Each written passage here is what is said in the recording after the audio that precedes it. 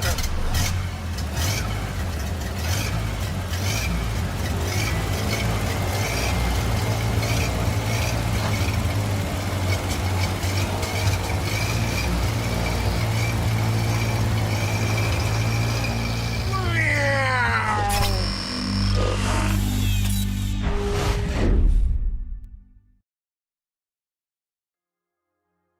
Welcome to the second final day here for the TI-12 China regional qualifiers. We are down to 6 teams so far in the qualifiers. We've got 2 teams in the upper bracket finals, and we have 4 teams down in the lower bracket as well. That's going to be where we are kicking things off today. We'll have to say goodbye to 2 more teams, make it 3 more teams today, in fact. So we'll get down to the nitty-gritty stuff. Denog, first, importantly, how are we doing on this Sunday?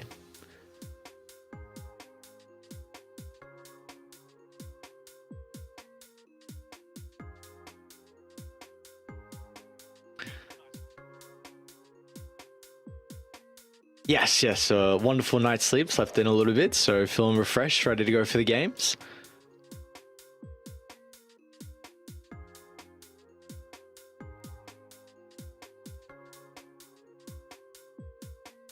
Yeah, so we'll see how that one is shaping up. I think for us, it was another day where we, in fact, got the first 3 games of the day, and then the rest of the day, it was all 2-0s. All 2-0s. We started with Aster versus Xtreme, so then we got them in the upper bracket finals, and then yeah, we were really thinking that the rest of the day was going to be a couple 2-1 games, but unfortunately it was not to be. So yeah, again, we had to say goodbye to Aster.Aries and Holy Grail, and currently this is how the bracket is shaping up.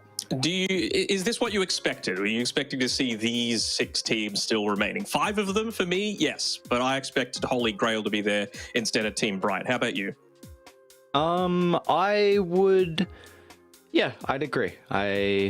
I think also with the bracket shape up, I didn't know how good, like if maybe Aster.Aries were down on the bottom side of the bracket, then maybe they would be the ones playing their fellow brothers in Aster. But at least with how the bracket shaping up, yeah, I agree. I'd say probably like 5 out of the 6 is what I was expecting. Just didn't know between Bright and Holy Grail. Yeah, and this might be one of those things where I predicted Azure Ray as being the ones to be able to take out these qualifiers, and it might even just come down to a matchup thing. You know how at the top level, matchups become really important, and as for right now, Azure Ray have not had to play Aster just yet. I really feel like Aster might have their number, but if they're able to beat Xtreme Gaming, then Xtreme Gaming might just do the job again against Aster in that lower bracket, and you get to avoid what is probably your hardest opponent altogether.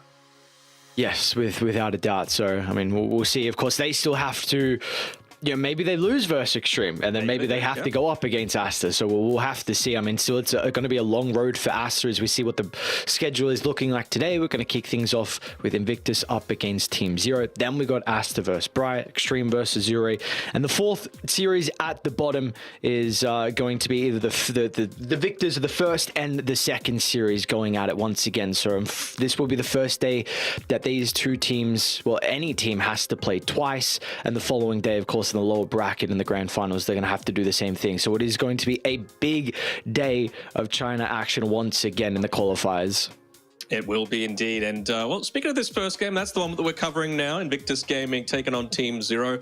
I think this series is going to be a lot closer than what a lot of people are expecting. People see IG and they think, oh, they're going to take it. They're going to take it. But man, Team 0 have looked really impressive to me, specifically iSize and CTY. I think they have just been playing on another level, to be honest. And I mean, just look at CTY's games yesterday, right? I actually wrote them down. Give me a second.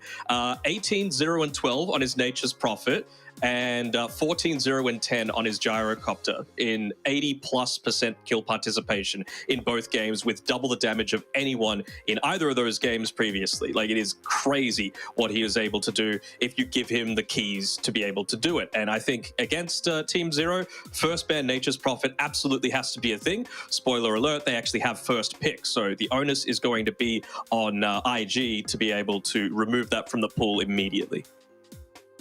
Yeah, and if you look to remove that, then what else are you going to get rid of? Because we've seen the Bat Rider. You already see 3 picks for Team Zero, a name that you mentioned, Ice, and he's been taking over games on his support too. Bat Rider as well. So, yeah, that's there's a lot that we're going to need to look at in particular with this series as a whole, and we'll see what Invictus Gaming are going to be able to do. Because this is a team we've got to keep in mind as well that has honestly played very well through the China region as a whole this whole year, both 2-2 and 2-3. They're able to make it to the major, the Berlin and the Bali major, and in the final tour they play second place in China. So this is no slouch of a team without a doubt. They just need to continue to be able to get some momentum building. I guess it is a little bit different because they do have Zeal, so not that it's just in regards to how long have they been able to play together, because previously, you know, having Zhang Yu, and they were able to look very good with him. But we do have our draft underway. Like you were saying, one key here was the Nature's Prophet that we had to look at. Already IG have banned it. And the gyro, absolutely gone as well, right? It's a strong laner. That's the real thing that CTY likes to focus on. It's a strong laner that's able to transition and just dominate through the mid game, never giving a chance for any sort of hard carry to be able to overtake him. And you got to say, let's talk about this a little bit, right? Emo and Dust. Previously, it was Dust playing the position 1, Emo the position 2. Emo, he's never really been one to shy away from the spotlight. You know, he's outspoken. It was the question mark heard around the world. But do you reckon it's a bit of a loss of faith there? Just Emo basically saying every single game that we've seen so far, hey, I'm the position 1, Dust, you're quote-unquote relegated to being pos 2?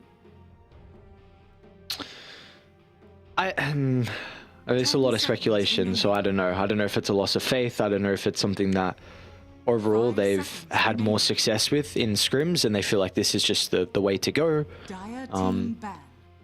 We just have to look at the heroes interesting that Emo gets given as well, right? As to how much faith does he have in the rest of his team to be able to carry the games. But, I mean, the heroes that he's picked so far have been like Faceless Void, Morphling, PL, and PA, I believe. So, like, these are heroes that need to get to the late game, and you could say, hey, I'm going to dominate if we get to this stage. But, you know, I really feel like Team Zero might be one of those matchups again that just end up going against you because of what you're having to contend with in that mid game. And well, a Brewmaster being able to get through first pick overall feels reasonably strong to me. And we finally get Avenge.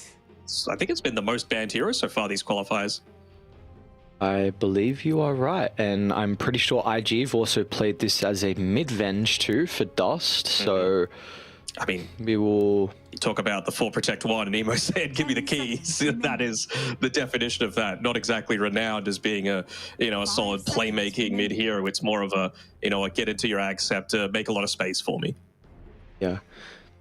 Dude, this is a very interesting opener though from Zero in regards to you take away one of Zero's most comfortable heroes in the Brewmaster, and you also kind of avoid what has worked for you in the past. Like they even banned the Bat Rider, which is something that we've seen them again first phase, first pick very, very often. So they have played a very good Brewmaster before. That was in their second game versus Big Brain.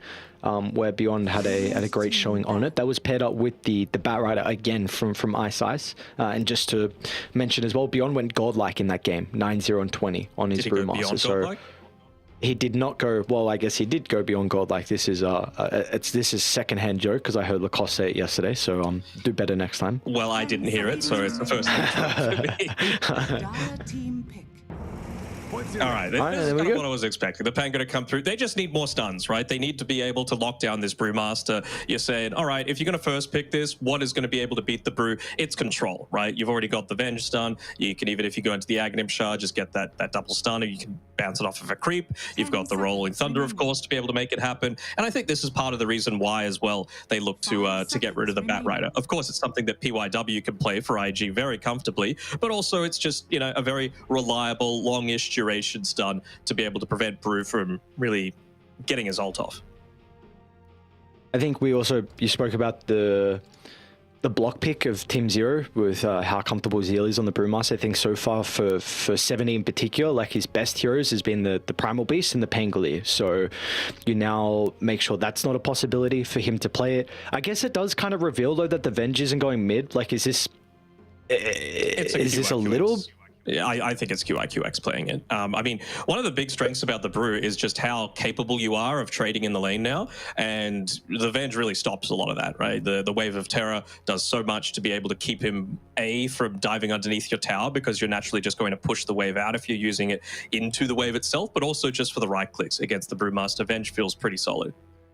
So Also, again, I want to... Sorry, no, you go ahead. I was just going to go back to the topic of like, that they've showed, like you said, it's a QIQX Venge, but they've showed it now. Before we said it was going to be flex. This is a concern that you've already revealed that your two heroes, when this Venge was going to be flexed all the way to the last pick. Not necessarily, right? I think Zeal's second most played hero after the Brewmaster is the Pangolier, right? So it can be played in the off lane. The issue is now you've picked up a Rubik into it, and I mean, I'm going to gush about Ice all throughout this series, but the man is a very good Rubik player as well, and you've got some fantastic spells to steal.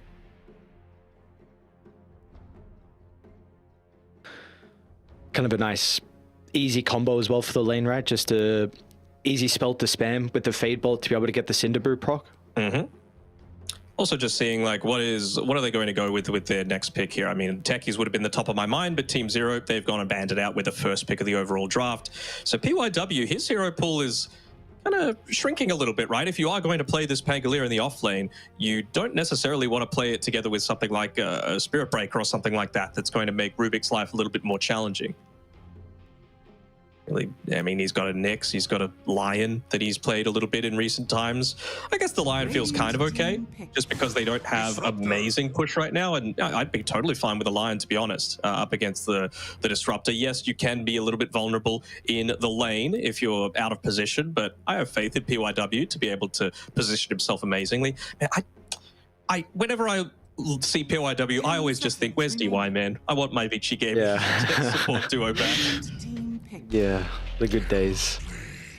Good old days. We're going to get a Terrorblade for IG. All right, it's a very interesting matchup that we get to speak about. A lot of people would usually see the Brewmaster versus Terrorblade, and they would say, why are you picking Terrorblade in the Brew? You have a great way to deal with him as the game goes on with the Cyclone. You can kite him inside the fights. You're very annoying with being able to deal with the illusions, but a lot of people look away from the lane and how bad it is for the Brewmaster. Time and time again, I've seen Brew picked into Terrorblade, and Terrorblade just absolutely obliterates the lane, and then Brew just never gets to play Dota. So, sure, as the game goes on, Brew might be a bit of an issue for the Terrorblade, but if you can body the lane, and I've seen that time and time again, TB should have a very good game. Yeah, but the thing is, you can just maybe flex this thing up a little bit and go Rubik with boots to be able to start with and just pull, right? Like, what is a Terrorblade going to do to stop you? Venge has a stun, sure, but it's a pretty low duration stun. It got buffed up a little bit, but you might just be able to pull out those first like 3 waves, get Brewmaster to like level 3,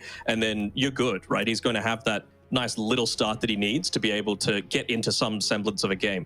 I'm also a little worried about the TB being picked up this early, especially when you don't have amazing catch. All right, they're going to go the Ember Spirit just for something a little bit more. I guess they needed some frontline, right? They needed something to be a playmaker, but I was considering, like, is this a Zeus game coming through for 70? But Ember Spirit feels totally fine too. I think one of his better spirits for 70. Not that much that he has to be worried. I mean, there is some control. If he gets stunned once, it could be an issue, but like I think you said it perfectly. Just it gives you a playmaker now, right? Someone to go in first, create some chaos, allow the Disrupt and the Rubik to be able to freely spellcast. Yeah, even just being able to use like chains inside a fog, that gives a little bit of vision, allows you to get a glimpse back, even if you don't have any remnants left, like little things like that. Of course, they might be expecting that, oh, okay, Pangolier, the lane's going to be nice, but we know that Invictus Gaming are able to put this Pango in the off lane as well. You've still got this flex with the Venge available for yourself. And I mean, Pango plus Dark Willow feels pretty solid too, doesn't it? Just toss the Bedlam onto the Rolling Thunder, and well, someone's going to be taking a ton of damage. Might result in like an early-ish Aghanim Shard for the Pango as well, just to make sure that you're able to stay right on top of whatever target. Are there any carries that are currently you feel like CTY is considering at the moment with the 23rd pick? I'm really just thinking like, again, they don't have amazing catch right now in Invictus Gaming. So is he considering a Drow? just something that's going to be able to really not care about TB and a lot of his armor that he's got. You've got decent controls, and as long as you're able to take care of that Pango, you really are able to just sit back and right-click. There's no one that's going to be able to get on top of you. So I think a Drow Ranger could be the pick here for Team Zero. I think as a whole, just a characteristic that you'd probably like to have with his carry is a way to be able to take objectives, because they do not have that at all at the moment. Mm-hmm. Lycan screams to me, I want a Drow. Just nothing that's able to get on top of me and bully the backlines. There we go. All right, so they need something else that's going to be able to invade the space. So let's think, what's good? Yeah, could be a Mars, but I'm also thinking mid lane is for Dust, right? Like you can see they banned out the Invoker, but could it be a Storm Spirit? You know, then you just put the Pangolier into the off lane as well. It seems like it'd do fine with the Willow, and you've just got something that's going to be able to go for that backline dive. Okay, because I have concerns on, I think Pango is not going to be able to play that lane versus Disruptor and Drow, but if you think it's going to be okay, then... Not amazing, but okay. Can you do that as an offlane Pango? That starts to get like into the greedy territory. It is, but then again, if you've got like... I think it's just weighing up how well do you think the laning stage is going to go for Team Zero versus how much do you want a game counter for it? Because I feel like Pango on its own is not enough. I know you mentioned the Mars, and it's something that Zeal is very comfortable playing. So that is certainly a possibility, but we haven't really seen too much of Dust playing the Pangolier is my only concern. Okay. I agree as a whole, though. Like, I think you're going to need some way to be able to get towards the back line, because not only are you trying to deal with the Drow Ranger, but you've got a Disruptor and a Rubik that are very position-based and want to be freely spellcasting. So and they need more control, period, right? Like, even just for the yeah. What is going to provide it, though? I mean, Beastmaster previously would have been a decent-ish pick here, but again, now that the Hawk doesn't provide that backline vision, it's not really anywhere near as strong. It's still like... You could still make an argument for it. I think Beast and Terrorblade, regardless, within a Beast and all the auras... Oh, it's banned? Okay, I didn't even say. Okay, never mind. All right, we got a Timbersaw, though, from IG, so we'll see if there's going to be mid or off-lane Timber. Of course, still some flex, like you're saying. Okay. Will be the mid Pango, Timber. Played from Zeal, so you do have not catch, but it is a little bit of jump to the backline to at least create some chaos. It's a lot of damage as well, which I don't think they were particularly lacking, but I do regardless think the Timber is going to have a pretty good time inside this lane. So intrigued to see for CTY when he's going to want to pick up the Scepter this game to try and deal with the Timber potentially.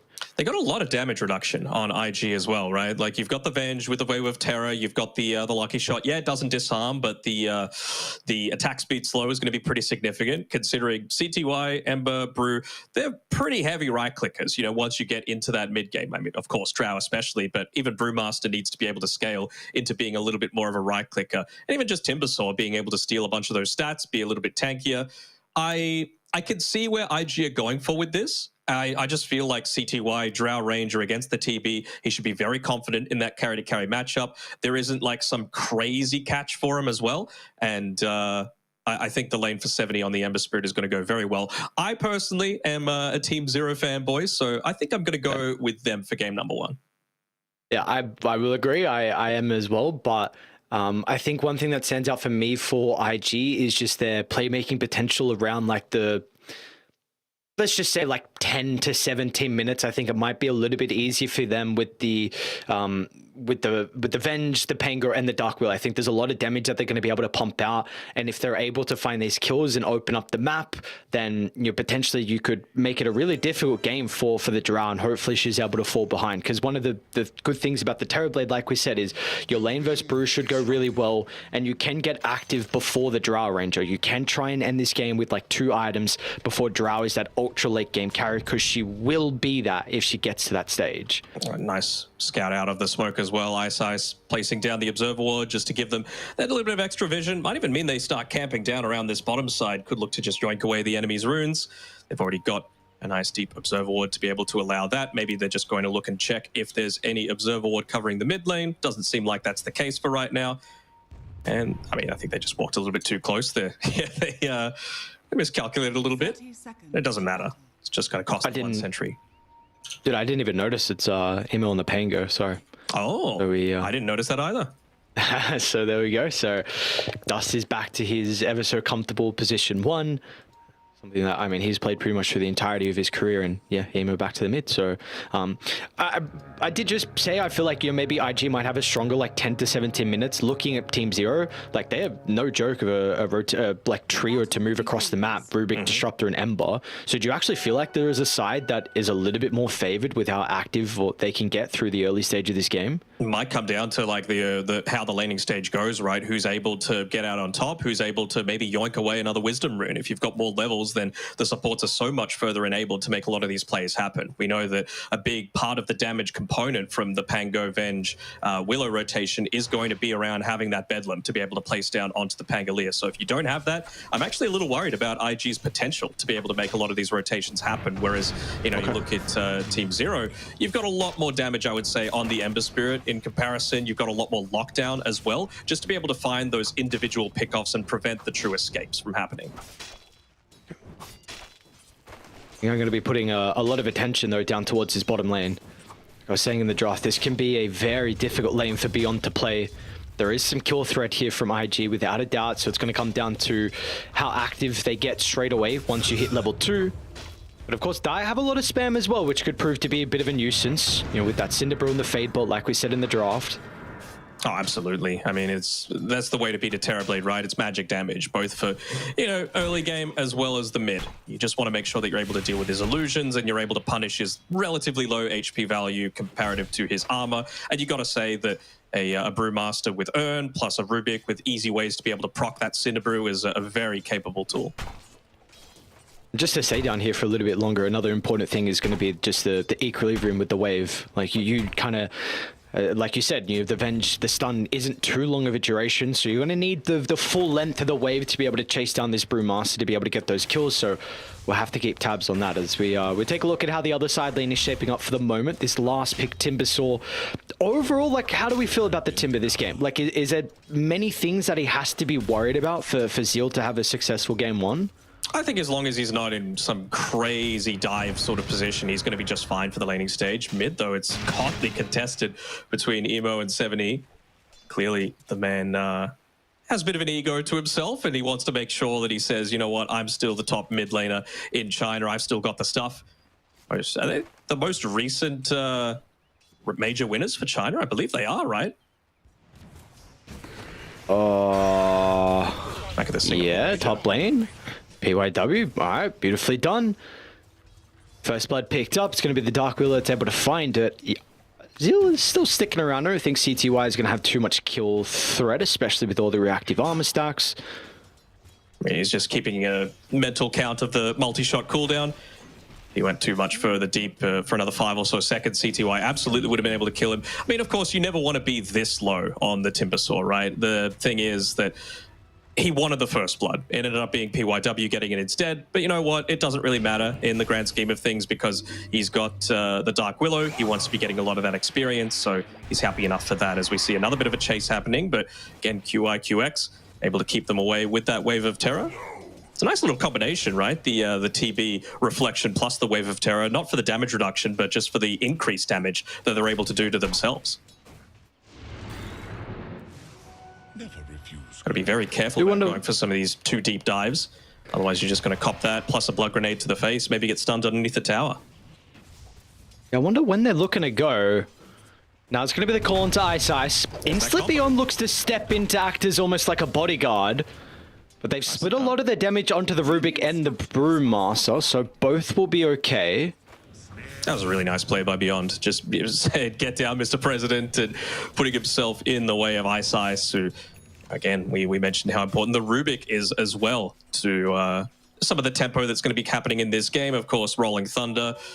Ice has to be a little careful here. He's gone a bit too far forward with the meta still running. Alright.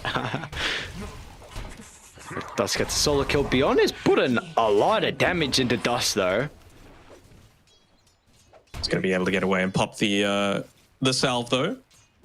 It's a positive thing, really just wants to avoid that being... Because otherwise, they would have really been in a position to be able to get a kill onto this TB, and that's exactly what the Brew wants, right? He just had the Urn of Shadows delivered. He wants to make sure that he's in a position to be able to start getting those charges up and play a little bit more independently from the Rubik. Maybe this is their window now, right? With meta on cooldown. So we'll see if, with Ice coming back on over, it looks like he did refill the bottle out of 70 mid lane, and this is still very hotly contested between the two, 24 and 5 compared to the 24 and 4. We're going to get our first rotation top though, QIQX. Looking to help CTY and PYW with a dive. Looks like they should be able to secure the kill into the Drow Ranger. So overall, Invictus Gaming off to a great start this game, 3 kills. They absolutely needed that bottle refill as well. After 70 got it delivered, he just ended up being basically back down at 20% HP. Once again, he's had to ferry out a salve for himself just because of how well Emo's doing in this mid lane. Very close to the glimpse. Oh, maybe a little careful here on Emo. Doesn't have a ton of HP available to be able to play around with. No bottle. Might look to get a refill from PYW if you can get that, plus have a Dark Willow in the space to be able to contest the first power rune. That's going to be a great tool at his disposal. So Emo wants to make sure that he deals with the creep wave as quickly as he can before that's a factor. Looks like they will have to stick in that lane though. Might not be able to contest the first power rune unless... Okay, they quickly are able to nuke it down. Now it just comes down to a question of luck.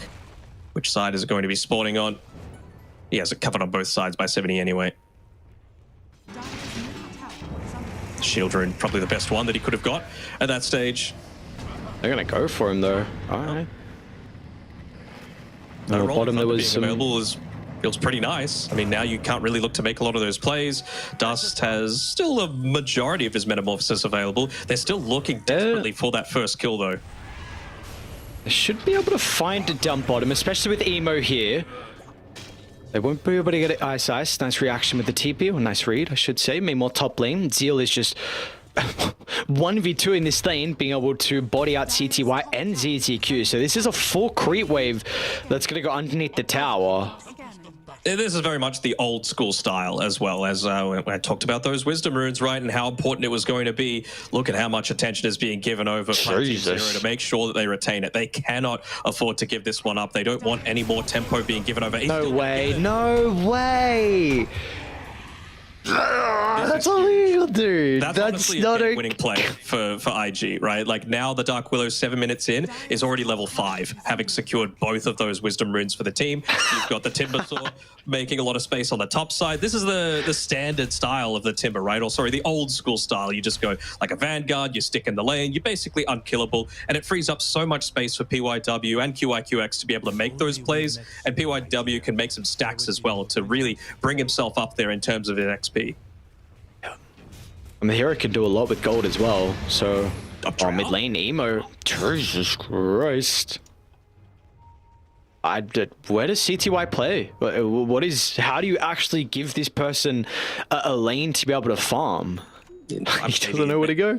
Well, maybe it's not the lane. Maybe he needs to start taking advantage of those mighty mines, right? Like you're a Drow Ranger, you've got a few points in the multi-shot, you got the Bassi ring. Just look at ZZQ. Oh, sorry. Just trying to give him something to be able to farm right now. He's even going to tank the wave. Oh, I don't know if... Well, okay, he's going to drag it back. I'm not sure if this is mid lane supposed to be in. What's going on here? Emo gets a kill into 7E. And now IG going to look over to Ice as well. This early game is starting to get out of control. Is indeed. We know how much CTY relies on that early game dominance. He's panicking enough. You never see this man miss last hits, and I've seen him miss a flag bearer creep. They also know where he is. Look at where the lines are being drawn on the map. They're saying CTY, he was farming a creep wave right here. They're on the dire side. They've got the Ring of Basilius. We need to make a smoke play up towards this top side. No Bedlam just yet. And are you owing that Emo just broke the smoke immediately? Oh, no, Zeal had a really nice timber chain play and almost got the kill. Well placed up, but I don't think they have the damage. If they had Bedlam, absolutely, but they don't. And this might just be going a little bit too far next to the tier 2 tower. You've got TPs available on everyone, and Ice is also preemptively coming out here with that smoke popping. They're going to need more. They got Pango. No roll, though, for 20. See if they read the ward on the higher ground. They will now. CTY is going to poke out. We get the D ward. Is it really going to cost them much? Glimpse back on a QX. There's 5 heroes. IG bring 5. Team 0, they're going to have to respond with their own as well as Beyond. He's got his split to work with. Can even... Oh, he's out of mana. Gets it off now with the stick charges. Now they can turn to try and deal with Zeal. Is the damage lacking? That's the thing in question. Especially with the Terrorize from PYW. It's going to be enough to protect Zeal momentarily. 70's going to try and jump over the top with the Remnant, but now he's stuck. Completely isolated from the team as Emo's roll goes back towards the direction of the Remnant, and once Beyond split expires, they can swap him back into the Lion's Den as Invictus Gaming just have the ball rolling, non-stop aggression from them. We got a 10v10 at the top side. They're not even done as PYW. He wants a solo kill onto CTY, maybe with the Bramble being off the market might cost him in the end, but dude, IG are looking crisp in this game. They are, and it's really clear to see that they had a game plan, right? Focus on bringing down CTY. He had a phenomenal day yesterday. Today, not so much, right? Already died 2 times more than his entire 2 games from the previous series, and, well, he's already been relegated back into the jungle. At least he's got his marksmanship leveled up now, so a little bit more capable of taking some of these stacks, but I think they just made it far too obvious that he was farming inside that top area with Emo about to get another kill, potentially. Yeah. PYW. Oh, this would be a nice pickup. If you don't think... Oh, no. Oh, my God. Run, CTY. Another swash. Does he juke? Oh, nice. Oh, hang on. Right-clicking. Oh, QX. Oh, that is a crazy play. Very well done. He's now kind of stuck. Yeah, he's a little... Wait, they're balling out. No man left behind, says Emo. They might lose the Dark Willow over the right side as well. Emo's at least got the Rolling Thunder to maybe get himself out. Now Zeal's here as well. What is going on? You guys are behind a T2 tower. It's 12 minutes in. You're giving away some very big kills. Zeal is a different story, though. This guy's got 1600 health, Vanguard as well, 2 points to the reactive. It's going to take them a lot of time, but they got the glimpse, they'll send him back.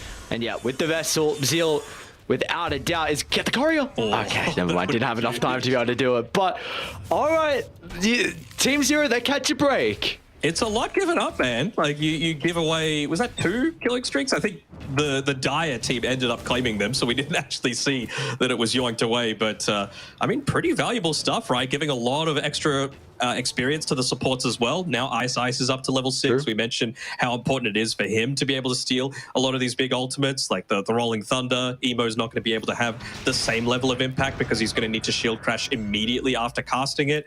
Things like the swap, things like the Bedlam, things like even just the Wave of Terror are going to be enormous for their chances now. Even ZZQ, he's got his level 6 as he stands near CTY. So maybe now they can look to make some sort of play alongside 7E, but maybe he's also just saying, look, I just want my Maelstrom. You know, the laning stage hasn't gone too well for us. I'm still well behind where I would like to be, but they're not even going to be able to make some stacks. This is the time that you need to be able to do every little thing to be able to catch up.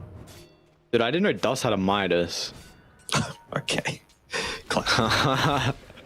All right, I mean, he's like...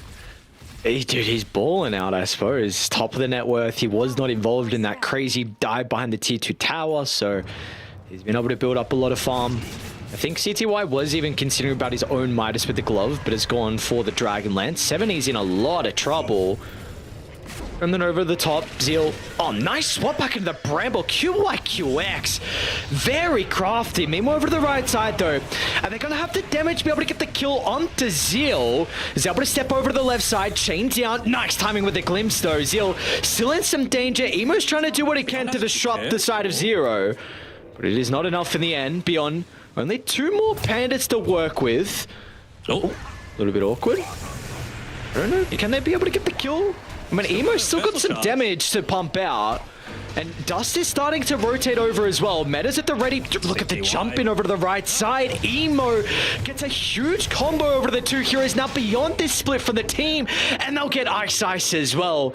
It'll be a long chase down. And it's up to PYW Spellers to be able to close the distance in the end with the Bramble just latching onto the Rubik inside the trees. And Dust, in fact, it's Emo that is rewarded with the triple kill. He hasn't been playing the mid lane too often, but so far this game, you know, this is kind of back to his old previous performances that we've seen from him on IG. Yeah, I mean, he's basically hard carried the game from the mid lane with how he's playing on this Pangolier right now, going for super deep dives. Obviously, the laning stage going much better for Pango than expected against the Ember. Means an early diffusal blade, and you just see how quickly 70 melted in that previous engagement. Not having an Ember Spirit and not having a Maelstrom available means that you really... The Timber and the Terrorblade are really just not worried all that much about what's going on in a lot of these team fights, right? That's the big thing. You need the Brewmaster there with that Spirit Vessel to be able to take out the Timbersaw, and it's just a matter of trying to avoid. They have to spend so much on just killing Timber. PYW is a minus. What's going on? They just want that Bedlam maxed out as quickly as possible. Is there even a hope of Zero winning this game if CTY doesn't go Midas? I'm very, very intrigued on the decision to avoid it this game. Yeah, I think he's going to need it, absolutely. Maybe he goes back for it after the Dragonlance. We'll see. I mean, CTY is an incredible carry, so I just have some concerns on how he's going to be able to keep up. Yeah. All right. 70, Ice. He just needs to push out this lane in mid and then hope that he's able to join together with the rest of the team. Downside is team is starting to die. Emo getting a kill, of course, once again assisted by QIQX. PYW there just to be able to throw that Bedlam out onto him. Now they're even going to steal away some of these stacks. This is not what you can allow. They know that it's going on, but maybe they're just saying, look, at least it's a bit of a respite for the rest of the team. Oh, they're going to be able to TP in 70. I thought the damage might be the one thing in question, but looks like with the Ember showing up, along with CTY off from the trees, they'd love for the Drow to get the kill, and that will be the case. So a little bit of extra gold. I'm seeing a glove given over to CTY. Nah, he's already had that. Okay, he's had it for a while. Yeah. Seems like Midas territory to me.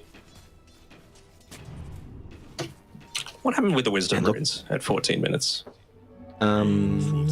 It's a while ago. Don't even see them. Am I blind? Dire's bottom tower is under No, I can't see them either. Have we had just that much action? I think so. Oh no, ZZQ got one. Okay. ZZQ got one, and then yeah, we just saw the other one get picked up from Dust. So, all right, 10,000 net worth lead already for Invictus Gaming, 17 minutes into the game. A very commanding position. More action breaking up top though. CTY farming up a little bit too far past the boundary. And IG going to be able to punish him. That's just the two supports that are able to do that. PYW level 10, QIQX level 9. I don't know if Manta Style's the go this game. Like, you need something that's going to be able to just... You don't have a lot of space to be able to farm on the map, right? And that's really where Midas comes into its effectiveness a lot more strongly. You know, you use Battle Fury if you're able to farm a ton of creeps, just because it's the most effective tool at being able to do that. You go Midas if there's not as many camps, and you're always going to have, like, some sort of a farming steroid for yourself. I mean, I understand the Manta just in regards to, like, there's a lot you can dispel this game. The Dark Willow, the Wave of Terror, the Lucky Shot. That's a thing. Yeah, I would have hoped for it to be later on, not to be. And with the lead, IG, going to be able to easily take Roshan.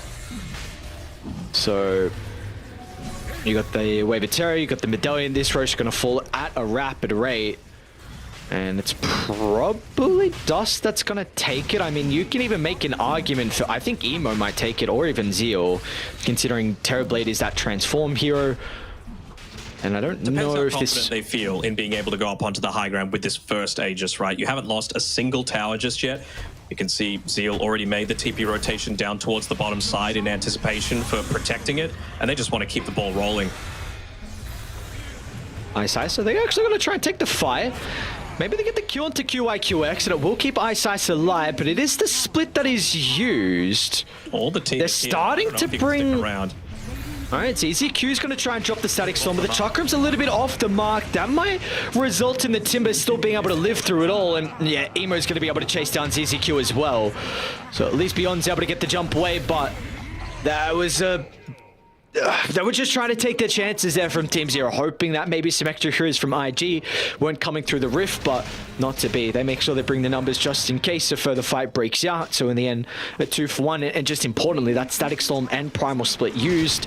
So you've still got meta if you want to try and get an objective. We don't see Dust with the boys. Stolen. Even more stacks stolen as well. Emo is keeping up with the Terrorblade in farm. That is how good of a game he's having right now. 6, 1, and 10 on this Pangolier.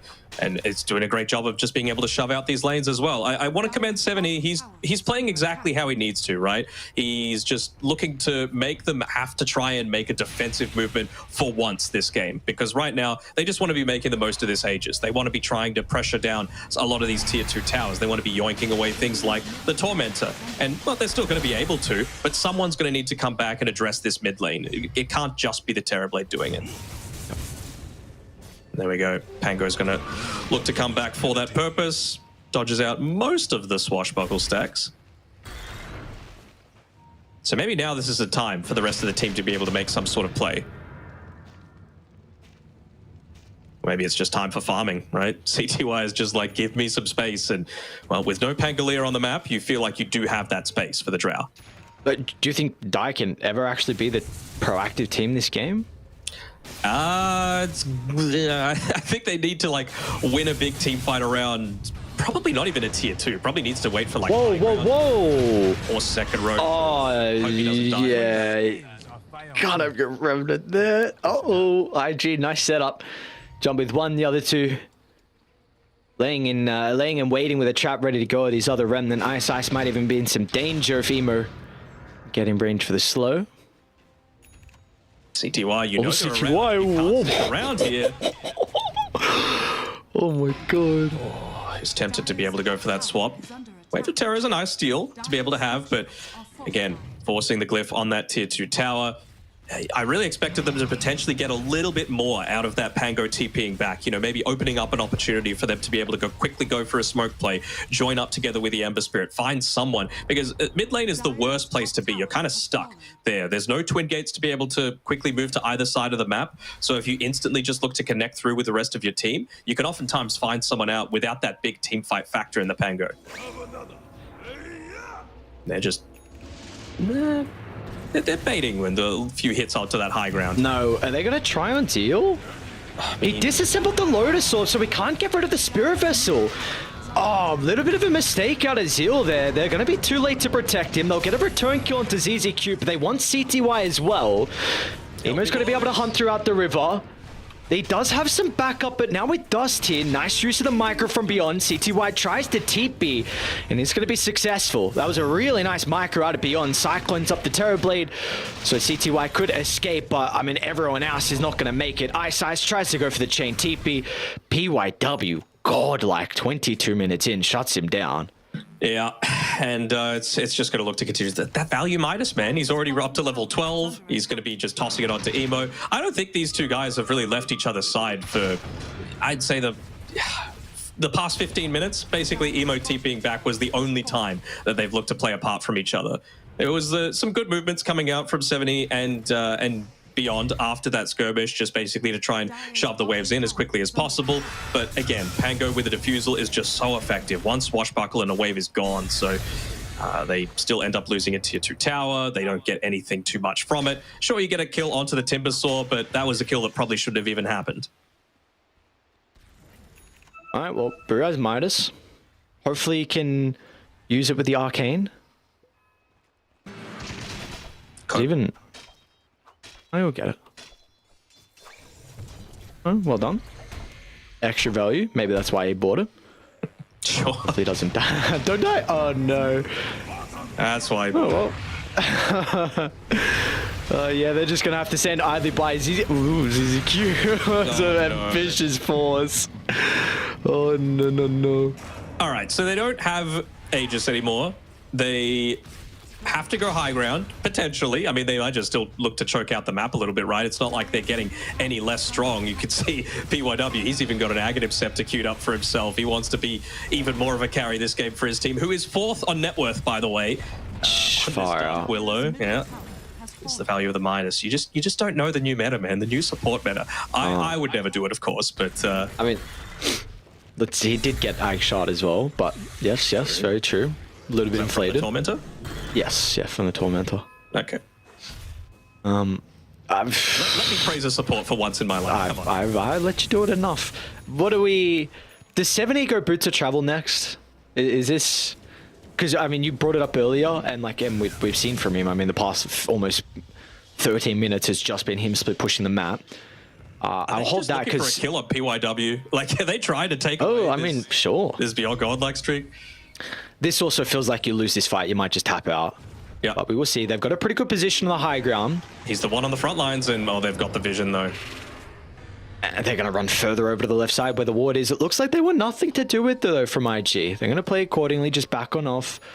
I think they just wanted a free kill, and that is not a free kill. You know, you need the absolute surprise factor coming through. So even more of that information, that vision, just providing them all the tools they could possibly need. And have a look at them now. It's a smoke coming through from IG, realizing, hey, this is around where they are. A kill on Beyond would just seal the end of the team fight, or even Beyond being away from the rest of the team. It's a lot expended for just a Rubik, though. And the lanes are being pushed somewhat well. Do they know CTY is here, though? They got a quick glimpse of it. Oh, they scanned as well.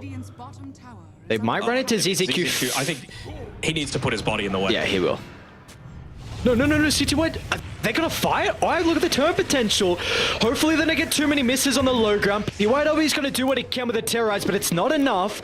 Right, if they are starting to tip into the T1 tower, you're a bit stuck here now, though, on Team Zero. And as soon as they see CTY, that is a beacon for them to go straight towards the Drow Ranger. Will output a decent chunk of damage, force him out of the Chakram as well, as CTY dancing in and out. But finally, Zeal is able to lock onto his target.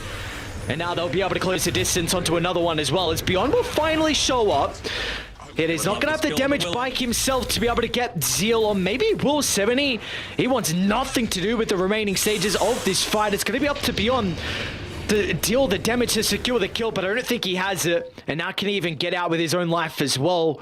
That's going to be the thing in question. Ooh, nice blink away. And a minus. Come on. Ooh, Monka. I mean, he doesn't want to TP back, right? He wants to stay out on the map. He wants to keep slowing this game down if he can.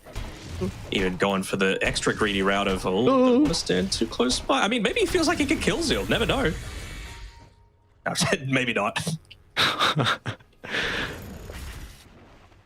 But again, it's people fighting him on the bottom side of the map and not pushing. This is exactly what Team Zero wants. He's going to be able to I thought he was going to farm that. Yeah, maybe the spot. Oh, no. I mean, that fight could have still gone a lot better for IG, right? Like, the Terrorblade was trying to walk down from the Dire Ancient camps and then had to TP, and it was a really long TP because there were TP responses. So he actually wasn't there for the majority of that fight. If he was, then I think you probably don't lose 2 heroes for that that exchange. You still, of course, keep the most valuable hero in the Dark Willow Deathless. Oh, nice try. Yeah, nice try. Oh, they're going to be able to yoink away this this Wisdom Rune as well. Unfortunate. They are set up for the other, at least on 7E. I do really like that he went Boots of Travel as well. Yeah, I really like that. It's just about ratting. Rat the lanes, keep them pushed as much as possible, have increased movement speed so that even if you get diffuseled, you know, it's going to come back a little bit quicker. Again, this goes back to like, I don't want to bring it up again. We've already spoken enough about it. No, you're a bad influence. You're a bad influence. No, will not happen. So, I mean, we got Roche up in 30 seconds. IG just probably going to play this one a bit more passive. I mean, passively I say that, but really they're just sweeping from the triangle over to the top jungle, making sure they continue to limit the farm. They are lacking some vision. I mean, you got 2 wards placed down towards the bottom right area of the map, but yeah, we'll probably for them try and cut another one, but he's got a TB nearby and Avenge, so maybe they're going to try and catch him out. They're pinging him right now, but he's got a haste. Where's his Rem then? I don't know if he has one up right now. I've been watching him for the past little bit. Yeah, he puts one down just there. Oh, career kill. That's nice. Another one. Oh, get it. That's a BKB. Get it, get it, get it. Another wave cut. No, another wave. Another way. He's got. You hate to pop BKB. You would really hate to pay BKB for a solo kill on BYW. Oh my god. It was necessary. And again, he forced the back. He's forced the back. I mean, Drow, she's catching up a little bit in farm. She's been able to go the Manta style. She's got the Hurricane Pike. She's even got an Enchanted Quiver as well. So that extra attack range is going to be really useful for being able to be able to catch out this Terrorblade a little bit further. Those multi-shots going to get even extra value coming through from that as well. The Roshan, it's inevitable, right? They were still always going to get it, but maybe with this, they're going to be able to, you know, shove out this bottom wave, finally get a tier 1 tower, with tier 1 bot only have 72 HP left remaining on it. So little objectives going Team Zero's way. It's just that they're getting big objectives on IG right now. Yeah. I think CTY is just going to backdoor this tower potentially. I just did it twice. It still has to be said that high ground does look a little bit net worth and growing, sure, but I was going to say high ground does kind of look scary for IG. Like, you're going into a lot of stuns and a lot of like poke from afar, and if you ever commit too far and do not get kills on IG, you will not be able. It will be very difficult to reset outside the base with Glimpse, Kinetic Field, Telekinesis Change, and all the Drow slows.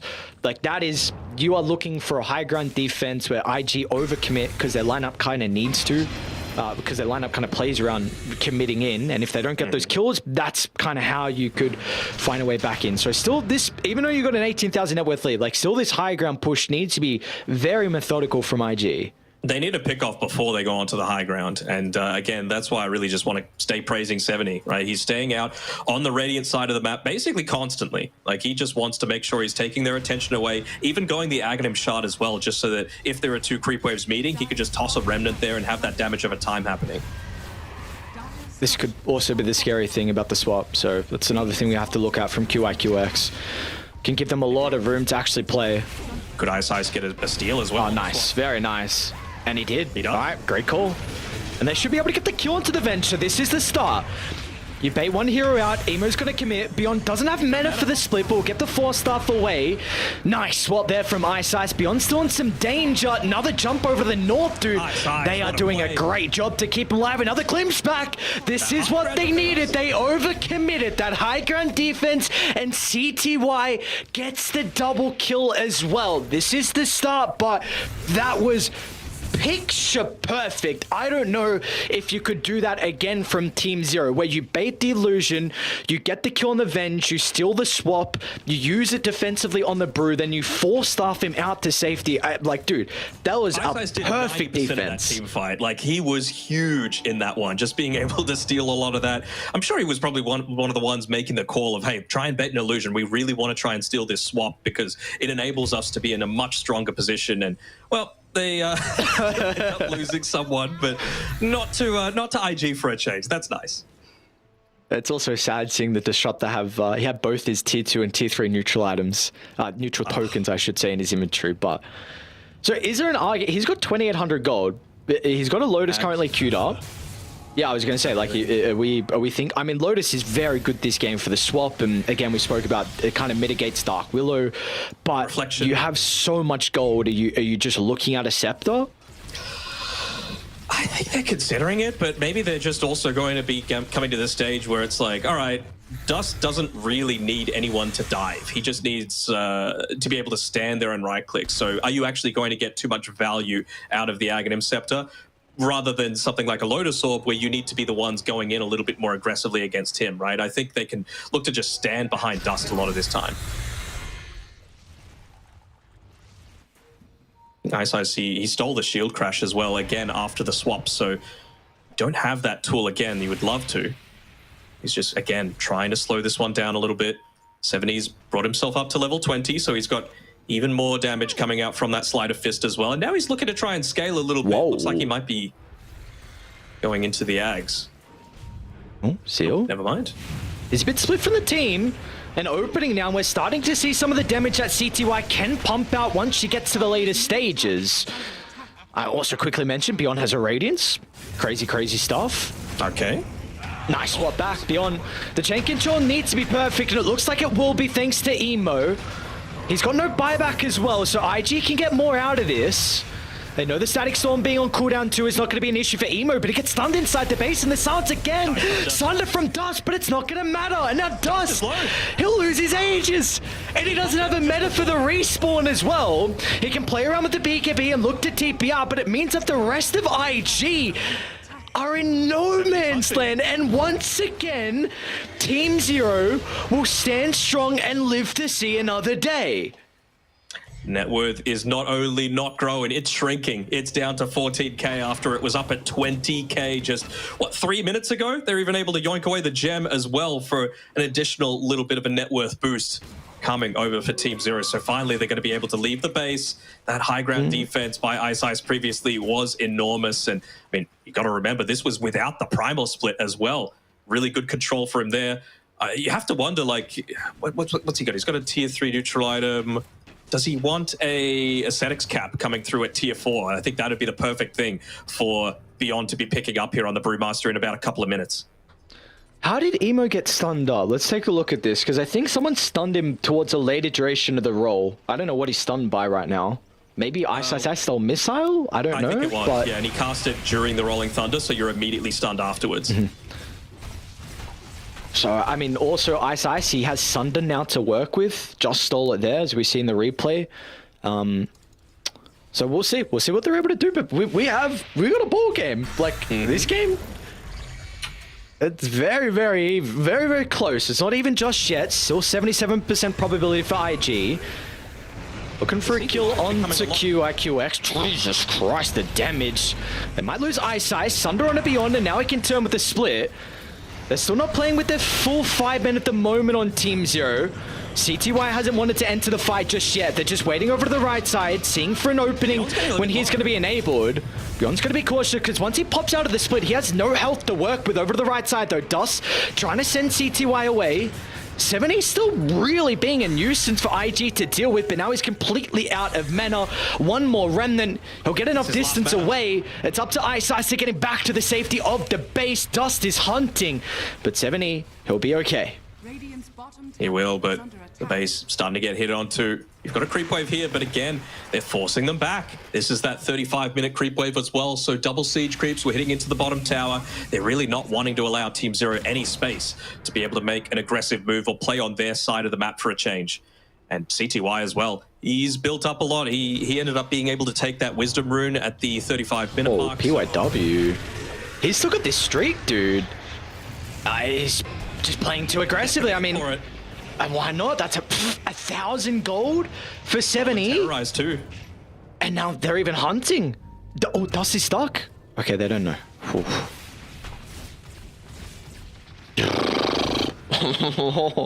This would be a devastating loss for IG if Team Zero can find a way back in. I mean, you're very close to doing so, but the mental damage that would accrue from IG with a loss like this in a lower bracket, keep in mind, this could be too much for them to handle. And bottom lane, they see Zeal, they see Dust. This is a lot of information for Team Zero. Ice, so he used the Blink Dagger and the Force Staff aggressively for himself already, so has nothing else to be able to catch up. And, well, they look to get rid of that Observer Ward as well with that little bit of information revealed. What else could they look to get? I mean, it's honestly gotten to the stage where this next Roshan becomes really interesting, both for the outcome of it with the potential for Team Zero to fight, as well as which side of the map it's going to spawn on. It'll spawn on bottom, but just for 30 seconds before moving up towards top. It'll spawn on top before moving down bot. So you'd probably say that's going to favor Invictus Gaming if buybacks start to come into the equation. You want to go for this? Oh, they'll start from Ice, force out a BKB. A bit of a victory in itself. Oh, tried close with the timing. Towards the end of the BKB, but still healthy enough duration on it. That was his first BKB charge, actually. Emo's got a pretty... Means no timber for this high ground push. Do they want a high ground push is the better question. I feel like you still absolutely need no way. that Aegis. I mean, they're positioning to try and pick them off as they look to go for it, but there really isn't any reason for Team Zero to leave the base right now. Maybe they feel they can contest the Roshan, but not into the lack of information that they have right now. Despite being able to pick up that gem, and it's sitting on Beyond at the moment, they still have very limited vision across the map, whereas they basically have full control over the right-hand side on Invictus Gaming, and means that they're going to be able to position themselves up towards this top side for... They're anticipating Roshan to be spawning, they're praying for it to spawn and be their get-out-of-jail-free card. It still feels like this game for Team Zero, like you make one mistake, you know... Yeah, and because you look at the heroes they have, they are very position-based. You disrupt, we spoke about early on, disrupt the Rubik and Drown. Radiant have a crap load of damage to blow them up. It's you even we can add the Dark Willow into that with the performance PYW's had. So you make one mistake, you step out of position slightly, that could just be the game in a heartbeat. So all your hard work could just be wasted. Yeah, and it is going to be that bottom Roshan. Let's have a look at the buyback status. We've got some on Pango, we've got some on Timbersaw, we've got some on just the Venge. So 3 on IG. They're the ones that are going to be able to take advantage of this. They're the ones that are going to lose a little bit of this vision control up on the high ground. It's just a Sentry Ward placed down just yet, not wanting to reveal that they see them, but it's actually a full-on wraparound that IG are going for. Yeah, and Ice has been pivotal. Wait, they're trying Roche? This is ballsy. Right, out of the pit they go. But IG have been able to get some positioning. They've moved up. Team Zero just staying on the higher ground. Emo can break that instantly with the Rolling Thunder, and they're all grouped up. This could be disastrous for Team Zero, as we're seeing the damage that Dust is able to output straight onto CTY. He goes to the draw range, it's just locked into place. Team Zero caught out on the high ground, and IG capitalized instantly with that opportunity. I think any time that you even remotely show around that sort of area, there's no reason for a Brewmaster to be there unless he is the team is there contesting Roshan, right? They've been so good on Team Zero at being able to resist a lot of the damage, a lot of the pushing potential that they've put forward by IG, but you just show once and Emo knows I could just roll in onto this high ground. There's going to be a lot of people there. Does it, secure the Roshan, secure the Aghanim Scepter as well. Who ends up taking that one? Pango? No, he's given off to someone else. Radiant's middle tower is under attack. Where did it actually go? Did you see? I didn't. Did he drop it in base? Wait, was that not second Roche? No. Was it? Oh, it's in base. Yeah, it's in base. Absolutely had eggs. So giving it to the Venge. All right. Double life. Always feels good. They love the value of this swap. Full set of barracks down bottom. Look for more. Like we said, one mistake can be ever so costly for Team Zero, but they have had a lot of success with team fights around their side of the map and close to their own base. They're actually going to pay them some respect on IG. Looking at back on off, what are we close to? I think this might almost be a Daedalus for the Terrorblade. You just had a Hex picked up from Zeal. I think Emo as well has got a Shivas coming out. So you are very close to some big items. You are, and the one thing that I noticed as well from CTY is that he had a Silver Edge queued up for quite some time prior to this. He still got it queued, but prior to that, he ended up selling like how many components does it have? 4 components, 3 out of the 4 components, just so that he would have buyback for that next team fight if the fight warranted it. So good understanding of how important that Roshan fight was, but maybe without that extra little bit of net worth, he just wasn't able to truly contest and pump out the damage needed with those extra crits. But I mean, you got to say the fight didn't start out in a way that Team Zero would have liked at all. No, without a doubt. They want these fights that's a little bit more drawn out, where they're able to play position based and dance in and out. Have the full room of the map. Like an area in a close proximity. Even just once his yeah, there's that. It used to be about the stone.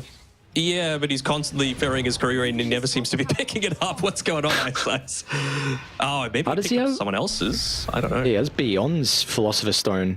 In his, I don't know how the hell he got that. Anyway, I don't know. Maybe he dropped it. It's like, yeah, here you go. I have 2 stones. Just qualifiers. Nah, it's a perfect time to do it.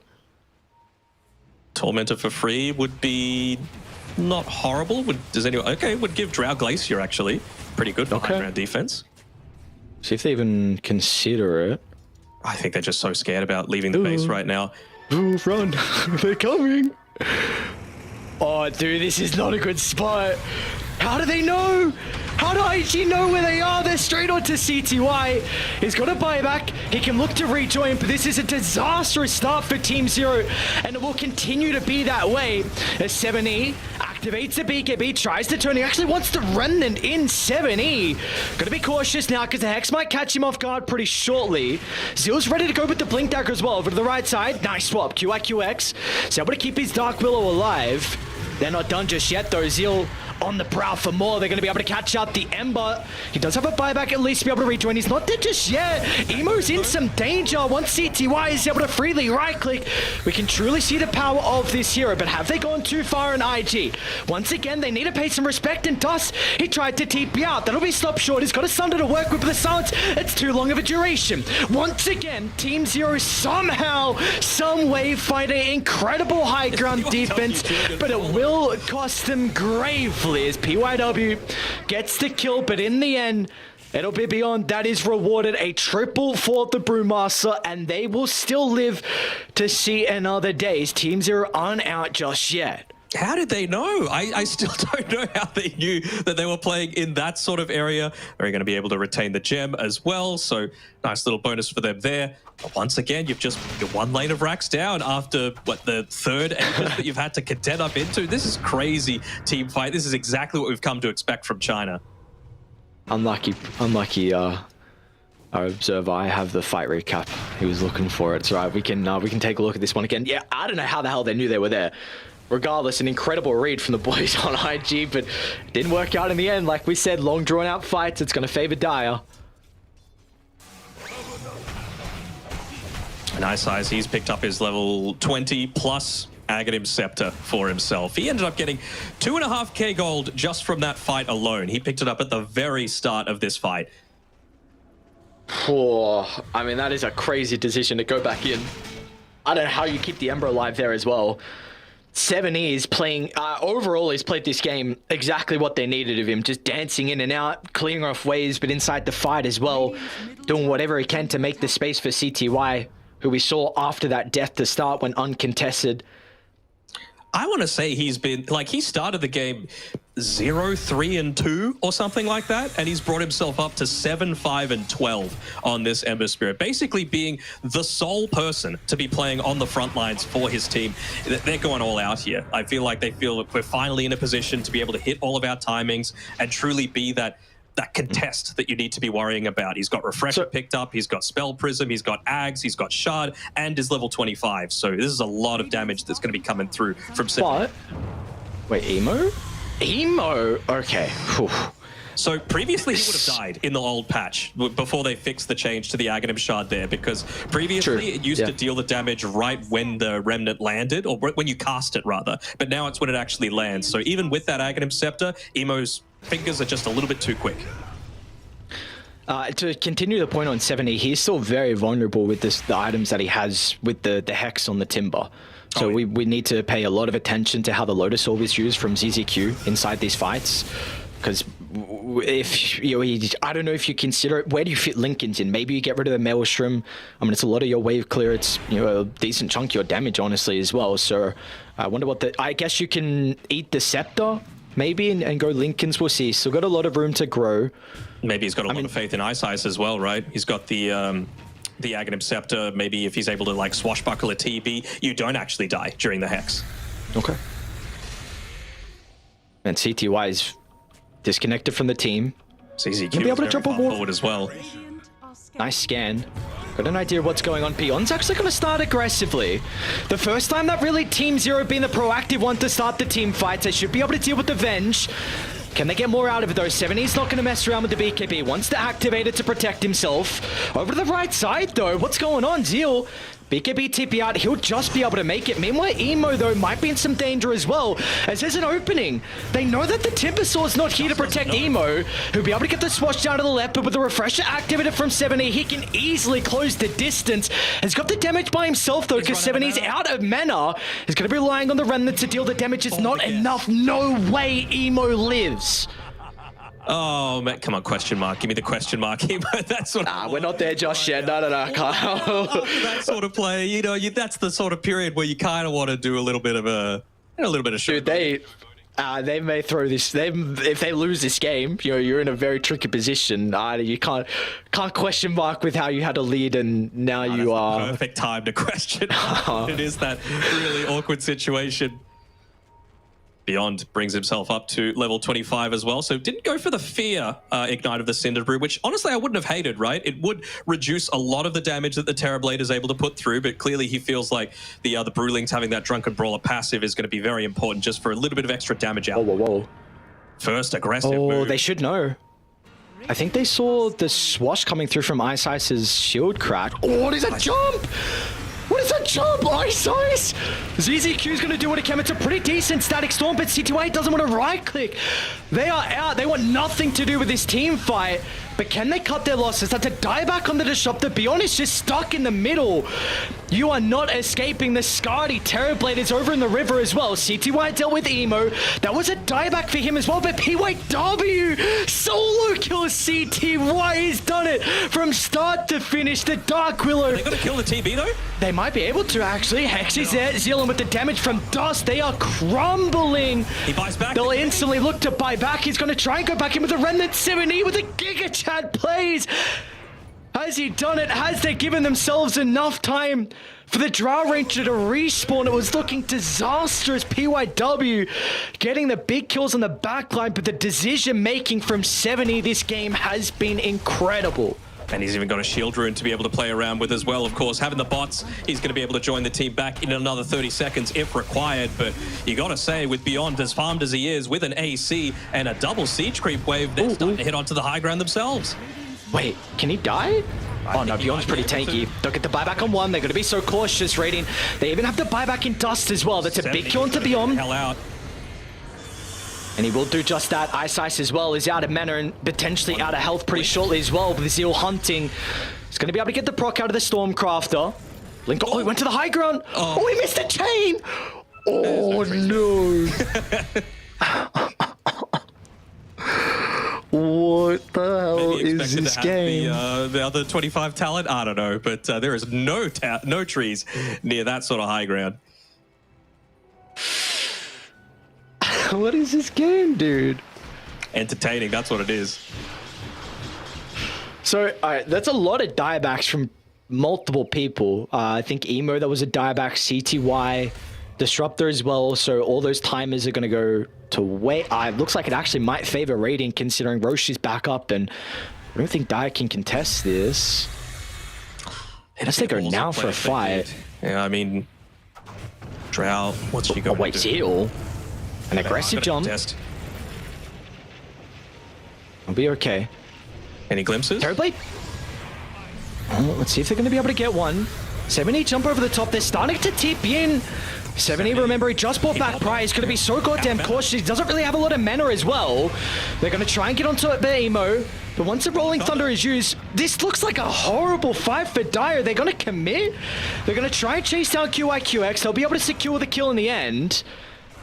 And they'll also deal with the illusion as well. I mean, they know that Roshan is up. They know that the lanes are in an okay position. CTY looks like he just wants to deal with one before getting into that Roche pit.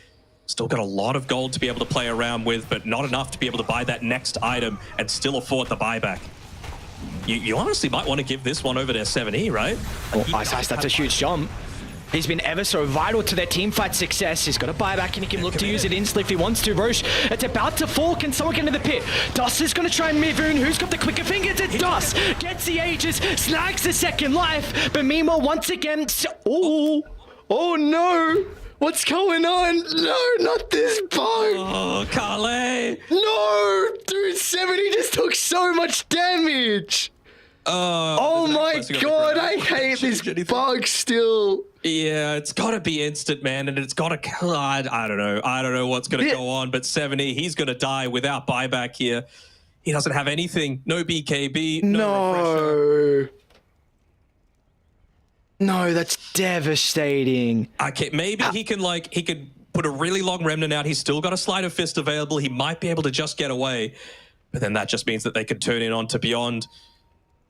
He doesn't have buyback on the Brewmaster either. It would need to be a huge play if they're going to be able to get out of it. And this is the thing that a pause does as well. They get a chance to survey the area. They get a chance to see that there's that Agadim's Blessing on the ground. That, I mean, you would love to pick that one up on Timber. You would love to be able to pick that one up on the Terrorblade.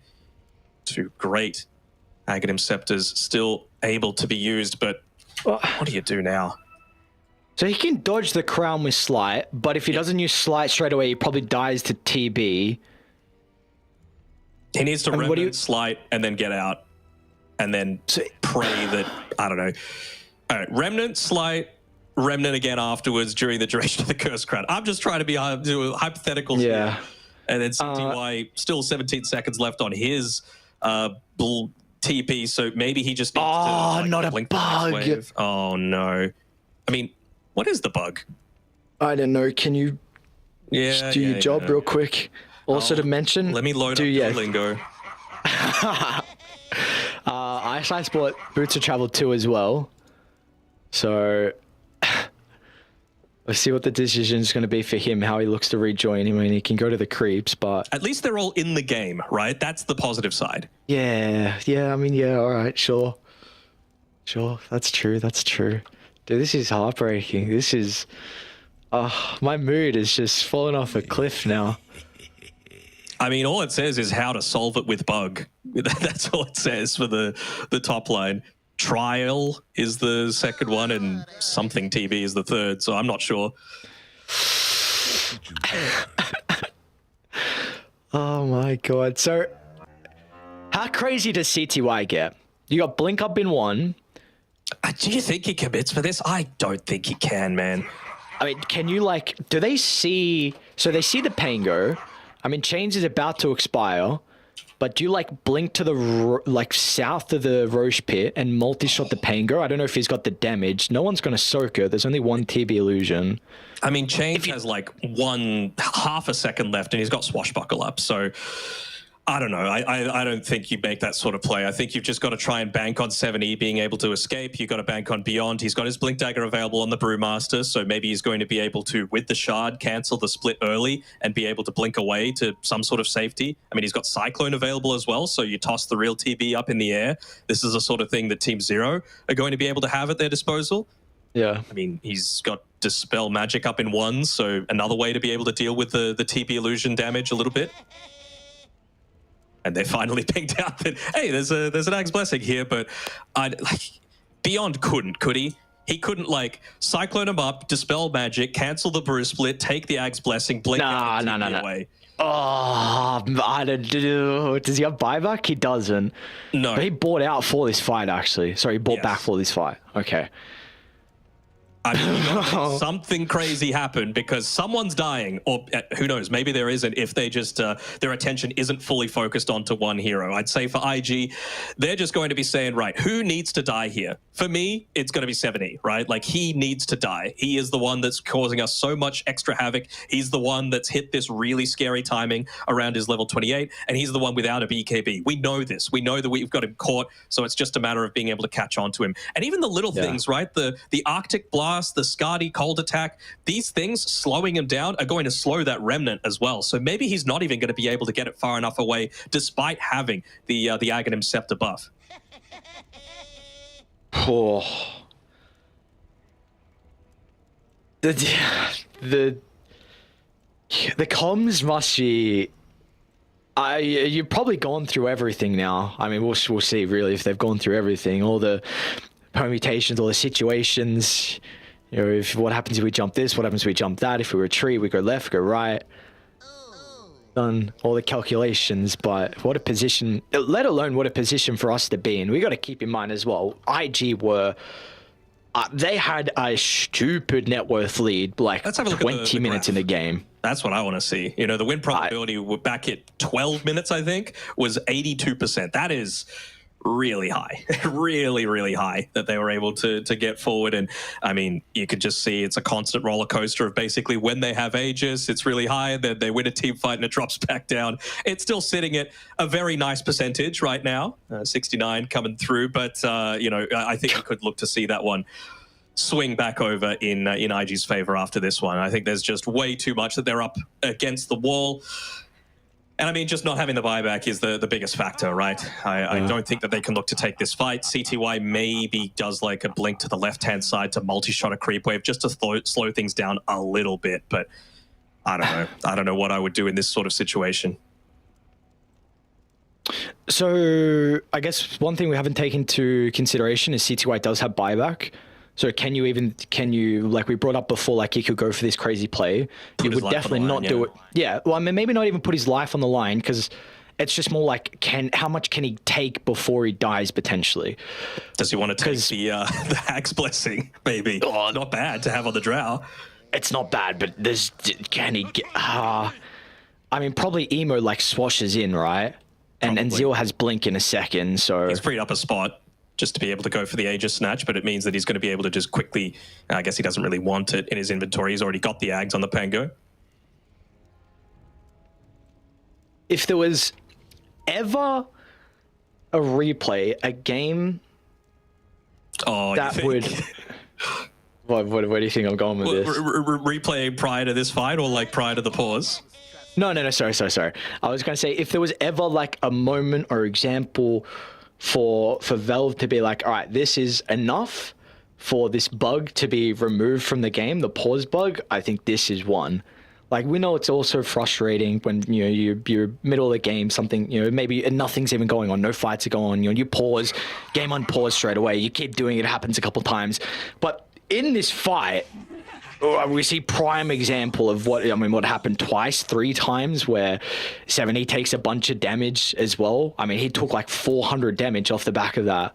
Like this thing has to go. It's got to go. It's crazy. It's still here. Yeah, even just for pubs, it's pretty annoying, right? Like people constantly trying to spam the F9 and, well, it doesn't work all that well. So we'll see. Hopefully. We will see. Hopefully. That's the big thing, right? You want... Change comes from a lot of feedback coming through, basically.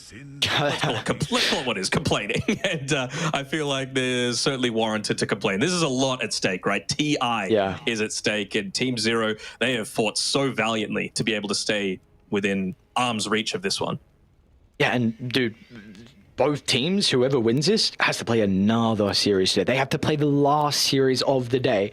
It's another day with 4 best of 3s. They have the first series, and you have the last one. So the winner of this is going to face the winner of Aster vs Bright in a lower bracket semi-final. And that is going to be another... Yeah, it's probably going to be Aster. Bright, you know, they're on a bit of a run right now. We'll see... You know, if they're able to continue that or not. But yeah, it's got to be said. I mean, it's probably going to be Aster, and for either IG or Team Zero, that is a stupidly hard opponent. Can we just take a moment to appreciate PYW again, this game? Dude, what a game he's had. 14, 2, and 21. He's got a Moon Shard on his Dark Willow as well. He's got his Aghanim Scepter. He's got the Blink Dagger, so he's always able to use the Bedlam. Level 26.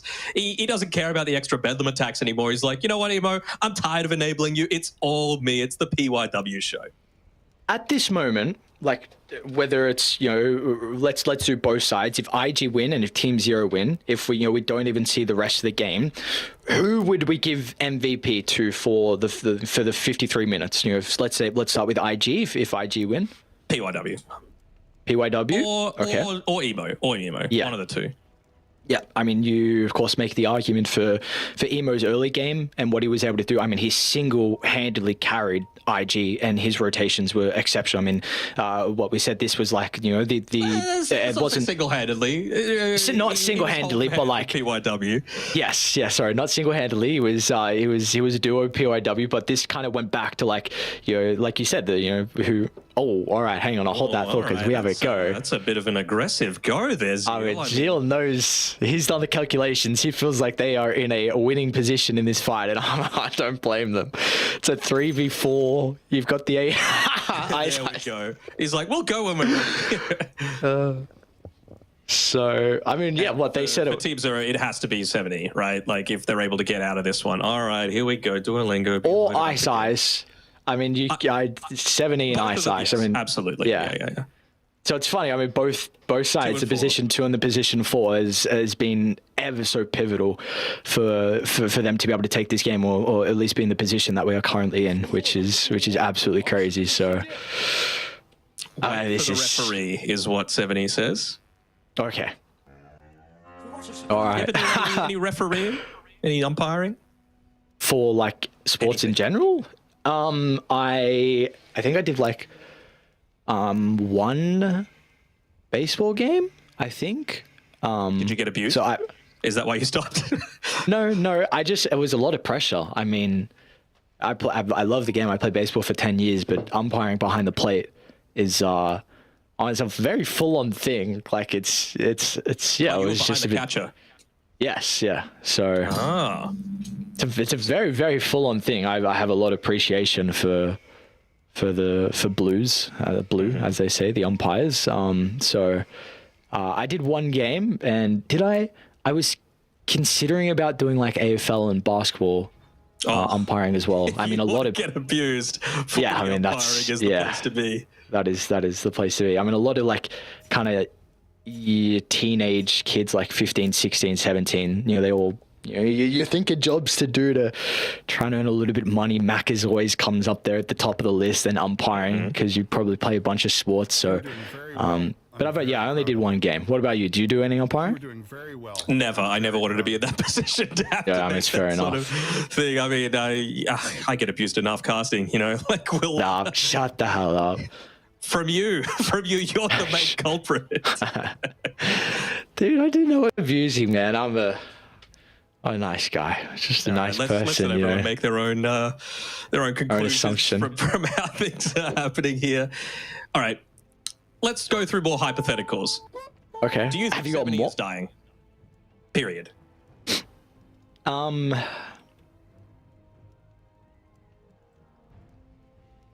think Zeal's bored? I mean, Zeal always does this, though. He always spams voice lines. There was another person yesterday I was watching. I'm like, I don't know if you're in the position to spam voice lines. It actually might. I think it was Zeal. You're the voice lines? Well, it was like you guys you're losing the game and you weren't playing very well. Let him have fun with it. Is 70 done? Okay. I mean, but really, it's a question: does he stand and fight, or does he look to try and turn? I mean, like we spoke about, you can probably slight. There's not enough illusions or people nearby to, I think, dodge the Cursed Crown in the first slight. So, I mean, you can either... We got to keep in mind as well, I mean, all the Remnant, the cast point has been increased as well. So it's not instant. So if you off the back of the paws, if you Remnant straight away, you're going to take a little bit of damage.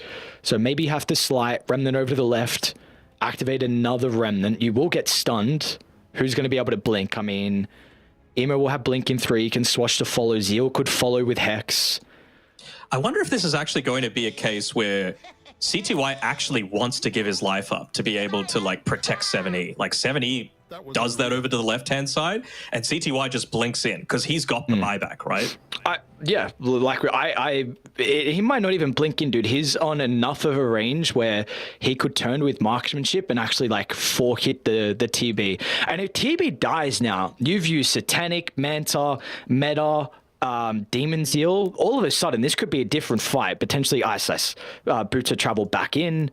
There is definitely an argument for them to actually want to stick around and take this fight. Yeah, so maybe I was talking about Beyond, what he can do is Cyclone up the TB. Maybe he doesn't. Maybe he Cyclones up the Pango or the Timbersaw. Probably the Pango, just because of the fact that he's got a little bit of extra... I guess he doesn't have the movement potential, but he doesn't have the Lotus Orb, right? He doesn't have the Kyra Sange. So you're going to get a lot longer duration out of that Cyclone. You're going to get another Dispel Magic off to be able to deal with those TB illusions. And then, like you said, the Drow can just full-on focus in onto the real TB. Yeah, I think I mean, there's an argument to be said of cycloning Zeal just because the Hex. Like, how is the Hex going to come into play now with BKBs being on cooldown? Because if one person gets the Lotus, that's all. I'd say that's what Zeal is probably going to be popping immediately when he comes out of this pause. You know, one thing I did not know until the 30 seconds ago is the Brewmaster Dispel with the Wind Panda kills the Venge Illusion with Scepter. I feel like that should not be a thing. Well, it is. Deal with well, yeah. I mean, yeah, it is. But that seems like a crazy mechanic for you to just... You die straight away, you just dispel, then the Venge Scepter is just completely wasted. I feel like it should be a strong illusion, but... Anyway, I did not know that mechanic before this fight. All right. More stuff about this fight.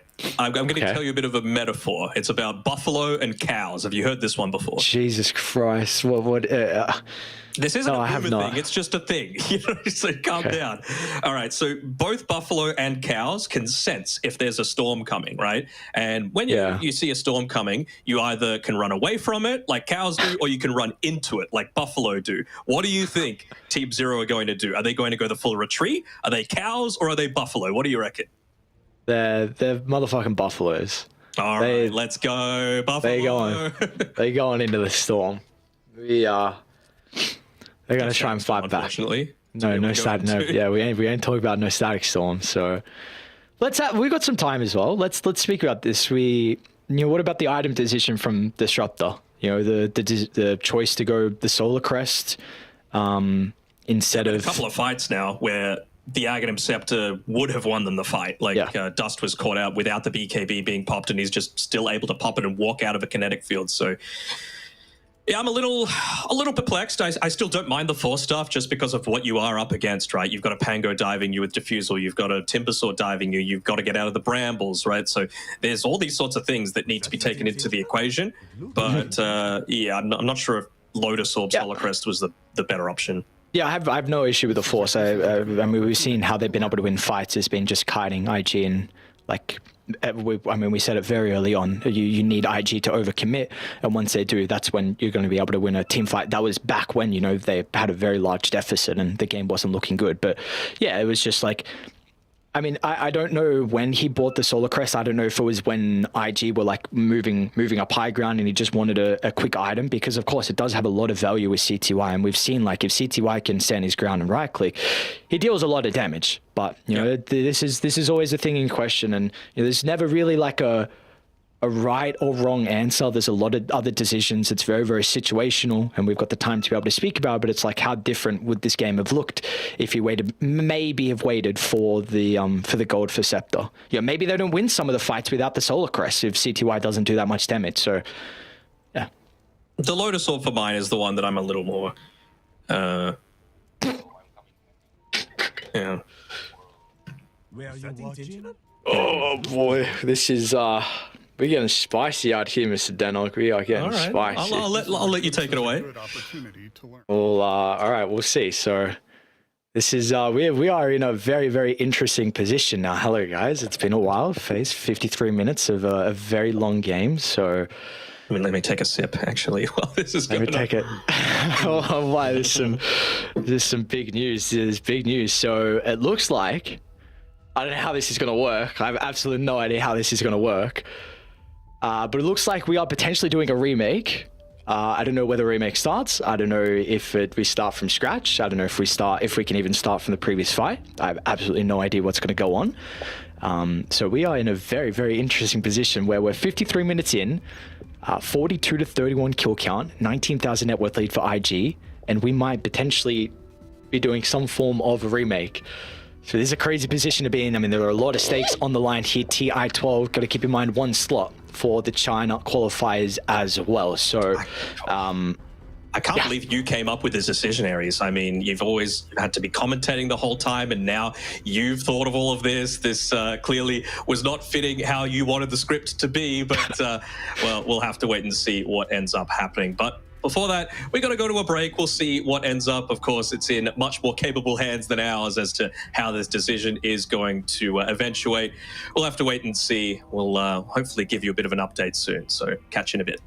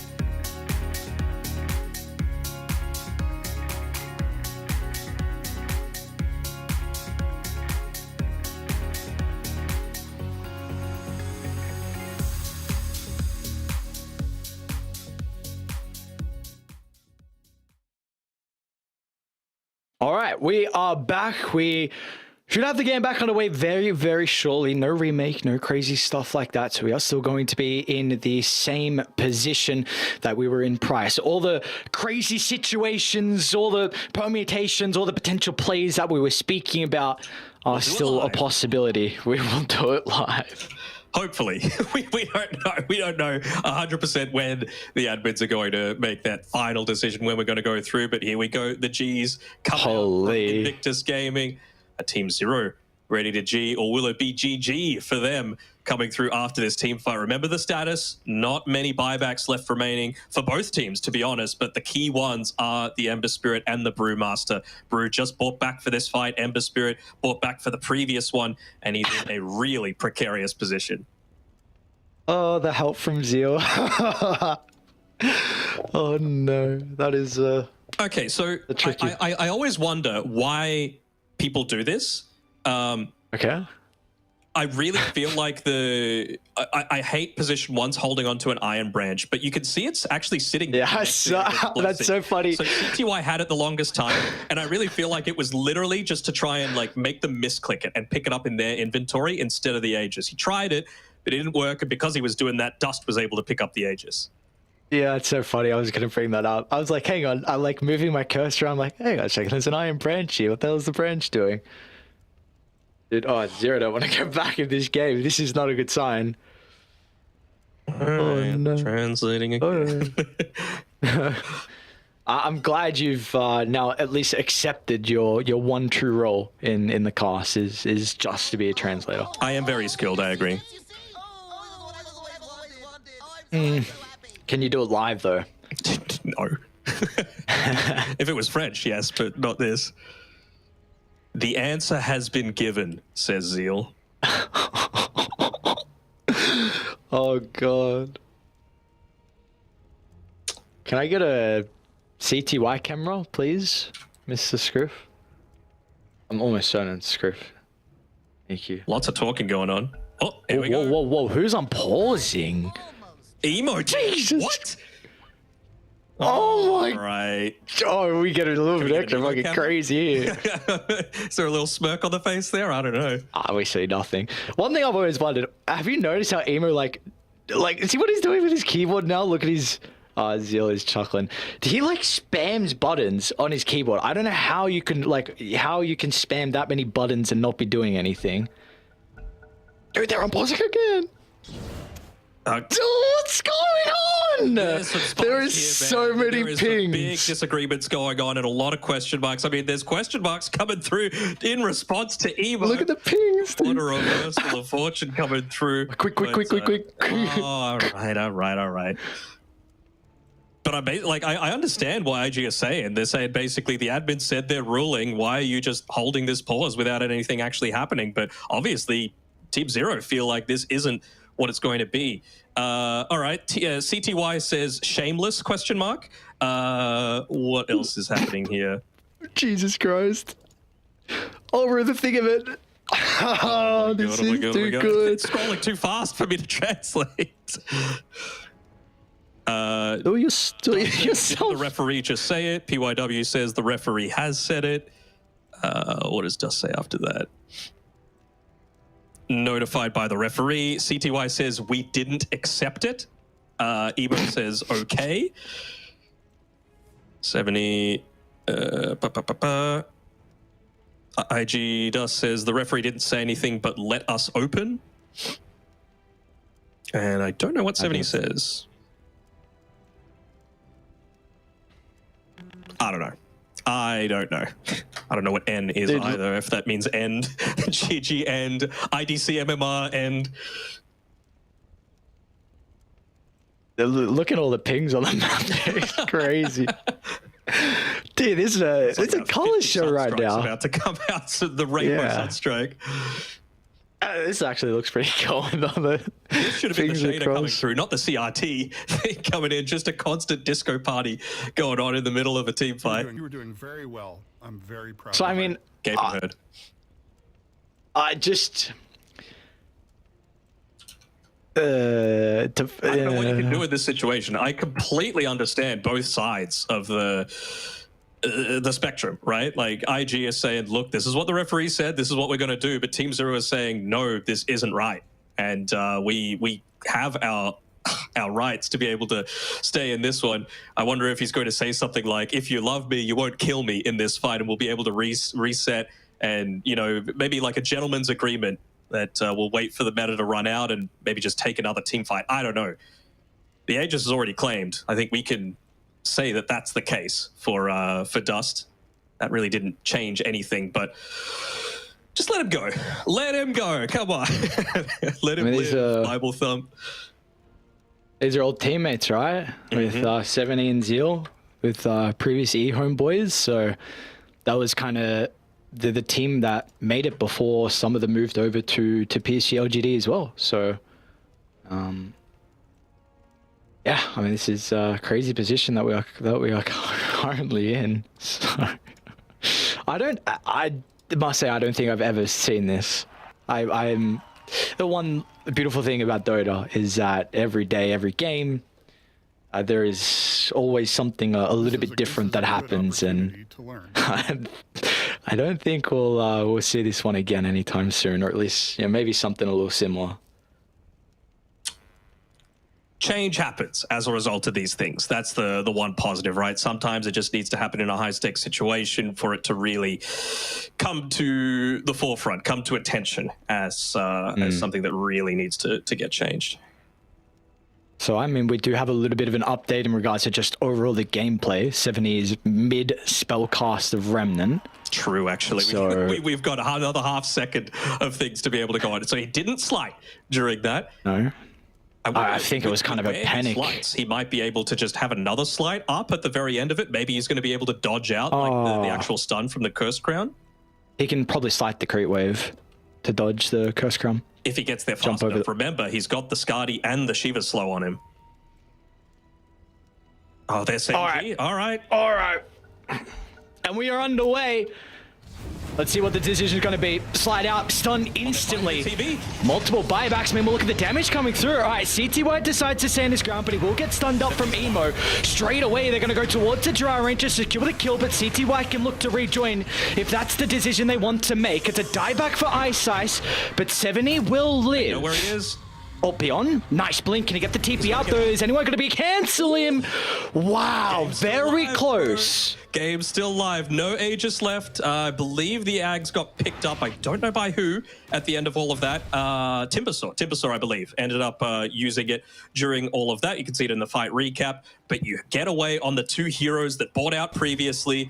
And more importantly, the Drow. She is the only one to die that has that buyback remaining. 7E. Game continues. Okay. Game continues. But it is still not a good Does he just buy the Ag's Blessing and swap the bottle in or something? I don't know. You just want to get maximum value out of this. You do not have buyback for the next 4 minutes, so you got to just try and get as much value as you can. And, well, they're trying to force the issue. They're seeing if Drow Ranger has that buyback available. I wonder if he even just give up this one extra wave here. Nice try. Demon Zeal being used to continue the push on forward, even with that meta on cooldown. They're going to sync up perfectly. 53 seconds left on the cooldown for both, and that's the big change with the Demon Zeal, right? You've just got such a longer duration available for it that these high ground sieges become a little bit easier. Really, they can address Megas. Oh, they're going to get the jump. He's in a little bit of tower. I think you just hold and let them get the Megas. We'll see what the decision is going to be. They're very hesitant on Team Zero. Mega Creep's now on the agenda. You weren't forced to buy back out of CTY. You will have Ice Ice up in 20 seconds. I mean, maybe this forces CTY to go something like a Scepter. Maybe not, because again, Beyond with Radiance and Cloak of Flame. And again, with all the items that 70 has, he could potentially address some of the creeps. One issue is this ward inside the base, though. I really want to see CTY buy out here. I think a buyback now at this state is pretty useless, just because the heroes that are going to be on the front line in the Ember and the Brewmaster, they're always going to be the one that dies first if you've got a good positioning on this Drow Ranger, right? So what's the point of just staying back with a second life if you've got no team to be able to fight with? We can see how much damage CTY does when he's able to just stand there and right-click, but if no one's standing in front of you, you will not be able to have that. So make the most of it while you can. I can't stress enough how huge this ward is going to be inside the base. Oh. I think he turned it around, actually, so he was on the wrong side of the glacier there. And they're starting to get a little bit of space here from IG. Swap back instantly into the Hex. 7E, he's been ever so vital, and that's a dieback for him. And now IG, this will probably be the last fight. Beyond somehow gets to split off, but it's eyes on to CTY. The main damage source now for Team Zero is going to try and turn to Zeal. They'll get the glimpse back, but a BKB will stop that short. And now they just don't have the stuff to be able to make plays with, right? I guess they've got a refresher on the Brewmaster, but they don't have anything else beyond that. CTY just going to be have to stand. They got to go. Another swap from QIQX. They steal the swap on iSize. We'll see what he's going to be able to do with that. Meanwhile, Beyond's into the middle. Another round of the split, but CTY is just nowhere to be seen. Stuck inside the base. They're going to Cyclone the Terrorblade, which will stop some of the damage. Emo's falling low. CTY's going to try and deal with Disillusion, but Dust over the left side. They need to deal with the TB. iSize will do his best, but they just have to worry about too many people. The G's are called. And finally, Invictus Gaming will take game one, 57 minutes in. A lot of back and forth, a lot of extra thing going on as well, but in the end, IG will strike first. They will indeed, and honestly, regardless of what happened with a long pause or anything like that, they will the ones in the driver's seat for that majority of the game. Big props, of course, need to be given over to 7E and iSize for being able to draw it out that long with some really clutch team fights, with some great decision-making to be able to prolong the game, but it really was the Emo and PYW show. PYW is the MVP for mine, even just for that last fight, right? You saw that the Terrorblade was still a little bit cautious, considering he didn't have that Aegis to be able to play around with as a result of that bottom fight. But PYW, he was just an artillery for those backlines. He was completely annihilating any chance that they had to be able to retain any sort of structures, and we just saw how much further it kept them inside the base, and they just weren't able to make any sorts of plays beyond that. It just kind of goes back to, I know you were saying, like, when you look at PYW, like, you know, where's DY? Where is that old Vici Gaming? But at least, you know, PYW can showcase, yes, he is his own man. And, you know, we've seen it multiple times from him in the past as well. And that he's been able to completely take over games. I think always, China has been a region with position 4 supports that have just been on another level. I mean, in this series, like we were saying, well, man. Yeah. Yeah, I know. So like well. Every single game he's played so well. Not even just this game. Which is crazy. I was gonna say, like, throughout the pause we were speaking about, like, who were the MVPs. It was either the the 2s or the 4s from both sides. iSize along with PYW were just putting the team on their back, and it was ever so close for Zero. I mean, this is a devastating loss for them. It is, but I think they will be able to take a lot of things out of it, and maybe this will give them that motivation that they need, right? This is going to be the redemption arc saying, you know what, we don't think you should have won that game, and it's going to give them that little bit of extra fire that they need to really bring emotion into it. That's why I don't aggressively tip anymore in pubs. I just feel like it pisses off my opponents, and they just try extra hard. Yeah, sometimes emotions can be a very powerful thing, so we'll see if that's how that's going to play into the hands of Team Zero.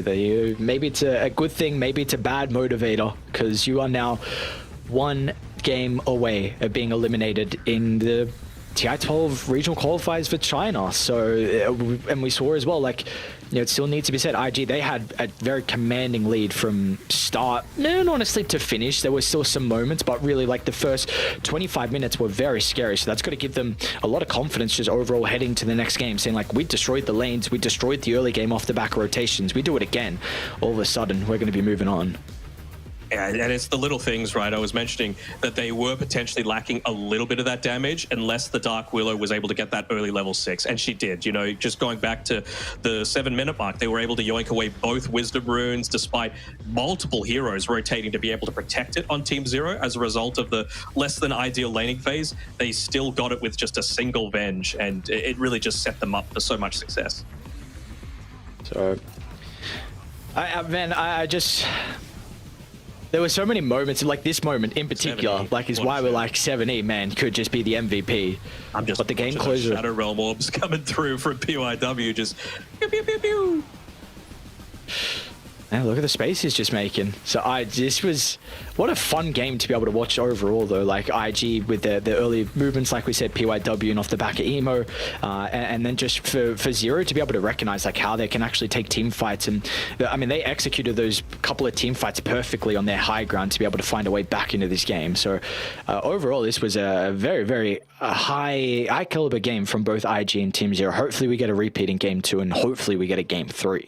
And you have to wonder, like, what is going to happen if Team Zero get a much better start to their laning phase as well? You know, we saw how capable they are in the team fight aspect. And like I said, I feel like this has the caliber to be one of the best series of today. And you know, that's even saying we've got Xtreme versus Azure Ray coming up later. Yeah, I really think like this is going to be probably one of the closer ones for the whole day. Got to give it a PYW, 16, 2, and 23. Honestly, I didn't even recognize he had 16 and 2 KDA towards the end. So I knew just the whole time. My man, PYW on the Dark Willow. We talk a lot about respect bans, right, coming through, and I think respect ban for the Dark Willow is very important. He's played it, you know, even prior to it being in this busted state where you could just give the Bedlam over to one of those heroes that likes to go in onto the front lines. But yeah, it's comfort, it's respect, and it's also just a really broken hero right now. So I'd be very surprised if we don't see some Dark Willow bans coming through in game 2 and potentially game 3. But there's a lot that you have to get rid of. You got to get rid of the Undying, the Primal Beast, and yeah, all that kill participation as well. 85% kill participation for PYW. Phenomenal performance from him on the Dark Willow. It's just going to be a big question now if he can repeat that, because like you said, we're going to be looking at, there's a lot that needs to be banned out. You know, you said that for Team Zero. Yes, that's exactly what I was going to say. Nature's Prophet for Team Zero needs to be addressed. We've seen Batrider be huge for them on Ice. Overall for IG, you know, we're now going to have a back and forth with the Pangolier. 7E's one of his best heroes, top 3. Emo just absolutely obliterated that game as well off the back of the Pango. Phoenix is something as well they have a lot of priority on. So I know it's very early on in the patch, but we are still, you know, we're starting to kind of work out, at least so far, what some teams are favoring compared to others. And it's still very interesting as a whole, where we have 4 bans for one team in the first phase and then 3 bans for the other team. So we are in store for a very, very juicy end to this series. Again, hopefully we get a game 3. We're just up to game 2 at the moment. It's a long game 1. So hopefully we're able to continue with the caliber of Dota that we saw so far in this game. But players need a break. We need a break. It was a very long game. When we come back, we got IG up against Team Zero. Game 2, it is lower bracket. One team will move on. Who's it going to be? We'll find out after the break.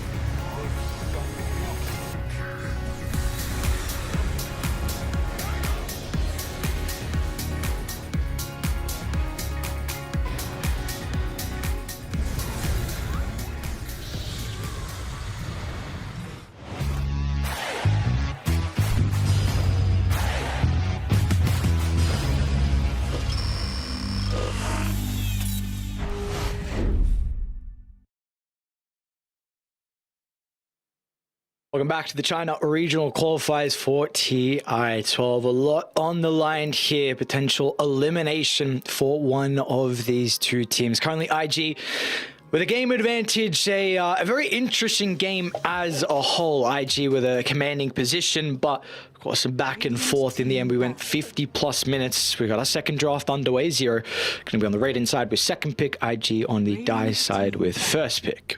Yeah, and we can see there's a little bit of cat and mouse going on with the Nature's Prophet. You would have to imagine that if Team Zero don't ban it out, IG might let it through and snare it for themselves, because it just feels like a really strong hero right now. It limits the sort of carries and even just supports that you want to pick.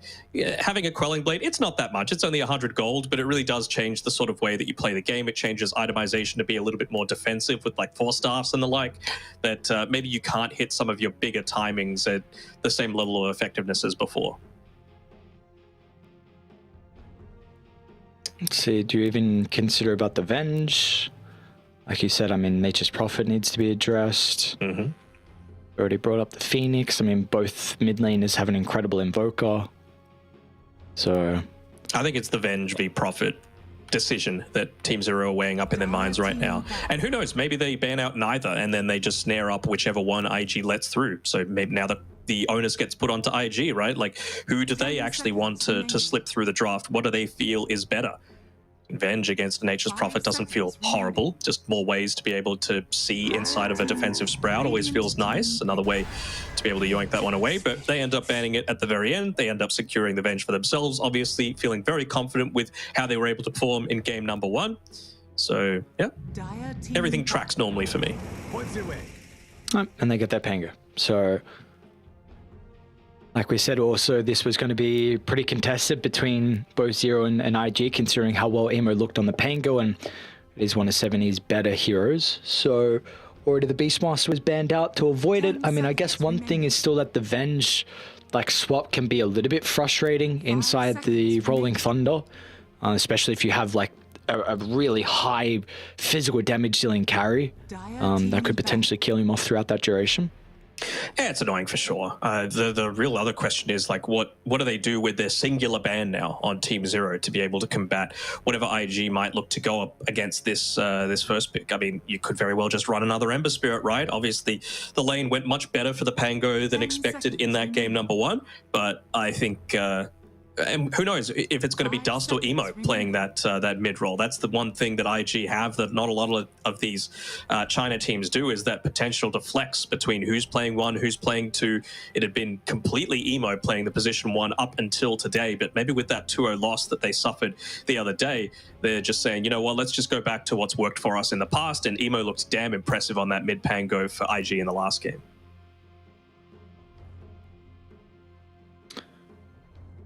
Trying to think of some other heroes. I mean, Batrider, Phoenix, still also something that we could be looking at here. Ice Ice in particular, because Zero are going to have the first pick coming out. Also had a damn good Rubik performance as well. So, like, we'll see what the decisions are going to be. With what they were able to do out of the Venge in the previous game from IG, like, is there any way that you would be considering about changing up your draft to maybe minimize some of the effectiveness from that hero? From which hero? The Venge? Yeah, the Venge. Not really. I don't think there's too much that you can do to nullify the effectiveness of the hero, right? Like, the Wave of Terror is good against single-target big heroes. It's good against illusion heroes. This is really what I was expecting, right? The Batrider coming through for PYW. It's a way to be able to catch out the Venge. Of course, you've got a swap available, which, you know, makes things a little bit more awkward. But the thing that I already like from Team Zero's draft is that it's a lot more offensive focused. You know, there's not as much counterplay there. It's much more... You know, you can get out of the map, you can make a lot of stuff happen. You're not lacking in damage, you're not lacking in wave push. You're going to be able to pick up a lot of farm, even if the lanes don't go spectacularly for you. Yeah. I think already here that you could be looking at for IG is also the Faceless Void. Just, I mean, the time dilation for the Batrider is always very frustrating. We've seen Emo play it. Well, we get a potential Emo Storm Spirit, so that's a very, very early pickup for them. So... one of the better ways to be able to catch the Pango, just to long zip him, always to be able to start on him before he gets the Rolling Thunder. Batrider never proves to be too big of an issue for the Storm Spirit as well. In fact, usually it's the other way around where Storm really likes that matchup. Very squishy though. They are squishy, but I am still liking IG's draft, right? They've got a lot of stuff to be able to steal. We do probably know that this is going to be Avenge 5. Again, Zeal has played it a couple of times. We've seen Dust do it in the mid lane, but we see the Storm Spirit picked up. That's not going to happen. My main concern is that they don't exactly have the amazing ways to be able to deal with, like, lane shove if Team Zero do look to up the tempo a little bit here. Like, they've got decent catch, but you do have a lot of protection for that catch as well. Legion Commander. They're just going to double down on the catch.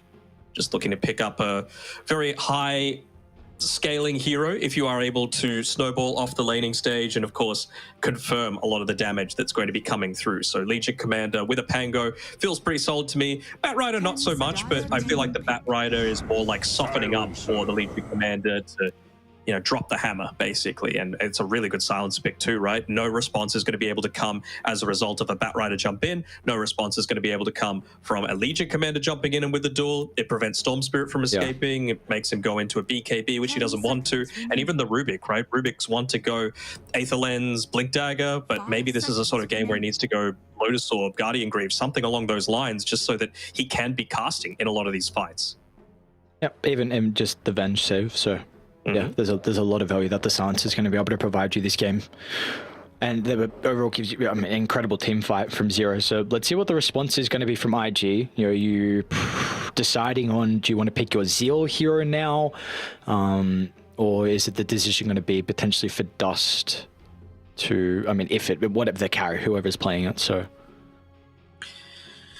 For me, it's got to be Zeal's hero, right? Like, yeah. Just something that's able to get on the back lines and, I mean, provides a little bit of lane shove. If you go an early Aghanim Shard, right? It forces them to play a little bit more defensively, which is not what you want. You want the Bat Rider to be out roaming. You want the Legion Commander to be out roaming and playing on IG's side of the map. And Silencer doesn't do a great job at all of shoving things away, and you are food for when the Lycan just decides to run at you, essentially. So I'm still a little... I think a big part of this game is going to be on Zeal just using his wolves for that vision aspect, because I think whichever team gets the jump is going to be the one that ends up in a much better spot, right? You can't, if you get jumped by Legion Commander, you're getting silenced. If you get jumped by the Bat Rider, you're getting silenced, and you're probably going to lose one or two heroes. But if IG get the jump and you're able to take out that silencer, suddenly Rubik and Venge are enabled so heavily in a lot of these engagements. What do you feel like they're currently lacking on IG that they need to cover, though, with the carry hero? Well, we think Lycan can be carried, but I think, yeah, more than likely it's going to be the Zeal hero playing it. So, yeah, what do we think? I know you mentioned the Faceless Void before, but, I mean... Not now. Not now, yeah. Is there anything that they're able to play at range just against this? Like, could we see a Morphling, potentially? Just something that's able to build into the Manta style that you don't have anything that's going to be able to... I guess if you Global Silence plus the Lasso, like you silence first, then he's not going to be able to get the Morph off, even if he gets the Morph Strength off, even if he's got the Aghanim Shard. I just feel like something that the Legion Commander doesn't necessarily have an amazing time against in lane, right? You've shown it super early, just don't let her get kills. And you can't afford to go something like a Drow. I think it's way too squishy. Yeah, and I think the difficult thing is, like, Legion Bat's a pretty strong lane, so it does kind of minimize some of your options. And like you said, because you already have three very squishy heroes, you probably can't be looking at a ranged hero as well. So could be looking at melees, Slark's banned, no Slark, no Monkey, no Terrorblade. You're not trolling this game. Ursa sucks. Yeah, Ursa sucks. I think you can't CK. They do still ban Morph, okay. Yep. I don't think you can PA. No, yeah, well, fair enough. I was a little concerned if they picked it with the lineup they have, but yeah. Do so. Okay. Are we looking at... I feel amazing about it, right? Like, in these later team fights, I quite like Team Zero's draft, for me. I think, again, it's going to depend on who gets the jump, but now you've also picked another hero that, A, provides a lot more protection to your team with the Warcry, even prior to picking up the Shard. Great counter to the Lycan, an additional stun, which, you know, always going to be good against a Storm Spirit and the like. And you've got a way to be able to take advantage of a lot of the stacks that Ice is building up. You've also got a natural diffuser blade builder in the Pangolier to be able to counter out the Medusa. And even just the Sven buying the Blink Dagger, right? If you get the jump, he's going to be able to be in there in the trenches with you and be able to just blow up a lot of these targets. Yep, I think, you know, still, if you look on paper, like, usually Deucer versus Sven, you'd kind of feel pretty happy as a Deucer, considering you don't hate when people are up in your face, especially with Stone Gaze. But I think everything you've said means that, you know, the Deucer is not going to be able to have that very comfortable matchup like we've seen in the past. So I also prefer the Team Zero's draft, but again, we could see like IG, they can be very active with their heroes. So it's going to come down to how does Zeal use the Wolves to be able to set up for Storm Spirit Zips, and you know, how good of a game does PYW have as well in this one? We saw his Dark Willow MVP performance. We saw previously Ice was also almost able to get them over the finish line with the Rubik. PYW, can he have a similar performance here? Because yeah, I think they're going to need it. I do like the Team Zero draft, and hopefully we get a game 3. Hopefully we do as well. I mean, the other thing that I'm a little bit concerned about for Emo on his Storm Spirit is the fact that he doesn't really have those heroes to necessarily play with. They are lacking damage through the supports early on. Yeah, maybe later on if Rubik's able to get some nice steals, it can sort of change things around. But Storm rotating to a Lycan lane doesn't really feel that great. Storm rotating to a Medusa lane doesn't really feel that great. And he has no steroid either in the form of like a Keeper of the Light or an Io or anything like that to be able to buff him up. So, you know, Emo always going to be a fantastic individually skilled player. But I think he might just not be enabled enough in this game. I think there is already, you know, what we were speaking about the Wolves and the vision that it's able to provide. I'm almost certain they pinged out the Pango after he dropped the ward, so we will see. Yeah, it looks like Zeal is continuing to ping out where that ward is placed, so they should be able to get one D ward. 30 seconds to battle. And Brady find their own as well. All right. So, okay. Let me think. Who's more important to give XP over to? Like, is it going to be QIQX, just dropping the sentry and then letting Emo get all of that? He drops another observer out of vision this time around. Exactly where it is. Is no one going to drop it? Are they going to let Emo buy his own sentry just to get the extra gold bonus? Wouldn't hate that. The battle begins. Bit of a brawl going on down by the bottom rune. Looks like Zeal was able to get her. Nice attempt with the deny from the Wolves as well. Regardless, it will be a 3-for-1. And the bounties, did they not scout it out?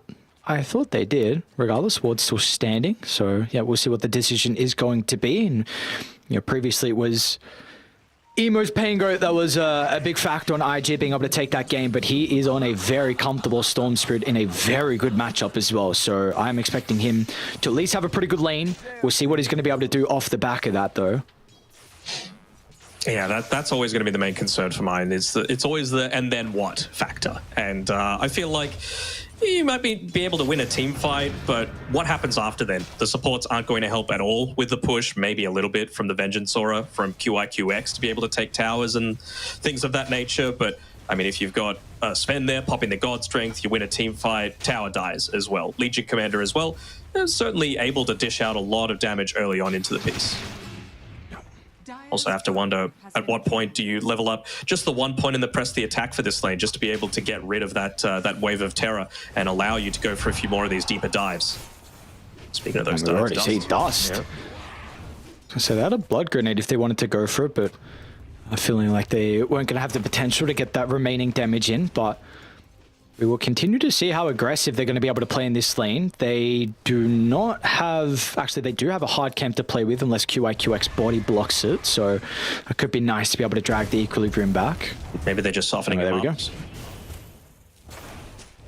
Interesting time to go. Ice was, what, 7 experience away from level 2? So maybe they went a bit too early. Yeah, and also I was wondering, like, since you've unblocked this hard camp, maybe you wanted to be able to punish QIQX when he does go forward, when he does try and block it up with his body. He doesn't have a sentry to be able to do so. Looks like he won't be able to move fast enough to be able to get that block off. But just imagine if that was when you made the jump happen, right? Then he's in a much less safe position. He's not able to just rotate back underneath his tower. And you would have had as well the Firefly to be able to secure that first blood. So rare mistake coming out there from iSize. How are we feeling overall about this Sven pick here for... What's going on with the tips? Okay. Did he deny a... Yeah, okay, he denied one of the water runes. How do we feel overall about this last pick for CTY? Because if I remember correctly, I'm pretty sure the Sven did not have a very good win percentage at Riyadh at all. So do we feel like CTY is going to be enabled this game? You know, can he take over like what they're needing from him? I think so. I mean, I think the lane is solid enough. You're not really in any danger of dying in this lane. You've got a very nice right-click advantage as well, so you're going to be able to contest, get some nice clears onto the Lycan Wolves for the laning stage, as well as protect the rest of your team. And again, I mentioned that you've got a Batrider that's going to be making stacks for you, so one of the better heroes in the game at being able to steal those away and make sure that you're able to get the scaling happening a little bit quicker than this Medusa. Okay. Yeah, I just checked. There were 17 games at Riyadh with a 35% win rate for the Sven. So, how much was it against the Lycan? Was it like specifically for that, or? Let's see if I can find that. Yeah, that's right. You look it up. I'm just looking at 70 in this mid lane. He's having a fine enough time, right? Again, I really feel like this is going to be Emo having a little bit of a rougher go at things, just because he doesn't have that, not lane partner, but that gank partner, that early rotator. And honestly, even with I mean, I guess Zeal's got the Helm of Iron Will now, so maybe he feels like he's not going to be in a position to die. But PYW, Rubik's not the greatest rotator prior to him being level 6 up against the Pangolier. It only shows 5 heroes that it was played against, and it was ET, Lion, Darkseid, Lesh, and Io, all played against 4 games. So potentially there was some more under that. That's just what Liquipedia currently shows, top lane. What's going on? iSize trying to get the kill into QIQX. Beyond is a little bit low as well for the finishing blow. iSize has to be cautious. Another round of the missile could prove to be his demise. He's got the raindrops. He feels fine at being able to be up in his face and go for a lot of those gank attempts. Of course, that's the only reason that he's moving up forward into the Medusa, as gets a bit of a bounce back, but has to be a little bit careful here. Maybe just with the extra armor from the tower feels like he's safe. He's going to be forced all the way back to base. Maybe this could work out for 70, right? Just get a nice little refill on the bottle. We know that Beyond's in a fine enough position with his double braces to be A-okay. No stacks built up just yet, though. That's probably the one downside from what we've been seeing from Team Zero so far. But the lane's overall going quite well. Bottom, ZZQ. Maybe we're going to look to turn onto PYW. Both sides putting some pressure onto the supports, but CTY will have the Stormhammer up in a couple of seconds. They'll need the body blocks on Zeal to keep him up, and CTY cuts his way through the trees, finds a path to secure the kill, and it's going to be Team Zero that strike first in this second game. Instantly going as soon as he leveled up there. Sorry, he got the phase boots delivered as well. So of course, it's not too much, but the movement slow coming through from the Arcane Curse, just enabling the chase down of one of these slowish, squishy heroes. Mid lane. Rubik. Oh, look at the positioning. iSize with the wraparound. They're going to use the wall to bounce back off. Emo does have both supports here, though. It's going to be a difficult kill. 70 will still get it nonetheless, so a 1-for-1, of course, the exchange very much favoring Radiant. Let's see if they're going to be able to get the power rune, though. 70 not having any resources to try and protect it, and no supports as well nearby. Yeah, that won't be able to TP. He TP'd for that previously.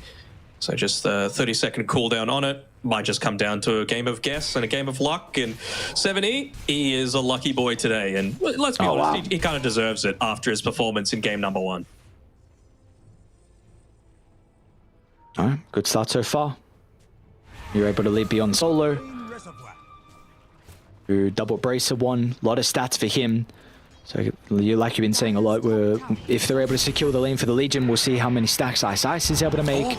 QA. Wow, that's so unlucky, dude. What a great Arcane packed into the Legion, and he's going to be able to pick up a kill as a result of that. Oh, no way. I wish you could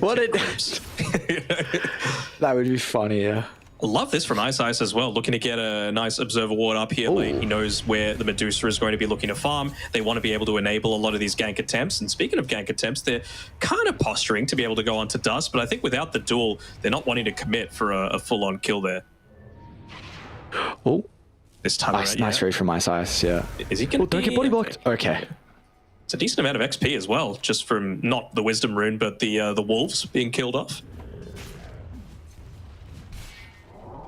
Oh, with the other side, yes, without a doubt, much better start from the boys. And I mean, you see, Seal's actually really.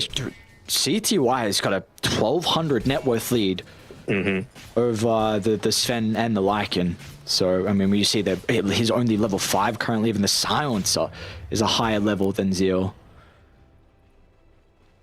Oh, he's got an occult bracelet as well with the mask of Morbid Mask. Excuse me, never really needs to go back. He's constantly just able to make kills happen out on the map, doesn't need to regen, doesn't need to expend anything more on a lot of that. And I almost wonder, are they going to be looking to be in a position to be able to kill Zeal before he reaches up onto that level 6? And it looks like that's the case. He's going to try and TP out if they got the damage, though they do. Last swipe. CTY bashes him down with the shield. That's a big kill for them to find. Another lucky rune. Yes, another lucky rune. 7E has the haste now to work with. And so they've done a really good job. They've unlocked the game of the Pango. CTY's had a great lane as well, but now we need to look towards beyond. You've got Jewel ready to go. So I would not mind seeing 7E try and shove this wave and then maybe consider about rotating top off the back of the haste. He might even just go wait, Emo. All right, I mean, they know he's out of mana. Activates the sword. Jesus Christ, he got a long zip. I mean, we've did the wand as well. Ah, yes. Checking the stacks. He's going to take the Watcher mid-roll. All right, don't hate it. And might be able to take this hard camp minimum. You know that there's not going to be a Storm Spirit there to contest you. You're not scared of the Lycan. Nope. It's all right. At least supports were nearby. Level 5, honestly, all the supports this game having a decent time, minus Ice. Starting to get those stacks going. Couple of the Ancients, couple of the Hard as well. Man, QIQX has put down a bunch of great sentries on this top side of the map to be able to scout out any of these like deep observer wards, and it just doesn't clip it. The one on the right side, this observer ward just out of range of the sentry below it. It's a little bit unfortunate, and it might end up leading to Dust falling from a future kill attempt here. Just using the wolves right now for more scale. Yes, just gonna say that. Bring the wolves through as well from Zeal to just make sure that your Deucer is always protected. So even QIQX, you mentioned about his sentries placement. He's even going to start to make some stacks as well inside their own triangle. Because of course they too will very much rely on it. Block up a few of these camps. Looks like 7E will still be able to secure both of them there. Nice try. Emo. Lucky again. Is he lucky again? Yes, he is. And he's only 800 gold away from that defusal as well, as a result of all of this, as a result of taking a bunch of those stacks. So, you know, Medusa, she's had a decent start. She's got the Yasha coming out to her now, I believe, but you're going to be coming up against a Blade Mail plus Diffusal Blade timing in pretty synergistic moments. So it really does mean that this observer ward could really start to pay dividends if they're able to pick up that sort of timing in the next minute and a half or so. You'll still have about 45 seconds. You won't even be able to get the D ward off after it. It'll have served its purpose. And just another thing to quickly mention, I did not see what happened, but Zeal popped his shapeshift. So I don't know if it was to get away from any danger or something like that.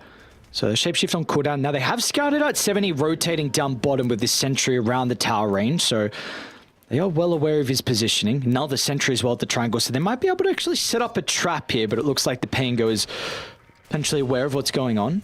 Rubik 6 as well, which is always a little bit of a concern. They don't end up getting the stack off there, unfortunately, despite trying for it. They just wanted to get a quick kill onto QIQX, but they feel like maybe taking out this tier 1 tower is important. Okay. All right, bit of a freebie. You'll take kills where you can get them for Emo, because I really don't feel like there's going to be much. They want to protect that ancient camp, man. They know how capable CTY is of just being able to steal it away. Already has an Echo Saber, as well as that Mask of Madness and Phase Boots. I wonder how much of this discussion is 70 just saying, hey, just get me my defusal. I really don't need much after that. Might get a bottle refill from Ice as well.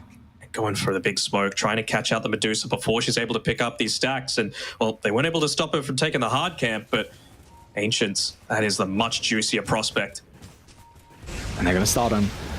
Can activate the Stone Gaze. Global Stance comes out a little bit too late. Very messy from Team Zero.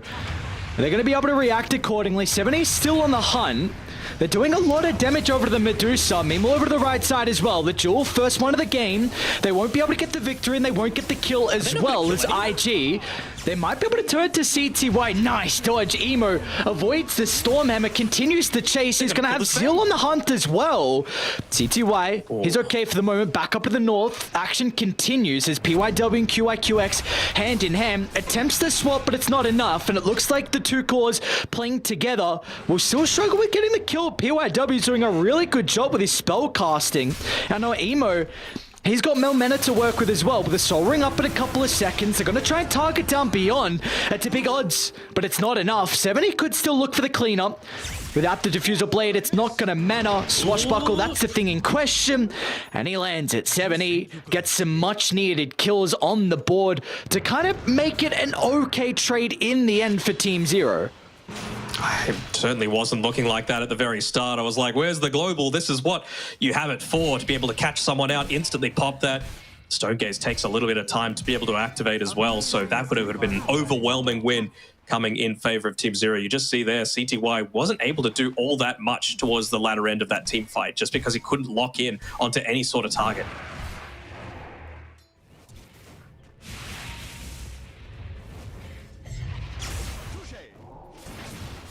You can just see he's already got that Blink Dagger queued up as well for the Sven.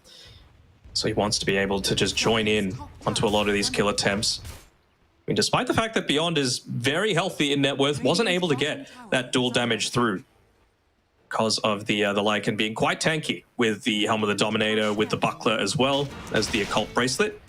Looking again for a quick pick up onto 70. Oh, instant swap back into the telekinesis. He does get the shield crush off. Is the mitigation going to be enough for CTY? Shows up with the cleave. And IG just run into the meat grinder. Oh, they even get another rune. It's a shield rune this time around. So 70, again, all he needs is that split second to be able to play around with. And that's the healing self given over from a trusty shovel. So gets him the full regen coming through from that.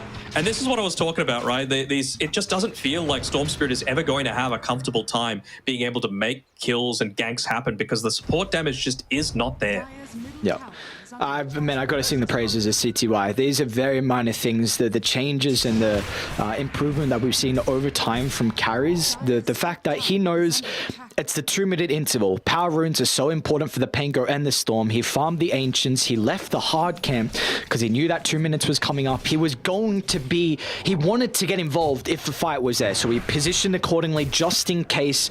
And because of that, I mean, they kept 70 alive. They got the 3 kills. They got the tower. If he was over farming at the hard camp, that would be a completely different story. So just a minor thing, but a great read from CTY. Yeah, and it's the little things as well, like the conversion, right? The God Strength being able to be used to not only get the kills, not only get the double kill, but also claim the tower for yourselves and your team as well. So this opens up the map. It's clear that they focus specifically on mid, and I'm assuming that they want to make some sort of a play around bottom as well, because they still want to try and take away this farm that Dust is able to get. He's the only hero that you're concerned about in this game right now.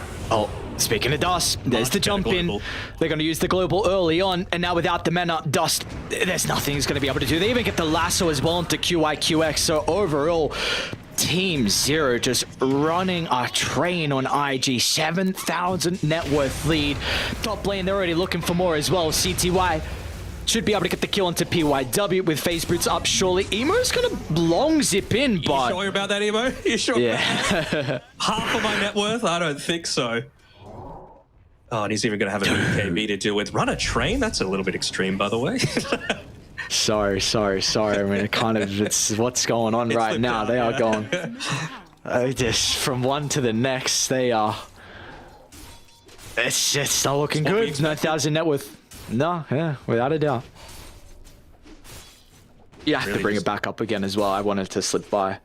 Just a couple of meetings, but shut with me. All right, they're just waiting for Sven level 15. They're waiting for the BKB and the God Strength to come back up, and then it's go time again. And they just keep the lanes in a scary position. You've got level 12 on the Legion Commander. You've got Blink Dagger. You've got Blade Mail. Still no dual damage, but I mean, CTY is having a great enough game that it doesn't matter. You just need to... Honestly, the role for the LC, you'd love for her to be scaling, but just preventing the Stone Gaze from coming off is a good enough win. Yep.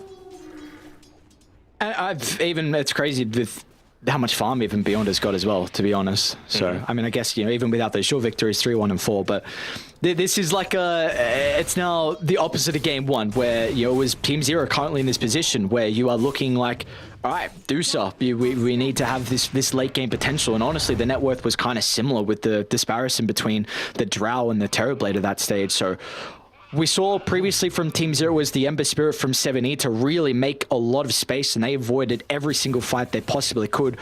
What do IG need to do now in this second game? They got to get Zeal as Helm of the Overlord. He's only 400 gold away from it, so at least you're going to be able to use that Ancient Creep to be able to deal with lanes a little bit easier.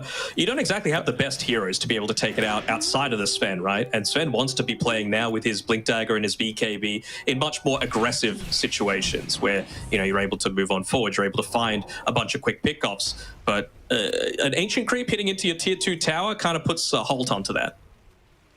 Radiant's bottom tower is under attack. QIQX is just farming that trusty shovel. He's got 5 bangers still.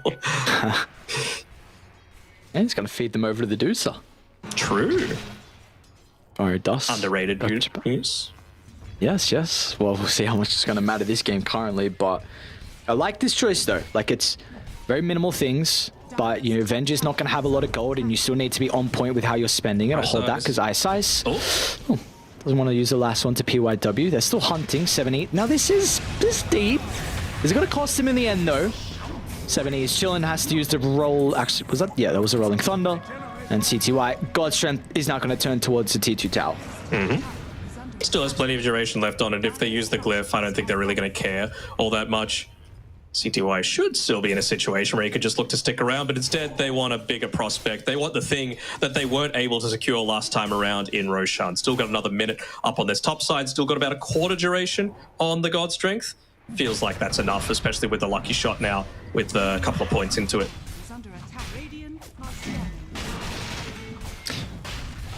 What do we think is realistic for Team Zero on what they're going to be able to get out of this first stages of the game?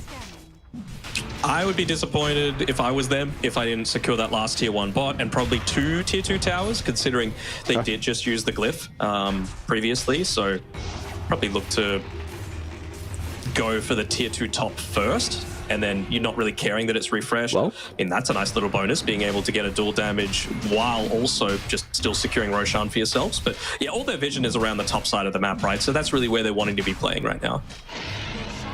Okay, and for IG then, are you just looking to try and set up a blockade around your... You'll hold that.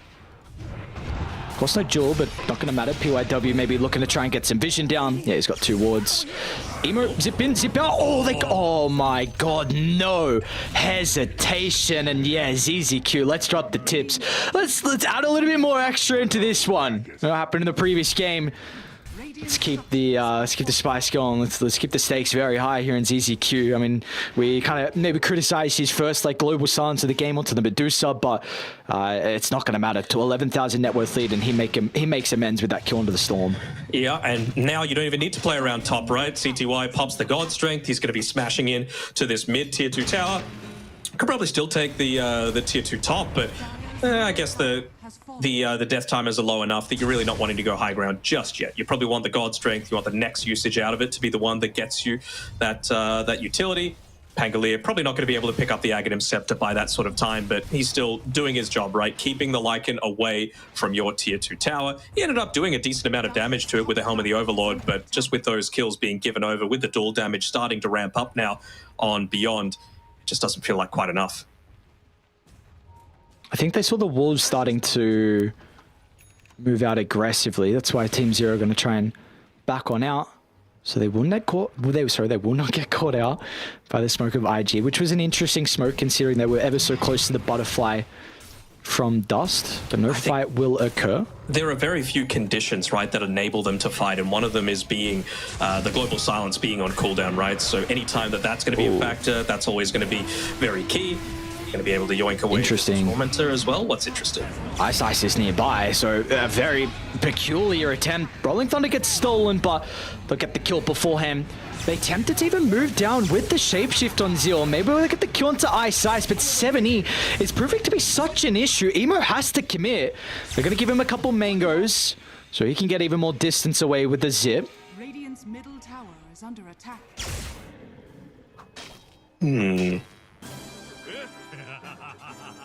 Nice little bonus as well with the silencer. Not exactly all that often that you are right-clicking, but going up against a Medusa, having that extra int steal from the Glaives of Wisdom feels pretty nice. Oh, Beyond's hunting. I think he just got a glimpse of the Venge. They might even run into Dust first. Smoke's gonna pop. There's an easy dual victory. CTY even jumps over the top as well. Once again with the global stance. Pops the Manta on the Stone Gates as well, but CTY, oh my lord, almost kills him off with a couple of swipes. They're still gonna hunt him down. They know that. Oh, no way. Dust! Dust! Oh my What a god. All right. That is one of the best Duke I think I've ever seen. That is incredible. It may not be like that's Broken ankles is what that is, man. Jesus Christ. I wish it wasn't plays that they need. Yeah, I mean, yeah, you could definitely take that angle because I was going to say I wish it wasn't 16,000, so it would be like a little bit more value out of it. But yeah, no, you're exactly right. Like if you were ever going to find a way back in, like you need those things, everything else to keep going right. If he dies there, the game is essentially over. I think he had his career with the Talisman of Evasion bought up prior to that, so wouldn't have had the buyback. Has Butterfly delivered now and still doesn't have the buyback, but gets away with his life and prevents them from wanting to go up onto the high ground. The plus side, though, for Team Zero, you got the God Strength up in 20. Aegis has a minute 20 left on it, and you're only 10 gold away from being able to get the Aghanim Scepter for 70 as well. So, I mean, I can't think of two better heroes than the Medusa and the Storm Spirit to just have that consistent diffusal mana burn coming through for. Oh, it's a scary fight. Still, look at 70's positioning. He even aggressively jumps in. Oh, that is crazy. 70 probably going to end up ticking out. Does he want to die at this stage? Get the wolves. Someone kill him with the party hat. All right, he's just... Oh, he sees a Legion bot. He doesn't want to die yet. Okay, don't let the... Oh. Easy. Don't die! Oh my god. This freaking party hat wolves, man. Where's that peppermint party hat?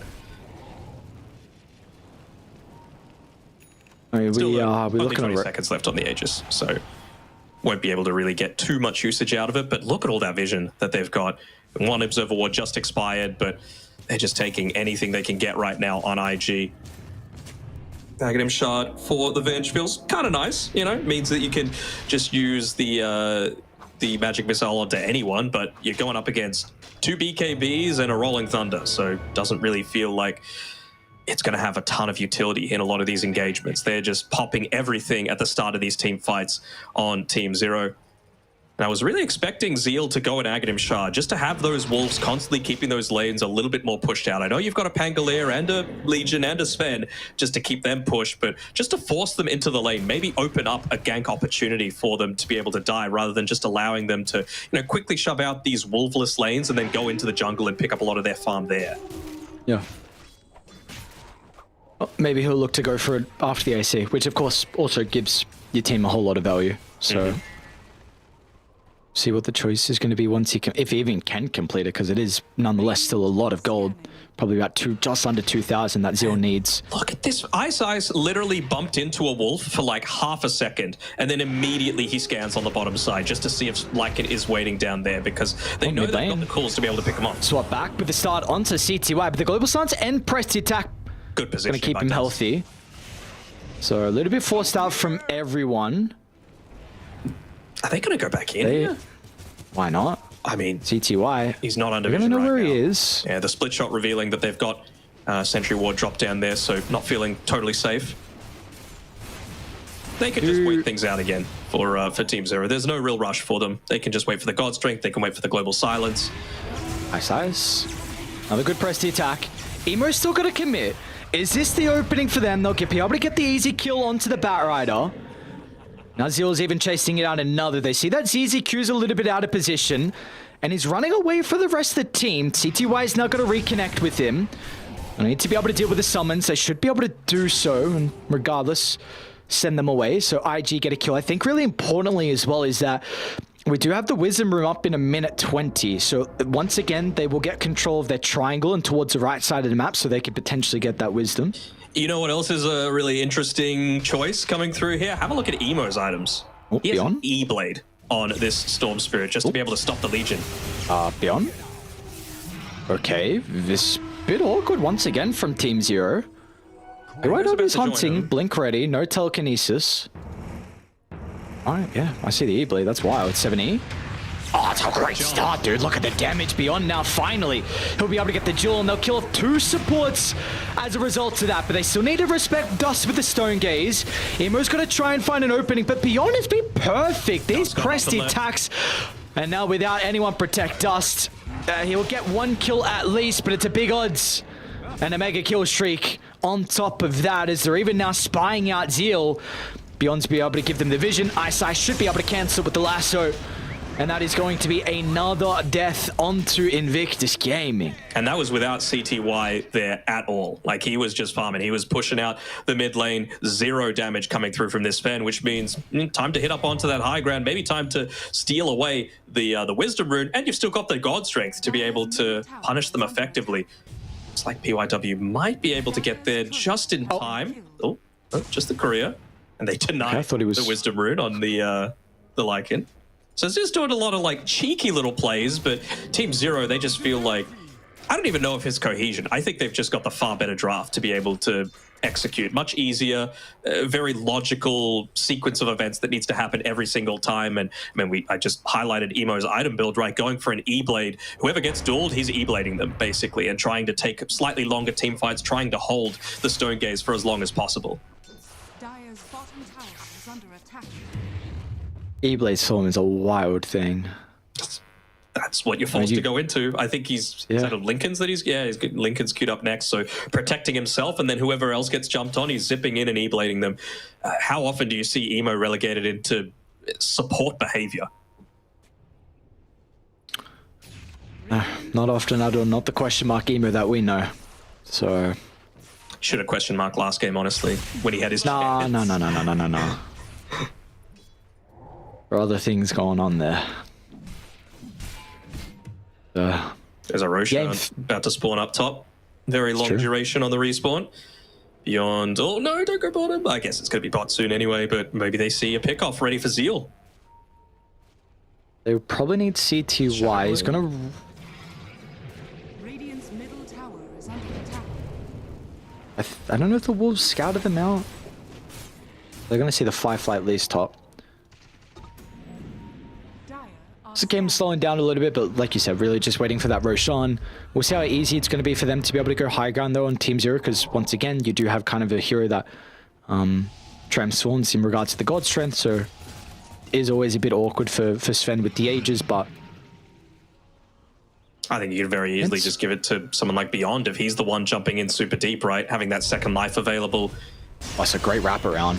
That's a great wraparound. They're going to use both ultimates, but regardless, 122 dual damage, and yeah, like you said, I mean, now you're potentially even more of a reason to give it to Beyond if I mean, he can even siege instead of CTY. All comes down to the pick-off, and the plus side is for Team Zero and their fans that they have a lot of pick-off potential. Blink Dagger on all 3 cores. Does Pango have it? Yep. So on the Batrider as well, 4 heroes with Blink. Like, yeah, you talk about pick-off, they've got it in spades. Gem? Any gemmers? Gem enjoyers? 70 no boots, I one. guess, for 70. Beyond will hold it. Yep. So I'm looking at Dust. I mean, he's relatively farm, all things considering. He had, after the Butterfly Mant, he had BKB queued up for a while. He's now opting for the Silver's Edge, so pretty cost-effective damage-wise. Now changes his mind, goes dataless. I'm wondering when he's going to say screw it and consider a Rapier. But apparently we're not in that position just yet. Not yet. Looks like he's going into a Silver Edge instead, just trying to be a little bit more elusive, but up against the Gem, that's going to be so much harder. Beyond's the one that's going to be playing on the front lines. So giving it over to him makes a ton of sense. Dire's bottom tower is Looks like the last tower is about to go down. Zeal has to be a little bit careful here. He's only level 14 and he's actually pathing the wrong way. Ooh. Dust is nearby, but I don't think he's going to be able to get there fast enough with the Stone Gaze. Dust is wanting a pick off onto the supports. He'll now reveal himself. So Ice Ice will take a spill. They're going to turn to be on next as well. BKB protecting for the moment. QIQX can still look for the swap. PYW as well, actually. Still rolling Thunder. Trying to make some chaos. They want to go back in though on Team Zero. CTY waiting the wings. Sees an opportunity to jump the Venge. Quick and easy kill. And now they might look for PYW. He's even got the... drags him back here. He's playing so with well, the Harpoon. though. How do you get out? Harpoon doesn't do damage. He was able to lift him up after it and then just blink away. And he is having to go into that Lotus Orb again. Like, this is not what a Rubik wants to do. But this is an absolute necessity to make sure that you are committing with those BKBs, that you are able to get out of the silence from the global, that you're able to protect your cause from the likes of the lasso. We even saw there when Emo TP'd in, he instantly popped the E-Blade on himself just to make sure that Beyond wasn't able to duel him. Like, he went for a ballsy TP, but didn't result in too much. More Lincolns looking to come through for IG as well. Zeal's got his queued. Kind of is a exact opposite of what we saw in the last game, though, isn't it? Just the one tower taken 33 minutes in. Very healthy net worth lead. 92% win probability now at this stage. Things are looking real good for Team Zero to be able to close this one out with still 2.5 minutes left on that Aegis. No outer towers. Any vision at all? Nope. Just wolves, basically, and the help of the Overlord creep providing that extra vision. It does... I don't want to say it's... I think last game Team Zero had an easier time to be able to defend high ground, but there is still the potential swap, right? of... Yes, that's the thing. You still have swap, you still have Medusa high ground. Dude, might not have swap. 7-8 is just on another one, man. Again, we spoke about like the Pango is going to be very hotly contested after Emo's performance and how good 7E is on it. What's it been? I mean, they know that the Pango's down bottom. Global Silence going to be used to try and stop him. Can they get any spells out afterwards? Lasso's going to fly out. PYW's going to try and do his best to disrupt, and he will do so fast enough. Emo will be okay. PYW also is going to TP just in case they continue to chase. So they're doing a good job of stalling this one out, but what's up? Sorry, Dust has a Hex queued up. I mean, I guess, but I really feel like it's all about being able to contest that initial jump, and I'm not sure if a Hex is really going to be able to do that. They're going to have BKBs popped. They're going to have any Lincolns or anything like that for themselves? No, but it doesn't really matter. So it's a bit of an odd choice for mine, I guess, really putting faith in the rest of the team to be able to prolong things, especially Emo and PYW and QIQX, just with the swaps, with the Medallion of Courage, with the Wave of Terror, with the defense. Oh, he doesn't even have the Aghanim Shard on the Rubik as well. Like, this is where that 28k net worth lead really starts to become a factor. No fear by 7E, and a double damage as well. Oh, Here's a swap, here a duel as well. Under the tip tower, they're going to get CTY. Very nice swap into the Stone Gaze. And now Emo as well is going to catch up to 7E with the Aegis still in hands for another 20 seconds. They're trying to play the timing perfectly, but they don't really have the potential to continue chasing with what was used on IG. But this is something that we mentioned. IG have relatively decent high ground defense, and Dust has now got 5k gold as well. He will buy out for the Hex, so I think this is now on top of it, right? We just saw it as like a swap into a Stone Gaze. Now you even have the potential swap into Hex or swap into Telekinesis. Yeah, I mean, I think at that time around it was swap Magic Missile into the Stone Gaze into death while you're underneath a tier 4 tower. So all of that extra physical damage. Medusa might be... Well, actually, Medusa's not really lacking all that much anymore with all of those kills that they were able to pick up. Nearly ends up dying to it as well, though. But luckily for him, he's going to be A-OK. All right. Well, this is... having a shard feels real nice too, though, doesn't it? Yes, it does, and your supports are starting to pick up some items. You know, QIQX's medallion's really nice. That was a cost-effective item for him in the early game, and now he's working on the Lotus Orb as well. You've already got one out of the Rubik. Who are they going to cut you out? Zildo would be a big pick-off. They're going to have the damage, though, be able to get the dual victory. And looks like they will. 198 now for Beyond 7, 1, and 10. All that extra moment of courage proc chance as well is just enormous if you're able to get it onto either the Lycan or the Medusa, to be honest. Like with that Blade Mail, Medusa just ends up doing way too much back to herself. Might be able to get a quick pick off onto ZZQ, which is good. We know how important this is going to be of enabling the rest of the supports in these team fights. And, you know, a lot of the time we say, you know what, position 5, it doesn't mean all that much. For Team Zero, it means a lot. You know, they just cannot fight without this silence available, so they're forced to back up a little, although... That's huge, man. You just get... Oh, nice! Okay, never mind. Beyond got the gem. That was a very cool attempt from Zero to be able to snag the gem, but reactions were there, so... those are... You know, support kills are, I don't think, too crazy, but it's just the fact that you lose the gem now is really the big thing. Yeah. Oh, no, for IG, it means a lot. for Team Zero... Yeah. Like, they are so far ahead that they're able to make that sort of jump, but I feel like if it comes down to contesting high ground without this global silence, they're going to feel still a little bit hesitant. Uh-oh. Uh-oh. They know Seal. See ya. There's a goner. No god strength. No worries. Oh, man, that's a big tick out of the Bloodthorn, dude. CTY is a monster. 11, 1, and 1. 25 already. I mean, you were saying earlier on that this was a guy that went flawless yesterday in their 2 games, which was crazy to say. I mean, of course, he had a great had a great second half of his Draw Ranger, but this is kind of on par from what we saw yesterday with him in regards to KDA. Just got to give him a good start. Really felt like that Timbersaw gave him too much issues in game number 1, but this time around, Lycan absolutely not. This is the advantage of having that second pick, right? Especially if you're able to manipulate the draft, that the Nature's Prophet, it might not be a factor, but as long as you're not too concerned about the Venge and its capabilities, just because you've got so many different forms of initiation, you're just going to come out on top. Kind of see the comparison between the two. A lot more damage at the moment here from Beyond on his Legion compared to Zeal, so haven't been able to feel too much impact. I will say, like, Zeal, I think, has done very good in regards to his micro with the Wolves. Has not been enough. Potential fight breaking out top. They'll be able to stop the TP, the Pango. Numbers disadvantage for Zero. Wolves are scouting out ZZQ as well. This could be the opening they're looking for.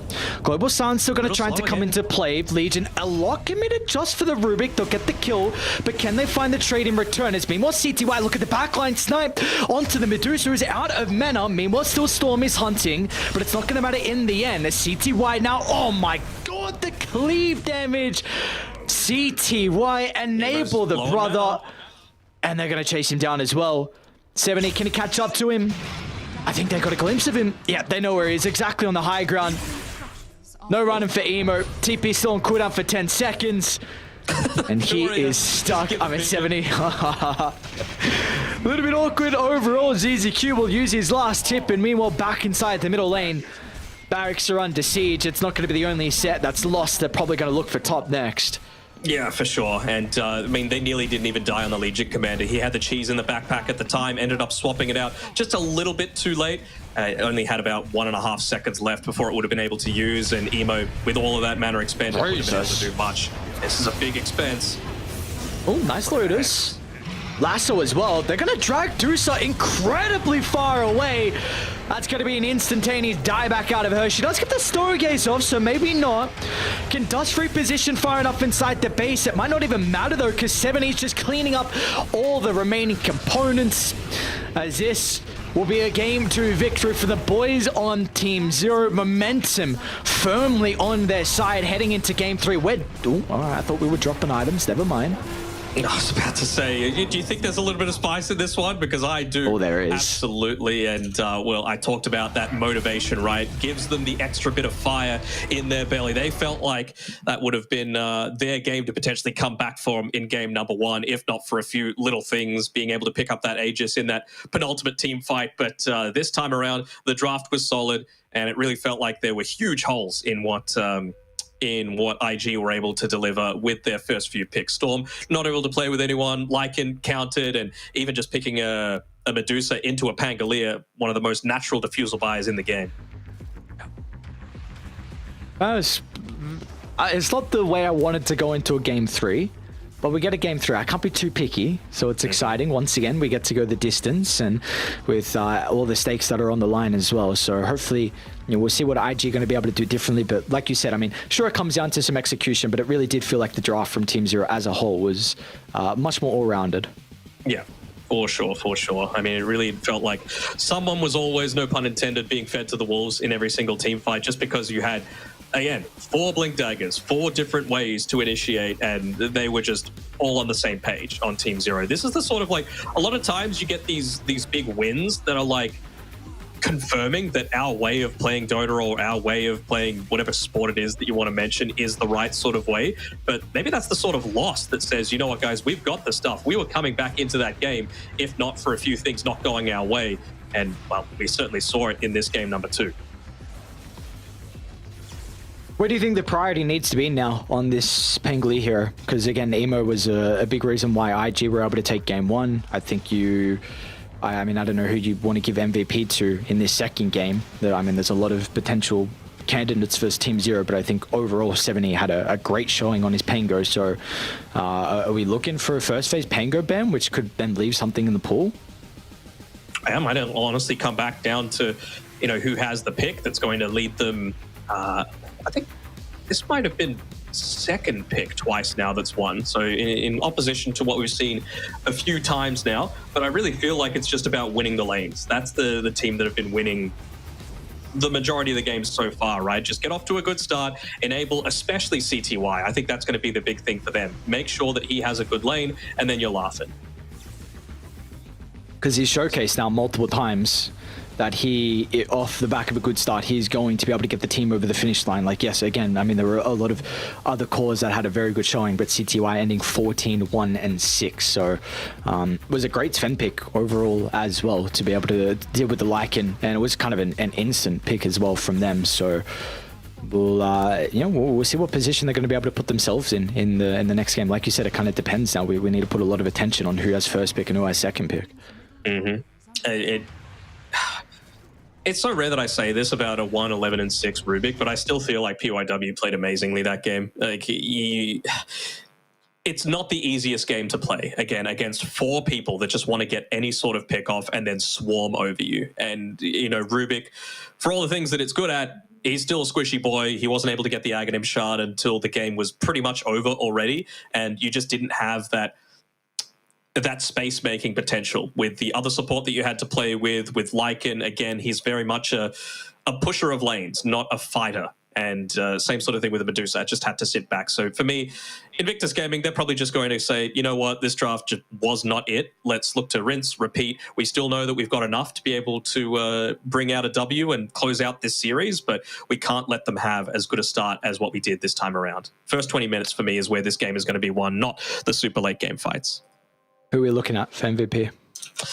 Oh, got to go the Deathless, right? 70 played pretty well, and, it's a little bit lingering over from that previous game too. I'm happy to give it to the Pango with 26 out of the, how many kills? 42. Not amazing kill participation, but it still felt incredibly solid what he was able to do, just going onto the front lines, create so much havoc, and enable that follow-up coming through from Beyond and CTY. Yes, without a doubt. So let us see if he's going to be able to get that repeat performance, and I very much agree that it feels like, at least so far in this series, first 20 minutes have been really vital to who is able to come out on top and be the ultimate victor in the end, because we get to go down to the wire here at Game 3, still yet in store. Winner will have to play the last series of the day. They're going to play the victor of Aster up against Team Bright, which is going to be another very difficult series as well. They will have some time to relax, but all their attention needs to be put on this upcoming game. One more game to determine who will move on and who will be knocked out of the TI-12 China regional qualifiers. We'll see you guys after the break.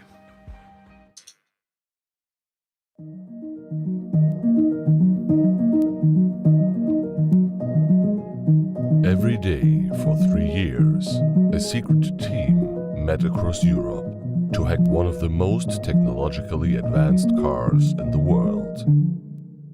Meet the Deloitte cybersecurity team that developed new state-of-the-art automotive software defenses, making the world safer for drivers, passengers, and pedestrians.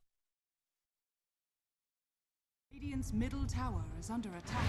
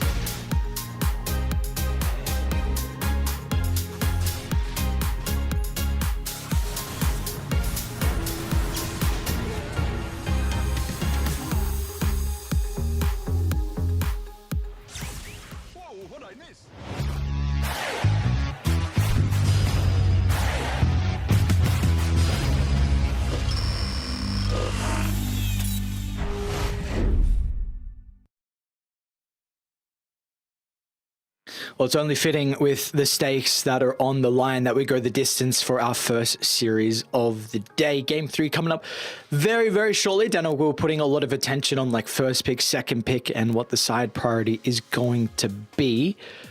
Do you want to give us that information? Who is it with first pick? I actually can't see right now.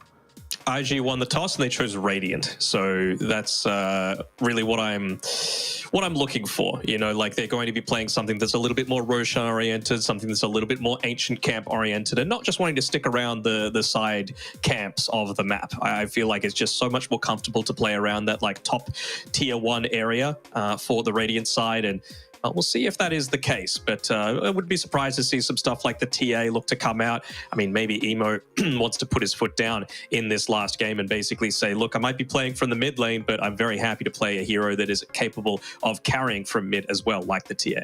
Yeah, we'll see, even if he does continue to play mid or not. That's also another thing. Like, is he going to stick around? Do you put Dust in the mid lane? What is going to be the decision making? Do you shy away from the Venge, which has been the go-to so far in this series? Where's the Pango go? There are a lot of questions that... Will there be a Pango?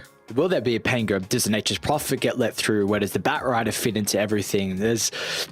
Currently, there's a lot that needs to be addressed, and there's also a lot of other things that kind of need to be banned as well. We're seeing the Primal Beast always banned out because 7E, Invoke is something that needs to be looked at as well. So, we're seeing Naga as well because CTY plays an incredible Naga. So, yeah, it's still going to take a while, but overall, like I know we don't have that much data to go from, but how are we liking the draft setup currently? I like it. Just more variety is always going to be a good thing. I say that though, IG have banned out the same 3 heroes in the first phase every single time in the Gyro, the Naga, and the Nature's Prophet. It is literally just a CTY counter coming through from them there, and from Team Zero, they're making sure to remove the Undying, give Beyond a much easier lane. I think that's really solid because we've seen the real areas where he's been underperforming is when he just doesn't have a good laning phase, and Undying is the easiest one to be able to secure that alongside the techies. Again, gives them some flex. It's something that both PYW and QIQX are very comfortable in playing, and that's when they start to make a little bit more of this flexibility stuff happen. But I'm really not expecting too much to change out of IG, who have the first pick overall, so they've only got the 3 bans to be able to play with. So we'll see if they stick with the 3 cores, or if they're going to maybe just yoink away that Pangali with the first pick of the entire draft. 5 seconds remain. Team ban. No changes though so far with the bans out of IG. Radiant team ban. It looks like it's kind of saying... It's the exact same from Team Zero. Okay. All right, there you go. Radiant team pick. Dire team pick. All right, that's the only change. Venge. Nature's Prophet gets let through and they yoink it. Okay, I like it. Again, it gives you a lot of flex. Battle Primal now? It's fine to me. Sure. Okay. Ice, incredibly solid on the Bat Rider. It's really noticeable to see like a good Bat Rider versus one that's not quite so comfortable with it. And Ice is clearly just got a lot of comfort with this hero. He knows the limits of the hero, knows how deeply he can farm. It opens up the map a lot. So even if IG are going to be banning out these heroes like the Naga Siren and the ones that open up the map by, taking creep waves, forcing a little bit more defensive movements, you could do the same thing, granted just to one lane, but with a support. And like just having to focus that much attention onto a support cutting waves is such a rough situation to be in. Plus a profit counter, always good.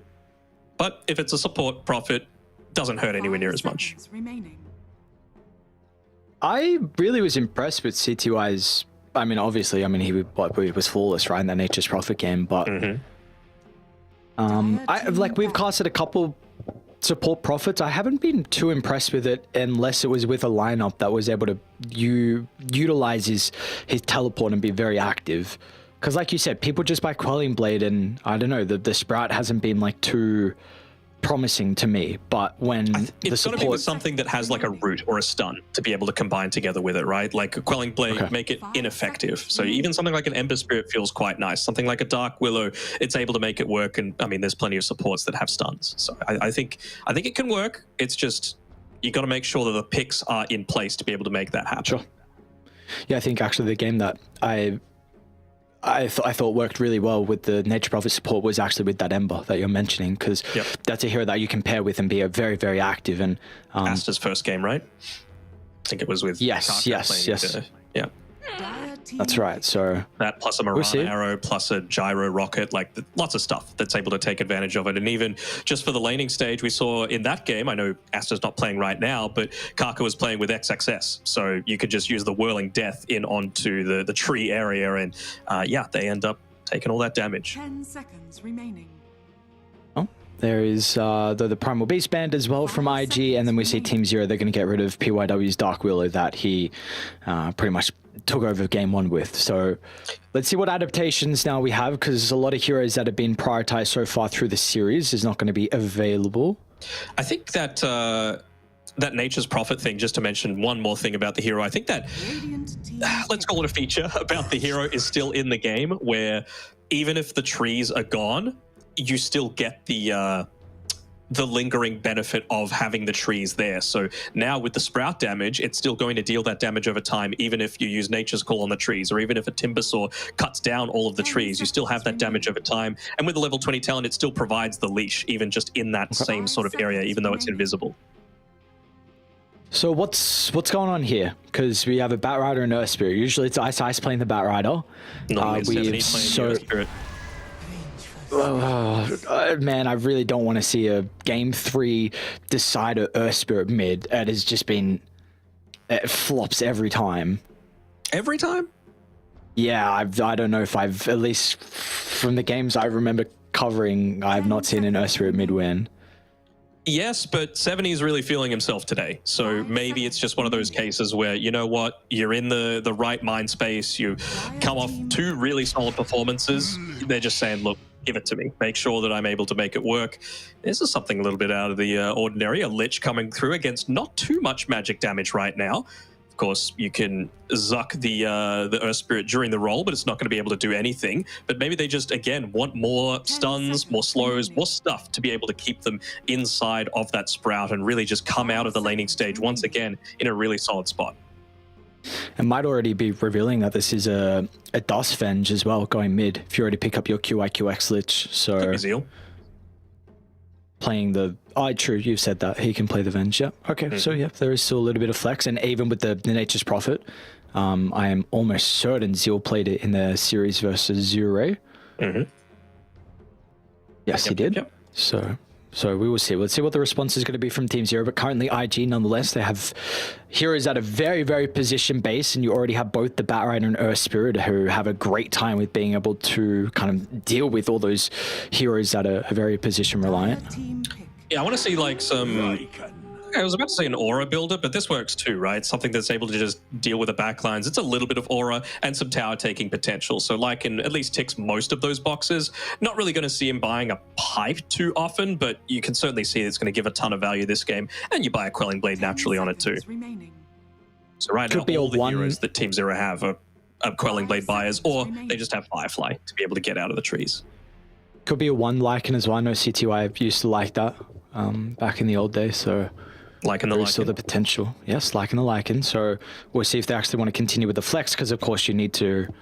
I think you just pick up your position 5 here. So we'll see what the decision is going to be for them and the Warlock.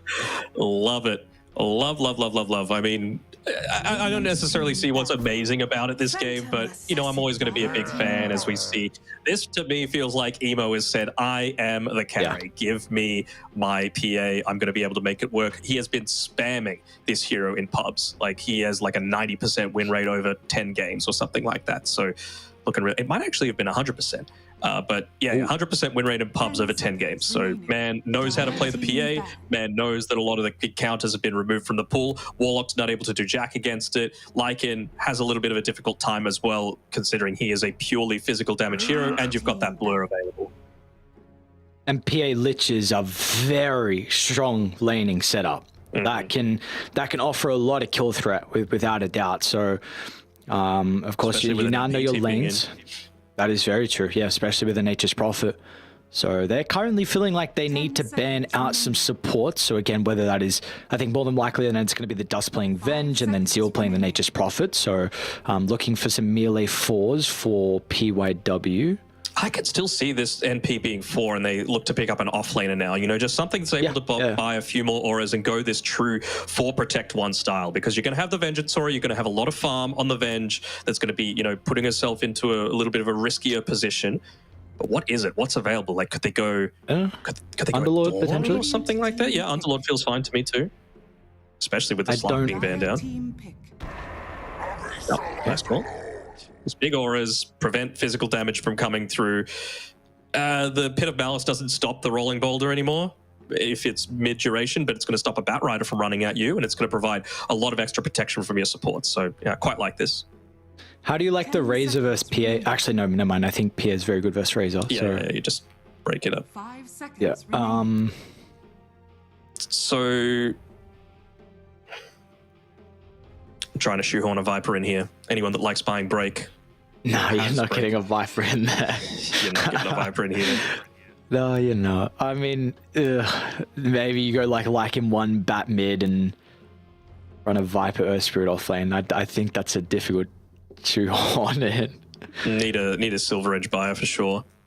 Or a offlane Phoenix?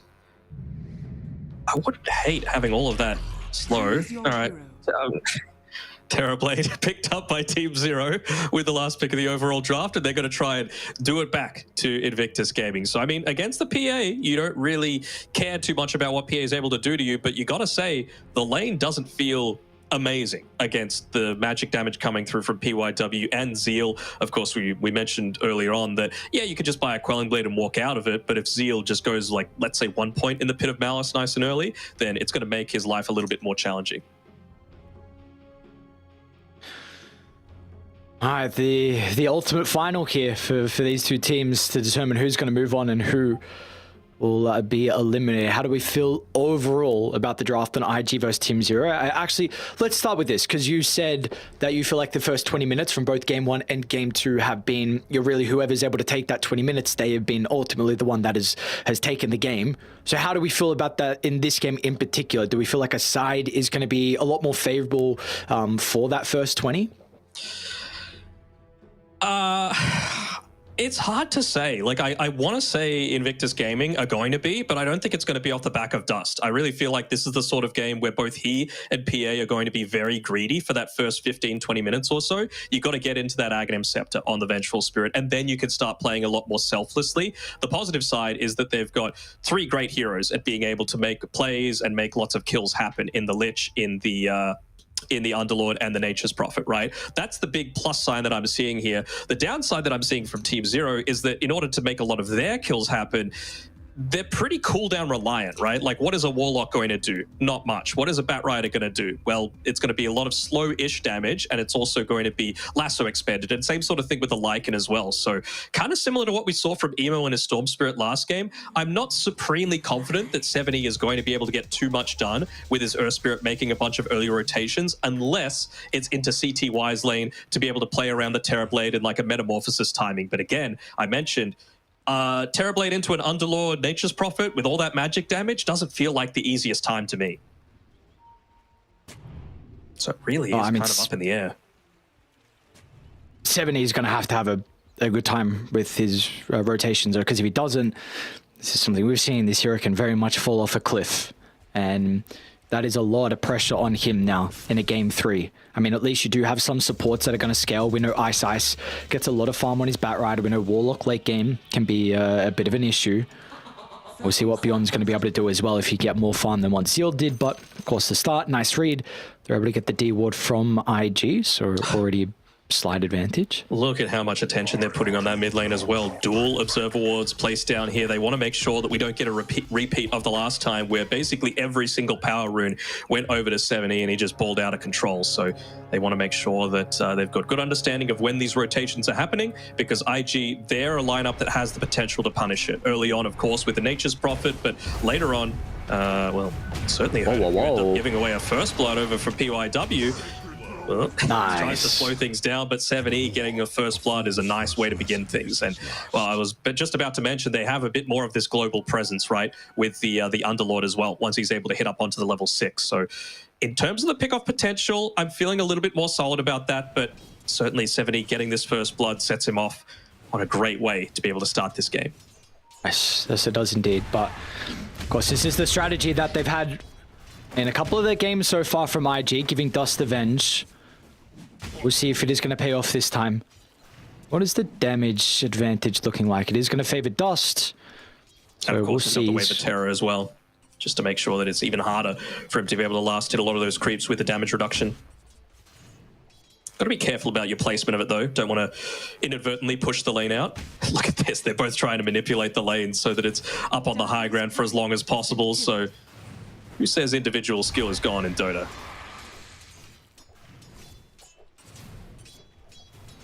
And you said that Emo so far through his pubs has got a ridiculous win rate on his Phantom Assassin. He's going to be paired up with the Lich in this lane. They will put the Warlock down bottom, though. So what do we make of this? We've covered a lot of Team Zero in 2 or 3, and honestly in a lot of their series so far as well in the qualifiers. We are yet to see them actually move ZZQ and Ice into a separate lane. So what do we make of this with the Warlock here in the back right at top?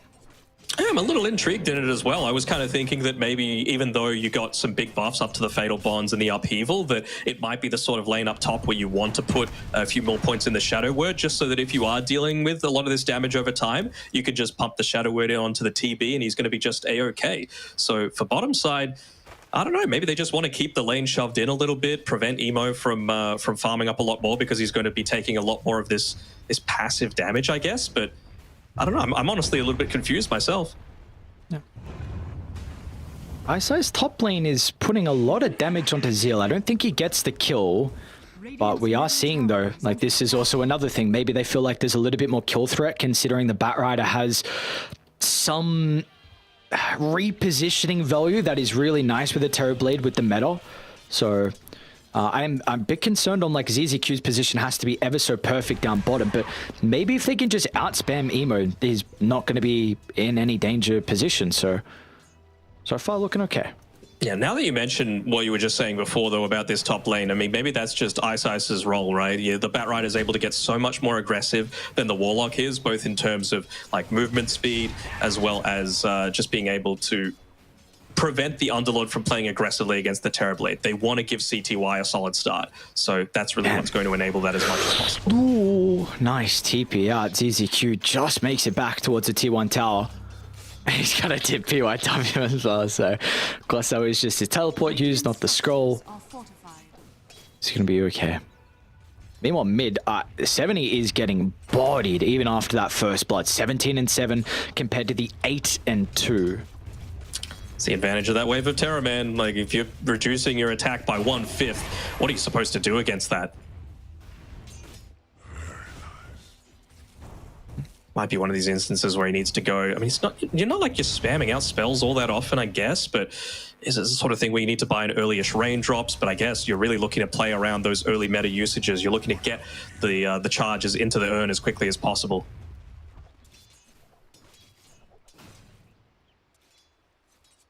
I guess one thing as well with Ice being up top is that there is going to be a limited potential to make stacks, right? Which don't really have the stack take up, but I guess it is really just, I mean, the Batrider can do it himself. As CTY actually wants to play aggressive. It's a long distance flame breaker along with the blood grenade as well. They're going to put all their attention over to Zeal. He's got a healing Lotus to work with as well, and he doesn't even need to activate it too, as now Ice runs onto the tower.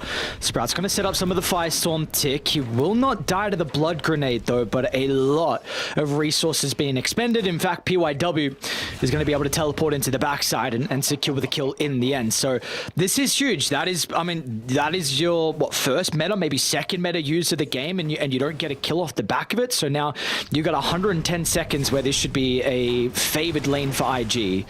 Maybe even a kill onto CTY. Yeah, this is the big thing, right? You just cannot leave the guy alone for this long, and you would have loved to be able to rotate Ice towards the mid lane just to give 70 a bit of an easier time, get him a bottle refill, but look at what Dust is doing in mid. You're forced to try and roll away just to try and get a single last hit here in this. He's just going to keep the pressure up as well. Oh, just lost sight. If that was daytime, he would have been dead. For the dead. Yeah, like, my concerns for our Spirit still showing up right now. I mean, all right, it'll be different if he gets kills off the back of his rotations, but if he does not convert on his like first 2 moves, then you can kind of say goodbye to his game. Look at how much attention they're already putting here, QIQX. Leaving Emo completely on his own, realizing that, you know what, Warlock isn't really going to be able to do that much in this lane. Might look to give the... is somebody going to be okay? Tries to get the kick away. QIQX, nice swat from Dust. Gets in range for the Magic Missile. Meanwhile, Zeal is getting chased down. CTY, with the help of Ice is going to be able to secure a trade across the map. So they recognize the vulnerability of the Underlord without anyone nearby. Response bottom again, so a little bit of luck coming through from Team Zero. Might end up costing Ice his life. They actually have an earner available on PYW, so nice little way to be able to deal a lot of that extra damage over time, as he ends up using the last one, but with the Firefly still with a couple of seconds left, wasn't able to use the Sprout to be able to catch him out. This is a conversion that we're speaking about. 70 needs to get the kills. Emo, does he have someone to Phantom Strike to? He does. QIQX for the TP in. They're still going to hunt, though. They're going to get another TP out of Dust. Of course, they'll see this. Oh, 70's going to go for it. Kick up in a couple of seconds. He won't even need it to get the kill in the end. Tries to turn to slow down Dust. Doesn't have Looks like mana. he's going to be able to escape. Dust just doesn't have mana to be able to use that swap or the magic missile. Ends up losing the Warlock, but you're very happy to take that trade if it results in Emo's game being slowed down. Of course, this is a PA that once you pick up that Battle Fury, you're able to farm like an absolute beast. But look at the body blocks as well from Dust. Nicely done, but it's not enough. And it gets him onto his level 6 He's got 11. well. Oh, yeah, they can turn. Beyond can use the walls to tank. These are the rotations you need out of 7E, and he's doing an incredible job with the roll on the mark. They might even look for Emo. They've got the wave to be able to continue to take another ultimate. Is picked up thanks to all the kills. Is Team Zero. Relentless pressure down to the bottom side. Emo can jump over the top, but Beyond, he still has plenty of duration left on the shapeshift. Let's see if he's going to be able to be on the mark, and he guesses wrong. Emo's out. Nicely done. Be able to see a replay of that one, because what I was focusing in on most was there was like a little bit of, I'm not sure if it was a bottle refill attempt or for whatever reason Emo thought that he could just give a salve that he bought over to Dust, but he ended up putting an unusable salve in Dust's inventory to try and make sure that he survived a little bit longer, and it just really didn't end up working out. Caused them to be out of position for an extra couple of seconds, and well, this time around they should finally be able to secure one of those rooms. Get the host! Someone pick it up! Alright, QIQX at the last second finds it. Swaps And available. they block the roll. Won't even need it. Oh, see the Q. Alright. The sky despises the look of you. Dude, with all this going on, man, I just saw CTY's net worth. So did I. Holy I was just like, you know who's happy crap. about this? Terrorblade, CTY, give him a laning stage. And now, what is kind of the role for Ice now? You've given the Terrorblade a pretty good lane. What is his next couple of minutes? Because we know that this Batrider against scales very well, and is a little bit more of a greedy greedy support. Yeah, I think you could still look to see him play around where Emo's playing on that side of the map. Maybe force Emo to not play quite so closely towards his tier 2 tower, slow down the timing on his Battle Fury even further. I mean, there is some damage coming back the other way, but maybe he just wants to wait until he's got like his level 5 at least, so that Firefly has a 6-second lower cooldown on it. Considering a smoke, it feels. Yep, 70 and Ice going together. Got the magnetized back up, but no earned charges just yet. Spirit Vessel still a little bit away as well for 70. Zill's under the ward. They're going to know exactly where he is. It's a nice pit, but it's not going to matter. The rest of the team want nothing to do with this. Better up in They're going to 5. pop the magnetize, so get the kill nonetheless. Zill will make him work for it. Even gets a Corey for good measure. Meanwhile, though, down at the bottom jungle, Beyond. Some danger. Swap back. Another round of the magic missile. They need the body blocks, and it's pretty good so far, but meanwhile, Beyond's micro, it just uses the wolves and the helm dom to get the kill onto PYW. So in the end, that's 4 heroes, and Beyond I don't know if he Beyond? can run in. Oh, dude, he's playing with fire. It's all a bait. Beyond, he lets the rest of the team come on over. From top to mid, they go. Beyond just dangling his own life, and with Team Zero showing up in full force. Now this tower is going to take a lot of damage as well off the back of the meta. It's going to take all of its damage. They really don't have any way to be able to stop this, with the Underlord TPing back up towards the top side. Hasn't put a point in the Fiend's Gate just yet. Nothing will be able to defend this. And I mean, even just the small things like iG pulling the creep wave over to the right side, farming it up with the Firefly while the TP takes the tower. Team Zero are completely on the same page, and I love to see it. So what do IG need to do now? Because, you know, we said Emo, this Phantom Assassin in his pubs, he's got a ridiculous win rate, but you are going to be playing from behind. You're going to be playing catch up for a very long stage this game. You said it was kind of a 4 protect 1 style of draft. How are they going to be able to make the space now for Emo? I think you still need to play a tiny bit greedy for this next little bit, right? Zeal, he's still 300 gold away from his Vanguard. Once he's picked that up, you're really not that afraid of the Terrorblade and the Lycan unless the meta is popped, right? And if you're able to do that, maybe you put a point in the Fiend's Gate and just use it to bring people up to you to be able to help you out, and then look to try and take a turnaround, because you've just got to make space for Dust and Emo to be able to play. Again, these are two heroes that are going to be incredibly greedy for the first 20 minutes of the game. So the plays need to happen around the rest of them. If you can keep shoving out lanes, that's a great plus, but you got to pour some attention onto yourself if you're Zeal. Maybe we need to see PYW cut as well. Like, there's 1 point sprout. So this build, it's kind of builds changing. It's when you're developing ever since we've been in the qualifiers so far. Mid lane 7E, he doesn't want to give. Oh, really nice kick. Maybe a preemptive one for Dust to try and get some distance with the swap, and they're going to be able to continue with the chase. And now they might even get QIQX. Nice rid of the TP with no stuns being available, but nonetheless, like you said, this greedy vengeful spirit needs some time, and he's currently not getting it. No lasso mana, unfortunately, for iG. Gets a couple of bottle sips at the very end there, so that's not going to be the case moving forward. But, I mean, he's just able to, again, play so aggressively on this Batrider, take away so much of this farm, force these heroes to be farming in vulnerable spots, like the Venge, and they've even been able to spot out Emo here. This instantly going for a bit of a dive. Tower also being pressured, and they don't have a glyph. Meta's up if they want to pop it.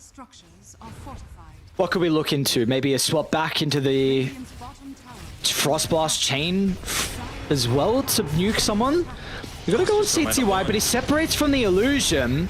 Chain control needs to be perfect. The rock might prevent that. The Sunder, CTY gets it off. And now it's a disaster for IG. The attempt was there. It was a last-ditch one at that, but in the end, it's going to be a 5-man wipe, and this game is getting well out of hand. It is almost unrecoverable at this stage. I think so as well. I mean, they went super greedy. Lanes didn't work out well for them. They gave away that first blood.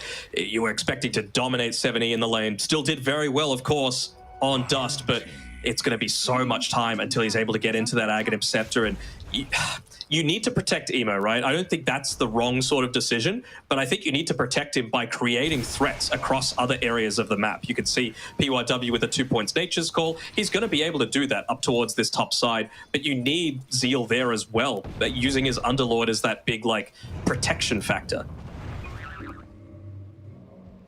How strong can Zeal really be this game, though, with the Vessel and 7E? Like, it feels like he's...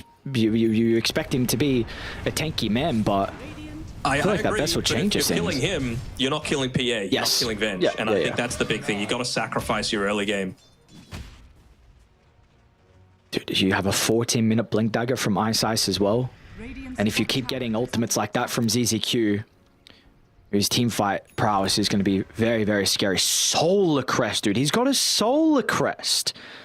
What? That's a great item. Oh, no. They're going to be able to yoink away a lot of this farm as well. Zeal's trying to farm it for now. Oh, they might just get some kills instead. We were speaking about the Spirit Vessel. Look at the damage that 7E's pumping out.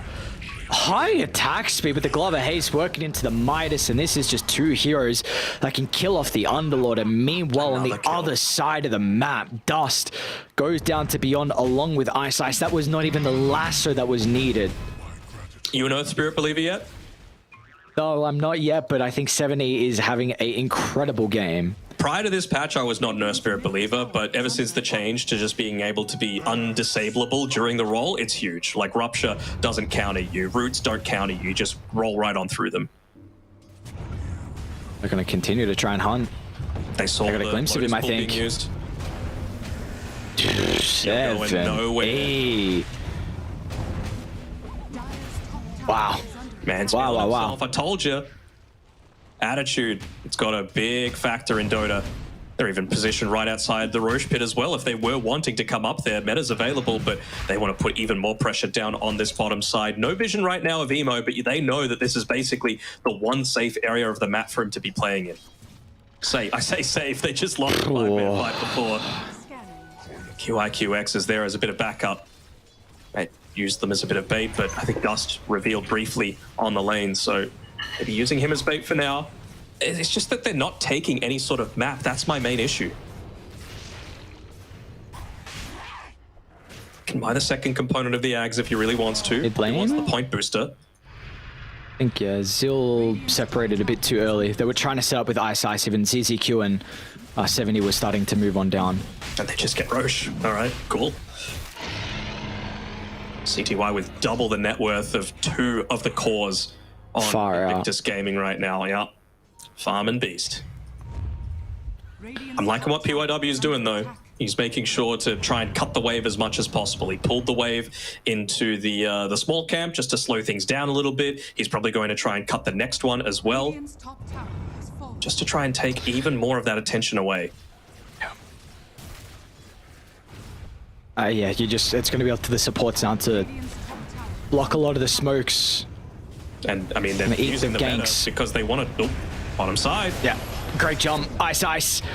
They're going to try and do whatever they can with the Chain Frost, but it's not going to matter. No one even dies. They separate themselves at a perfect timing. Greedy. They've still got for like half duration. They didn't use the glyph for it, so at least they're going to be able to defend this like double wave into the high ground. But this is with the help of the Overlord as well. Jesus, dude, what is this damage? They got another. They got Emo. Oh, they cancelled his TP. Ooh. Wiggle on it. Oh, we're getting close because this PA Terrorblade matchup is also very volatile. You are not going to be able to play too well when you're this far behind. Ice make an attempt on the PYW.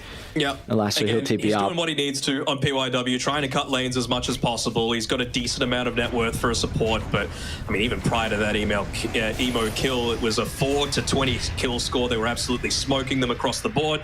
And I mean, they still do retain, actually they don't retain their glyph. They lost their tier 3 tower. So now that this last lane is complete food.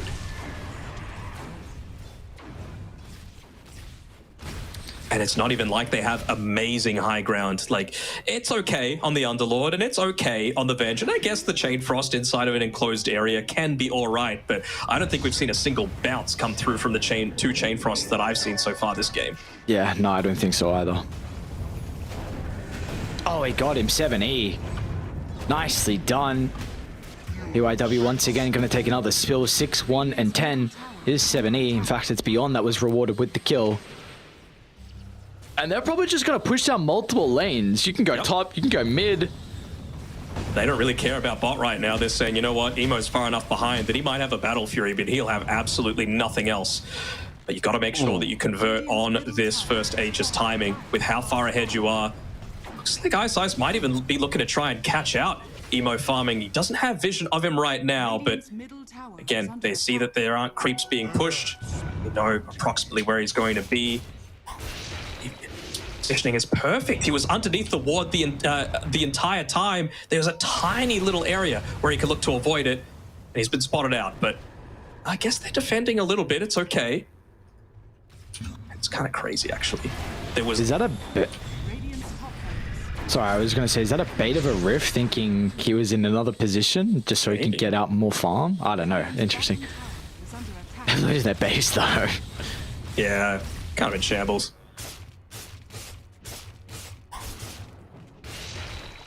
I want to show you that if I look at the replay afterwards, there was like the tiniest sliver of fog of war, and iSize just maneuvered in that perfectly, understanding how much vision the creep wave had, how much vision would be provided on that cliff, and they did not see him a single time. PYW, he's going to be dying another time, trying to take the first tower for Invictus Gaming on the top side, and he just won't be successful.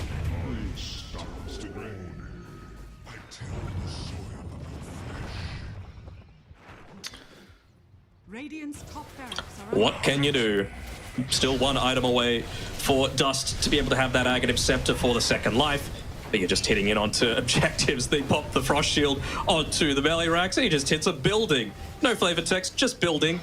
And then just waits for it to expire, letting the Ancient Ice Shaman do the work. This is where the Wave of Terror is still quite effective, you know, heavily reducing the damage coming through from the TB, but it's still a 20k net worth lead this early on, and they're even going to be able to yoink away the Tormentor, take the 21-minute Wisdom Rune. I have to wonder if PYW goes for like a steal over on the dire side of the map just to give them a they saw little bit of Emo. extra net worth. They saw Emo again. Where are you running? Oh no. He was ready to go for the Thunder as well.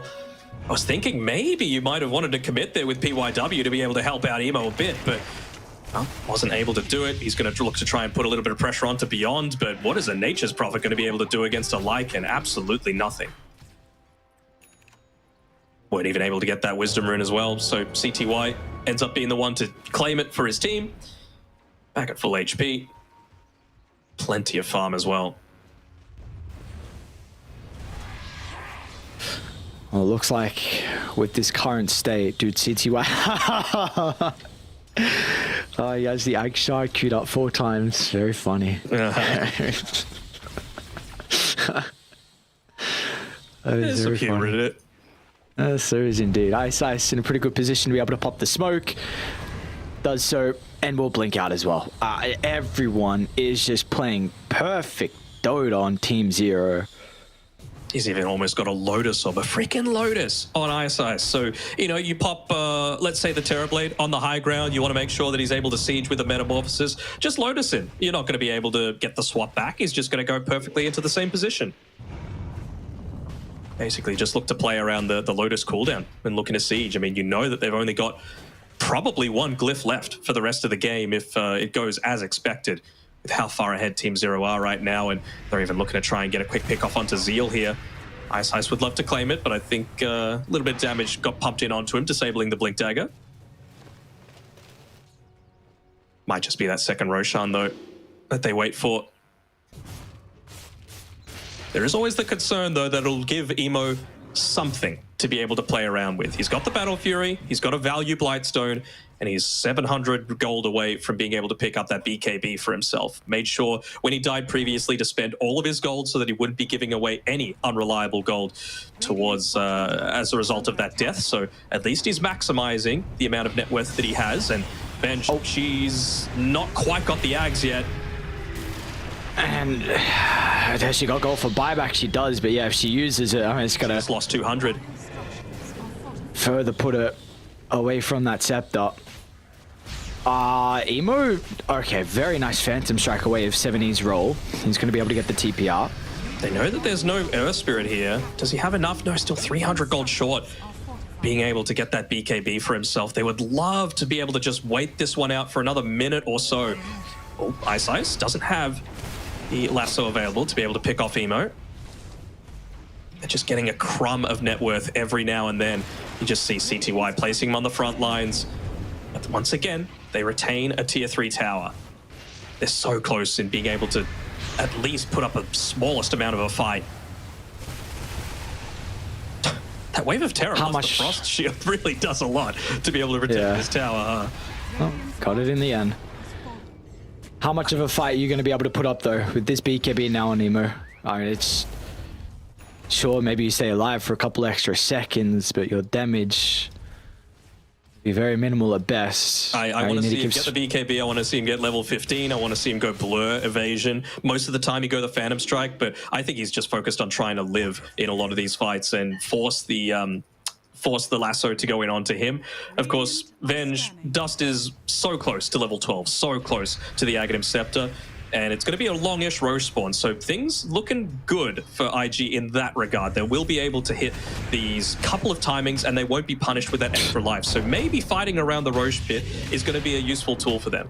You know, having that Chain Frost finally bouncing around, having the Underlord pit providing a lot. And I mean, they've even got a Crimson Guard as well, right? So they do have the ability to stand and fight. They've just never truly had all of their items to enable them to do it.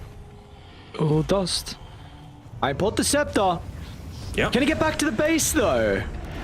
Because 70 is going to TP him with a boot to travel after getting the kill. I don't think his Illusion will either. So, I mean, I guess he's got a... He has no buyback now as a result of this. Fresh Scepter, and the reason you're buying that up is because you finally got the gold for it, so they can feel confident knowing that there's not going to be any sort of swaps back into the base. The downside, of course, is that CTY, no meta for another 20 seconds. So by the time he got there, Venge would be alive anyway. It's about time for the first Aghanim Shard purchase for CTY. We'll still have 4 left after that, but you never know. Rapier is queued up for emo. Feels like that sort of territory, doesn't it? Yeah. Yeah, without a doubt. I mean, The Demon Edge first doesn't reveal everything, though, right? It could still be an MKB up against the Terrorblade. Yeah, up against his no butterfly. Still effective against armor, though, right? Yes, I mean, that is that. Yes, sure, that is a very good You point. tried to be very smart there, didn't you? Shut you down real quick. Yes, she did. Yes, she did indeed. So we'll see. I mean, it's definitely, regardless, if you can get his farming in between CTY. everyone, and unfortunately CTY. You can't take any chances. No, not at all. Not at all. They're also taking... Vision. So is Beyond. So maybe knowing that the Terrorblade's there with no way to connect through, they feel confident to finally go for a fight. And they'll get it. Easy start onto ZZQ. Still is able to drop the rock. It's going to hold Beyond down so the Lycan's not able to really get too much damage out. But look at the rest of the team. 70 shows up from the right. CTY gets in the middle as well. And they are tipping emo. And now they're going to chase down Disillusion. They're not even done just yet because PYW is sort of trying to escape under the cover of the ward. It's a 4-for-1, a valiant exchange at the life of the Warlock, and they're going to call it Invictus Gaming. Will be eliminated from the TI-12 China Regional Qualifiers here. Team 0, there was a crazy Game 1, but Game 2 and Game 3 was all theirs for the taking. And you just see the big smiles on their face. 70 vindicated with this Earth Spirit pick. Aries is a hater, but he doesn't care about what Aries thinks, and for good reason. Like, he really showed up, he performed, his rotations were all to the right sort of areas. He was playing together with the rest of his team. He didn't even have that crazy power rune control that he did previously. They just identified that this was a draft that was so greedy by IG, and they were able to punish it really effectively. Another game, then first 20 minutes. Yes, exactly, from Beyond. Yeah, the bait, you get the other boys in. CTY getting very active early on with his Terrorblade, 10 minutes in, getting used to the meta. This was really, it felt like, you know, maybe the pivotal moment where if you can get the kill, CTY, that rock was exceptional. Gets the Sunder off, and now in the end it was just a 5-man wipe, and this was pretty much the nail in the coffin at 13 minutes and a 7,000 net worth lead. You know, this game is looking very grim when you've got a lineup that is incredibly greedy and needs time, like a PA, like a Venge. Poor Dust died 7 times in that game, and he still did double the damage of anyone else. Sorry, he died 9 times, and he still did double the damage of anyone else on his team. Just goes to show that even though everything was focused in onto Dust, he still did a good amount of work for his team, but it's just not enough. Like, you just didn't have the tools to be able to truly take a 5-on-5 fight. You see there, Emo being pinged out. He's the main target for any sort of roll in onto him. 70 able to claim that one, knowing that he didn't have the BKB available. And this is a damn short highlights package because it was all Team 0 from start to finish. Yes, it was indeed. 70, does he get it? Yeah, I think he does. It takes a lot of nuts to be able to pick up the Earth Spirit in a deciding game like this. Let's call it was a best of one, effectively, right? Third game coming through, chances going up against one of the real mainstays of China in the TI2 winners in Invictus Gaming. But, well, Turns out they've got a TI player still on their team, and they've got a coach as well playing for them. I was tossing up Ice just to give him a little bit of that nostalgia pick, but I'm loving seeing the flexibility of having Earth Spirit available for the mid lane. You can see he did the most damage for the team. He had a huge amount of kill participation, and he got so much value out of those early earned charges, quickly converting it into a vessel and really putting a dent in Zeal's plans to be able to, put a lot more pressure on the map. It is going to be really sad, though, for Invictus Gaming. Like you said, this is a organization that has previously won TI. We go back to TI-10 as well. They had a 4th place finish where it was Spirit, of course, the eventual winners that actually knocked them out. And Emo was on that team, so he's a 4th place finisher as well. But for them, this is the 2nd year in a row that Invictus Gaming will not be playing at the International. Like you said, a mainstay in the China region, without a doubt. And while they're going to be toppled by 2 previous TI winners and some young guns that are coming through from Team Zero. This is a team that is looking to try and get their rematch, though. They were knocked down to the lower bracket from Aster on day 1, which was a very convincing series, 2-0 fashion, but we are seeing them grow and learn a whole lot. They are looking like an incredibly strong team.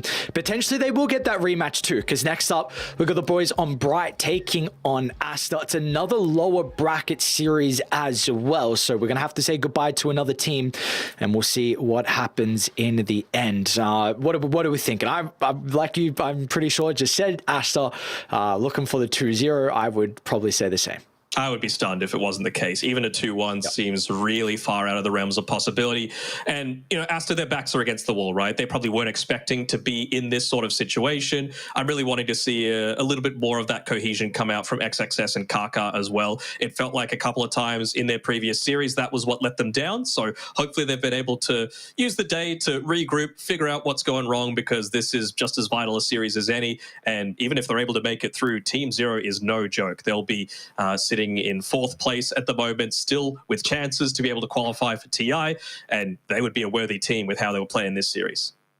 Without a doubt, it would be incredible to see those boys and, again, some of the ex-TI winners make it back, but it's a long run for them, and there's still a lot of other teams that they have to go up against. They want that rematch versus Aster. Potentially it'll be a match versus Bright. They're the underdogs coming into this next series. We'll see what work they're able to put on so far, but of course for us, first series done. When we come back, got Aster versus Bright. Stick around.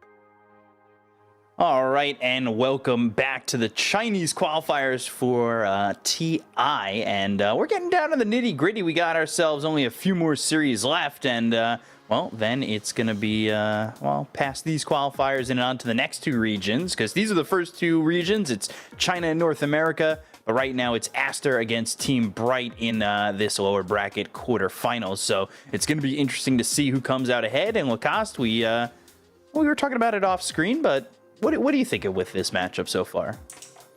I mean, Team Bright, they're definitely on the rise. I feel like this team, you know, they got 8th in Division 1, had their ups and downs, but I feel like they got better. Like, especially through the qualifiers, they managed to take the game off Azure Ray, which is kind of a big deal considering how well Azure Ray are playing right now. They also, like, managed to beat one more team. They beat Holy Grail after that, and yeah, now this is a big test. It's not an easy one by any means, but they'll have to pull off some magic to win against Aster. Yeah, it's going to be interesting to see what we get out of this matchup. Aster getting knocked down to the lower bracket, and sometimes momentum's one of those things that if it gets stopped, you tend to flounder a little bit.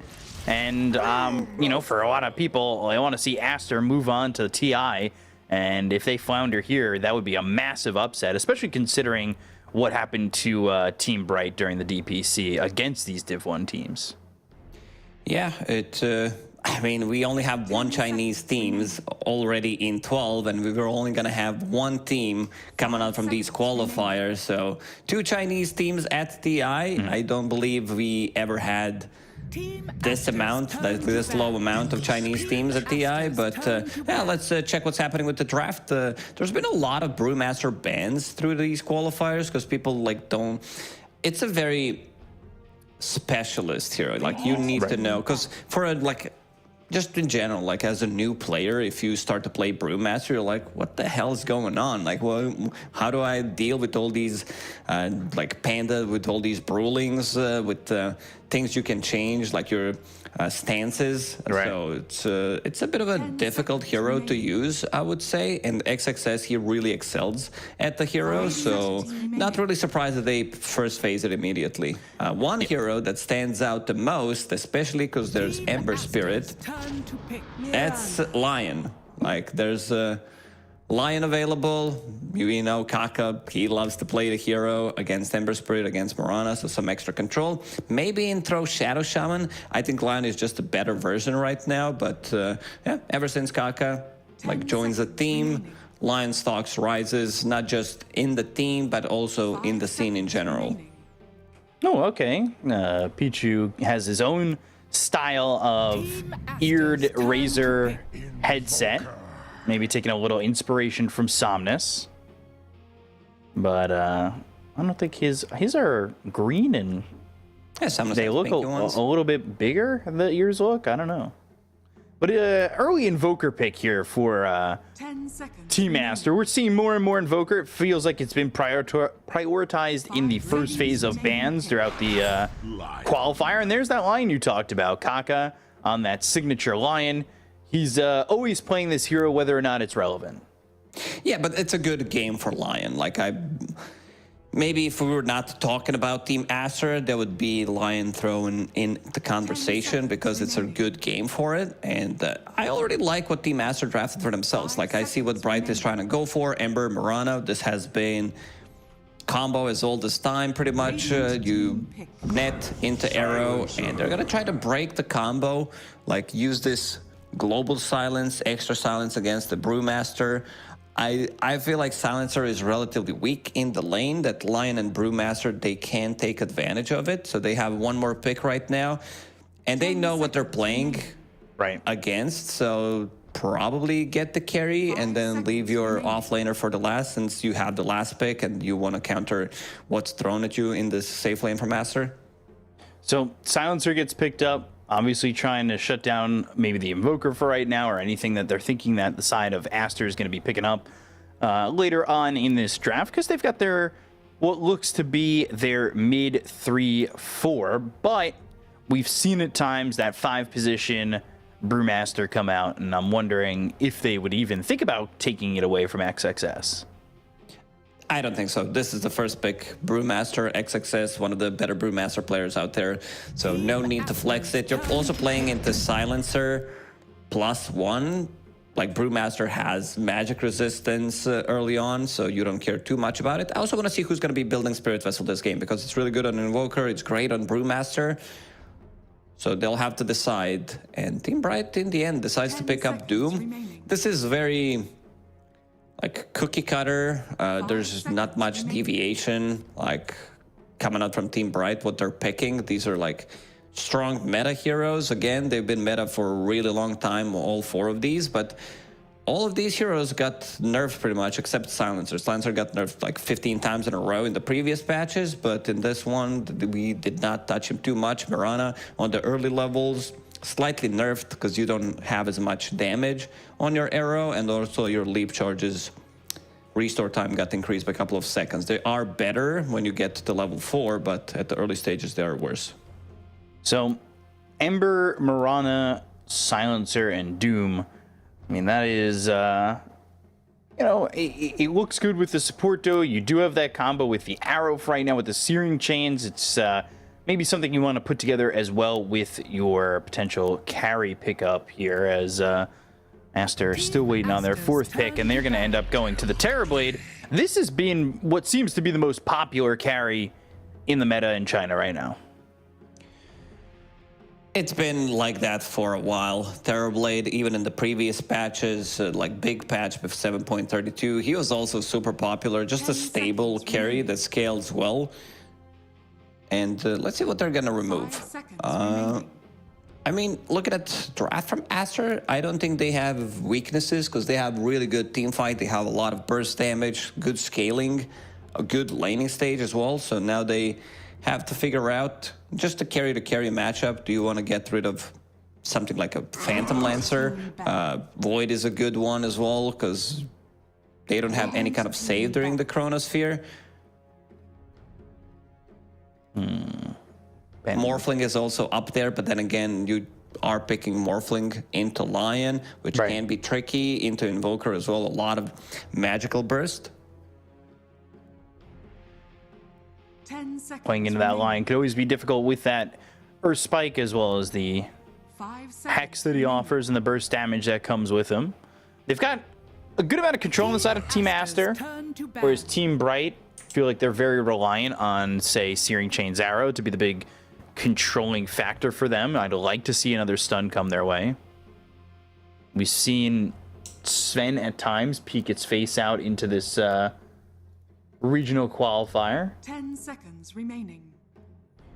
Yeah, it's a possibility, but I feel like you're putting yourself on a timer with the hero like Sven. I think you need to have, especially against Team Aster, which is very experienced team, and also team that doesn't make like many mistakes when it comes down to closing out the games. They're really good at mid-late game team fights. So Team Bright banning out 2 position 5 heroes, like some heroes that can go in and soak up the damage.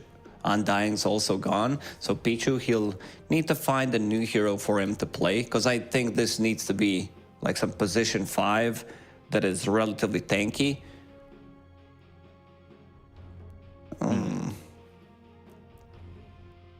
Aster, Team Aster's turn to you know, they've liked that Phoenix in the past. They've liked the Kato in the past. I like Abba. I think Abaddon's is a good pick just to break the combo against Mirana, and sure, you cannot get healed against Doom, but this also works. A little bit more catch. It's not... it's a bit of a different direction than what I proposed, because you have extra team fight. Man, Aster's draft looks sick. Yeah, I like the Disruptor. That's a Pichu classic. So, Team Bright, they need one more. They need a carry to really now deal with this. The stuns, the hexes, the silences, the control offered by Team Aster. Something that can really sustain and kind of, you know, be invulnerable from a lot of the kiting that's going to be coming out from Team Aster. Like, do you want to pick up hero like Drow Ranger? You're front is not as good. You have Doom, so he might need to be building some auras as well, just to tank up a little bit more. And it's going to be Andy in the end, so... Andy's coming. Oof. I don't know if I like it too much here. In terms of control, like, sure, you can counterspell Lion, Glimpse as well, so that's good, but seems like they wanted to have something secured for the late game, which I think it's a good idea. I'm just not sure that Anti-Mage is that guy. Right. Because you're playing into Disruptor, you blink in, one Static Storm, later on Earth Spike, Finger from Lion. There's a decent amount of control for him, and also you picked it into Terrorblade. Like, Terrorblade loves to play into AM with the Reflection, burning his own mana. I'm not sure if they can do much. Also, Brewmaster, not a hero that needs a lot of mana. Even if he has like 0 mana in the lane, he's still gonna put some pressure onto Anti-Mage. So I feel like Team Bright, they try to go for something different. I don't think this is the draft that they wanted to have coming into this series, especially for the first game, because it doesn't look like stable at all. Like, sure, some of these picks are meta, but when I look at their team fight, they're really lacking. There's no AoE whatsoever. Every single hero is single target oriented. So, you know, you're saying the team fight's lacking. What about the laning phase? Because I'm kind of worried for this Anti-Mage. Like, yeah, Silencer is going to have to really protect him, but this feels like it could be pretty aggressive. We've seen Brewmasters really play aggressive in the laning phase, especially early. Yeah, I don't think he's going to do well in the laning stage. Mid lane, it's Samael Invoker against Ember Spirit, so he should have a good time. Mm-hmm. And then you have Terrorblade plus Disruptor into Doom Mirana. I don't consider Doom Mirana particularly like strong off-lane duo. So I feel like Aster could potentially win all 3 lanes here. So we'll have to see if Aster can do so. And see if Team Bright can kind of keep the momentum, keep themselves moving forward overall. Because I don't know if many viewers, or even myself, expected Bright to be this far into the qualifier. And they did a good job so far, but we'll have to see. This might be their last stop, like, especially with draft in game number 1. Aster, 4 heroes in the mid lane, and seems like XXS, he'll just go bottom, try to body block. Yeah, when these two teams met in the DPC in the Tour 3, their series lasted 44 minutes total, with Aster taking that 2-0 in a 26-minute game and then an 18-minute game. So the skill is certainly split there. And Irving already, I mean, the damage on him, it's going to be easy first blood coming through. And it will be Monet. Ooh, actually, I thought Monet wanted it, but he held it for Sumail. Yeah. And Sumail even tips him in the end. He knew exactly what Monet is doing. He was waiting. Maybe if he misses uphill, he would go for that kill, but did a body block, wanted to secure the matchup even more. I feel like Team Aster is just a bunch of bros with Sumail. They really respect him. You can tell the way they played around him, and also stuff like this, because, you know, it's a good matchup for Invoker. He already started with the Bracer. We've seen a lot of Bracers being built on Invoker. He also had like double Bracer queued up, and now he's gonna change things around a bit. Because you lost the Quas region, so you need something. You need some kind of regeneration. Yeah, it's definitely interesting. You want to know what's a fun fact? You know, everybody remembers Sumail being this young superstar. Obviously, he wins TI at such a young age. He's still young. He is still young. But did you know he's older than XXS? And XXS has been around forever. Yeah, so that's insane. Some of these players are like extremely young, because he also started like 16 or 14. 14, yeah. Yeah, he was playing for DK very early on. He was playing for DK in 2015, so that made him, like 15, 16 when he was playing for that team. It's so crazy. He's only 23, and we've been talking about XXS since I started casting, at least so long ago. But they have both used their youth wisely. Me, not so much. You use it to skip school. Yeah, and forget all that French. Oh gosh, 2 minutes into this, and in 9-2 already for Monet. We have seen time and time again Monet kind of just dominate the carry position. He's been a little bit more inconsistent, I would say, at times, because there was definitely a point, not through this year, but maybe last year. Obviously, the 1v1's not exactly there, but there were times where I would have said, hey, I want Monet over Ame with how well he had been playing. Yeah, Monet has been super stable, but I think it comes down also like Aster not doing too hot, because like most of their results have been, I would say, 7th, 8th place so far at every major event that they attended. Riyadh Masters included as well. So they're aiming for that like top 3 with the players that they have. So might come down to that. And there's the first kill on the Andy. And Hiduti already having to deal with this Kaka XXS combination, and they're going to play it aggressively. Arcane Curse with a couple of right clicks and just looking to drain out a little bit of that mana with the level 1 of the mana break. It's certainly interesting to see how XXS builds the chemistry with Kaka, because when you think about it overall, XXS and Bobica, they held the record by, and now by a lot, they still hold the record, and it's probably going to stay till the end of Dota. As a duo that played together for like 1,700 games.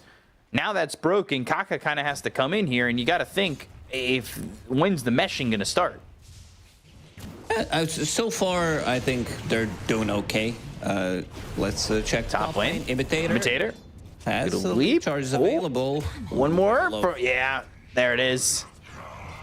The reflection coming in handy.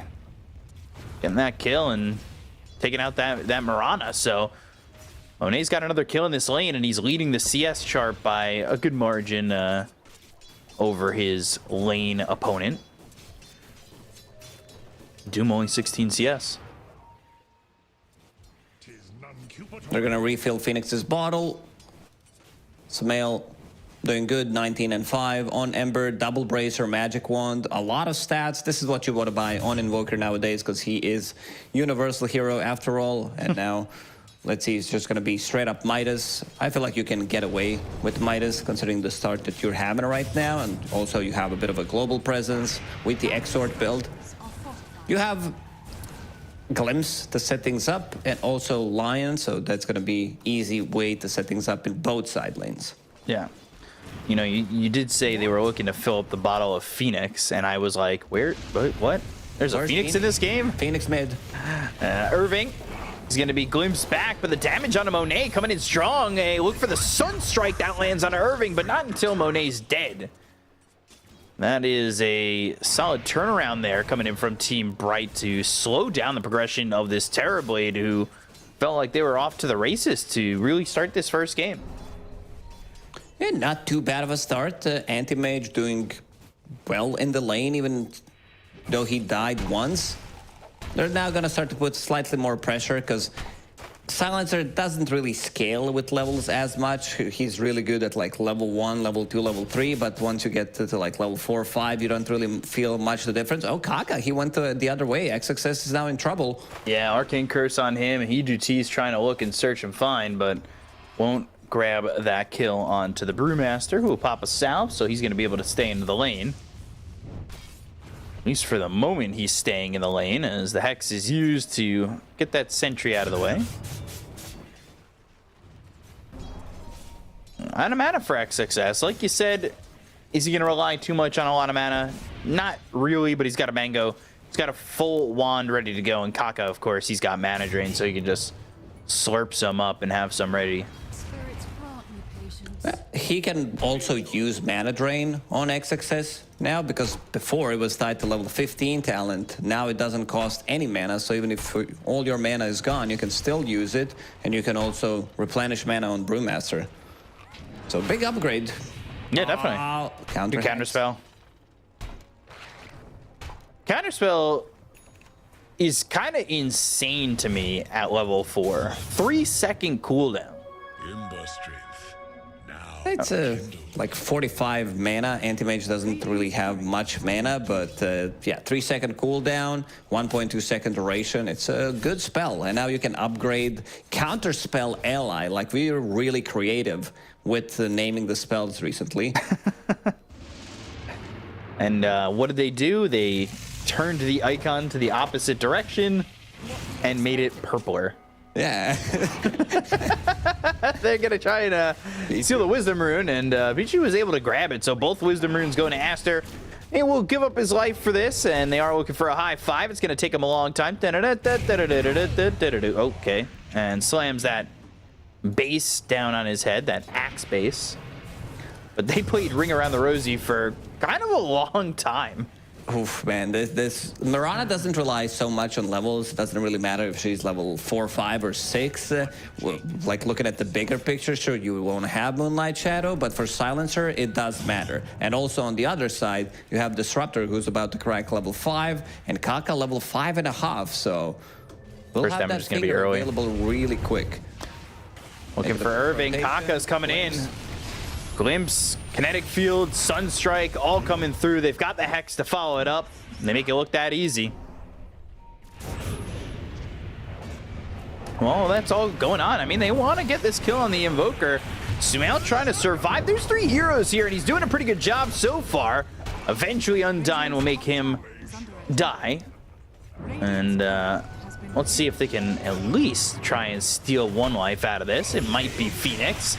Cinderbrew placed onto the ground. Instead, they're going to focus their attention on the Imitator.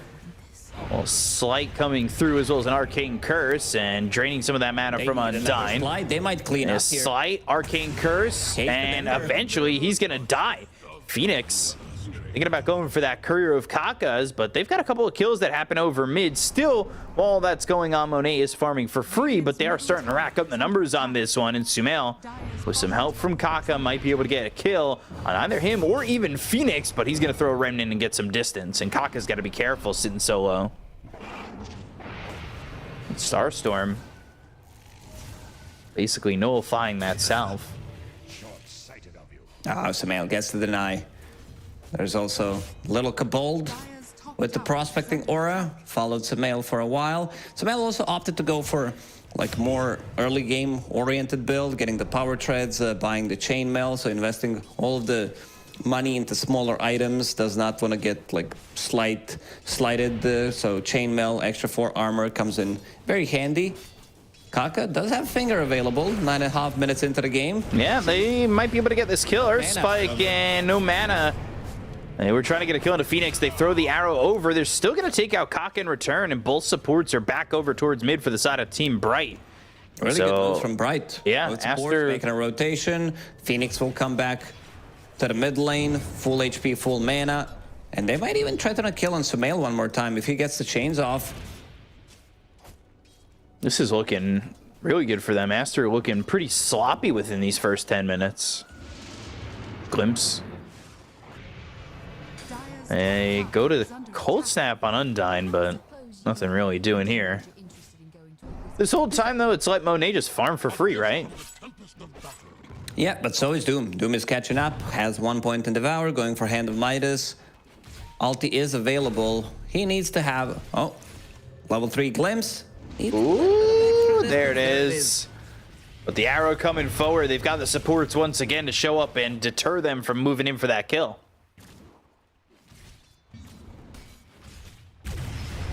Liking the moves that they're making quite a bit. Man, this has to be one of the worst feelings in the game, where you're like level 6 on Lion, 9 minutes into the game, and you can't find an opening. Like, you didn't have mana to use the Finger. Yeah. Oh, the backstab, but he's underneath the ward, so they know something is up. He 2T will immediately TP top. They're going mid again. They just want to continue on this. Arrow's going to hit Kaka. And they've got the Arcane Curse as well as the Starstorm. Look at that damage. Last word comes out and they'll get the kill. Earth Spike, Cold Snap, XXS, making the rotation. Sunstrike, that lands on Undyne. So there should be a trade as that urn ticks him away. Oh man, Kaka straight up not having a good time after relatively good laning stage. Yeah. He was 1-0 Doom? first Doom.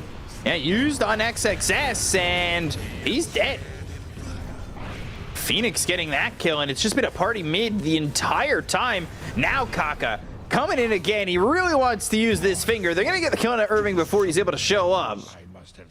Guys, stop. I want to get this finger charge. Stack, Even please. Monet was forced to TP to the mid lane to help out because he feels like they don't have enough damage. Both supports on Aster were really high level, but didn't do anything with it. Like we were talking about Pichu, because he also snatched the enemy XP rune. He's still level 5.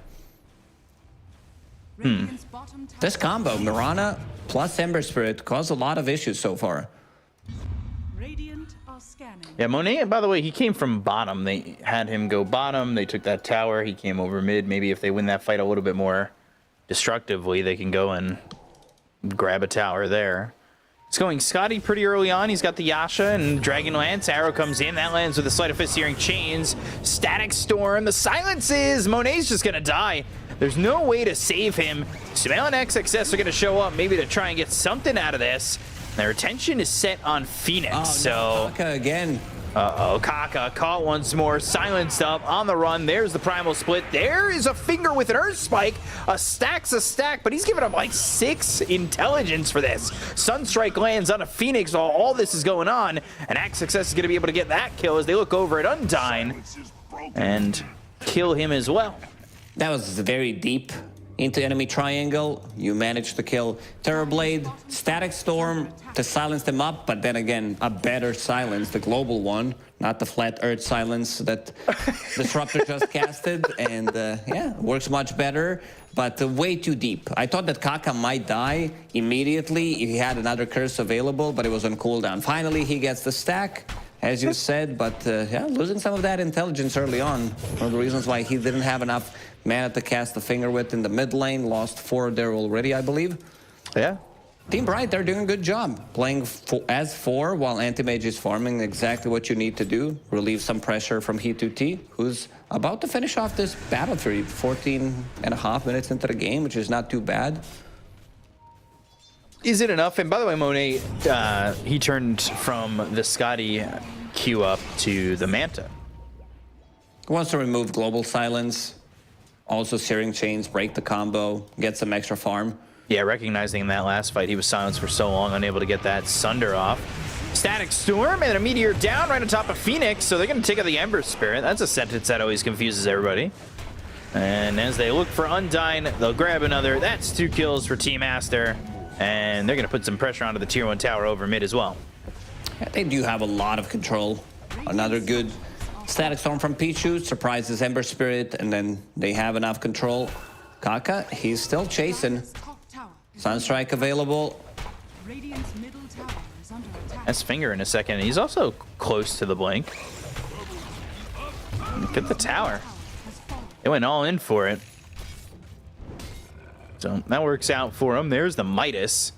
Kind of a late Midas. He went Bracer, Treads, Bracer, Wand, Witchblade, Midas. So wants to like scale into the late game, have that hand of Midas, but also wants to be very active early on, which he definitely is. Having that global presence definitely helps, but looking at these items on Invoker, it kind of feels weird. Not gonna lie. Like double Bracer, it's gonna take time to get used to it. Oh, I thought you were gonna take. It's gonna take time for it to double. I'm like, yeah, 10 more minutes. I always have to wait for the end of the sentence. I never really know sometimes where. Neither do I. I don't know where my brain's gonna take me. It is a journey. It's always great to see where it ends. These heroes are looking over bot with Imitator, Undyne, and Irving in the vicinity. He's leaving Sumail to farm up in the top lane. He's using that Midas, getting as much as he can. Phoenix slights and remnants towards the top rune, and he's away from the fight. But does he get caught? XXS. He's got split if they want to get some control, but nobody else is with him, so there's no reason to really do any of that. The game slowed down a bit. It feels like Team Bright, they don't necessarily need to take these fights. He's caught. But he's a tanky boy. Yeah, it's tough to kill him. Back him up. Sunstrike. Oh, gonna land with that glimpse, but they still don't get the kill with the finger. The smoke's used, and he's able to get out. That's really, really cool. I love a play like that. XXS just moving forward, doesn't know that all these heroes see him. They're just under the shroud of the Moonlight Shadow. Radiant's bottom tower is under attack. You know, everything the light touches may be theirs, but the shadows are covering up the side of Team Bright. Doom used on XXS. Arrow flying in. Kaka can't catch a break. He can catch an arrow, though, and they're going to get this kill onto XXS.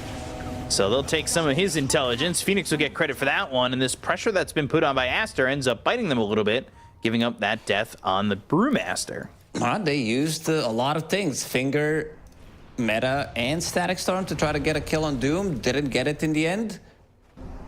And also XXS, he feels like he's super tanky whenever he's brewed up. You have like 70% magic resistance during the Earth stance. Plus, he's building into pipe, but got doomed and got focused down. A couple of right clicks underneath the tower. Or Spike and the kinetic field. They've got the Hex afterwards. That's going to be a kill for Sumo. He's going into the Manta style as well. Mid lane, Phoenix is fighting XXS. He's got a remnant somewhere, hopefully, because he's taking a lot of damage, and if he's not careful, they'll catch him with a level 4 glimpse. Phoenix is really struggling this game. Lowest net worth core. At the moment, only having Maelstrom, Orb of Corrosion. Like, he needs one good team fight, because he also Blink needs in. a BKB. Earth Spike, Meteor, Static Storm out of the tankiest hero. They're still trying to get a kill here onto the Doom, and eventually he does fall. Irving's dead, but Pichu might be traded. Imitator running forward. Ooh, they needed one more right click to get that kill. Imitator now trying to leave, but the ward placed down by the Disruptor allows him to get the vision for the glimpse. They've got the Tornado, and that will hit on an Imitator, and so will that last right click to get a kill again here for the Invoker. It feels XXS like split they ready. needed Phoenix some extra damage, or slightly more control with the searing chains, because both supports on Aster were really low. And if Ember is there, 2 slides, chains, he can easily delete them, and then maybe there's not going to be the glimpse. But yeah, seems like they're very afraid right now, and Aster using this opportunity, because Anti-Mage does not want to take a fight, and you'll see Monet joining some of these earlier fights. So now they take a tier 2 tower, and they can take the enemy outpost, and you can see them already drawing on a minimap. Go into the enemy triangle and take it. This outpost change makes game much more like difficult, I would say, now that it's being in a triangle, because you can always, like, this is where the carry farms. You can easily TP to. Let's say they TP to tier 2 tower. You can easily counter TP with the outpost. Sure, it is a longer TP, but yeah, makes Dota feel different with the changes. I'm always a big fan of things feeling a little bit different. Like when the big changes come out. I was still hoping for my idea of a bridge that went across the river to happen, but do you have to pay the toll to get yeah, across to the bridge troll? Yeah, you do. Toll troll? Yeah. Otherwise, you end up well, taking some damage as you walk across it. But it was a cool idea in my mind. You know, it gives you a high ground advantage for heroes in the river. Maybe, I don't know. You should start writing them down, and then we can ship them to Ice Rock in Seattle. We're not into that territory yet, but, you know, choose like the best 3 of the year, or like the 3 best of the DPC, like 2 best of the TI qualifiers, and Team Aster will go into Roche Pit. Seems like there's not gonna be any kind of contest from Team Bright. They do have more than enough damage. This is Terrorblade with the Alacrity we're talking about. And look at positioning from Pichu, ready to counter-initiate with Static Storm if necessary. Yeah, nobody's coming this way. Dire's structures are fortified. Tilt. Free Roche. Oh, and he's got the Alacrity, and he's got that Manta. He's actually also not terribly far from the Scotty info. His farming has been quite nice, but we haven't really talked about Hiduti. He's got Battle Fury Manta. He's sitting 3rd in the net worth. He'll take over this Invoker spawn in a moment. Yeah, we can talk about Anti-Mage. 0-1-1. Died once in the laning stage, but Battle Fury continues to farm up. Now we can talk about the next hero, because he seems like not going to be joining anytime soon. Might need another item before he joins a team fight. Okay, fair enough. Look at Imitator. He dies here to Kaka. Got himself that second finger of death stack. Well, they took the Tormentor in the top area of the map. Actually, Undyne had to walk away a little bit. That was really hurting him. He's standing there with his party hat on and getting whipped up by the Tormentor. But at the end of the day, it's Imitator who gets that shard, even though he's dead. Not the best, not the worst shard. It gives you that damage, very weird to just like leap into someone. It's more about having ability to use leap during Moonlight Shadow and not getting revealed, and that one extra charge. Kaka again, he's searching, he's chasing Team Bright.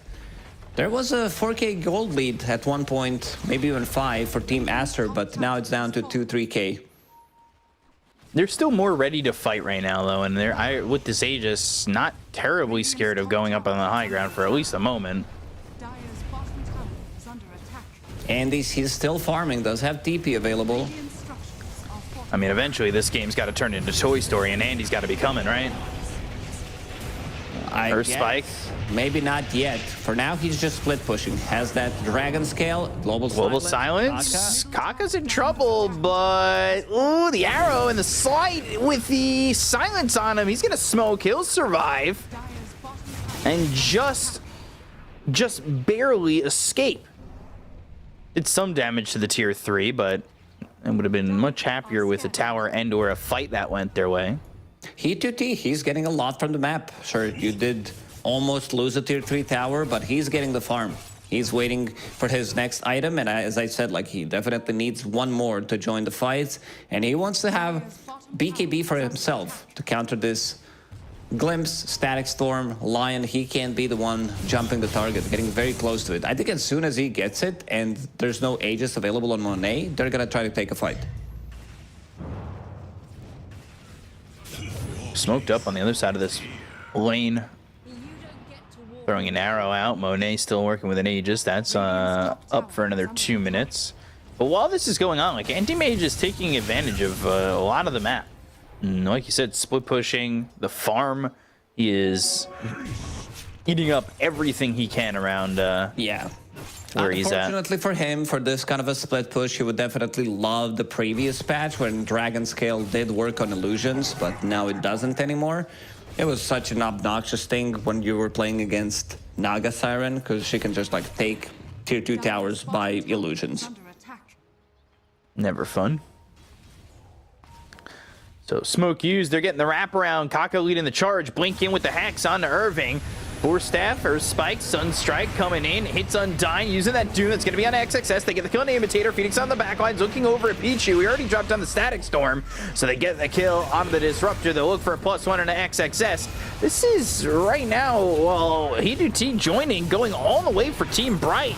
Monet trying to stand his ground and fight this one, but he's in trouble. Yeah, he's got an Aegis to work with, but does he have the help to work They don't want to with? kill him. They might try to time it if they can chase him long enough. 50 seconds a long chase. Relatively long time, but you can see what they try to do. Burn his mana so he cannot Sunder and then leave him there. Pichu forced to use the buyback, and now we're having a game because there's no network advantage anymore. For Team Aster, Anti-Mage just got a BKB. This was the double BKB timing, and as soon as they got it, they try to take the fight to make it triple, because Doom also had one. Wow. And this is... I think Team Bright's in a perfect spot at the moment. I feel like they can outscale them coming into the late game.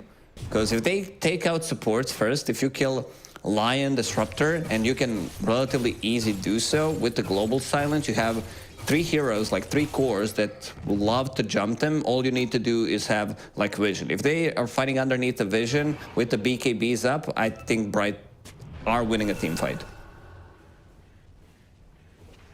So 26 minutes into the game, and Anti-Mage now leads the net worth. They see him under this ward. They've got the vision. They know where these heroes are at, and Aster have been playing this side of the map quite a bit, but it is really just allowing Anti-Mage to get everything he wants and more. And you saw what he was able to do when he came into the fight. So can they beat this triple BKB timing? XXS committing into an Ags. You've got, you know, not everything you'd want on Monet just yet. He wants a BKB. And I think he's going to be feeling quite nice to farm. We'll have to see, right? We slip into shadow. Monet's pretty big, like he hits hard. It's just, can he lock onto the target? Anti-Mage also, like, I feel like he 2T can easily split push, even if they try to go on him with like Lion, Static Storm. They can break the combo, buy a little bit of time with Global Silence, so there's not going to be like Finger or some like follow-up Hex from Lion. They're up in the triangle still. This ward just sees Kaka. They know exactly where he's at. They see Monet instead. That's the one they really want to get. And it's going to be Monet in so much trouble. Mana voided out of this one, and Kaka's going to drop behind him. And XXS, even his pandas are just in so much of a problem point. As Kaka, he's not there to help. Neither is Monet. They go after Sumail. They're going to find themselves the Invoker. Even with the Lincolns, they'll take him out. And this game has fallen well in favor of Team Bright. I feel like if Bright wins one more fight, Roshan's going to be on the menu for them. E2T, he's chasing. Because, like, XXS, like, his items are, like, he invested into Shard, bought the Pipe, bought the Spirit Vessel. These are all, like, standard Brewmaster items. But if you compare it to Doom, who's going to, like, really scale into the mid and late game, oh, Pichu. First spike. And the Hex. With the Finger, can he get the kill? That's not how that works. However, Glimpse pulling him back. And they get the kill on Imitator. It's just the gates from Disruptor were not fully closed. Yeah, it's like when a cat accidentally runs into a window or something like that. Just leaped and then, nope. Still right there. When it comes down to it, what's it gonna look like when it's just at TB against the Anti-Mage? You can't control him. I think they understand like how they need to play out the fights, because he was underneath the vision. Terrorblade, like, they caught a glimpse of him with this Observer Ward in the triangle, so they managed to get the first jump. I don't think they're gonna be jumping Terrorblade in the next like fight unless they find an opening with the Doom. Taking out these two supports, and then you don't have control. Like Brewlings, Anti-Mage, Ember, they don't care too much about it. Especially Anti-Mage, he can easily kill them, even during like the BKB. And he just finished off Scotty, so that's a big timing. Makes him super tanky, got that level 20 talent, blink cast range. It's been nerfed by 50, I believe, if I'm not mistaken, in the previous patch. But yeah, still very good overall. Makes you much more maneuverable in the team fights, and they want to take a fight right now. As they should. They are 2K net worth ahead, but it feels like this game's all lining up for them at the moment. Aster are going to have to be the ones who are coming back against Team Bright. Oh boy, they're setting up. There's the Doom, but the BKB was popped there by Monet. Tornado comes out. BKB from Phoenix. They'll leap forward. They've got the dust. They'll look over at these Panda Bears as he'll go back to form, but he's chased up.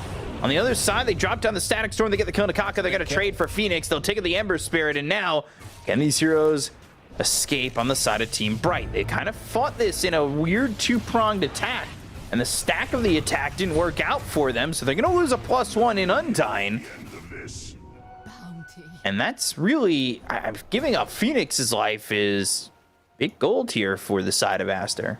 It is big. Also, like, changes to Doom because it doesn't mute items anymore. Like, you see Terrorblade popping a BKB after and using a TP. It's like, what the hell's going on? Like, everything you know about Dota, you have to rethink nowadays, because Doom, like, because Doom has been like that forever, pretty much. Like, you couldn't use your items, and now you're like, oh, I can blink out if I didn't take any damage, and it feels very awkward. So now they're going to go into the Roche pit. This is the second Roche without Global Silence, without Doom. It doesn't seem like Bright is going to take this fight. So getting a freebie here. Nor should they. When I was talking about blinking from the Doom, like TA with the refraction on, for example, can blink out. You cannot, but unless you have some kind of damage barrier. So there's that Aegis going to Monet.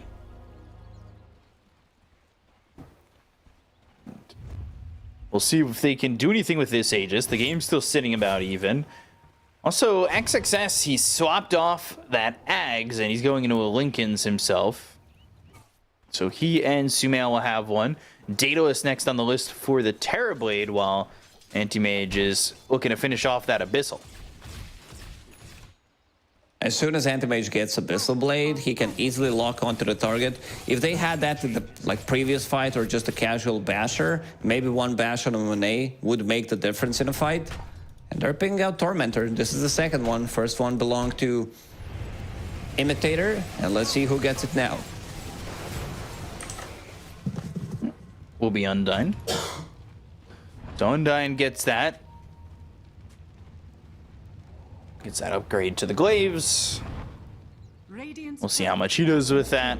He's got himself 14 permanent intelligence stolen, so it's not like it's not a lot, but it's not nothing, that's for sure. There's that Daedalus finished. E2T, he's getting a lot of experience. He's almost level 23, while Monet's only sitting here at level 18. He's also going for a Lincoln's after picking up this Daedalus. So all three cores looking to get a Lincoln's, making sure they can keep themselves alive through the Doom. Doom, Mana Void, Abyssal Blade, these are the big ones. A gift from the tempest of battle. It's going to be tough still, even with the Lincolns. We'll have to see if they can survive having that spell block, if and when they do get to it. Arrow flies through, and just having these illusions push this top tier 3 in. Got a lot of that damage earlier on, but haven't gotten much damage in a while for it, so... So we're looking over at mid where they go to the Metamorphosis. They've got the smoke behind it. Aster looking to make a move. Phoenix up ahead. But again, they've got that Lincoln's. They're going to place it onto Monet. Try to keep him alive as he's going to frontline with this Metamorphosis, having this Aegis. So there's the Moonlight Shadow used, and eventually there should be a jump. Using this meta, he's not going to have it if he ends up dying. There's the Global Silence, but they look for the right-click damage coming in on the Imitator. He2T's going in, but the Tornado lands onto the Anti-Mage. So right-clicks on Kaka. He's got a bash. He'll get a kill. He'll take out the Lion. They've got the Aegis out of the hands of Monet. There's the Doom, but the BKB. Oh, the bash while he's trying to TP out. Now he's in trouble. Monet's going to die here. They've taken out a second who doesn't have buyback. Side of Searing Chains coming through onto this Disruptor. And the Mana Void confirms the triple kill here for He2T. And that goes the way of Team Bright once again as they try to lead the charge with this terribly, but it doesn't work out once again. Oh, Sumail got arrowed, so he did not use a single spell pretty much in that fight. And also Lion got jumped. You can see the damage dealt 0 by Lion. Didn't do anything. They need these arrows, like Searing Chains into arrow. Now Anti-Mage with the full Abyssal Blade coming up to him. So that's going to be even an easier way for them to lock onto a target and just instantly delete it. Aster, I feel like they're done. I feel like there's really hard fights ahead of them because they don't have like the clear entrance to the fight. There's some good mana burn coming out from EMP, from Emperor. It's got that EMP upgrade with the shard too, so makes it hard to kind of avoid losing that mana. But they're the first ones to break the high ground on the side of Team Bright. Now this is where the biggest test comes out, right? We've talked about it so many times, these tier 2 teams that they end up getting these leads, they start looking to go up out of the high ground, and they don't know how to finish games. So Team Bright now, they've got to prove me wrong. Like relatively easy because you have one of the better late game carries in the game who's about to crack level 25. He needs one more creep wave and that's it. So you can take that Mana Void cooldown. And he's fully jacked. I mean, he can still buy Aghanim Scepter, you know, but already is 6 slotted. Get the Shard, which is a new Shard, Counterspell Ally. Very original. Use it on someone, and it also creates the illusion of Anti-Mage. It also works on your own Counterspell, so that's pretty neat. A Shard maybe he'll want if he gets it for free. Hurricane Pike picked up for the Terrorblade. Monet, again, choosing to skip that Lincoln's, and he's going to continue to choose to skip it even longer as he wants to go into the Butterfly.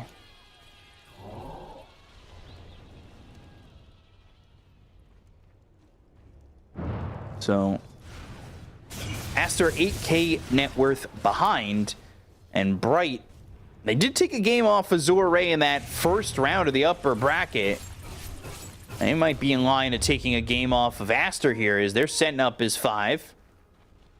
They're ready to go. That secondhand smoke hitting Phoenix. P2T, he did not die for like good 35 minutes. There was one death in the laning stage. After that, pretty much a perfect game from him. Yep. Let's see who they can find. Radiant's bottom tower. Doesn't seem like they're going to be able to find anyone. And now Aster playing a bit of a split push game, sending out these TB illusions, Fort Spirits, forcing someone to get out. It's going to be Phoenix, who used Remnant to come back. And they're also using the scan, both teams, trying to figure out where enemies are. E2T, he's in. Can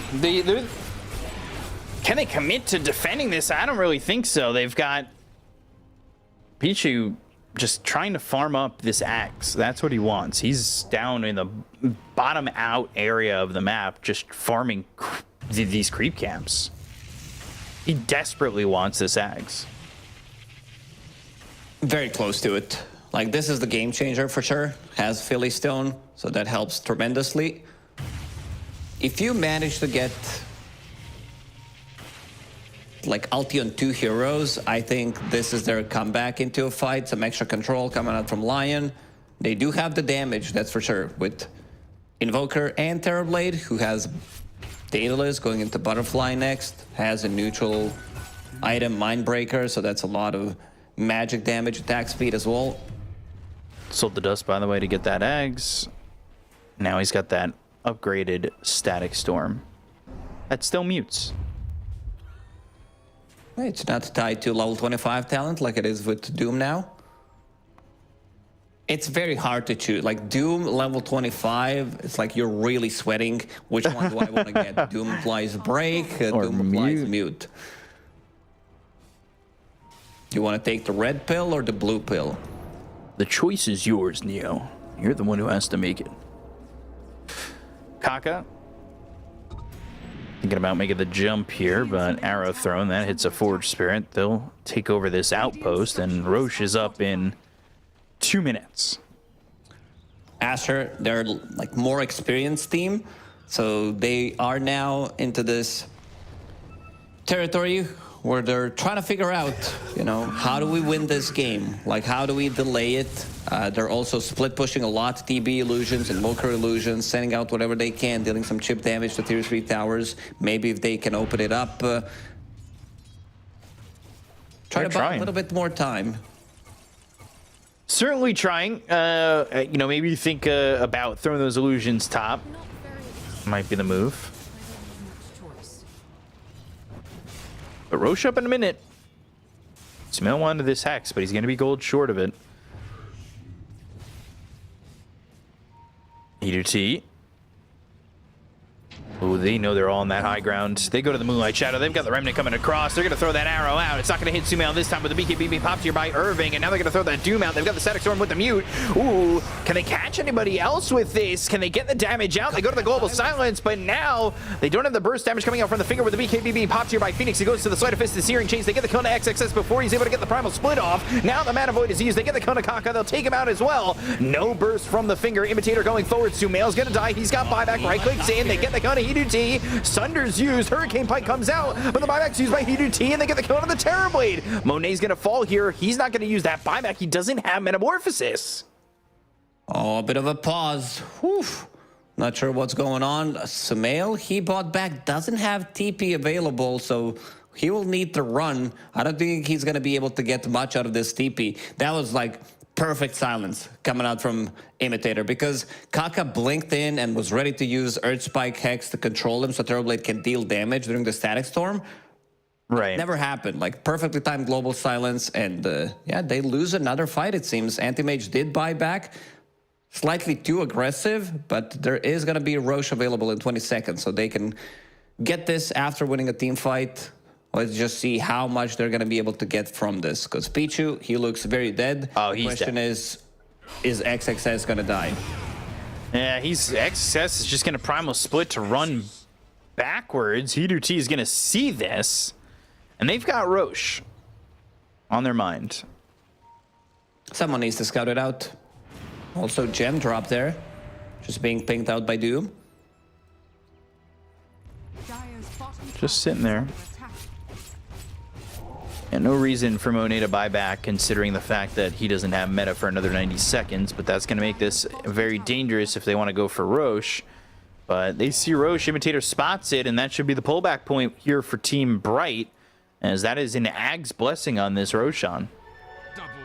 That's massive. The question is, who gets it? Do you want to give it to Doom, or you want to give it to Anti-Mage? I feel like Anti-Mage takes it because it's just too good having these like 3 charges and Blink Fragment, and then maybe pick up the shard as well from the new Tormentor that is going to be available pretty soon.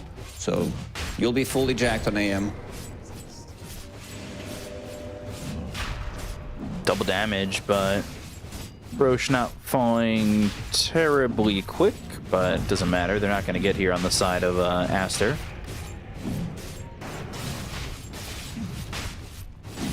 So not only this Ag's Blessing, but this Aegis too, which you got the buyback out of Hidu, but it's not going to matter. It's being pinged out. Hidu is like, someone pick it up, please.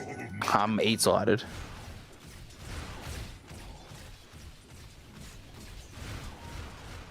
And now he's got this Undyne blink also- fragment.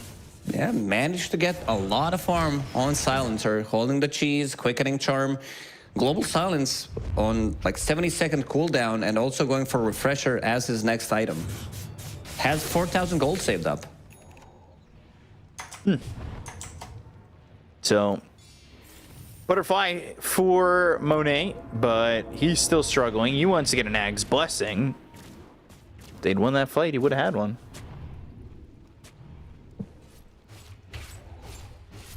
Can they hold the high ground? We've seen, again, you know, Div 2 teams struggle to find the finish, but Bright looks like they've got the lineup set and know what they want to do, at least for now.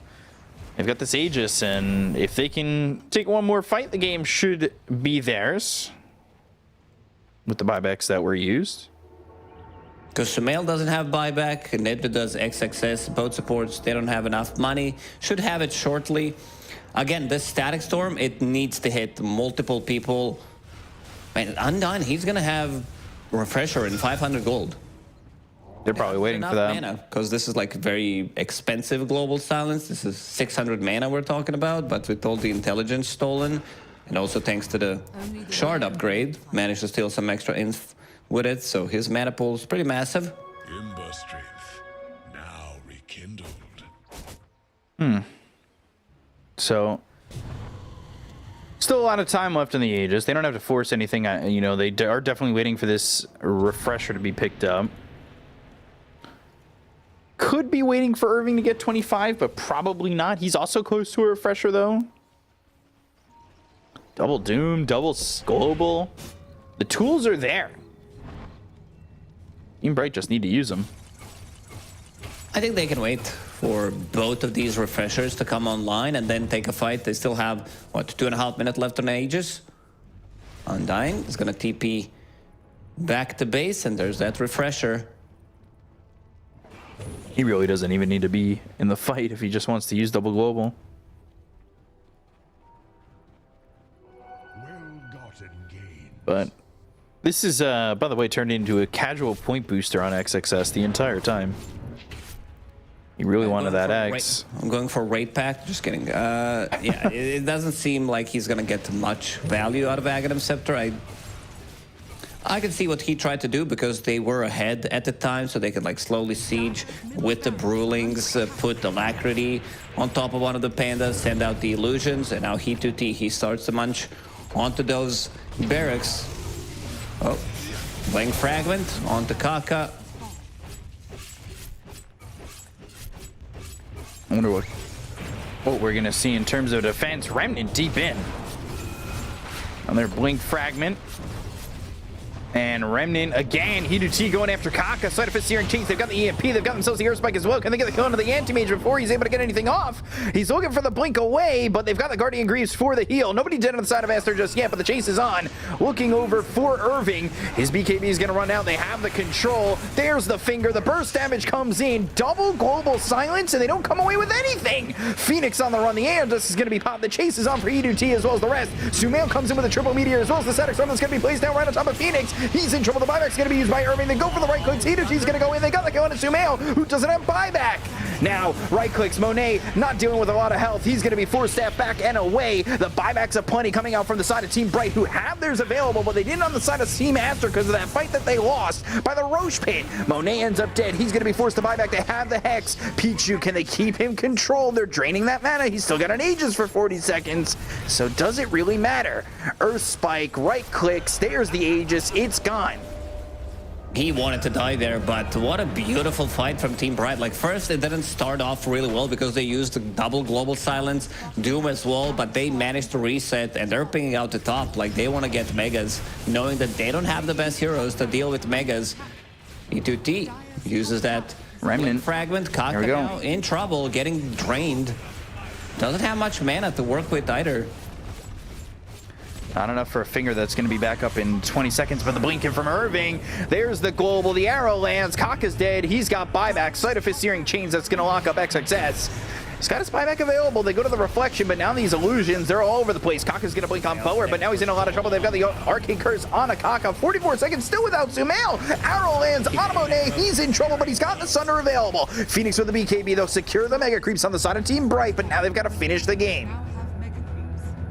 I don't know if they want to go in immediately or maybe try to look for another fight. Let's see if they can find an opening. Oh, Static Storm. Static on Imitator, though. Yeah. Not the longest cooldown, but it is an opening. Sumail back up in 20. This is a very important game. This is the, like, best of 3 first game of TI qualifiers, lower bracket, so I would not be surprised if they wait for another Roche. Push it out, push out all the lanes. Roche could be up in 2 minutes. Anti-Mage sitting on 5,000 gold. Doom has Refresher now available. Double Global Silence up in 10 seconds. The thing that's going to happen, though, except for Monet, the buyback is available for XXS. It's going to come back for Sumail. And maybe that advantage is what gives Aster a chance. It's a lot of copium, B-Cop. I'm just thinking because I haven't seen like Monet managing to square up, like deal the damage. He's also getting focused. Every single time, Irving is on top of him with the Doom, and now Doom hits level 25. Doom applies mute. Finally, we're back at the old Doom. We've made it all the way. Double old Doom.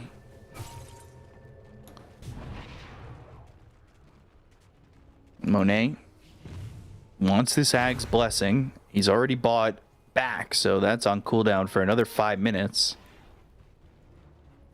He's 200 gold short of having the Ag's Blessing. He needs any gold he can get right now. And they should give it to him, because he should buy it out immediately. They want to have a chance to fear them out, maybe get a fight going their way. MKB next on the agenda.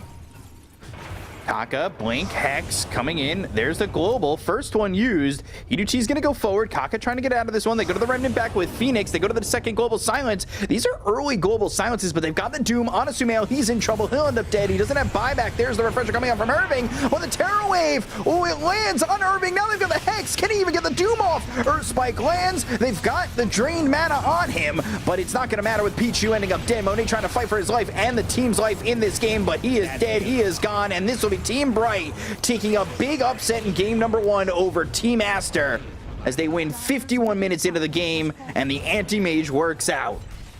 Ooh, man, this last pick Anti-Mage in the end worked out for them. They did manage to secure the farm, like kill them once in the laning stage. It was all Team Aster, like 4 or 5k gold lead. They're pushing the high ground. Anti-Mage is split pushing, trying to get another item, and as soon as he gets the BKB, this is where the fight turns around. Triple BKB timing, not something we see nowadays. It was like a year, 2-3 years ago. It was always popular because you wanted to sync them up. So they had 3 of those available. Some really nice global silences coming out from him as well, because there were some clutch ones. I feel like Undyne had an extremely good game. Like, there's so little you can do with Silencer because he's not like the flashiest hero, but some well-timed global silences, and as well as Irving, like his jumps, finding the right target in a fight. The whole team, like, they definitely felt like a squad. You know, they did struggle throughout the DPC. They left pretty disoriented in most of their games, but in these TAI qualifiers, they look pretty damn good. Yeah, I mean, this has been a big showing for them so far. And getting through this first game, now you're 1 game away from knocking out who everybody thought was going to be the favorite for this bracket. That would be the upset of like the century, which is it feels like. I mean, this is reminiscent, probably more so of Blaze beating LGD in the Dream League qualifiers. Yeah, I don't know, like Aster star-studded lineup, they gotta pull their shit together because they lose one more if they get outdrafted in the second game, if things don't go too well. Like we talked about, like you mentioned it, like Monet, he had a couple of rough performances, and this one also like on top of the net for a really long time, but they never managed to capitalize on it. Yeah, so we'll have to see what Aster brings back, but you could see these fights. There was a chance in this fight over here where Aster kind of make a play at it. But the turnaround, he's going to jump back into this one and really just annihilate them all, right? Like, there goes the mana void is there. They've got the extra stun coming in from the Doom. Like, everything was really lining up quite nicely for Team Bright in these fights, and the coordination was certainly there, and the aggression was paying off in droves. Like, they really were not afraid, and that's something we talked about, is sometimes these tier 2 teams or these division 2 teams are a little bit more afraid of going in, finding the right opportunities and wanting them to be perfect. But Team Bright, they moved in, they were ready, and they got it done. And they were very clean with the execution. I think it also comes down to them having confidence, knowing there is Anti-Mage on their team, so they can always have something for the super late game. Also, He2T played amazing. I think he's definitely the MVP of this first game, because the way he was getting in and out of the fights, also buying back, did a Roshan to secure Roshan and then pick up the Aghanim Scepter Blessing and then come back in and finish off the game. Like, we don't see triple BKB, but you know what we also don't see? Triple refresher, because they had it. Undyne had one, Irvin had one, and also one on Phoenix in the end. Yeah, that was really insane, the refresher game. It feels like that old patch of just refreshers, which very, very fun. I really love that. But yeah, I agree. Hiduchi, he is my MVP for this one, and I mean, the team really came together to make a lot of things happen. You could probably also give it to Undyne, and I don't think anybody's going to fight you on that, right? Oh, for sure, because he had an amazing game, secured some of the early game for Anti-Mage. It's so much you can do with the silencer, but yeah, managed to scale that shard. that he got from Tormentor also helped a lot to get some of the kills. Also took level 20 talent, the new one. I mean, it's the old one, but whatever, the glaive bounce, and it felt really good. I felt his presence in the team fight as a position 5 doing quite a lot. Yeah, so it looks good here for Team Bright. They're one game away from knocking out what are the alleged favorites of this bracket. And we're going to be going into game 2 after a short break. So stay tuned. We'll see you in a bit, and we'll be right back.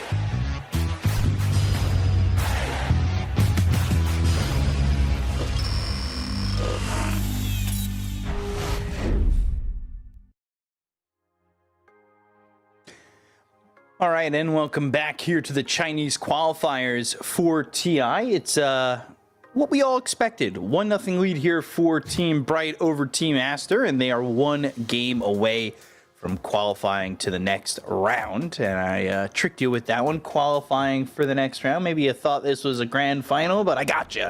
Of course, definitely. I definitely didn't just misspeak at all. Let's get into the draft as we take a look at the bands coming out. Lacoste is sensing my anxiety overwhelming as we get into this one. Take a look at this draft. What do you think about the bands so far? Just go for it, please. I'm just kidding. Here we go. Give you a couple of extra seconds. Yeah, Nature's Prophet banned out. No real surprise there. Same goes for Gyrocopter, one of the most contested heroes. I think Nature's Prophet is the most contested hero so far. And Brewmaster gone, even though he did great in the first like 20 minutes, maybe even 25 of the first game. But after that, it didn't really do much. I mean, this is the kind of a Brewmaster classic where the hero dominates and then he's brewing, especially if he's playing into Battle Fury Carrier, he can't really do much. And Team Bright will get themselves Undying for Imitator or Undying. What do you think, B-Cup? Probably for Undying. Okay. Just because makes a lot of sense. I remember doing this joke before. Did we? It's a rerun. I just you have to ruin everything, don't you? Why? Oh my God! I mean, it's not a banger. This is like I'm not even gonna. 1.3 You know what? 10 joke, but I'm not even gonna speak anymore. You asked the question. I gave you a reason why I thought it was that way. Radiant team you understand that you can lie. Yes, sort of. I panicked. So Aster will get Snapfire, have something to kill the Tombstone with the Lull Shredder throughout the whole game. I also want to see if this might be like a core Snapfire or if they're just going to play it as a position 4/5. The hero got nerfed. The level 20-25 talent did get swapped. Received a little bit of a buff to Lull Shredder when it comes down to fixed damage, so we try to compensate in that department. But yeah, during the like Riyadh Masters, Volley Major, Tor 3, Snapfire was exclusively played from the mid lane because the hero is pretty nuts. You also don't have Road of Atos. I think that's the big switch up because this item change killed Meepo, I would say, killed Snapfire as well because these are the items that you wanted to buy since you're Universal Hero. So probably going to be position 4-5 in this one. Would you even want to see Snapfire mid with the nerfs? Like you would need to adjust your item build because you don't want to go for Road of Atos. It's not the same build up. You don't get the stats from it, which means you're not getting the damage. So probably no. You would need to have like different items. Not sure.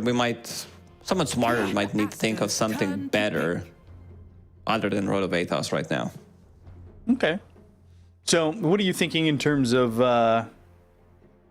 what we're going to see next for Team Aster? Because there's a lot of pressure on this game for them to win. That's for sure. It is a lot of monkas at the moment for Team Aster because if they get eliminated, like this team was supposed to go to TI probably by points, but didn't happen. They also swapped their mid laner, and now they got to figure it out. Like it definitely is a lot of pressure on them. So you could already sense the pressure because 30 seconds left in the reserve time. Like there might be a little bit of panic in the draft.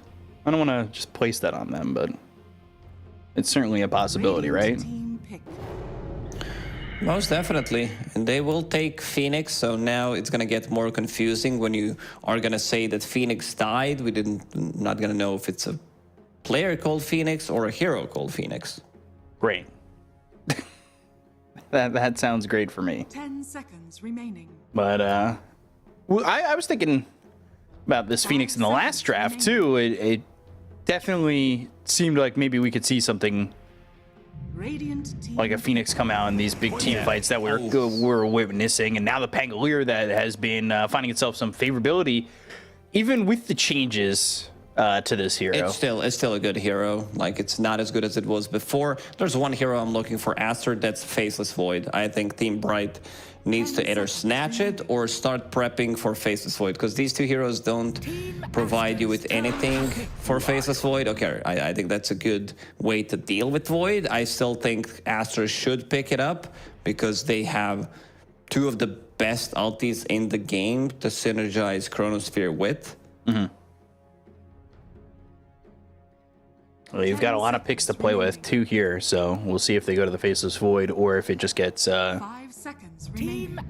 taken out or ignored up to this point. They go Storm Spirit, some global presence, a lot more lockdown coming in. Sumail Classic, this has been the ban against Team Aster, like the last couple of months. You're playing against Sumail, you better ban that hero. Legion Commander. We'll take XXS to have some Dispel mechanic against Lion, remove Lucky Shot, which is now attack speed slow, rather than being a disarm.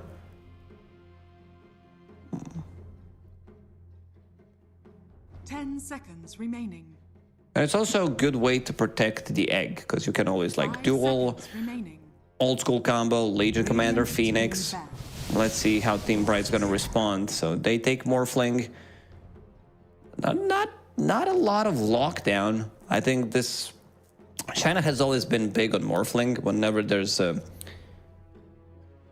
Lincoln Sphere game, they're gonna pick Morphling because they don't have much to go through the Lincolns. You have Storm Spirit Pool, Legion Commander Duel, and in the end, they're gonna ban Faceless Void immediately. I think that Team Aster maybe missed the opportunity to pick it up straight away. I think one of these could have been a Faceless Void, and it would look much better. Yeah, you were saying the synergies are there, but when you leave that on the table and it gets taken away, it's a little bit disappointing when you're looking at a draft like this, because I don't know if Legion is 100% necessary when it comes down to it. Turn to ban. It could have been banned. It's also XXS Classic. So now you need to figure out different carry-to-carry matchup.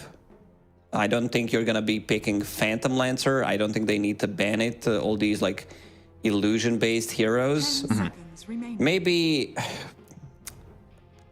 Do you really want to go for... Because Morphling does struggle against PL, against Naga Siren. You have Lion with the Drain. You have Pango as well, one of the better heroes against the illusions. Not as good nowadays, because again, Lucky Shot is not a disarm, but it's still really good. He can build into Maelstrom. Later on, Aghanim Scepter almost instantly kill those illusions. Same goes for Lion.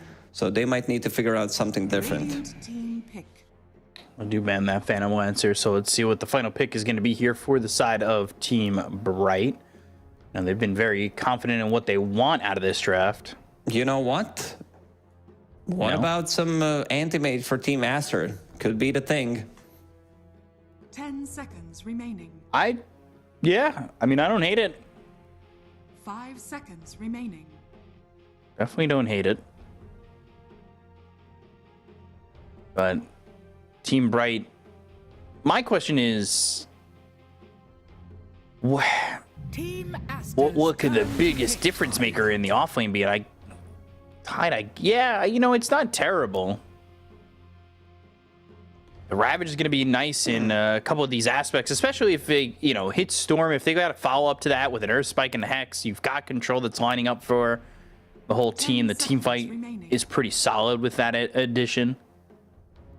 Knowing Monet, I think they might try to go for something like a Monkey King, a hero that, because it gives them a lot of team fight, good in the lane against this Tidehunter, but we'll go with the Bloodseeker, which I think is a better option. I just know that they love to play with Monkey. Monkey was super popular in the last month and a half, 2 months, especially at Triad Masters. A lot of teams were really going for it, but Monet on the Bloodseeker, one of his better heroes overall, I would say. A hero that builds into Maelstrom. which deals with the Morphling later on with the Aghanim Scepter, a hero that can counter Pango during the Rolling Thunder. So this makes a lot of sense. I don't know. Team Bright, they drafted themselves a really good draft. Not enough lockdown. If Imitator is the one who's like dying first. Also looking at the mid matchup, it's Pango into Storm Spirit. This is not a good matchup for Pango by any means.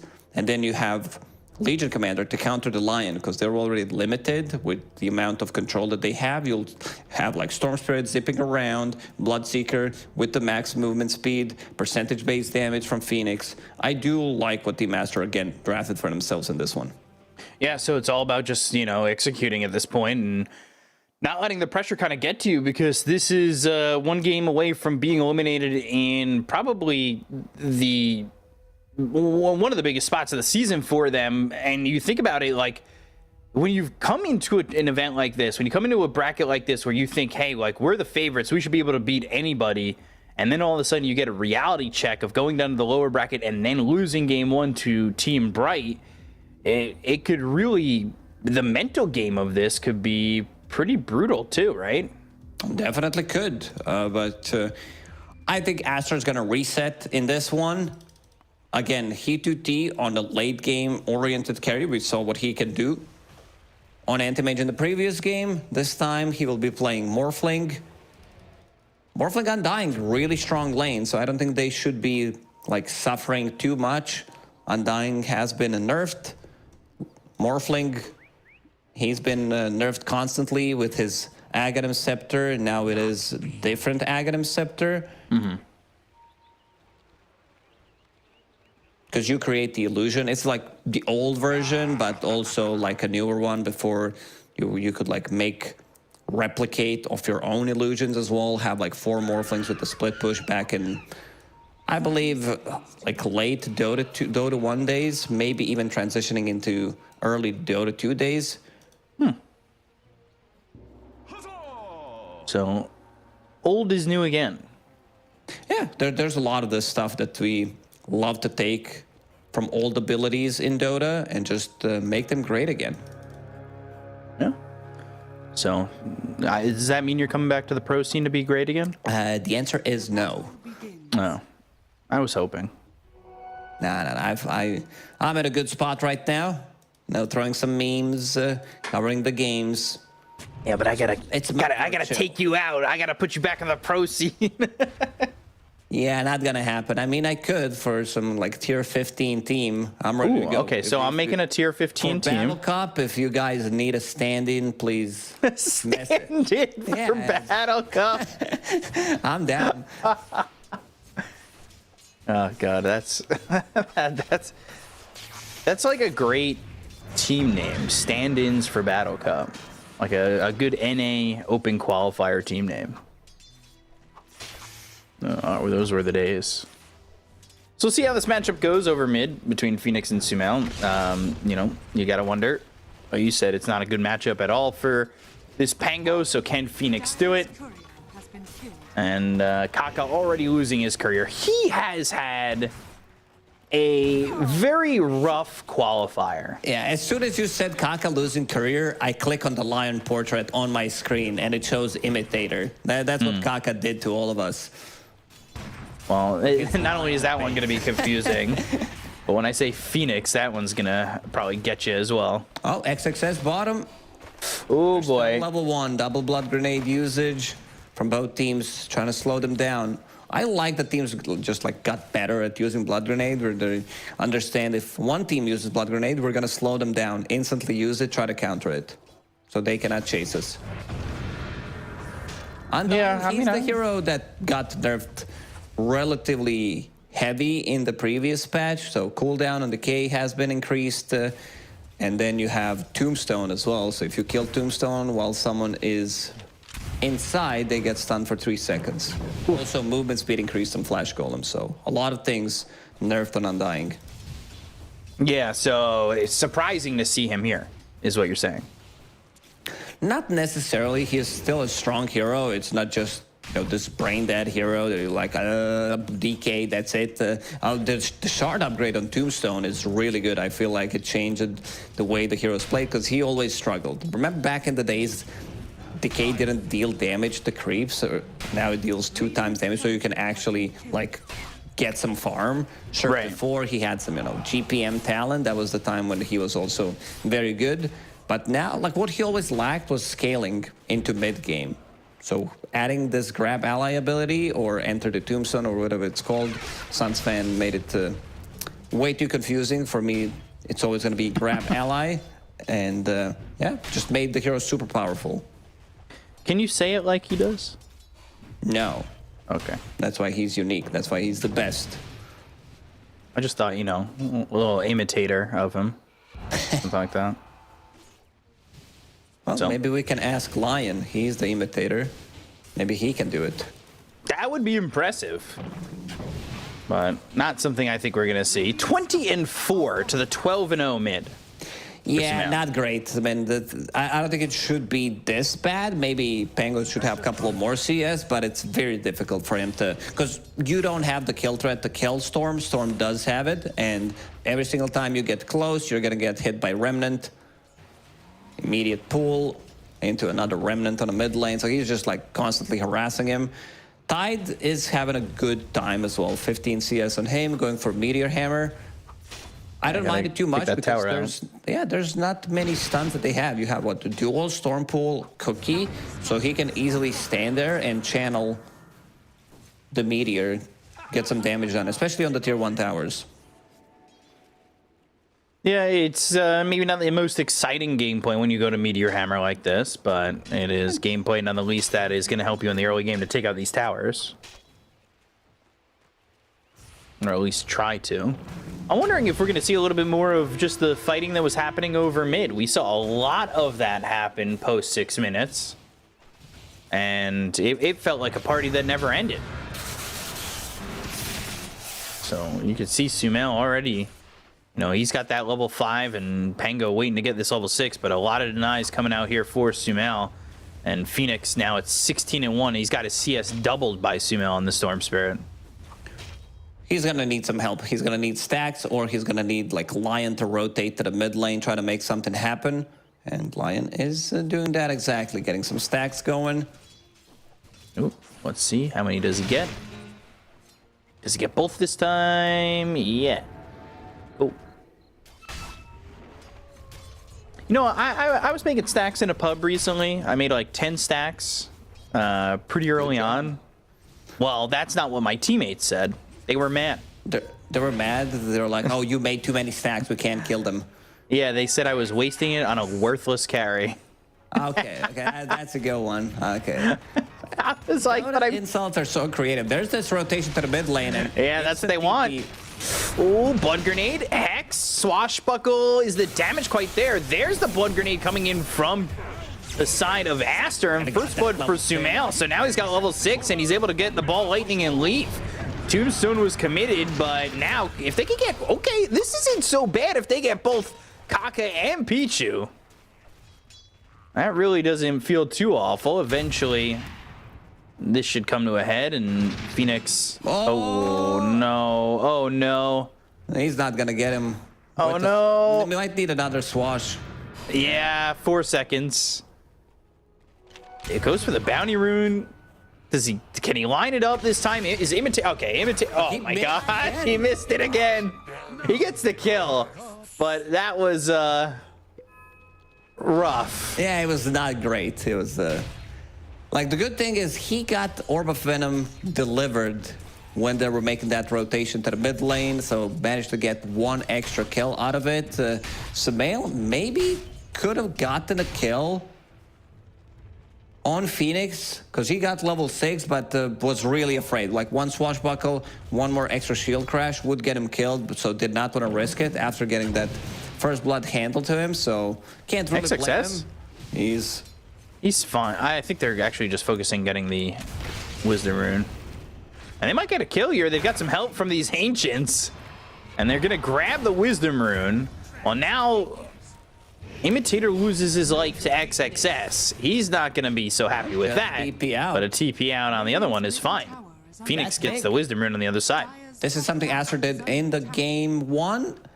Now you have Phoenix, who's Hero Phoenix, who's level 3, and you have Snapfire as well On the other side, Lion level 4, same goes for Undying. Hero line. Yes. Okay.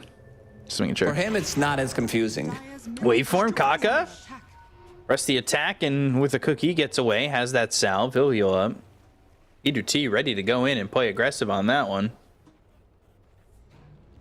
He really wanted to move forward. So what's he going to get out of this?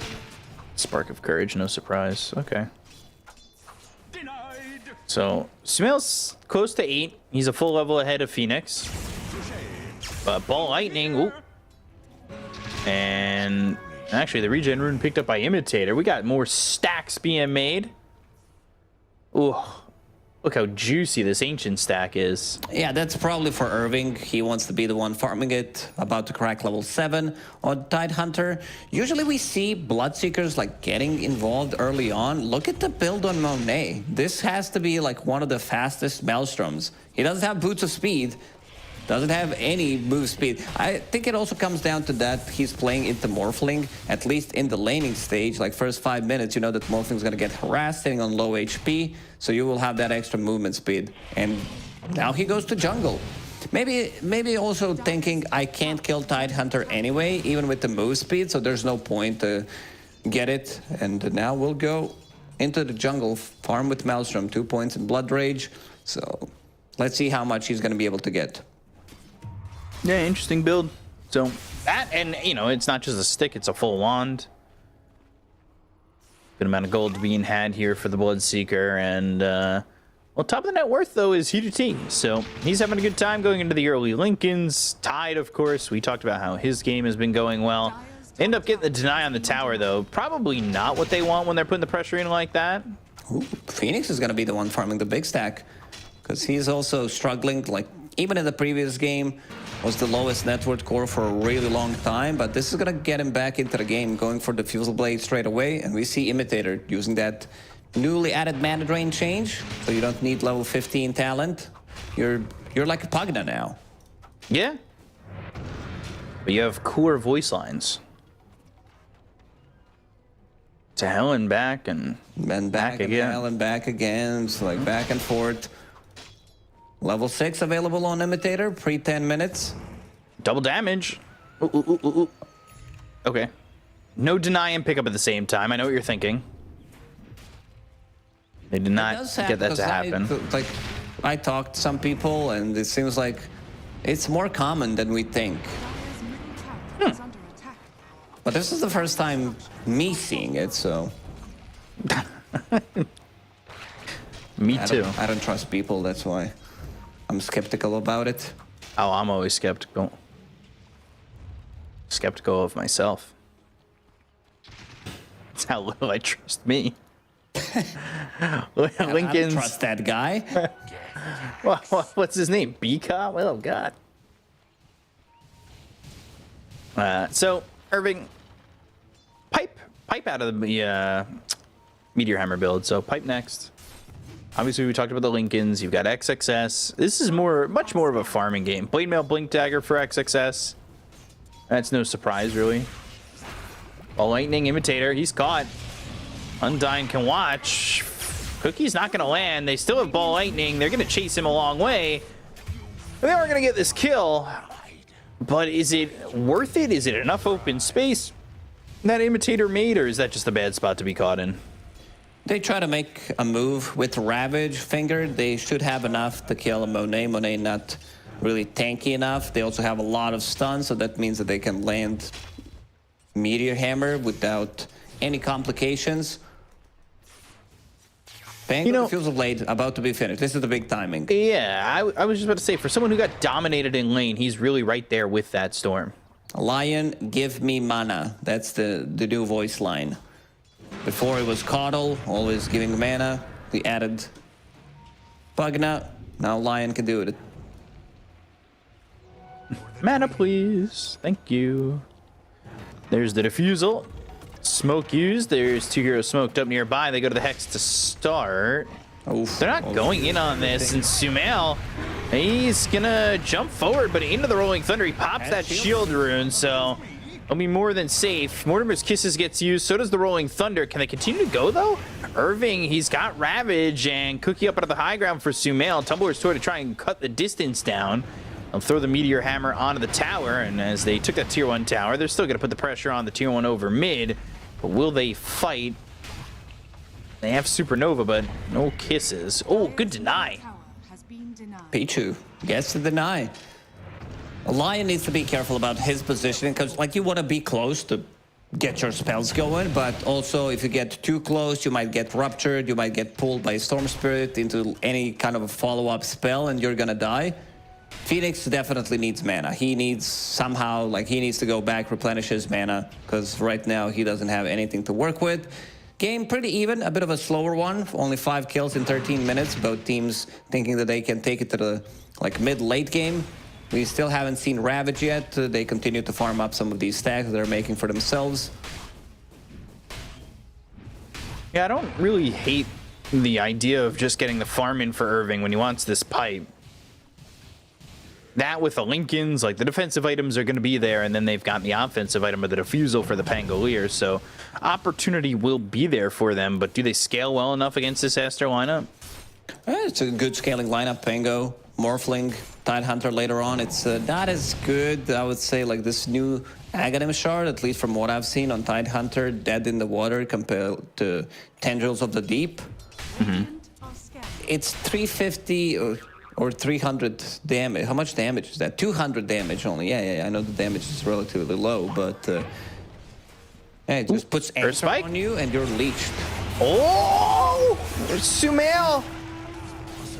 Not only did he just avoid that finger, but helped get a dual victory there for XXS. Lion was, like, he's forced to do something. Whenever you have, like, Lion on the team, we saw Kaka in the previous game where you, like, want to move around, get something done, and this is the first dual damage for XXS. And it is a move that I don't think is going to cost them too terribly, but it's definitely slowing down the pace of Team Bright. And they look to go for Hiduti. They bring the TPs in. They've got Phoenix coming over. He wants this Blink Dagger, but that is still far out and away. All this is going on. Like, everybody, they have converged over into this bottom lane. Can they make anything happen? Phoenix is on the high ground. They're going to go to the Rolling Thunder. The Ball Lightning in. They've got the Vortex on Imitator. They drop down the Tombstone. Now they go to for XXS. Pops that Blade Mail. And now the Ravage. Uh-oh. Mortimer's Kiss is coming in. Sumail, he's got enough mana to use that Ball Lightning to get the kill on Imitator. Or at least Kaka gets credit for it. So support for support, but Sumail's out of mana. And the zombies are on him. So Swashbuckle hits, keeps him out of mana. Shield Crash is there. Sumail ends up dead. Big gold coming in for Phoenix. And a good fight for the side of Team Bright. Azure understands that they need to take out Lion first every single time, because if they kill him, they don't have enough control. So someone else will need to get any kind of control that they can. I don't mind this shard on Tidehunter to deal with Bloodseeker, keep him in place, Storm Spirit as well. It's a long duration leash mechanic. Rupture, dual, Blade Mail, Bloodright all down, and Irving, he'll die, but no dual damage given up. Monet, again, on top of the network this time, has BKB now available. It's not going to be easy to kill Monet. There's no damage that goes through, like not really damage that he's afraid of, even if he pops a BKB. They can't control him. I like what Bright's doing, though. I like where they're at. Like, look at the net worth splits. The fact that Pango is competing with the Storm, like, it just seems so wild to me, considering the game. Hex, there's Spike, and a Cookie away. Oh, these are some big swashes now, Phoenix. Yeah, Shield Crash. I know a couple. Rolling Thunder. There's the BKB Force. Now they got to kill off this Supernova, but it's not going to happen. Kill Egg. Imitator's going to die. They'll start to retreat. Rolling Thunder was used. They don't have Ravage for another 44 seconds. Aster now up 2,000 gold. Again, killing Lion. This seems to be the winning formula for Aster. It's not an easy game for Lion because they don't have any kind of save available for him. I see Undying trying to buy Shard off his own. There's going to be Tormentor available in 2.5 minutes. So look at the item build queued up on Undying. Blink Shard, that's it. So whoever gets dueled is going to get jumped in, put into Tombstone. But Irving's got the same thing, Blink Shard. I don't know how much time they have. Because Undyne's not getting any kind of farm. Lowest network hero in the whole game. Yeah, actually both supports on the side of Team Aster have a lot of farm. That's where a lot of this net worth lead is coming from. Because they're doubling their opponents. Dire are scanning. So double stack again here made by Imitator. Ball Lightning Vortex, they caught him going for the Invis Rune. They look for the cookie. Look at the damage coming out. Now the blink into the duel. They'll get the kill on a Phoenix. Ravage is late. Meteor Hammer lands, but there's no damage anymore. It's just not in time. Radiant's bottom tower is That is a poor reaction from Team Bright, unfortunately, and things are starting to get away from him. Even if he gets a Ravage there, I don't think it changes anything. Like, even if it's an immediate Ravage, because they already got jumped. XXS with the nice blink duel. Again, Lion dying. He's not going to be able to get any kind of farm if he keeps dying like this. His blink dagger almost 1,000 gold away. Rest of the team farming on the side lanes. Pichu picked up the shard. And this is something that Kaori kind of started on Phoenix. Sometimes even skipping the shard and going straight into Hex. So you have this like Icarus dive into Hex initiation, which is pretty similar to like Blink Stun.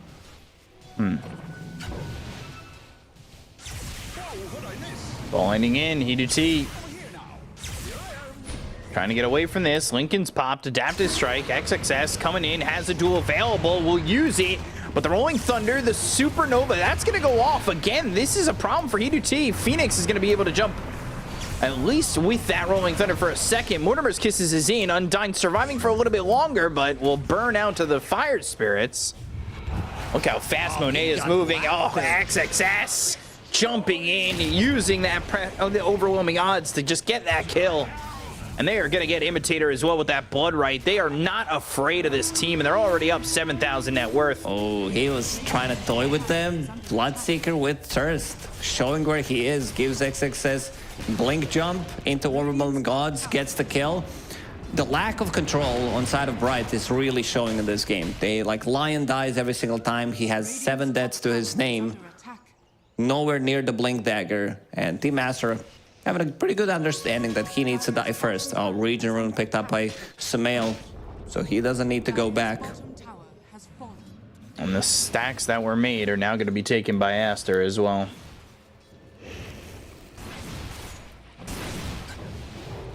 That doesn't feel great.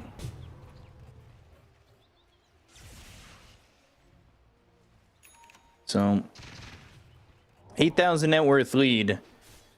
And we're going to see the difference between Aster having an early 8,000 net worth lead and Bright.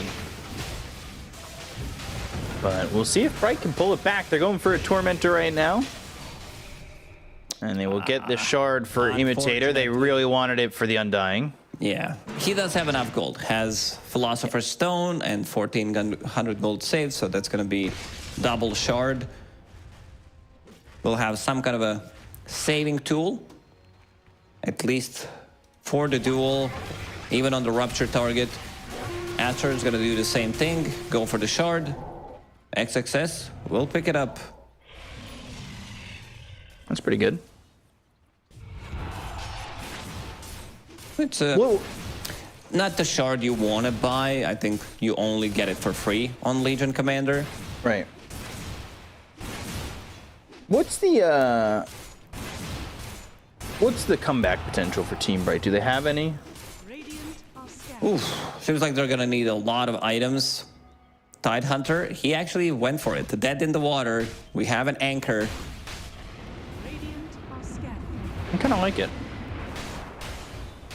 I do love Tendrils of the Deep, you're though. You're not moving. You're super slowed. One of the reasons why Storm is also building into a BKB. Understands that.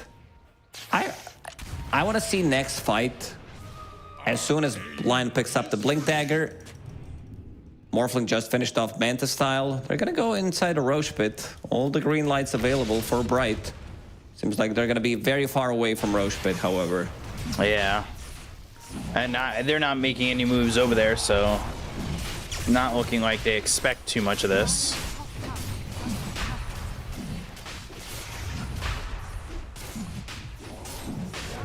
Easy Aegis here.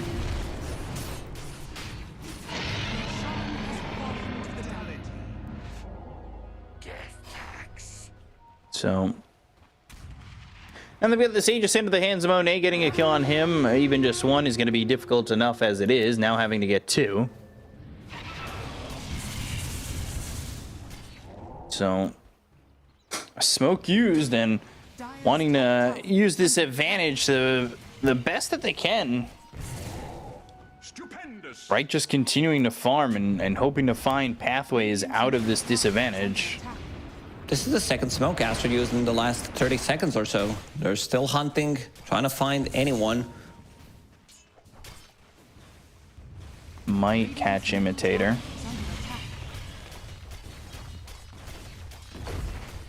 Imitator's got Blink, but I don't think you really want to be making that jump.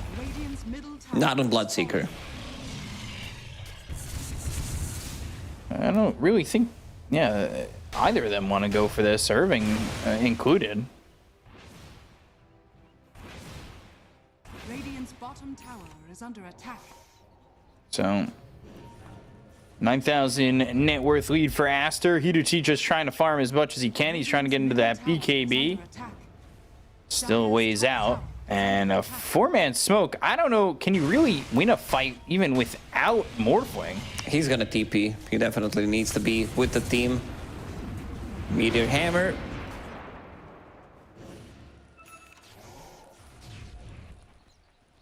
So they know kind of where each side is.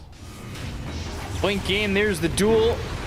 And they've got the Tombstone. That's going to be some help. The Earth Spike is in. Now Irving, oh, it's not looking good for him. He uses the Ravage late. He never gets that Den of the Water off, and they look to get the kill on Akako, who's able to survive with the help of the Glimmer Cape. They take out Irving and Undyne. Monet's cleaning up. Yeah, Monet is going to really just cut them down. He's going to look for more, and he's going to be moving quite fast. Imitator's got an Earth Spike, but he'll place down the Blood Right. He'll still get hit by it, but they get it even lower, which means he can move even quicker, but he doesn't want to go past the tier 3s. I don't think you can ask for a better fight on Team Bright, because Ravage hit on multiple heroes. You got the save from the Tombstone. Earth Spike hit on multiple targets as well. It's just, you're fighting into Aegis, so Monet can do whatever he wants, and we've seen in the previous one, he dealt almost 10,000 damage. Kaka gets sniped by Phoenix, so that's a good chunk of gold. For Phoenix, getting closer to his Lincoln Sphere. Yeah, but it just feels like too little too late. Yeah, because this caught Phoenix, the hero, mid-air, and they managed to kill the egg first time in this game, so... Yeah, Ravage avoided there with the BKB being popped by Monet. And you can see the damage coming out from the Bloodseeker, having that Blood Rage shard upgraded, plus Mjolnir, he can easily clean up. There's no way that he has Ags as well. 17,000, that's actually Ags flying out to him. On top of his BKB, Mjolnir, and shard. Level 19 Bloodseeker. Oof. Hey, he's moving. And GPM is moving, and so are his feet. How fast he is. What do you... I just don't know what you do at this point. You really are so far behind if you're Team Bright, and they're going to be threatening the high ground. Radiant's bottom tower is under attack. And this is threatening the high ground with more than a 2,000 net worth lead, so... doesn't seem as dangerous. Everything they have, they throw on Monet. Sunray, press the attack, Glimmer Cape, Blink the duel. Again. And it's on the tide. They've got the Tombstone. Rolling Thunder coming out once again. They go to the finger, but is it going to be enough damage? They're going to get the kill on Monet. Irving is going to die here for 50. They take out Undyne. They'll look for more Ball Lightning Vortex, and now Sumail's going to try and run. Swashbuckle Blood right. Hiduti's going in with BKB, trying to fight on the Monet. They get the Aegis out. Blink overwhelming odds won't get the kill there on an Imitator, though. They will have one more glyph, one more fight potentially. Tidehunter is out in 25 seconds. Unfortunately, he did not have Ravage for 2 seconds. There's the blink initiation from Phoenix. There's Spike, Supernova, and Sumail takes care of Imitator. Radiant structures are fortified. Ooh, that glyph, not really getting the value out of it. Also, I don't think I've seen Dead in the Water yet. I don't think so either. Maybe it's difficult to spot. It's a pretty big anchor, though. I haven't heard it or spotted it. I've been looking at the cooldowns. I don't know. I haven't seen it yet.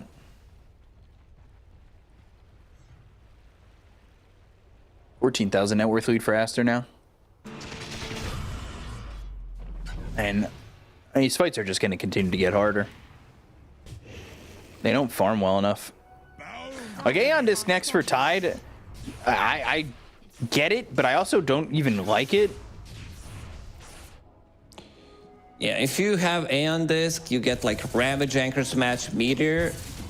You might not deal any kind of damage, or you're gonna stun them. It's gonna be some kind of a save. Even if you get saved by a Tombstone, you can still like get stunned for like 3 seconds when you get out of the Tombstone. Right. Dire's top tower. A lot of Aeon Discs. Looking like Lion's going for one too. Radiant's middle tower is under attack. Radiant are scared. Setting up Kaya Sanj. Dire's And structures are fortified. Sumail, the 4-blade build. It's a lot of damage. Just like if you manage to reset, Witchblade is on low cooldown 9 seconds, then you have Enchanted Quiver on 4 seconds cooldown. So every single time you hit someone, that's like 500 plus damage just from one hit. So 5-man smoke coming out from Aster as they are all together over bottom.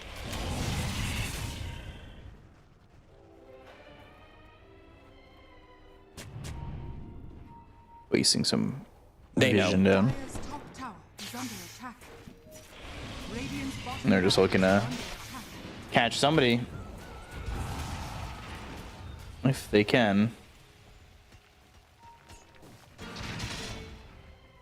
But not spotting anybody just yet. And the defense is very difficult. Like, I don't really know how they make a defense out of this. They came, they dealt 55 damage to range barracks, and they're out. Why not? Easiest damage ever. Try to look for any kind of an opening, plant down that observer board. Maybe Sumail can get the jump. Didn't work out this time.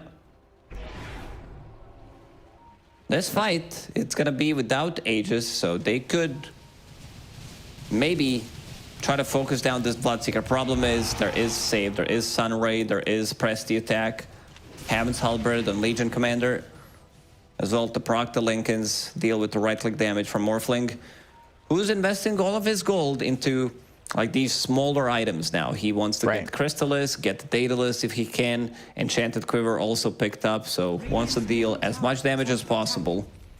Can't really blame him. If they are to win this fight, though, it sets them up for Aegis, so, you know, anything is possible. And they've got to make it happen. And the more they continue to wait, the more their map gets farmed. And they really don't get much out of it. And they're trying, but it's still pretty rough. Even this Blink Dagger, like, yeah, you've got Blink for Undying. Now he's finally got that Blink Shard that he was looking for. And they're going to 5-man smoke off this, knowing that Roche is going to be up soon. It's pretty much the perfect time to smoke, because it's going to respawn in 15 seconds. How's the vision looking? for Aster. They have this one high ground that both Monet and Pichu are underneath. So looking for that Hex initiation. Team Bright going the full circle, going the full wraparound. Don't hate it. Can you imagine they swipe this Roche? If somehow they were quick enough for it. Wanted to see if they're inside the pit, if smoke's gonna break. Lining into Imitator. Already hit with the Vortex. Rolling Thunder comes in. They get the kill onto this Lion. They drop down the Supernova. They look over at He2T. The damage coming in under the Morphling is a lot. He takes out the Supernova. He's trying to shift, but the duel is in. They get the kill. They'll take him out, and down goes Undyne. Phoenix is next. 4 heroes die. They'll look over next at Irving. And they've got everybody here to make sure they get this kill, and that's technically a full team wipe and a godlike spree from Monet. And they couldn't get the Ravage off. Fight's already over. There was no tombstone to save people. Again, Imitator dying. He even bought back. Just like straight up not having a good time. I think we all have experienced this type of a play where you're getting heavily focused by an enemy team. They know if you can get your spells off, it can cause them a lot of issues. So every single fight, Imitator just dies. Doesn't get to cast a single spell pretty much. Yeah. Never really given an opportunity to do much with this hero. Radiant's bottom barracks are under attack. So, up onto the high ground they'll go with Snapfire leading the charge. Still a tier 2 to take as well, and Sumail's going to take care of the creep wave and push that in. Maybe one last defense, but down 22,000, it's a very uphill battle to climb. And Aster, maybe after last game, the feeling is there that they have to play ultra safe. I think they should go and try to like end the game, get into one more fight. As soon as they like leave the base, if one hero shows in the lane, Sumail's gonna get the jump. Maybe you're gonna get dueled by XXS. So not the easiest way for them to make a comeback. The longer they wait, the advantage on side of Aster is just gonna get much bigger. Yeah, as has been the case. The Blink duel, Blade Mail, Mortimer's Kisses coming in, Monet jumping forward, looking over at Undyne. They've got the ball lightning. They'll get the kill onto Undyne to start. Irving's surviving for now. He does have Ravage, but he never gets it off, and they'll also finish off Imitator, who did buy back. So he's dead for 70 seconds. This bottom set of racks are going to go down. The Supernova was used, but Aster just methodical in this one as they're making sure to get everything out of it, and they're going to take the tier 2 over mid next. And Team Bright just kind of holding on. They're not going to call it till it's forced out of their mouths. I think they have one more fight left in the tank. If they lose another fight, they're going to take another set of barracks, maybe even go for the throne after that. So trying to get any kind of farm that they can. Morphling just hit level 20. That's a big upgrade. Waveform attacks targets and is about to finish off his Daedalus. Sell his magic wand. We'll have it now. I think they could potentially kill Monet. With Blink Initiation from Lion, all he needs to do is be alive and cast some of the spells, which we haven't really seen in 35 minutes. He's died, what, 10 times so far? Yeah. Kind of a rough one. Oh, yeah, definitely. So, smoke again, but these smokes haven't really been leading to much. Just can't string it together. And Aster's already out of the vicinity, so they're not finding anything either with these smokes in terms of like even seeing anybody. A lot of bounty runes picked up by Pichu, and I'll pick up a wisdom rune. They do see the tormentors up, but coming down towards mid or top is the side of Aster. Pichu has a refresher. Refresher, Hex, 36 minutes, plus a shard, level 17. Oh, Ravage used. And can they get the kill here on XXS? Yes, they can. It's the start they need with the Rolling Thunder hitting. The Earth Spike's there. They take the Aegis out of the hands of Sumail. Rolling Thunder again hits on a Pichu. They're going to have this life back. Goes to the finger after the Hex? Sure. And they look and find Phoenix. They'll get the kill onto the Pango, and with that second life, Sumail gets a little bit of revenge with the help of Monet. Gotta use that finger. I think he dealt like Is under attack. 200 damage to Sumail because he has, what, 43% magic resistance, so didn't look too good. Burst damage. Yeah, just bursted him down. Felt like he healed him. Not a bad fight overall for Bright, because this is the time where they actually got a core kill in a long time. Monet and the rest of the team will go for enemy Tormentor.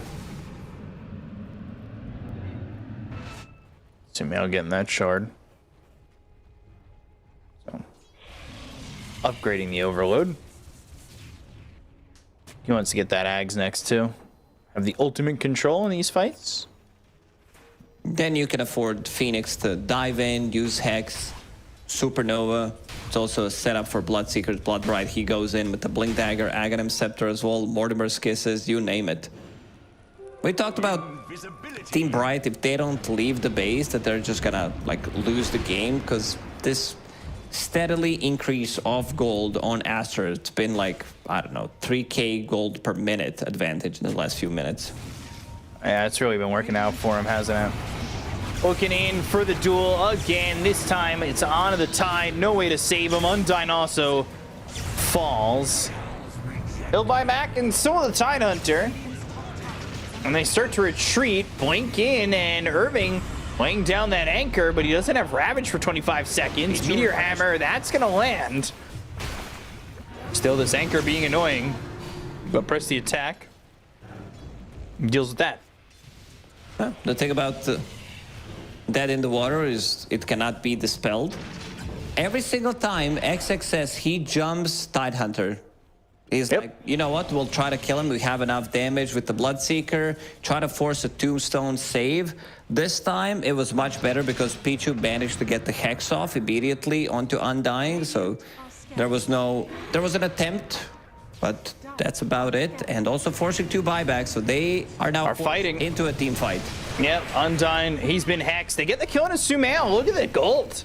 So much gold here for the side of Team Bright. And he's dead for 78 seconds. Can they get this kill? They've got the Ravage. They look for this egg. They'll take it out. The Earthspike lands. They've got the Gush on Monet, who's going to use that Rupture on Irving. Monet's out of mana completely. And Imitator is going to push back Monet with the Psychic Headband. They get the kill to Kaka. That's 2 years down on the side of Aster. All of a sudden, the numbers are dwindling. Monet in trouble. Rolling Thunder used, but the blink away really from Monet. He is so fast. I mean, focusing him, they let XXS get away. And but Monet, they do see him turn, yeah, he turned into Bloodseeker, but cannot chase him down. Good fight. I mean, it's good a fight. Really good fight. Yeah, they managed to get their spells off finally. Lion gets that finger charge, very important. 40 minutes into the game, but now he's doing 210 damage. Going ham. You see the power of this Daedalus. Found Mindbreaker for himself as well, so that's going to be some extra damage, extra attack speed. Going into Scotty next. Sumail, I was thinking about maybe Lincoln Sphere, some defensive item. He queues up Aeon Disc immediately after this one. Tombstone on the high ground to provide him with the vision, and they managed to get the kill on Pichu. Look at that egg. 20 HP onto egg, but Morphling was very close to it. And we talked about Monet. He's mana getting drained. Like, his life is getting drained by his own abilities, and then your mana is getting drained as well by Lion, by these swashbuckles. Kaka will pick up the shard. Morph's got Scotty now. Yeah. Kaka gets the shard. That's the upgrade to the Fire Snap cookie. Morph is the only one really sticking close, although Phoenix, he's got some decent gold. He's got Basher, and Roche is up in 2 minutes. Can they do it? Double Ravage now. They gotta get the first Ravage off, though. That's the biggest issue. Irving gets caught with these duels a lot. I'm really glad that he changed his item build on Tidehunter, because he had Aeon Disc queued up. He needs any kind of mana, so he bought the Null Talisman, has a Psychic Headband, 15% intelligence increase. So let's do the math, 325, so that's 650 plus refresher, that's 1,000. Maybe you use like anchor or anchor smash. So you'll have enough mana, but don't click pipe. If you click pipe, you don't have enough. With the mana boots, okay. Maybe after. Like I think pipe is saved after the second Ravage. I feel the brain smoking. Oh, Undyne? Undyne? He's got the Aeon Disc. Tombstones himself. He's gonna get stunned. And, okay. That went well. Refresher used. Hex is in. Ravage comes out, but it doesn't really do much. They have the BKB. They go to the duel. They go to the Supernova. The ball lightning all the way over onto the back end. Another Ravage comes in. The swashbuckle. The damage is shield crash. They get the kill to Pichu. They use the rupture. They get the kill to Irving. They'll take out Phoenix. Full team wipe for the side of Team Aster. And they just continue to clean up. It was very disjointed from Team Bright. Yeah, look at the damage that they dealt in the previous fight. It was pretty much, it might be bugged, but yeah, it's definitely bugged. But because I thought it was only him who dealt the damage. Late Ravage, and also I can understand what Undyne tried to do there. Go in, pop his Aeon Disc, get some spells off, but the rest of the team not there to back him up immediately, and seems like they want to go for the throne. Let's see how many buybacks they got. One. Radiant's middle barracks are under attack. All right, Mega Creeps are gonna Radiant's middle be secured. has fallen. Radiant structures are fortified. Never mind. Soon. Or, well, okay. They are committing. Radiant's top tower has fallen. One last fight. Radiant's top barracks has fallen. Radiant's top barracks has fallen. The Dire now have Going up against Megas, this is gonna be tough. Yeah, their heroes are not the greatest against Megas. Morphling with waveform attacks targets talent is okay-ish. Then you have Pango. Tidehunter is also okay, but they're gonna go for Roche. This is Aghanim Scepter upgrade, so let's see who gets it. Because Sumail has one, so does Monet. You're gonna give it to Snapfire, have a little bit of a save mechanic with the Blink Dagger as well available on Kaka. In a Roche they go.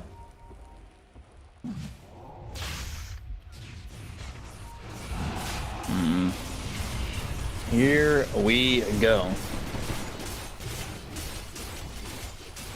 Ag's Blessings. Sumail just purchased his.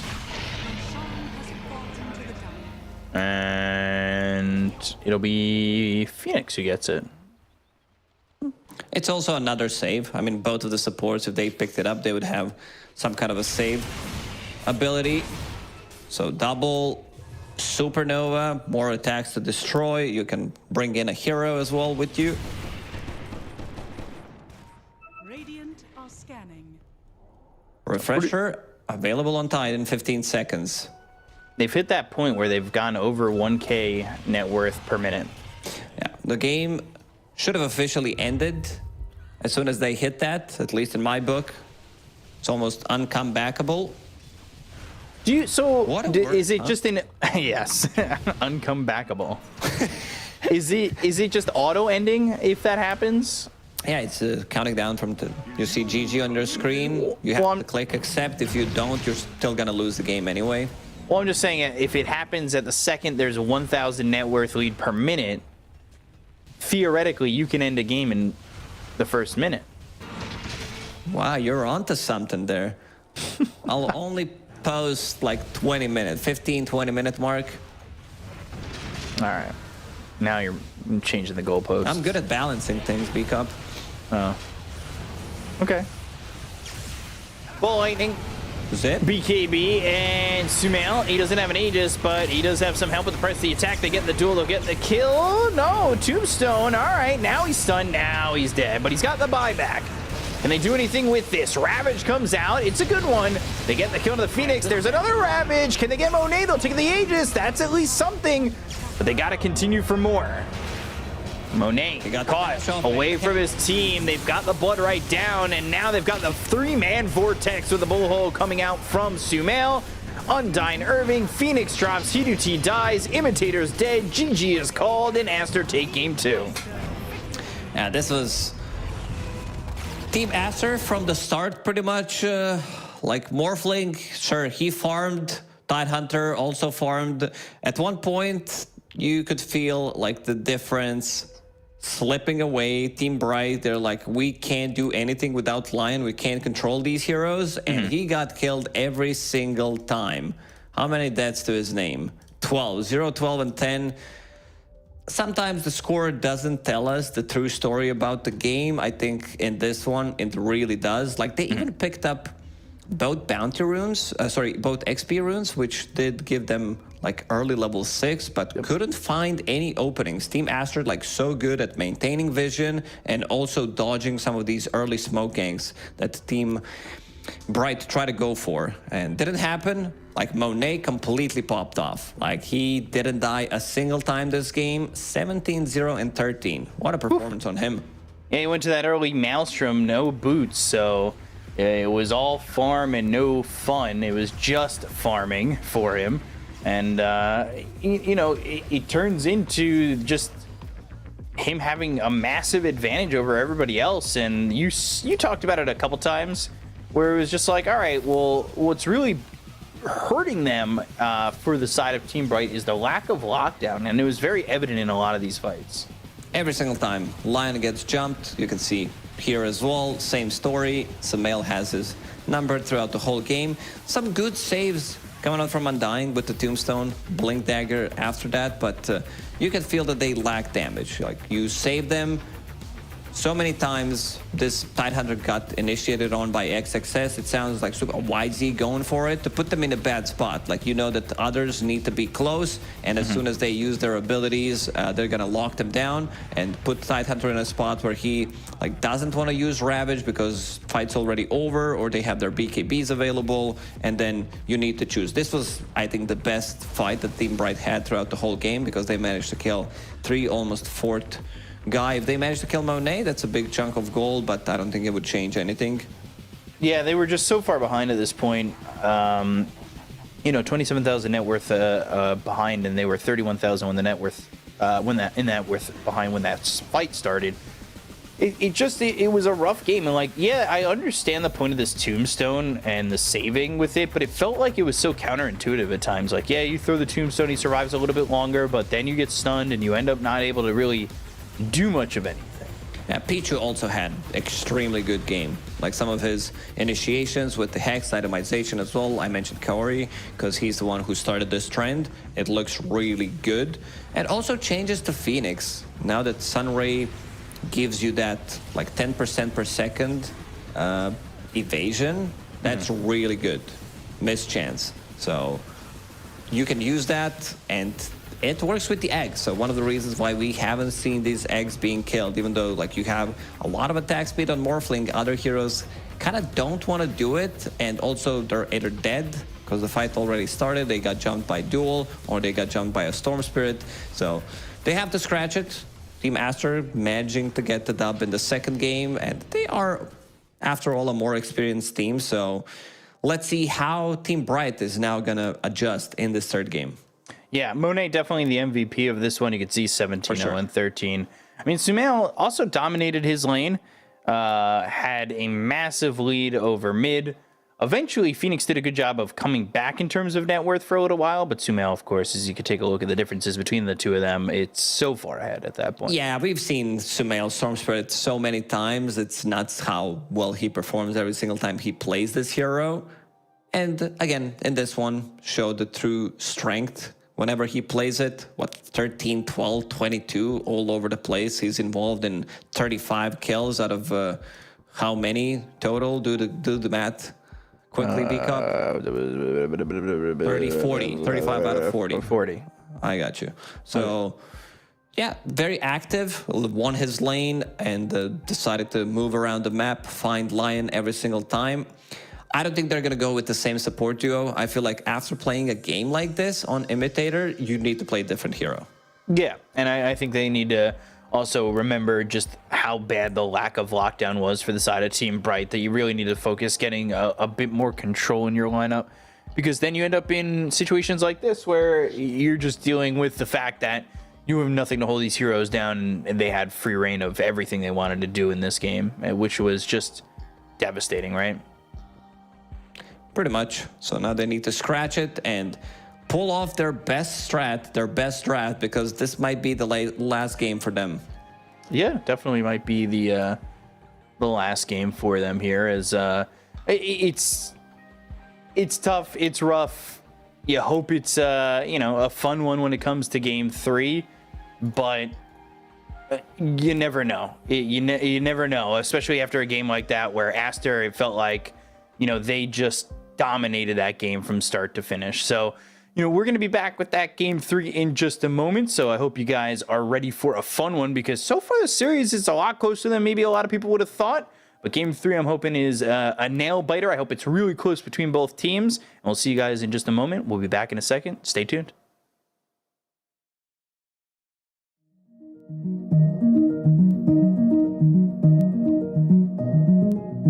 Every day for 3 years, a secret team met across Europe to hack one of the most technologically advanced cars in the world. Meet the Deloitte cybersecurity team that developed new state-of-the-art automotive software defenses, making the world safer for drivers, passengers, and pedestrians.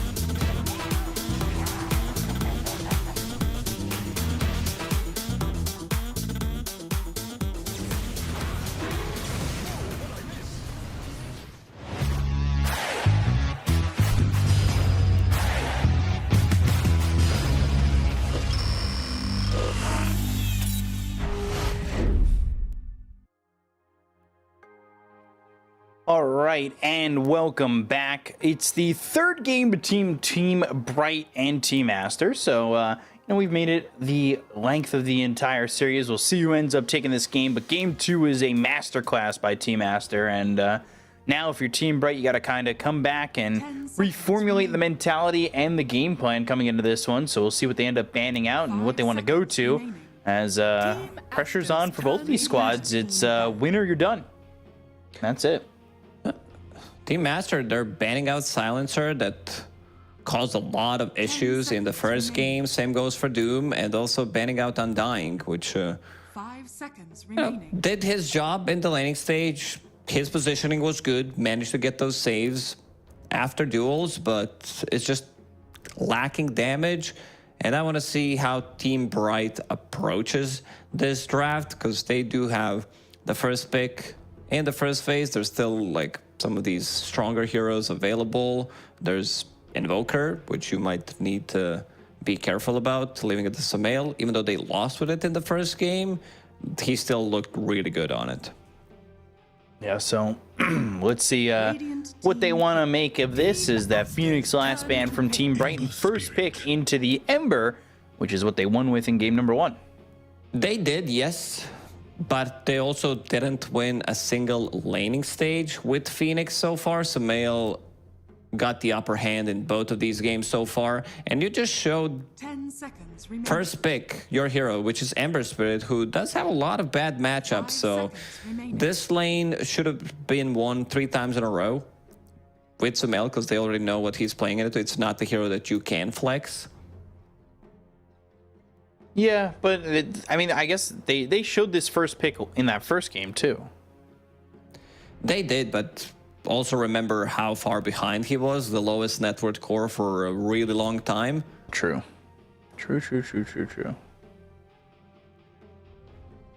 Definitely have seen that a lot. Sumail has just been dominating his lane. It's just whether or not the rest of the team's able to make something of it. So Radiant team it'll be interesting to see what this pick is as they go to the Mirana. They want to break the combo. If there was no Ember Spirit, they would definitely not pick up Mirana, so it's just a steal pick, because this is how they manage to win the game. We've seen, like, it's very popular combo. Southeast Asia also loves to use it, especially teams like Execration, where they run at people with this combo. They will ban out Legion Commander. They also thought that XXS caused a lot of problems, especially because they didn't have enough lockdown. You're playing Lion, who's your only stun, into Legion Commander and Storm Spirit. So you know you're getting jumped. Even if you get something off, it's going to get dispelled immediately. Yeah, you gotta really get more lockdown than that. Right now you're working with Searing Chains. I guess, yeah, you had Ravage, but that's an ult you've got to drop to get that extra lockdown. It just was not enough. So the Legion's gone, the Undying, that save is gone, or that potential to save is gone, which I think Aster, as much as they were dominating that game, they definitely don't want to be up against that again. Team Aster's turn to ban. And they end up banning the Storm, so they're looking for a good matchup here for the Ember, but what else do they need to be aware of that Sumail could just pull out right now? There's a lot of different heroes that work against the Ember Spirit. We saw Invoker in the first one. There's a couple of these like matchups that Ember doesn't like to play into. Necro, Monkey King, any of these like range heroes, Lone Druid. These type of heroes destroy Ember in the mid lane. Huskar as well. Not sure if they want to go to that route, but there's like a bunch of heroes that just like Ember doesn't like to play into. Brewmaster, XXX Special coming out again. But we say it's the special, in game 1 it was not what he needed. Yeah, special doesn't necessarily mean you win all need to be good. Well, what would be the opposite of special? Like, who's a player whose their special is a bad hero they play? Now, when someone says, B-Cup, you're a very special young man, that doesn't mean, you can choose what it means. But there's that's something, Glitch. Good ways to deal with some of these Brewlings. but when it comes down to Chain Frost, not as good. Like Frost Armor is nice, but if you get the Chain Frost, it's going to bounce between those Brewlings, and you can also get your 10 seconds remaining. Frost Shield dispelled. You can get your Ember Shield dispelled as well. 5 seconds remaining. I think they just need to have more lockdown. They need some kind of silences, because Brewmaster is very difficult to kill. We saw in the first game what XXS does. Sure, he was playing into Doom, so it was a bit of a different one. Now there's no Doom, so I could think he can do what he wanted to do in the first game. Run in, be very tanky, have that magic resistance, so get the pipe, provide vision for the team, bait a couple of spells, and then use the split. I'm still a little upset about the example you used for special. Well, But yeah. I don't, people say that a lot to me. You know, you're a very special young man. boy. Not young anymore, but you know, You're young, just you're special. Young in the heart, yes. And And there's that silence control that I mentioned that they need. I do like it. This is going to be Disruptor 4, giving some extra farm priority, while Blitz is going to be playing that 5. You want to have Disruptor, get his Aghanim Scepter timing slightly earlier to be able to control heroes through the BKBs so they cannot use their abilities. And so Team Aster, they got to figure out 2 picks now. They got to reveal something. They already have their offlane duo, even though Pichu can play Mirana. It's going to be a classic Lion. But it might be Pichu Lion and then Kaka on the Mirana. Could be. Most likely just going to be Lion Brewmaster and Mirana as a position 5. Now they took some of the stuff that they had, so it's going to be... I think you play Mirana 4 maybe here because of one reason, and that's OD, because you want to move around slightly more than you would move with Lion. Seems like this has been the story of the series. Whoever picks Lion loses. Aster's turn to OD, another hero that does well against the Ember Spirit, and Team Bright will take same hero. They're like, you know what, He2T, please get us to another round of TI qualifiers. Andy is back. I love 10 Andy. seconds remaining. I have his name on the bottom of my foot. 5 seconds remaining. Faceless Void getting banned out, and Team Aster's there goes turn the to ban. Lycan. I've liked Lycan from what we've seen from it throughout this qualifier, that's for sure. But one big carry that maybe Aster are looking for, it could potentially end up being that Medusa that they like going to, but with the, you know, you don't want to play it into the anti-mage. I know teams are willing to, but it's never fun. But Gyro is still there. Gyro's in the pool. Morphling's still in the pool. I don't know if you want to go for like Morphling into AM. There are like other options. You know what? If there was like, I think it's a good Ricky game. You don't have any tower damage, so that's my concern. But overall, Ricky destroys all of these heroes. Ember, Anti-Mage, you can't defend against the Cloud. Maybe there's a specialty, some like Monet Troll that they could bang out in this one. Radiant team pick. Team Give her to the Blood Seer, I like that. Aster's turn to pick. And Pango again. So Offlane Pango, which I know you're not a fan of. No, this hero just loses from the offlane. There needs, like, stars need to align. You need to get like first wave, then you need to Remaining. get a kill or something. It's not an easy hero to play from the 5 offlane. seconds remaining. And now, like, you know that you're playing in either, like, maybe some scenario where you play Ember Spirit offlane, which is probably not going to happen, but you know that you're playing into really weak lane. So this is very punishable by Team Aster. What about... I mean, their control's not amazing still. It's good. It's Lion again. Yeah, well... yeah, for Team Aster. I meant for Bright, it's not... I don't know. It's not amazing. It's Sinister Gaze, Rolling Thunder, Kinetic Field with the Glimpse, I guess, Searing Chains, kind of. What about Ursa? I think this last hero needs to deal some Or life damage to the towers. I feel like, you know, it's not a bad Ursa game. It's just that you're going to put yourself on a timer, but it's going to be the other Battle Fury carrier, which is also strong in the lane. Phantom Assassin, now her ulti got reworked, so, well, what's it called? It's still called Coup de Grace. It's just deadly focus. Chance of deadly focus is 20%. But you do have Shard later on to break some of these heroes, mostly anti-mage, break Pango as well. Team Bright, they put a lot of things in the same basket. They're like, okay, but they also don't have any tower damage because Pango doesn't do it. Both supports, they don't do it. Ember also needs someone else to do it, so it needs to be on the wings of He2T again. Yeah, it's feeling like it's going to be one of those games once more, and whether or not he's going to be able to get away with it is something that we're going to be wondering coming into this one. Meanwhile, it's Kaka back on the line. Shocker, I know. Pichu will be the one picking up the Mirana, but yeah, this is... How many times has Kaka played Lion? Like, this event already? I don't know. I stopped counting after like 3 probably, but yeah. He just loves the hero, and yeah, he does. He's a big on fan. OD. This matchup, like, it's very punishable, I think, coming, because let's be serious for a second. You know, Sumail, he's been dominating every region that he's been into. He's been dominating the world-class mid laners. Now against Phoenix, he already showed that he can beat him 2 times in a row, and now again playing a better matchup for him. So no. Phoenix will have to play from behind.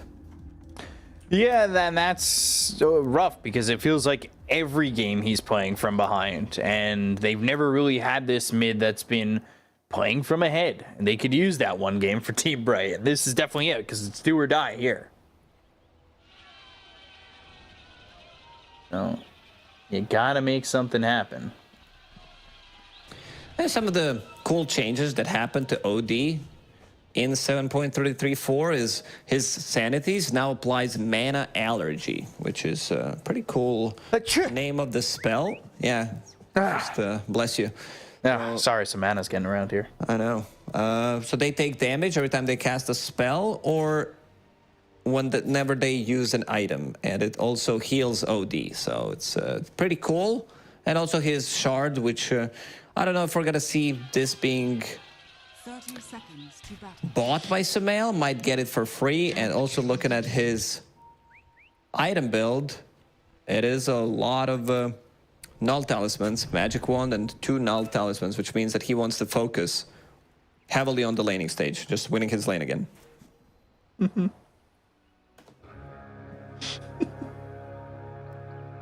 I'm still giggling at mana allergy. I can't keep it. I don't know why. It tickles me so much. Gosh. 2 bounty runes apiece. I can't believe they named something mana allergy. Have mana allergy. We have mana void. We have mana drain. Mana's doing a lot of things in this game. Like Dota in general, just mana. A lot of mana ability names. There's Astral Imprisonment, mana capacity steal. Which can have your mana. We have Magic Stick, which costs mana. Just kidding. Let's not go that route. Okay, we won't. It's fine. So, these lanes, how will they end up? I'm interested to see this Phantom Assassin do something, because the last time we saw Phantom Assassin not do something was recently. It was Emo in game number 3 of that series. It was a difficult game for Emo. Yeah, so far, sure. so good. Irving, 3 out of 4 CS. Not too bad. Going into Bracer next, it seems. Also having Magic Stick, so that's going to be some extra. Oh, Undone. He's in trouble and will drop for First Blood. Kaka gets traded for He2T. He's kind of happy with that solo experience. Why not? Oh, usually you don't see Lich dying. He's one of the stronger position 5s early on, level 1. So not sure what happened. I was watching the top lane. At least he can bring items to He2T, who got solo XP, as you mentioned. And that's going to be raid banned for now, going into power tread. So same thing. And then go for the Battle Fury. How's mid lane doing? Phoenix doing relatively good. Sitting at 9 CS already, so having a much better game. For now. We'll see if that trend continues. But I want to see it. I want to see one game where Team Bright have Phoenix to rely on, right? As Imitator ends up Dynamo Nay. That's not what you want to be doing. Again, both Phantom Assassin and Anti-Mage, 2 heroes you really don't want to be giving early kills to. PA off to a relatively good start. That's going to be like 10-11 CS after this creep wave. Going into Orb of Corrosion, so they want to focus on killing the heroes in the lane, which is fine. I don't think they, with the Disruptor Pango, PA can be easily pushed out of the lane because we talked about this lane not being strong. So you can afford to go for it. You're going to need to stay slightly more in the lane compared to the times where Phantom Assassin is like, okay, I bought Orb of Corrosion. How do I farm my cornucopia now? It's going to take forever. My Battle Fury timing is delayed. So Monet doing a pretty good job, but so is He2T. He's having a blast in this bottom lane. You wanted to see Phoenix dominate. I'm looking at the CS chart on top of it. It's not domination, but it is doing well, and I'm happy for him. We really need to see that. And this Frost Shield, all of a sudden, XXS, he's running the other way. They've got the Hex. But Kaka, does he have anything else to help them? He's out of mana now, so He2T, he's going to blink forward, play this one aggressively. Earth Spike reflected with a counter spell, and that's going to be Kaka dying. Sinister Gaze is there. XXS, he's going to fall. Double kill for Undyne. Lich may have your mana, and he will have your life. Poof, 1-1-1 build on Andy. Counterspell made the difference. This just got them 2 kills. Monet top 2. Maybe they could have gotten 1 kill on Lion, but that Earth Spike killed both of them. And that was a well-timed counterspell. One of the most annoying cards in Magic the Gathering. Man, wish I got into Magic the Gathering early on. You still can. There's always time. Yeah, I've learned 15,000 cards. It's not that you don't have to learn every card. You know, nobody's asking you to be encyclopedia. Knowing. What do you mean? I don't have to learn every single card. I'll just be a scrub and randomly place cards. Or yeah, that's what I do, and it works. I don't enjoy it that way. I have to know everything. All right, well, get into it, and I'll see you in about 4 years when you read every card that's out now. Plus the new cards as well. No. Then the new cards is next. You'd like it. They just they came out with the Lord of the Rings set. Big fan. Yeah, somebody found the one ring. Yeah, he sold it to Post Malone for like $1 or $2 $2.3 million. Yeah. Read about it. I know all the stories. I know all the memes. Paying attention, but also let's pay attention to what's happening in the game. Yeah. Imitator, he's level 3 top, 2 points in Thunderstrike, wants to put that extra point because he's playing like position 4. Irving's doing a really good job on Pango. I thought that they might punish this Pango, but they picked Phantom Assassin not for the lane, they picked it more for the game. So now Pango, they allowed Pango to have a good time in this laning stage. Swims back, jumps over, arrow lands, and a Stifling Dagger for his troubles. That hat is way too big for Monet. It just looks like the hat from, like, some Christmas movie. They look to go on Pichu. Imitator's gonna Dynamo Nate. Irving can't get his hands on a Pichu, but Undyne can. Sinister Gaze under the tower. Monet blurring, but where's the line that they can't cross? And yeah, jump over, and there's the swashbuckle for the kill on Monet. Undyne really feeling themselves. Level 4 Lich, leaving Anti-Mage alone, going through the gates, and then getting a kill. And now Imitator will refill the bottle. It was successful in the end. Got me worried for a second. He's farming the jungle right now. Sumail picked up double damage, 2 points in Astral Imprisonment. Things get much more difficult with levels. So he gets close, he gets Astral, couple of right clicks. No wonder Phoenix is jungling right now. Yeah. What's the net worth looking like? It's not great for Phoenix mid anymore. He too deep. He's their win condition, and he's having a good time. Second on the net worth. Irving. Behind his own Pango. Yeah, they killed the tower. The Orb of Corrosion coming in clutch. They played with the catapult. So some really nice moves from Bright. Does he still just go Diffusal next on the Pango? I think because he's having that good of a game, you should Sinister not Gaze? be skipping it. XXS, and now there's the Earth Spike landing. Ooh, Thunderclap, and Heater-T, if he dies, oh, he won't! Level 6 Mana Void and drops XXS. Oof, that's level 6 anti-mage, 7 minutes into the game. Sumail making his first rotation. Let's see what they can get. Arrow combos on point, and this is a spree, so good gold for Sumail on that. That is a good kill for Sumail. He needs it. But Heater-T still just moving on up, moving forward. I believe he's already got this cornucopia coming out. Yep. Some people who are rooting for Aster might need some cornucopia. Oof. Not an easy game for them. There is cornucopia available on Monet. Again, skipping power tread, skipping boots, going straight for the Battle Fury. Same goes as he did in the second game. No boots, straight up Maelstrom on the Bloodseeker. There's Spike with a glimpse out. Sumail chasing. No glimpse to shove him away, but Swashbuckle. Sumail also working with a shield rune here, so he's taking literally 0 damage. Rolling Thunder. Coming through. They've got both supports.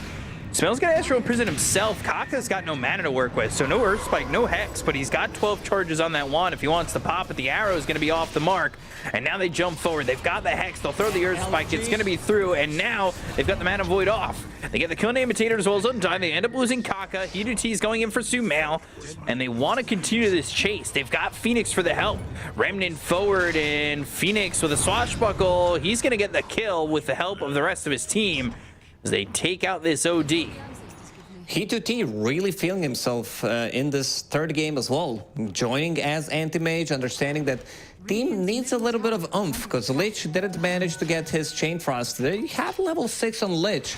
Undying as a position 5 compared to Imitator, who's only level 4 at the moment. Monet. Arrow hits the turnaround. The glimpse, the ramming him forward. Killing Monet would be huge, but instead, he'll jump back towards XXS, get the kill on Irving, and escape. Oof, this is massive. First, they don't get the kill on Monet. He gets the last hit. And Irving, he's worth a lot of gold. He's the most farm hero in the game at the moment. You ask what his item build is going to be. It's too good of a game to skip the Fusel Blade. Later on, you can buy different items. I think you can, get Blink Dagger to be the initiator for the team. Maybe get a Lotus Orb from these Arcane Boots because you're playing into Lion, Brewmaster, and OD. And Smoke from Aster. Let's see if they pick up these Illusion Rune. They will.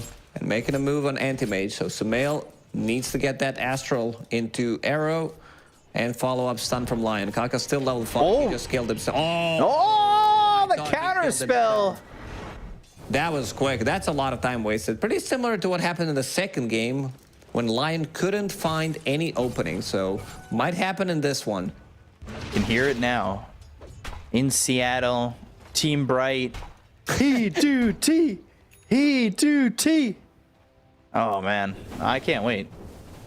He's really playing out of his mind so far. He is. We've been only 11 minutes into this game, but so far so good. I like what I see. Yeah, it's everything they need from him, right? And he wasn't afraid to get involved up in the top lane either. Dire are scanning. That's something that kind of reminds me of Ame a little bit, who would play these cores that need a lot of farm and aren't afraid to get involved. Kaka's in trouble, counterspell, hexes himself, and Heater-T is going to have himself a dominating spree. I gotta say, this is pretty impressive. This is third time. First, they got double kill from it because he counterspelled Spike, then he dodged the gank, and now also Hex. Just showing that maybe it's better to not use the spells at all. He's in their heads right now. Gotta learn to feint. You know, get halfway through the cast. Make them use that counter spell. Broadswords in the backpack, put that in, swap the healing salve on Andy, and there it is. Just the value. It's gonna be much better timing on Battle Fury now, because he already bought the recipe. And just needs another 900 gold to finish it off. Is under attack. Well, and ahead of this Phantom Assassin and Monet, you know, he's got that one death, but let's see over mid. They're going to go and try to make a play. Split finger kill, and they will use that Chain Frost, but that'll bounce back and forth and not really get much. Kaka, it's a stack for him, which is something that was hard to get last time he played this Lion. A lot of things are dispellable here. So Brewmaster Split going to be very valuable. Counter Spell, Flame Guard, Shield Crash, Frost Shield, pretty much everything. Radiant's middle tower is under attack. Even net worth. And dispelled the net worth. Ooh. That would be cool. Radiant are Monet. Sleight of Fist, Searing Chains, and in some trouble. Stifling Dagger over the Rolling Thunder. And Irving Glimpse. going the other way, and they've got the glimpse, they've got the kill, and they take out Monet for the second time. Pete should try to help him out. Get there so he can get the Blink Strike off. Whenever there's two carries who build Battle Fury, bottom lane. Bottom lane, yeah, they're going for Andy. There's no finger. Counter spell, blink away, and Undyne there just in case. So my point is, whenever there are two heroes who are farming Battle Fury, if one gets to the Battle Fury earlier and the other one like dies one more time, maybe 2 times, he's gonna have like half an item difference in just like 2-3 minutes. Oh boy, that sounds terrible. If you're the other team. Diffusal's there. Item progression is happening, and Battle Fury is far from Monet. are scanning. Sumail's Dire's middle tower is under coming through. Phoenix. Ooh, arrow. That hits Undyne, but Phoenix now hit with the Astral Imprisonment. Any follow-up? No. Blade Mail used. TP out. Sanity's committed, and Monet's got a double kill. I said he was behind on that Battle Fury, but all of a sudden, he's got enough for the broadsword, and he's only 450 away from it. Yeah, these are some big kills that they're getting. I feel like they need to bring a third hero, Imitator there with the Static Storm to maybe break the combo, glimpse someone back, could make the difference. He's looking for the mid lane, 2 points in glimpse only. Irving will finish off the tower. has fallen. And they're going to smoke off of that.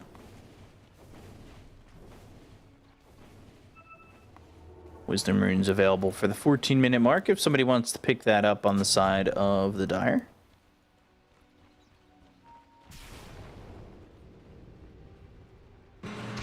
But nothing doing at the moment. Leaping away and getting out of that one, but using all the leaps to make that escape. What's XXS going for? He's got nothing queued up. He has a Spirit Vessel on himself. Might be the same thing. There's a lot of magic damage Under attack. from Disruptor Lich. Lich ulti not gonna be as good since you're playing into like OD who can save people, Phantom Assassin can blink out, so can Mirana, and also Brewlings. They're gonna soak up a lot of that damage. Yeah, hopefully they can soak up that damage. You can have a better game, but Tower is under attack. it will be determined by how well we're going to see the continuation of Team Bright playing. I like what Bright are doing. They just feeding anti-mage healing cell because they're making stacks and you don't have enough HP sustain to farm the ancients with, because both supports have Trusty Shovel available and they're feeding him healing cells, feeding him mangoes. That's nice. Are fortified. Upping the standard of what a support needs to do for their carry. Under attack. Dire are scanning. Scan connects, and they know where they're coming from. XXS, he's got Primal Split available. A Remnant back and take out this Obs. Now the chase is on.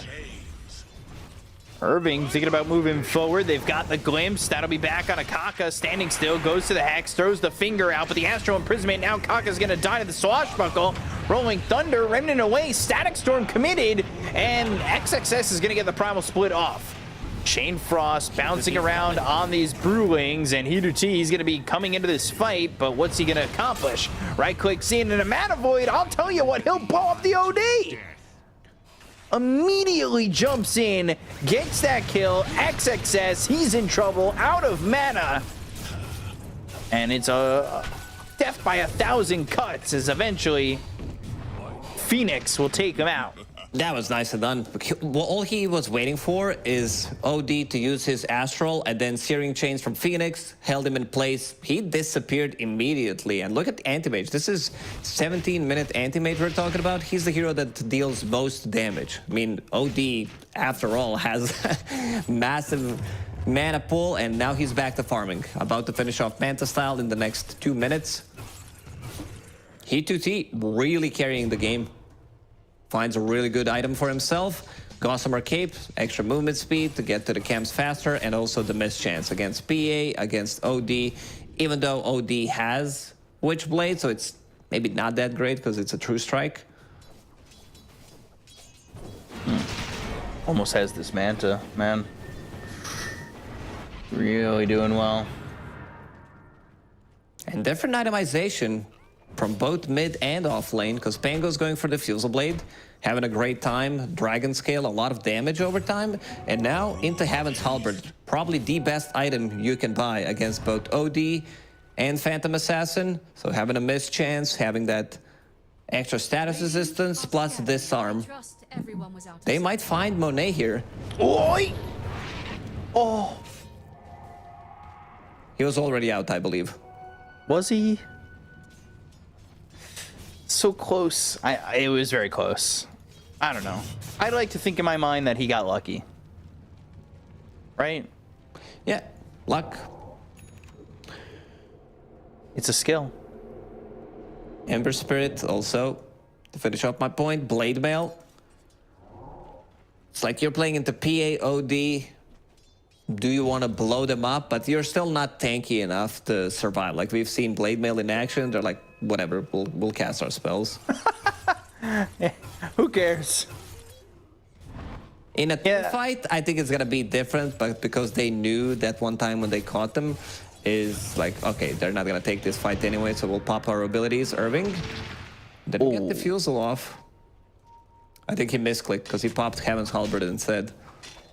Yeah. He was like, I'm still the old Pango.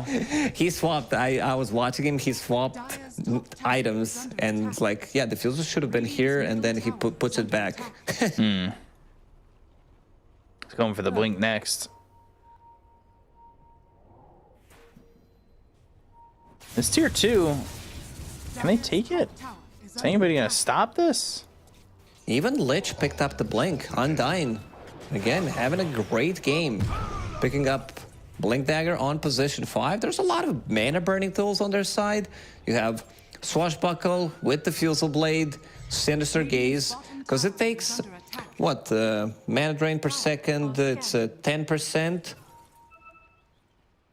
That's a lot of mana. If you can get that on OD, it helps out Anti-Mage bursting the target. Now with the Manta style as well. I think OD, if Astral is on cooldown, he dies in 1 second. All it takes is one Anti-Mage with a couple of right clicks from Manta, maybe one Swash, Sinister Gaze, he's donezo. Super vulnerable at that point. I'm a big fan of Ags in particular for Lich. But, you know, Blink's worth it. But I'm always a fan of the 5-man Sinister Gaze. Sumail's thinking how to defend himself against all of these things. Oh boy. Well, not like that, that's for sure. Yeah, I'm just looking at the items. So Aghanim Scepter, they changed it so many times.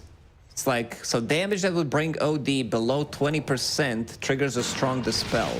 And then all of the mana is consumed creates damage barriers, 75% of his maximum mana that lasts for 15 seconds. Kaka's in trouble. He's dead. Probably. Yeah, he is hit with the Sinister Gaze. He is dead. 6,000 net worth lead. This game is very reminiscent of game number 1. Pretty much. They're gonna need Monet to join some of these fights. Like, what he's waiting for is probably BKB. Maybe they take another fight, then get the Deso. Go from there. He also needs a shard to have break mechanic against Anti-Mage, remove some of that magic resistance from him. BKB is completed, has Orb of Destruction, Orb of Corrosion. That's a lot of armor already. He got glimpsed back. All right, glimpsed back, but look at the jump in on Imitator. As the damage pops the BKB, Rolling Thunder used by Irving. Not sure how much the BKB was necessary, but at the end of the day, he gets the kill, and let's see what else they can get out of this. XXS finally picking up that pipe. XXS kind of quiet to this game. Haven't really seen much. That one primal split, and that's about it. Now they're gonna go and try to do Roche. They have a lot of damage. Arcane Orb, it works on Roche. They need this. They desperately need this one. You can see He2T pushing very aggressively in the top lane. Might get the tower here, because they're not trying to set up anything on him. Seems like they don't care too much about them taking this Aegis, because He2T is just gonna continue doing what he's been doing and adjusting his item build compared to the first game, going into Butterfly, playing against OD again, playing against Phantom Assassin. You want to have that evasion. So 7,000 net worth lead, but they've got an Aegis in the hands of Team Aster. But will it be enough? Lich, by the way, he was using that Cobalt and then farming the top creep wave with the Frost Shield. Soon to have that shard. So his farm's kind of nice. Both supports, though, on Aster have a good amount of gold. It's just, you know, a lot lacking here for Sumail in terms of his gold that he's got. He was thinking about that Ags, but seems like BKB is going to be the item of the choice for Sumail next. Let's see who gets it. Oh! Oh! Both dying. I mean, OD deals a ton of damage. Same goes for Phantom Assassin, so... No, Pichu picked it up. I thought Pichu died for a second. I'm looking at the bottom of the screen. Okay, it was only Lich. Whew. Imitator ended up getting the shard. No, Imitator got it. No. When you die, you're supposed to pick up the shard. You should get priority. It should be If you die to the if you die to the Tormentor while taking it, and you're a support, you should be guaranteed the guaranteed the shard. I agree with that one. That's one of those that we're gonna write down. Write it down. How many do you have so far? 6. Yeah, we'll rate it at the end of the qualifiers. Shard next for Brewmaster. He's going to buy out on that, so he'll have that upgrade to the Primal Split, increasing that duration, and of course allowing him to cancel. So it's a nice shard to get, but maybe he wants something more. I don't know if he's going to be going for that Ags. He wants the Blink Dagger next.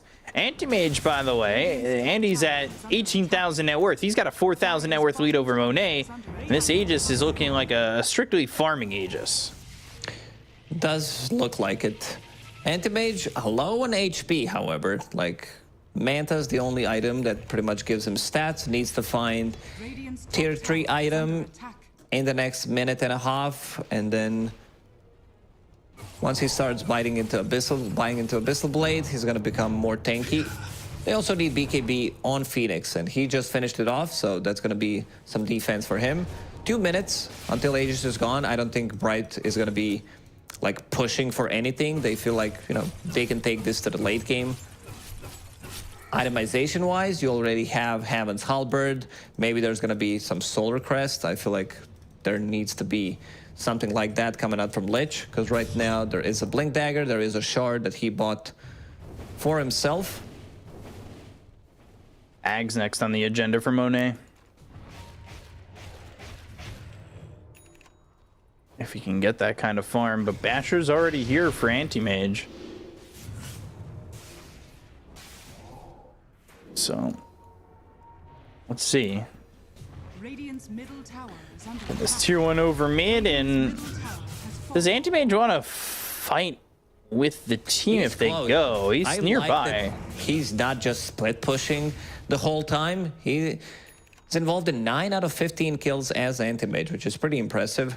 Usually you'll see this, 0-2-0 Anti-Mage farming until game ends. By game ends, I mean he loses the game.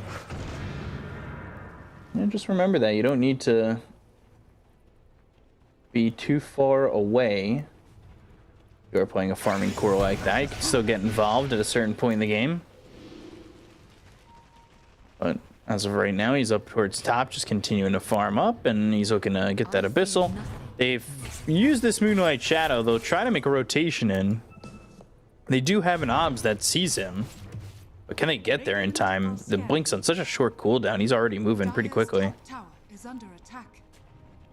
Pichu purchased Gem. There was one interview that I remember that we did through second DPC tour when we talked to them. It's like usually they would purchase the gem after they take the first Roche, so they get some of the vision, play from there. Now it's slightly later, but they also want to get rid of the vision. It's a very important game so that Anti-Mage can't split push, and it's going to expire in 2 seconds, so there's this timing from Bright where they want to take a fight.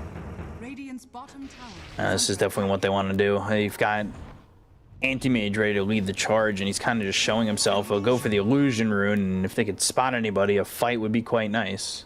Oh, they're underneath the vision. There is Observer Ward on the high ground. Showing Anti-Mage, rest of the team is smoked.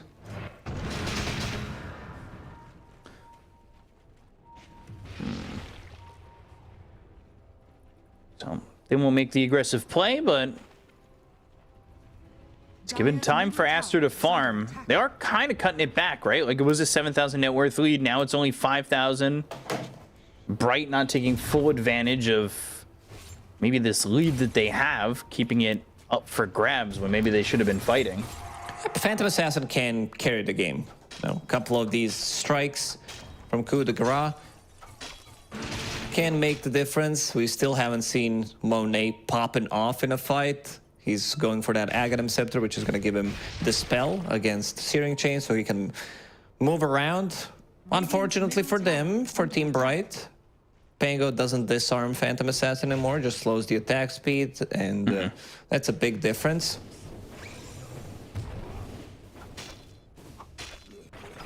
Game's just kind of shut off. Like, it really felt like it was gonna start to be a bloodbath, especially with the way that Anti-Mage was fighting into the game. But this Aegis seems to have silenced both teams to being very complacent with just farming. You can expect them to smoke when Roshan is potentially going to spawn.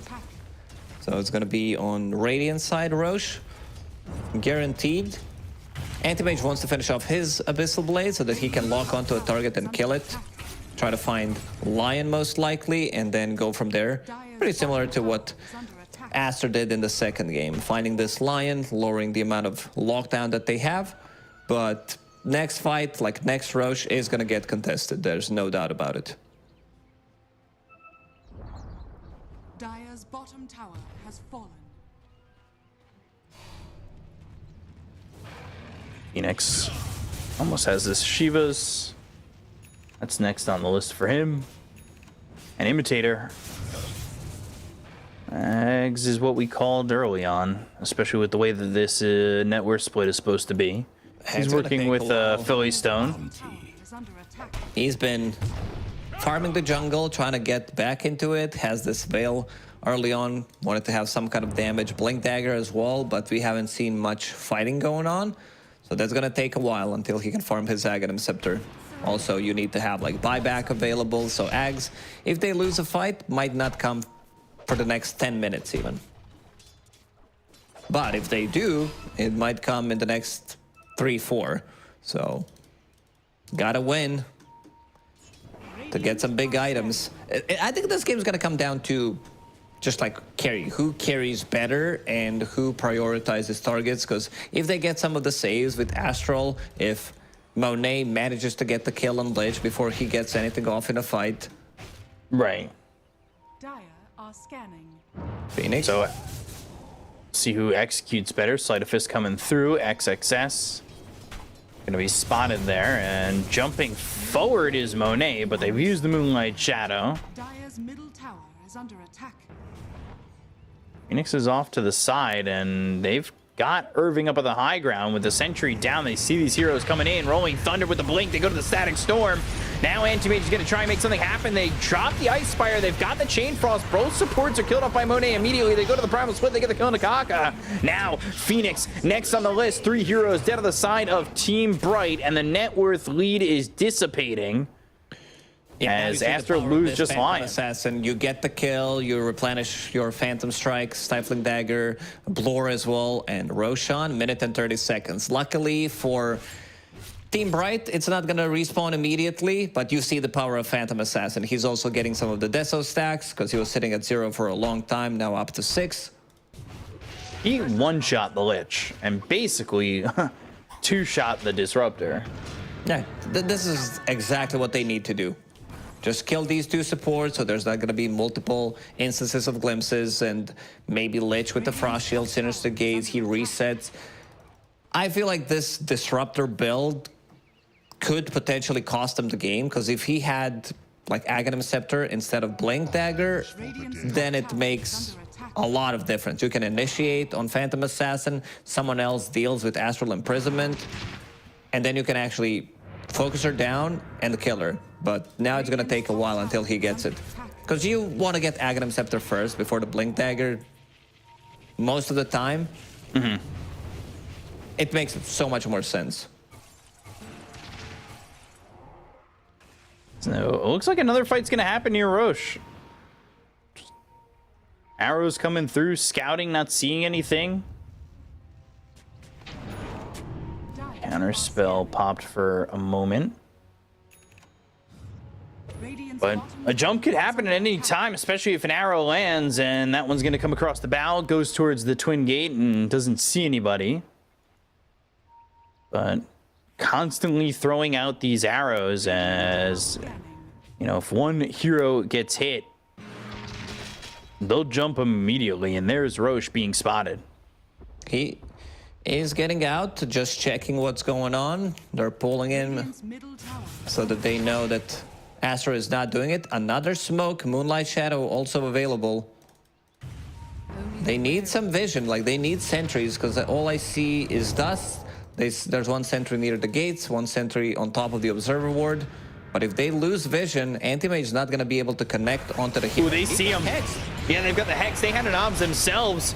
And they're going to try and make the jump here, try and get these kills. Anti-Mage surviving with a counter spell. They get the kill on Nakaka. They'll end up trading Imitator. And now, Remnant off to the other side. They look over at Monet. They've got the Sinister Gaze from a distance away. And the Astral Imprisonment saves Sumail. Can he get anything off? They've got the Bashes coming in, as well as the Static Storm. The Mana Void's going to be dropped down. Monet's going to end up dying. And Pichu ends up falling. So Anti-Mage just blinks away. Everybody's dying on the side of Aster. They're all buying back. Oh my God. It's like they need to get something out of this one. There is, I believe, Remnant available for Ember Spirit, so he can come back. Roche is going top. To the Dire side. And I can't believe Anti-Mage lived. Like, first, he couldn't deal damage because he was down to half HP, was forced to blink out. Then he comes back into the game. Mana Void doesn't deal as much damage because there was OD with almost full mana.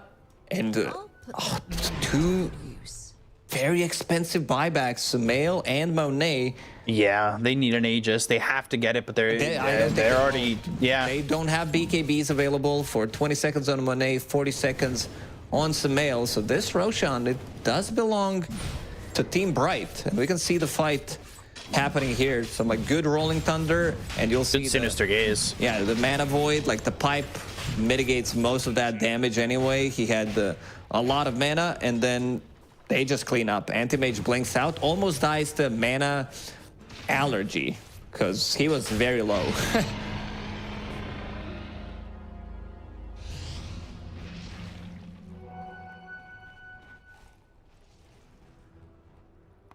$11,000 net worth lead. I'm starting to fail to see. Yeah. And it could be it. You know, Phantom Assassin, I see Nullifier queued up. definitely needs it to remove some of these, like, everything is dispellable. As we said, Frost Shield causes some of the issues. Shield Crash as well. Ghost Scepter available on Lich. So if you can maybe lock onto a target with Nullifier, kill it instantly, I think this is going to be the game where you'll have to, like, risk everything. Because Phantom Assassin, she wants to buy, like, MKB as her next item, since you need to deal with the butterfly, but you also might want to buy Divine Rapier and just say, screw it, we gotta risk it, otherwise we're out of this. Like, we're not going to TI. MKB. Has fallen. Speaking of MKBs, Anti-Mage just finished one. This could be all it for Aster. They need to make a perfect move. Dire structures are fortified. Everybody's here, everybody's showing up, except for Sumail. He's trying to farm. Yeah. That Hex. Tier 3's gone. Oh, Marana! Dead. Gone. Rolling Thunder was committed. They didn't even need that.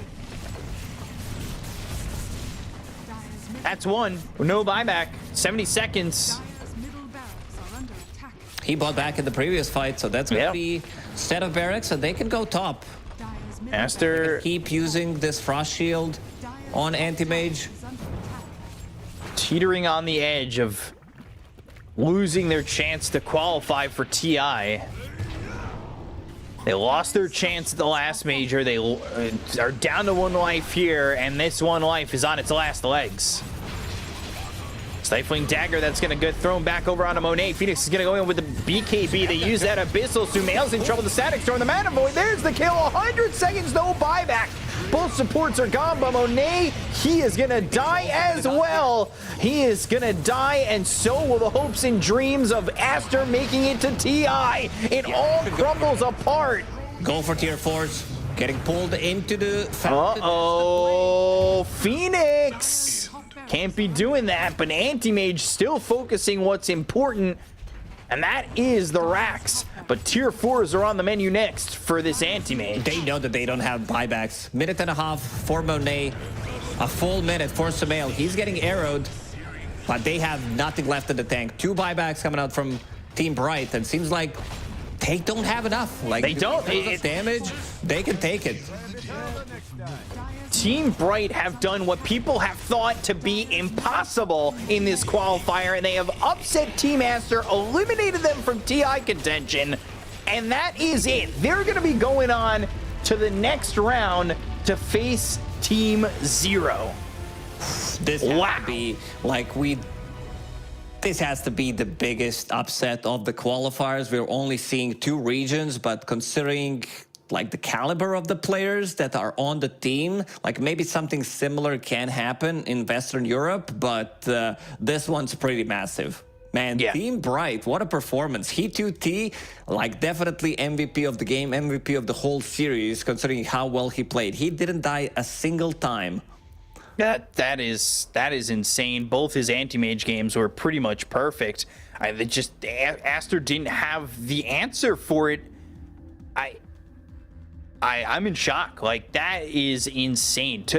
To miss TI by 1 series at the major, 1 more series victory, and now Aster have been eliminated by Team Bright, a team that in the last tour of Division 1 came in last. Yeah, that's a Div 2 team we're talking about right here, but anything can happen. Like, we saw some steady improvement from the team. Like, first game that they played in this series, they looked very hot. Man, He2T will, like, managed to, like, get the most out of it. Very patient coming into the fight, and we can see some of these fights that did happen. Aster tried to go with something different. Phantom Assassin, OD. Maybe too unconventional for this meta, I would say, but yeah, did it work out for them in the end? And Lion lost 3 games in a row. Yeah, that is maybe time to stop picking this hero if you're still in this qualifier, because he's got loss written all over his name, and it has just not been working out for him. But I mean, Anti-Mages look good. The way that they have made it work, and you want to know what's crazy? They're still playing again today. Like, like you just beat Aster, you get a chance to breathe for a little bit, but then your qualifier lives are on the line again, in just a few hours against Team Zero, who have also eliminated IG in what was, you know, on paper an upset. Major attending teams, both Aster and IG. Team Zero, they also look good. I think this series is gonna be really good, which means that one team, Team Zero or Team Bright, will be, you know, getting into top 3 of these qualifiers, and they're gonna need to face Xtreme Gaming or Azure Ray, whoever loses. So anything can happen in this one. We might see one of these two teams actually qualifying to TI. That would be insane. I mean, that would be so insane to think about. That a Div 2 team, well, technically Team Zero is a promoted team, but I don't think anybody had it in the realm of possibility that either of those teams would be able to qualify for TI, but the dream is still alive for both of them, which is insane. But going back to this third game, Anti-Mage played perfect. Again. Monet didn't even have that bad of a game, but everybody else on the side of Aster just fell apart, and Anti-Mage 8-0-10, like, with Phoenix not exactly having a perfect game himself either. Once more.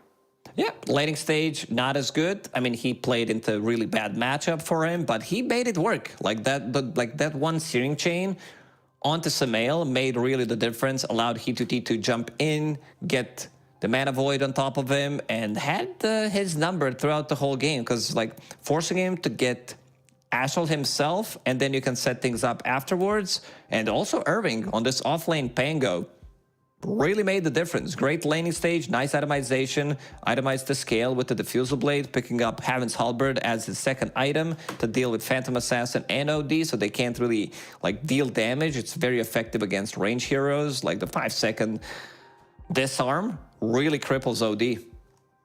And that was quite the game for Team Bright.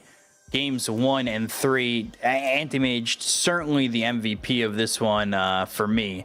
I mean, it's a perfect game from him overall. Again, something they desperately needed to defeat a team like Team Aster, and they did. They beat them twice in this series. I mean, it is, wow.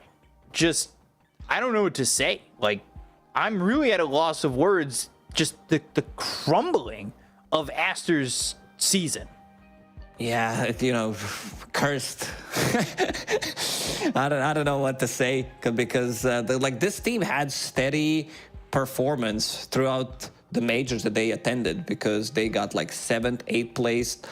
They got 7 or 8 at the Riyadh Masters as well. So pretty like this is like top 8 in the world we're talking about, but didn't manage to qualify through points, and now failing short in this one.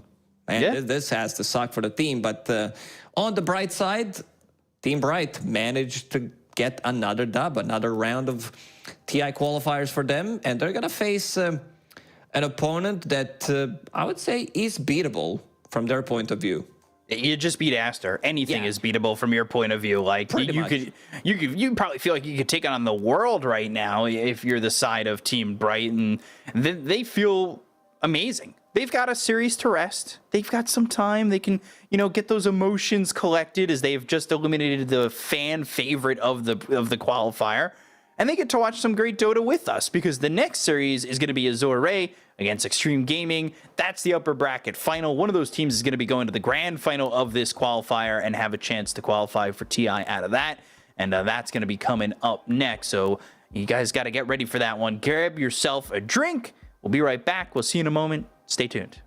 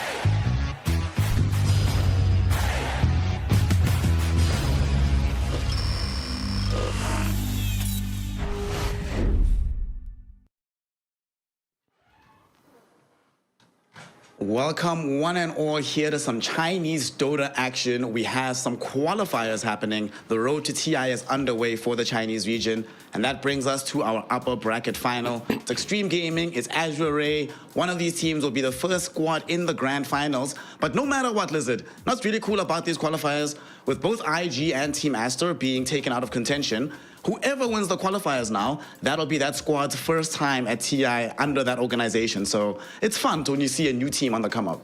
Yeah, it's definitely interesting, but the storyline of today for me is Aster is out, dude. What the hell? Yeah, you know why, bro? They could not deal with the power of Undying Lich. It was too strong. They couldn't. Undying played Lich and Undying played Undying. Like that's like we've been hyping them up for. We've had the pleasure of watching them, right, for quite a few times now. Like we've covered almost all of their series.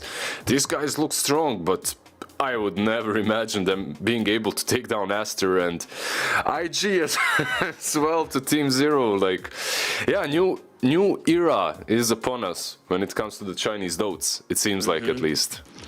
What a top four to have. Team Zero and Team Bright doing upsets at the bottom. Xtreme Gaming and Azure Ray looking super clean and super strong at the top. Of course, Team Zero and Team Bright will be playing each other right after this series. So one of them, the road ends here, the magic is done, but whoever else wins, it's going to be a win overall for the Chinese region. But let's turn our attention to this series, Liz. Xtreme AR, I know that you're an Xtreme Gaming fanboy. I'm an Azure Ray fanboy, so talk me over. What is it about this team that you like so much? About Xtreme? Well, currently, not a lot. Unfortunately, like, I was an Xtreme Gaming fanboy back in the day, right? Like, I was, let's just say that I was loyal to the organization, not to the players, let's put it that way. Well, I was loyal to the players that were in the organization, and then I kind of just remained not a fanboy, but I remained liking their games because they got some better players in, or just as good players. But look, PYW and DY, that's why I watched this team. That's the reason why I really supported them. After they broke up, the friendship, the BFFs weren't really forever. They lied to us. So I'm not as big of a fan, but still, I think they've got what it takes to get to TI and put up a pretty good show over there, like Zinq joining them, washing his face. I just washed my face as well. I think he's an amazing player. So overall, they have a good shot, but Azure Ray, you're their fan, and honestly, I think they're in a better spot at the moment. Yeah, they're just playing such clean Dota. You can also see the way they're playing. They're not playing with expectation or pressure. If they don't make it to TI, whatever. We've already got a good tournament under our belts. If they do make it, you just keep seeing them get better and better. The cohesion is building between the primary three in the middle, who have Somnus, FY, and Chalice, and of course, Lu and Tianming supporting around them. You know, obviously, I've been hyping Lu for a long, long time, so he's the one X factor here, because he's broken my heart too often. You know, I'm not fully ready to commit to AR, but the rest of the lineup, man, they just seem so solid. Seeing Chalice back again, playing just crazy style of Dota, running at people all the time, it's fun to watch. They play a different style than everybody else in the region right now. Yeah, seeing Somnus carry them, like in most of the games that I watched, just putting them on his back and just carrying them once again, like popping off. But yeah, overall, Azure Ray, I think they're just super stacked. Right now, this team is reminiscent of Elephant back in the day when it comes to the names, right? Chalice, of course, going a little bit crazy here and there. It's to be expected. But what I'm really looking forward to as a support player is FY, right? Like, this is the man that I want to watch. This is the man that I learned from even back in the day. And that's always a pleasure to watch for a support, right? You get to learn some new things from him. Well, I mean, earlier on, we saw Team Aster being eliminated. So of all the old school fours left in the game in China, it's only FY holding that banner aloft right now. But let us witness how this game is going to break down, Lizard, because we do have a draft. Azure Ray will be playing on the Radiant side with second pick, first pick for the Xtreme Gaming on the Dire. So far, I'm a bit happier if I'm Azure Ray. Enchantress has not been removed. We've made sure to take away some of XM's best heroes, his Venge and his Primal Beast. They even take out his Viper. Damn, that's a lot of hate towards the guy. Yeah, like not a lot of teams are even spamming Viper, but maybe there is maybe there is something deeper. Maybe there is a reasoning why they banned out the Viper. Perhaps Azure Ray have a plan, some heroes that suck against him later on in the game. Everything kind of sucks in the lane. Not everything, most heroes. But later on in the game, some carries can get really hard countered by him. So perhaps that's the reasoning. Could be that Chalice wants to play like Timbersaw or Tidehunter, one of these heroes as well. They're just going to stand in front of the towers. But they get Nature's Prophet. It was left through the pool. Both Invoker and Nature's Prophet were not banned out in this first phase. And XG will happily snap it up. Yeah, there's a ton of popular heroes right now left in the pool. There's Venge, there's Phoenix, there's Beast, there's Lycan. Beast and Lycan right now for me are top tier. Like, I see this Prophet, I just want to pick some beasts and send at him, right? Just use some minions to kill him off. Any hero that gets on top of him easily is also nice. Like Prophet obviously is very versatile right now. Decent 5, decent 1. We'll see where XG decides to put it. For now, it's Azure Ray's turn. So the Enchantress for Tianming is in the pool. They can get Timber, Tide. Oh, here's another hero we've seen being banned out more than he's been picked within the region. Brewmaster comes instead. The last game we saw from Brewmaster was in that Team Aster.Aries. Looked a little bit lackluster. In this situation, though, you know, I suppose you just know what the Chalice hero is. You can try to build around it, your draft. You already guarantee some team fight. You have a relatively stable laner, so you don't have to worry about one part of the map. Well, we have seen some 5 Brewmasters as well, but yeah, like you said, most likely on that offlane. I'm still so put off by the ban order. Like, it doesn't matter how many times I see it. Seeing 4 heroes on one side and 3 heroes on the other being banned. The symmetry, my OCD kicks in. Doesn't feel right. It is very strange. It's going to take, like, I think, maybe even up until TI, we're not going to be used to it. I was wearing the same sleeves, by the way, that JT is wearing. I had, like, someone needs to help him with his posture. Exactly the same ones, the headgear or whatever. I feel like most likely what's happening is his forearms are a little bit aching from putting hands in a weird position on the table. I had to wear the same thing. Like, my elbows, my forearms would really ache back in the day when I was still playing. You don't holler at him, man. Spread some of this wisdom. Yeah. It's all about, like, the blood flow and how you put your hands. But it's so difficult, right? Like, you get used to a certain position.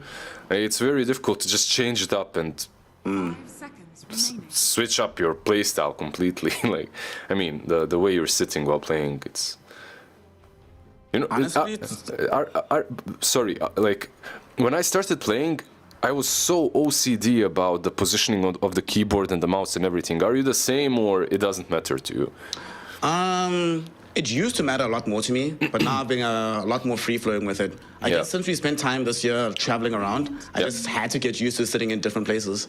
Yeah, I think most players as well. Like, they get super used because they have to go to tournaments. Once you start traveling around, boot camps, tournaments, you kind of have to get used to.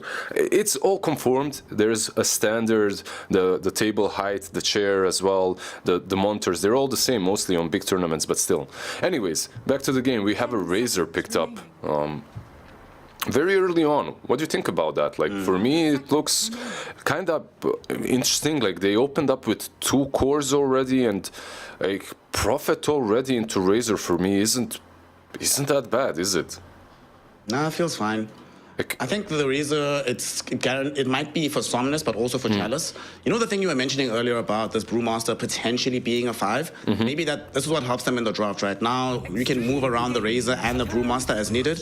So they're sort of forcing XG to reveal their hand first. Is this Darkseer with the Earth Spirit? By the way, I've seen this matchup obviously quite a lot, like Razor and Prophet, and it can go both ways. It depends on the lane supports if they're playing on the sideline. If they're playing in the mid lane, I think actually Razor at the moment can do well. You just max out Plasma Field, you spam it, the Treants don't even mess with you.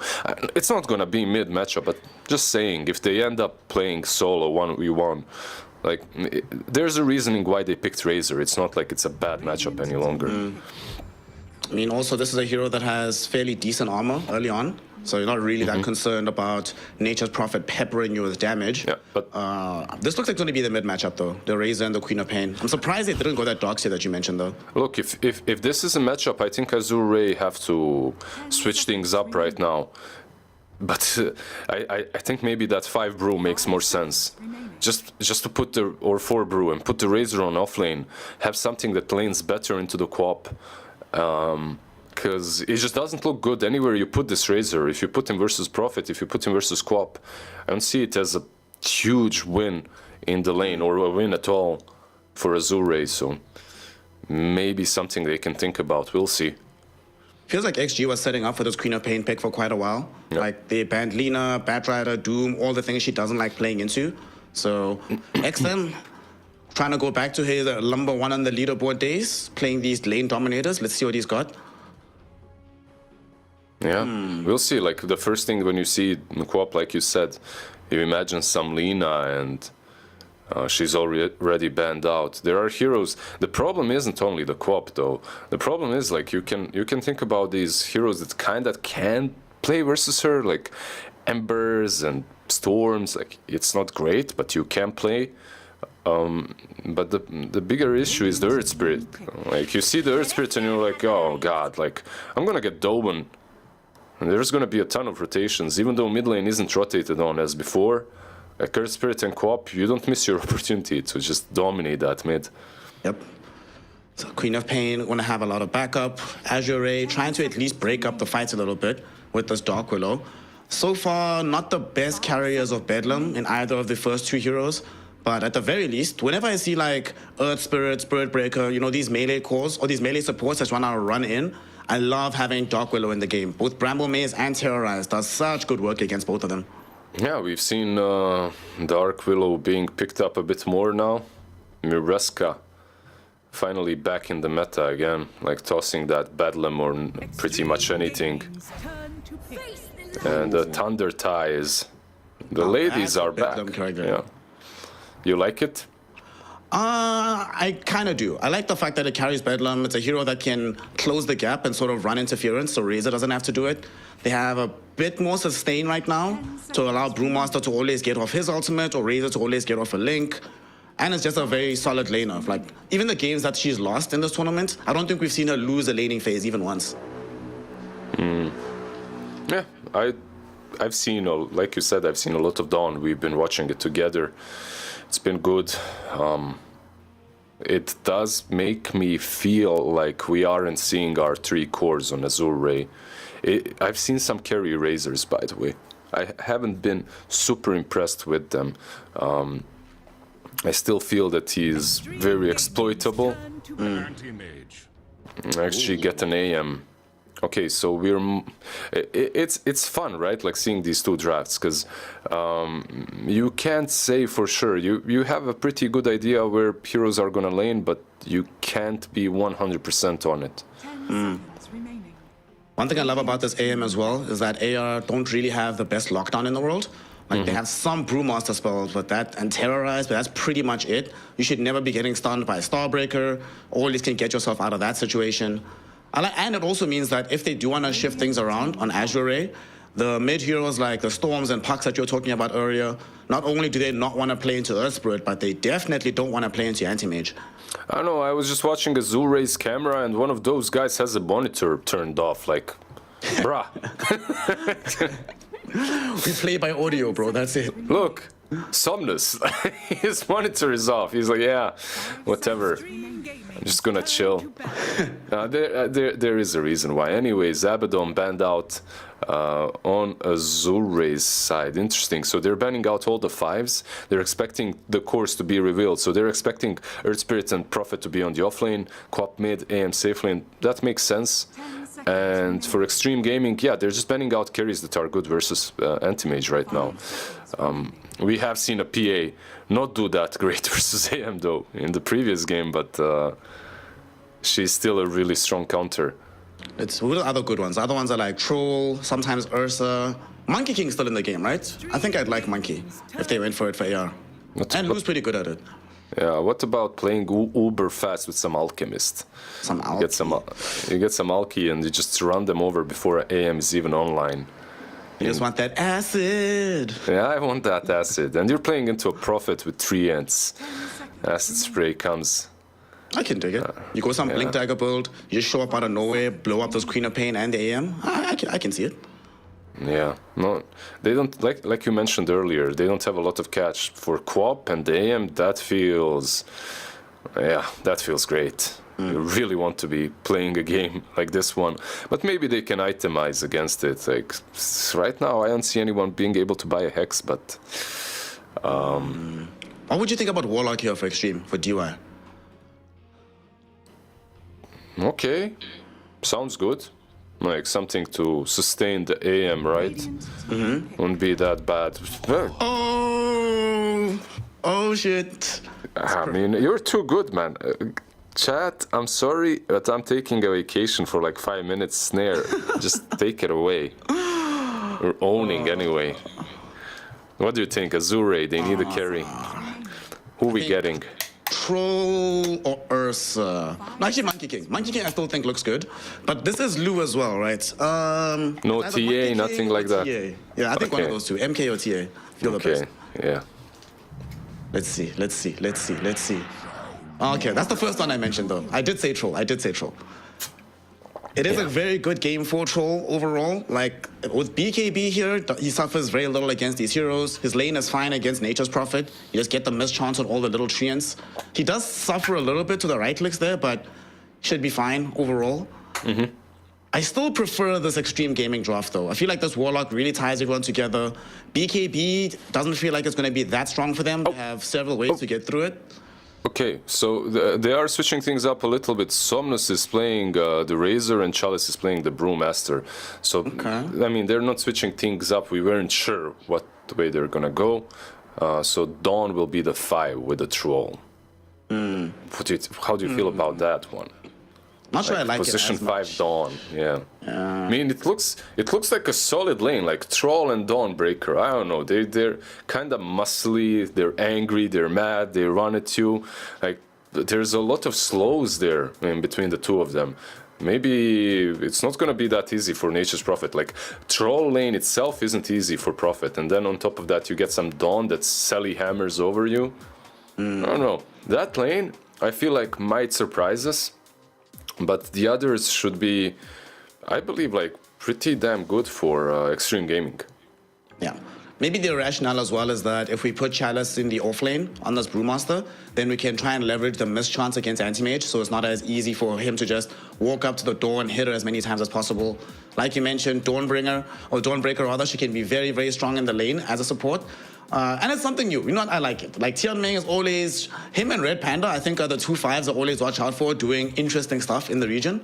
So I will believe and trust in them, but overall, I still really like this XG lineup, man. Warlock, as you know, I love this hero. I think Anti-Mage, Heat has shown us the way, how crazy strong this hero actually is right now. And of course, we've seen XM in the past dominate games with his Queen of Pain. So let's look forward to him doing it again. But no matter what, let's just look forward to some good Dota, bro. Just some good Dota. I always get good Dota when I'm with you, Snare. It doesn't matter what. Even if the Dota is bad, we're together, you know? And exactly. So let's see. Q's turn to try and run up the hill. He just hit with all the slows. Does manage to roll away, though. They couldn't catch him in time. What a boss, dude. He also rolled in between the brambles. What a G. Yeah, the Thai lady, big ties. Still chasing him around, but can't really do a lot besides taking the Watcher. Let's see, like, I have a feeling we might see some fight here. XM leveled Blink. Ghost is still waiting on a level, so is DY. But JT is really trying to debate for this, though. I mean, how do you feel about level 1 Sprout and revealing it so early? I guess he wanted to have some vision on that cliff right there as well, right? Makes some sense, allows Xingqiu to move around and actually get a better position. Having a little skirmish there. We're also having another one on the other side, though, for that bounty rune. And DY could die from this, taking quite a bit of damage. But but he does have the Shadow Word on Thank you. him. FY is going to try and eat it all up, but here comes Somnus throwing in the Plasma Field and finding the first blood by killing off this Warlock. Bottom lane at the same time.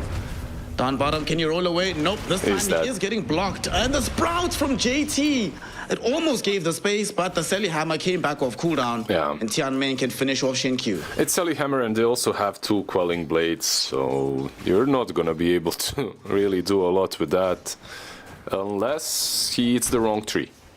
And it's gonna happen. Thank you for the last hits observer. Grab sword stats. Very nice. Thank you. Now we can watch. Top lane, what's happening here? So far, I guess DY and Ghost should be fine, right? Like, this is a damn strong lane. Dawn and Chalice, like, just completely destroying you with right clicks. But you have Shadow Word at least. Yeah. Shadow Word will help a lot.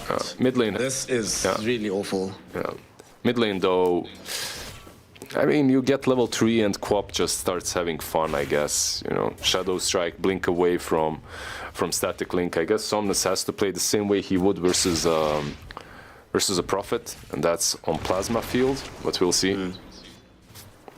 You might put like the value point into Storm Surge because they changed it so you don't need the shard anymore to get the bounce back on spells. But that's only if he feels he's getting dominated. Otherwise, I think he should be fine. Down bottom, Tianming, yet again, they're going on to Xinkyu, who rolled in to save JT's life, but might have rolled into his death here. Lu getting out the right clicks, Lu finding the damage, and Xtreme Gaming finding themselves on the back foot a little bit with these kills going all the way towards AR. I don't know, man. I click on Dawnbreaker. She's got like 800 HP. She's got 4 armor. Troll has 8 armor, 700 HP. It's like you have so many slows. You have a stun. You have an ensnare. It's like, yeah, it's a rough lane to be in, I suppose. We'll see. You Ludo? want to kill Lu though. He's in an awkward position. Whirling Axes will save his life a little bit right now, but he will be kept away from the lane while he tries to regen some HP. They give him a pool tango, but he'll definitely need more if he wants to come back into this. Yeah, nice little mischance there from the axes, preventing the spirit from hitting him that much, so yeah, not that easy to kill him. Prophet debating with a TP somewhere else. He's not gonna do it. He knows it's just a bait, like you say. I mean, they're just happy, right? If I'm JT here, and I can keep the troll relatively far from the range creeps, deny them all, and finish off the wave, I'm cool. I can keep the status quo going forever.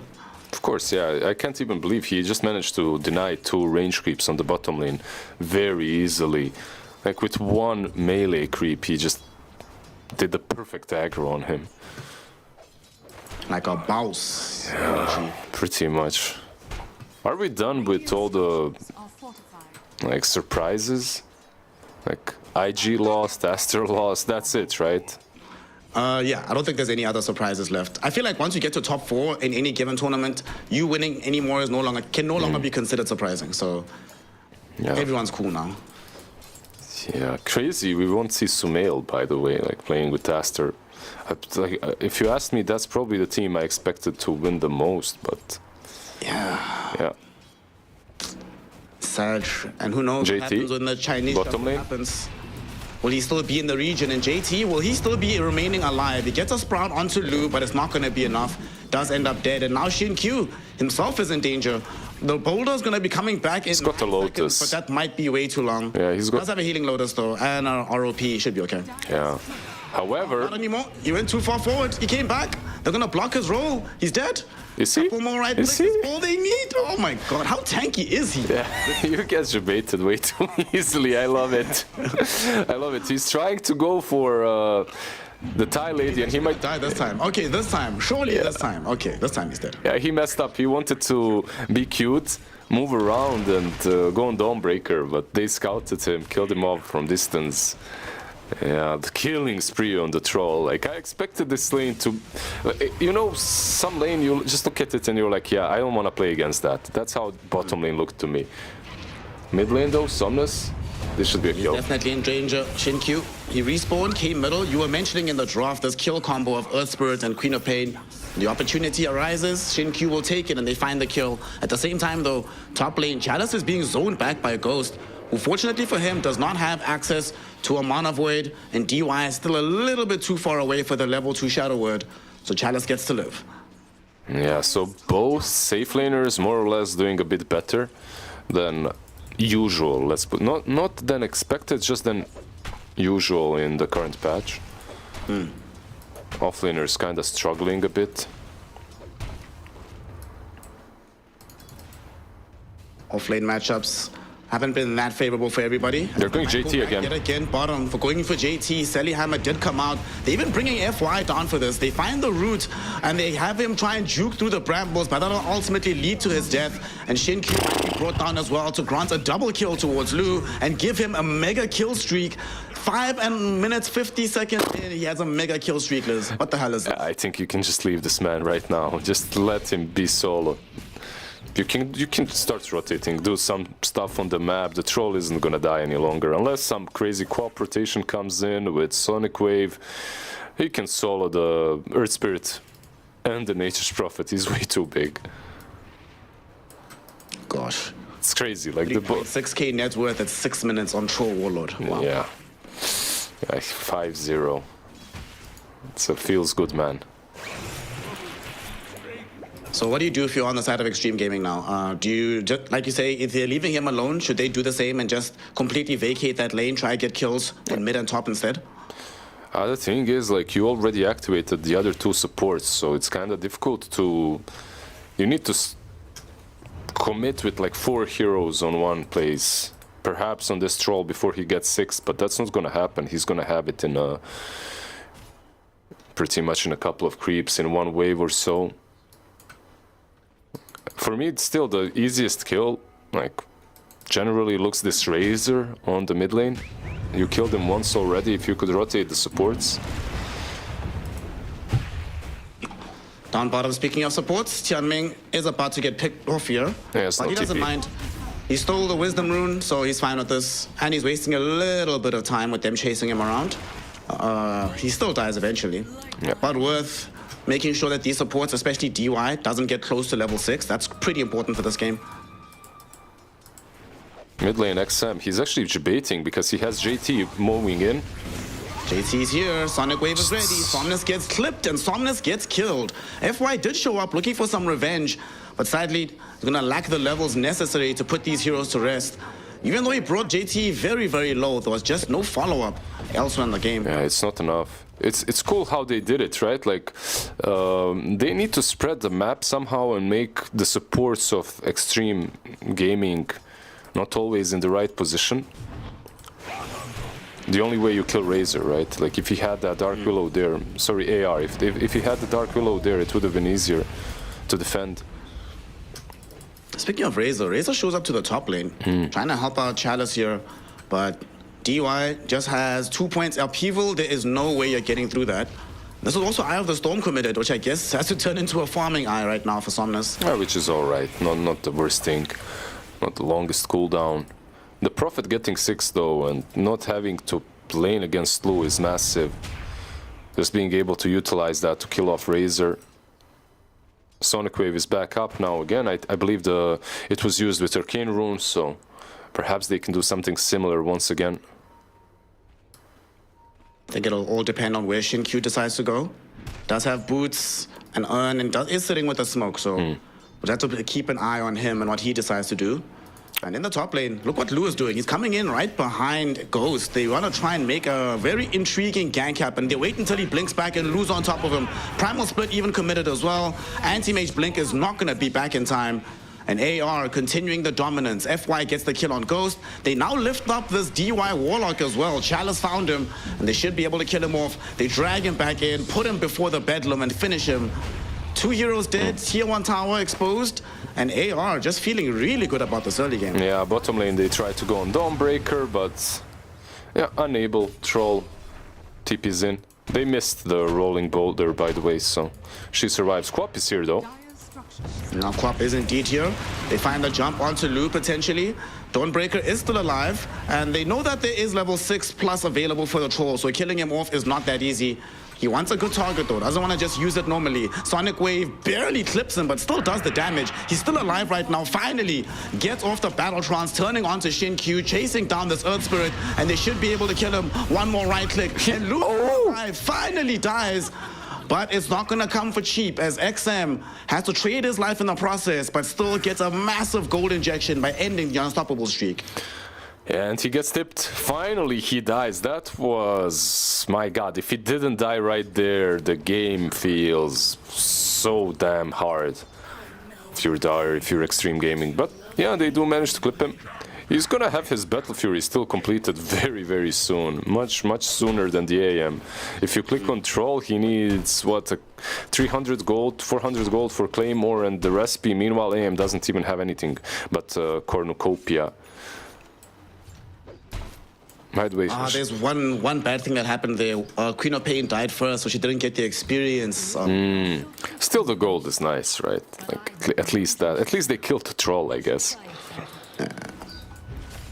I'm huffing on some, as Benjamin would say, cornucopium. Big shout out for that. That was really funny. Shout out Benji for that one. Chalice, top lane, Rock.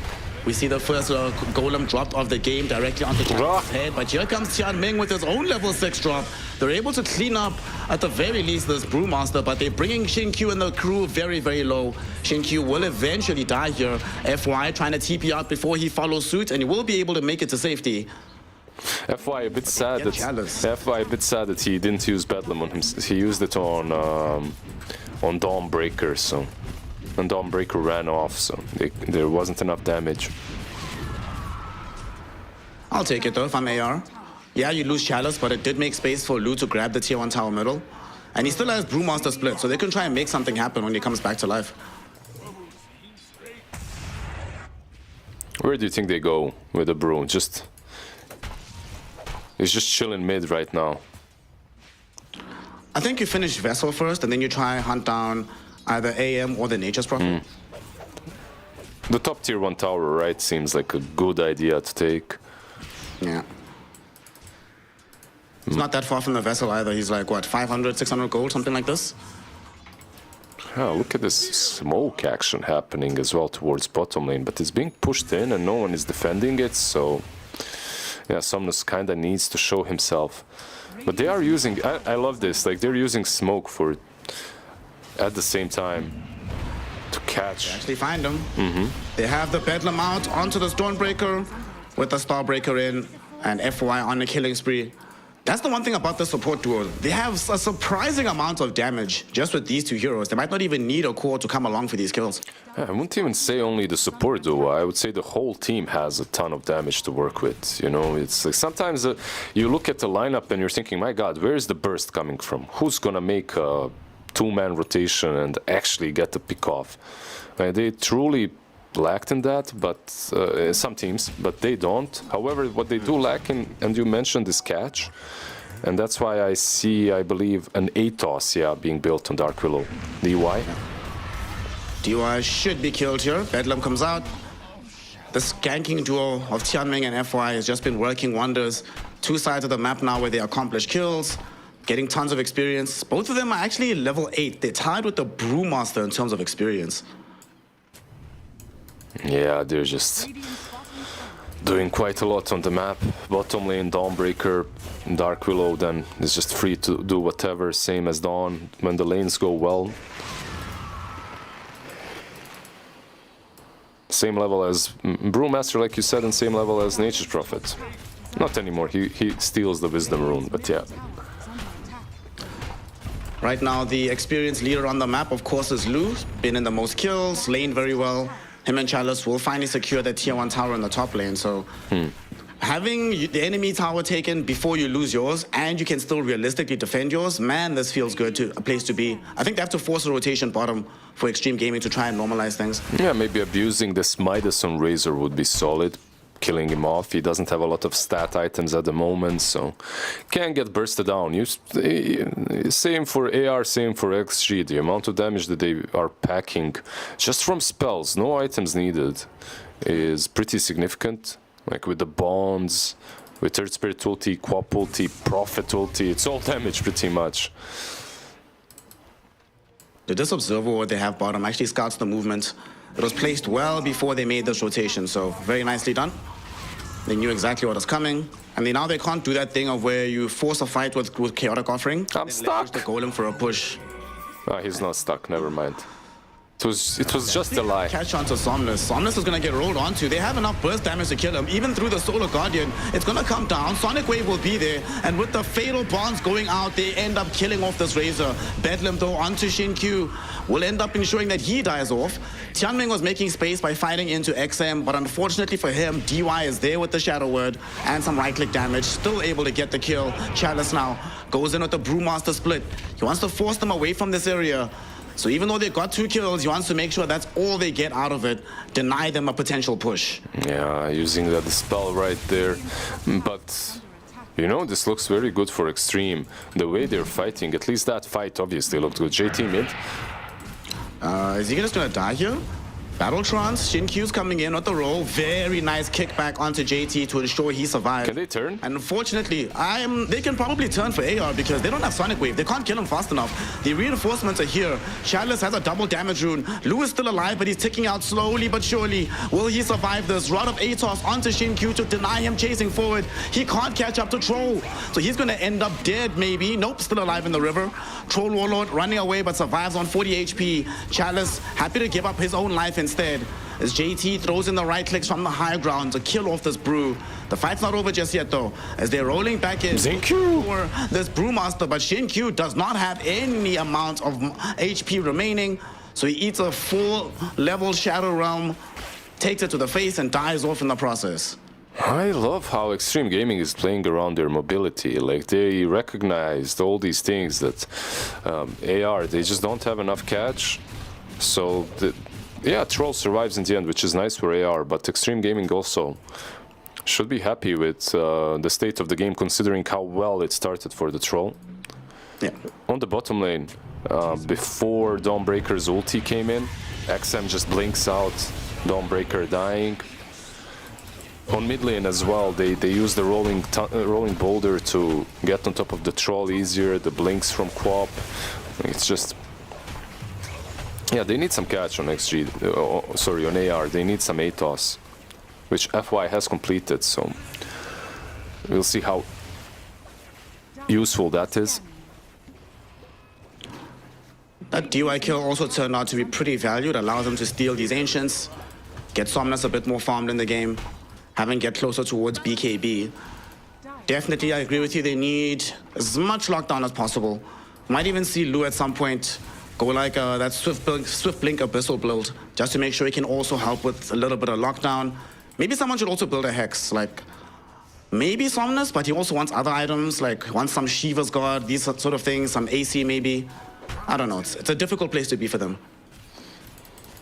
Yep, we'll see. There's still time. Later on, they can all itemize if the game goes well enough. But sometimes you don't have to get too much cash. You just need to force fights around objectives, and they have to come to you anyway, right? So there are ways to play around it.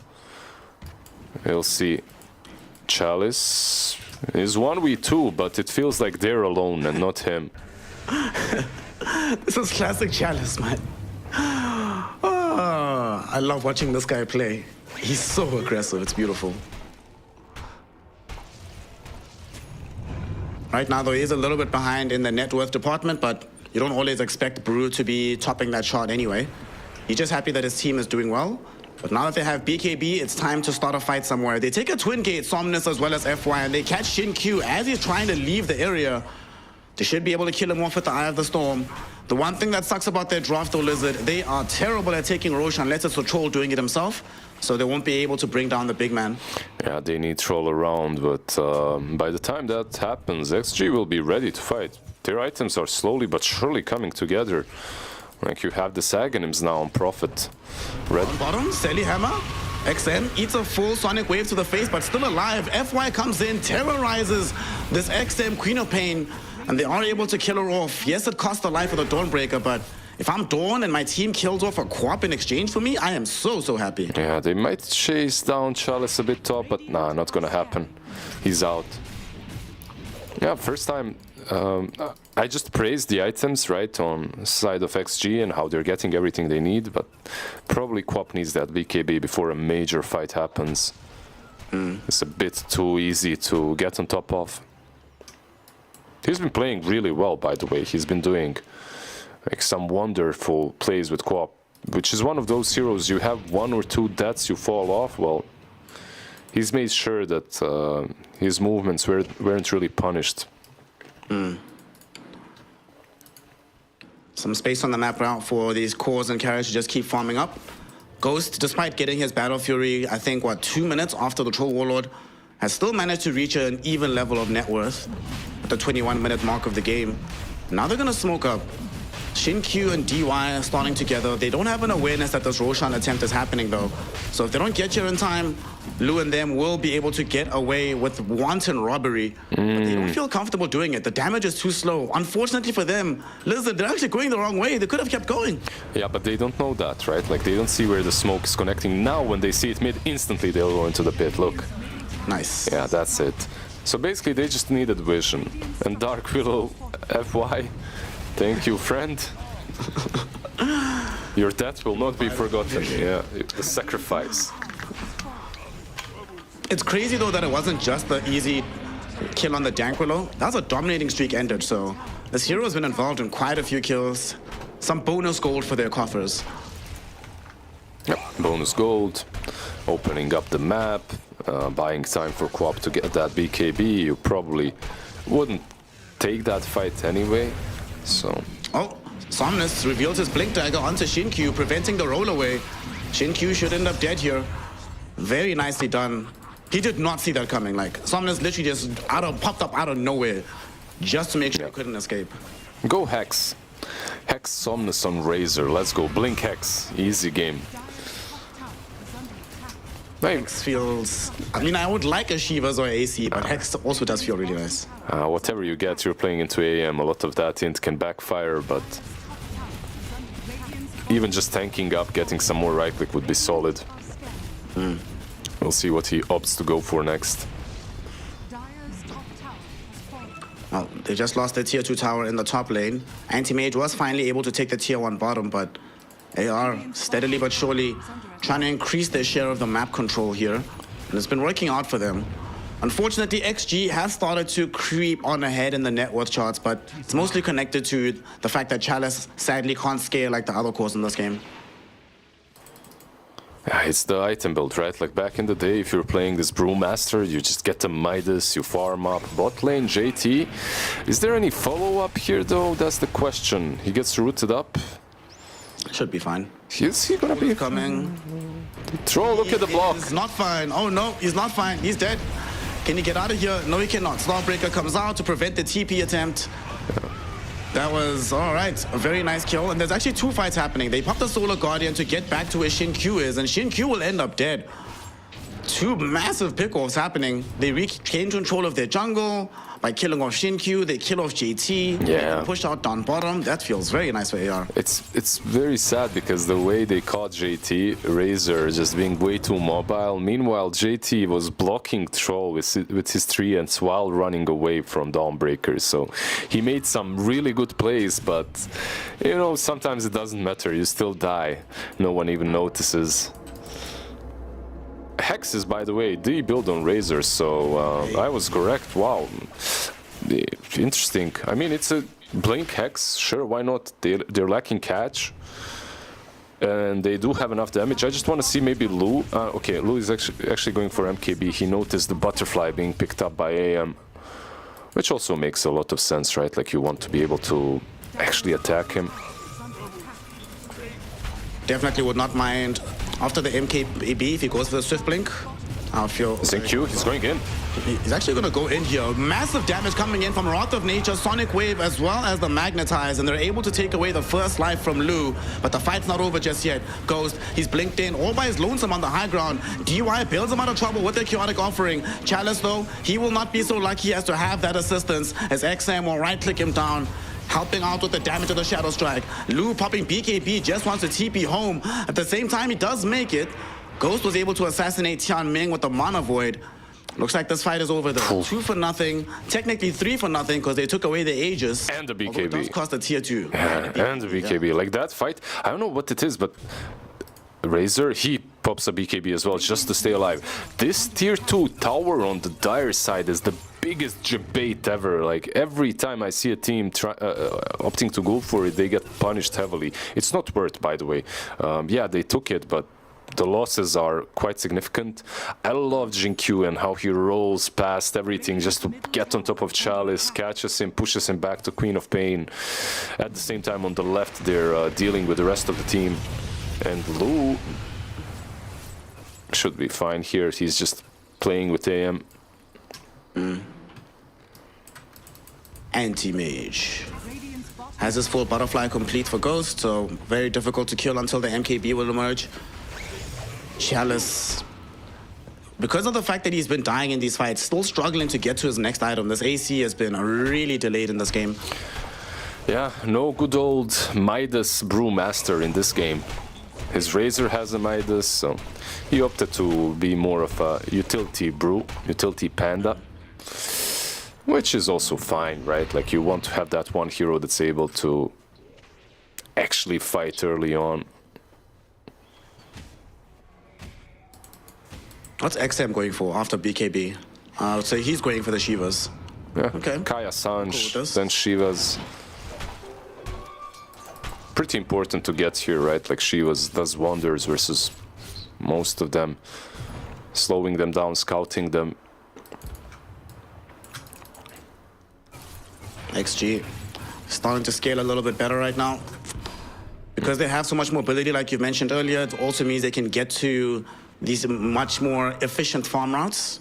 Everybody's just getting bigger and bigger and bigger. Yeah. Basically have 3 cores in this game.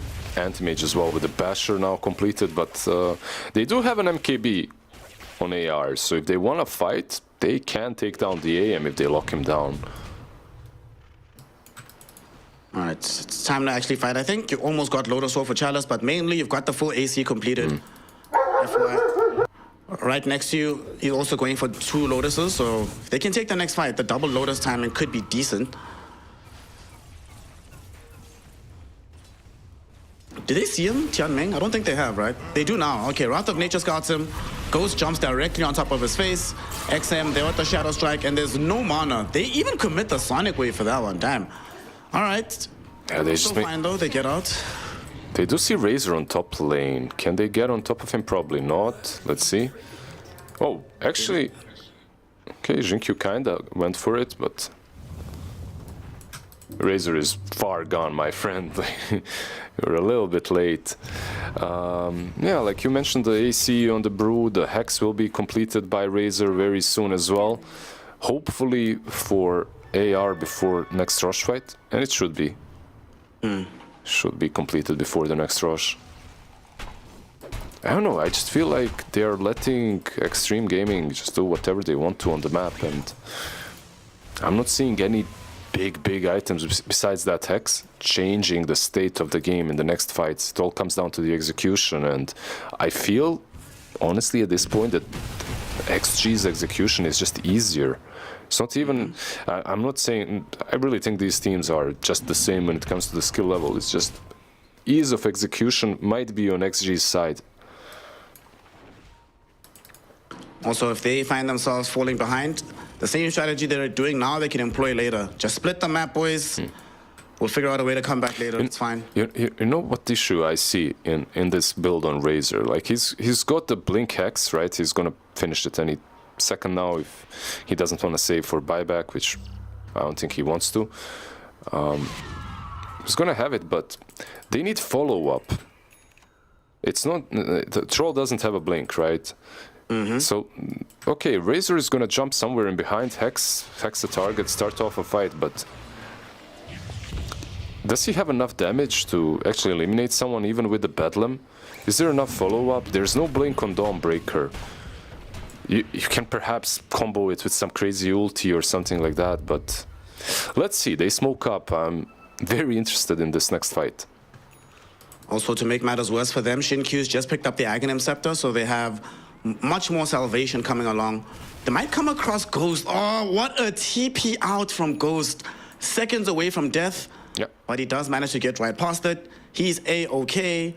Roche is about to move downstairs as well, and they're prepared for it on the side of XG to take the big man down. Pretty much, that was the TP, right? And now you have to take the twin gates. If you're AR, you just have to. The scan will connect on them, right? Actually, it's their scan, never mind. Chalice comes out with Lou and the boys, and Roche just scouted. Roche just owned them. Weird series of events. But this is where the fight's going to break out next. Last patch, many games were decided here on this Radiant side of the Roshan pit. So far in 734, it's been on the dire, but I think both these teams will still have many memories of losing games right here, so they're going to be very careful with the approach. And winning games, come on. Come on, Snare. What's with the brooding?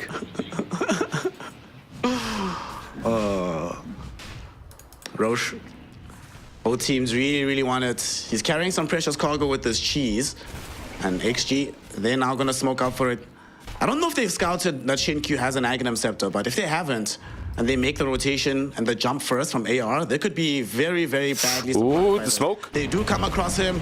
They hex him up first. Chaotic Offering bails him out of trouble, though. There will be a Solar Guardian directly on top of this troll to make sure Lu stays topped up as Chalice goes on with his ultimate right now. Nobody's got a pure beat just yet except Tianming, who gets surrounded by XG boys, but he did use the duration of most of these BKBs as well. Lu. So he's still alive. Lu trying to go back in right now with this troll. They get the hex out onto Anti-Mage. Ghost has been stunned up, but XM still has the Sonic Wave. Lu almost died, but he popped the Battle Trance at the right moment. They hit him with the Abyssal Blade to slow him down, and there's going to be the Monarch Wave from Anti-Mage. They kill off the Troll Warlord. Chalice. Everybody else from AR has to run. Chalice doing his best, but he cannot get past the mobility of these XG heroes. JT even bought back for that one, but will certainly consider it money well spent as they very decisively win that team fight. Very decisively. Just the ease of execution of these team fights is completely on XG's side. Like, you saw that. They even found the perfect target. They found Xingqiu because he has that Aghanims that you mentioned. It doesn't matter. The Golem is the counter initiation. It goes through BKBs, so you can't kill the Earth Spirit, and then he's saving himself or anyone else. Meanwhile, on AR, if you go in, if you jump in, the only thing keeping you alive might be your BKB, and that's it. And once it's done, you can't reset, you can't rejoin fights. It's just, I don't know what AR has to do, but these next fights are not going to be simple or easy for them. They need to find like some debate on a high ground or something like that, but just going 5-on-5 smoke on smoke, even if they initiate properly, I don't think they're gonna win those fights. I also love how patient XM was with the Sonic Wave, waiting until Lu actually gets off Battle Trance. Just push away, just keeping this troll away from his targets. Dawn is makes the game just feel so easy. And Dawnbreaker is indeed dead. Bro, JT has actually been griefing Dawnbreaker, because not just with this kill, but in the previous fight, it was his forced off that pushed Tianming into an awkward position surrounded by heroes. What a player. Yeah, this time around Dawn actually just Celestial'd in, so she was gonna die no matter what. Ghost has an Abyssal, level 24 almost. Game is not looking that bright for AR.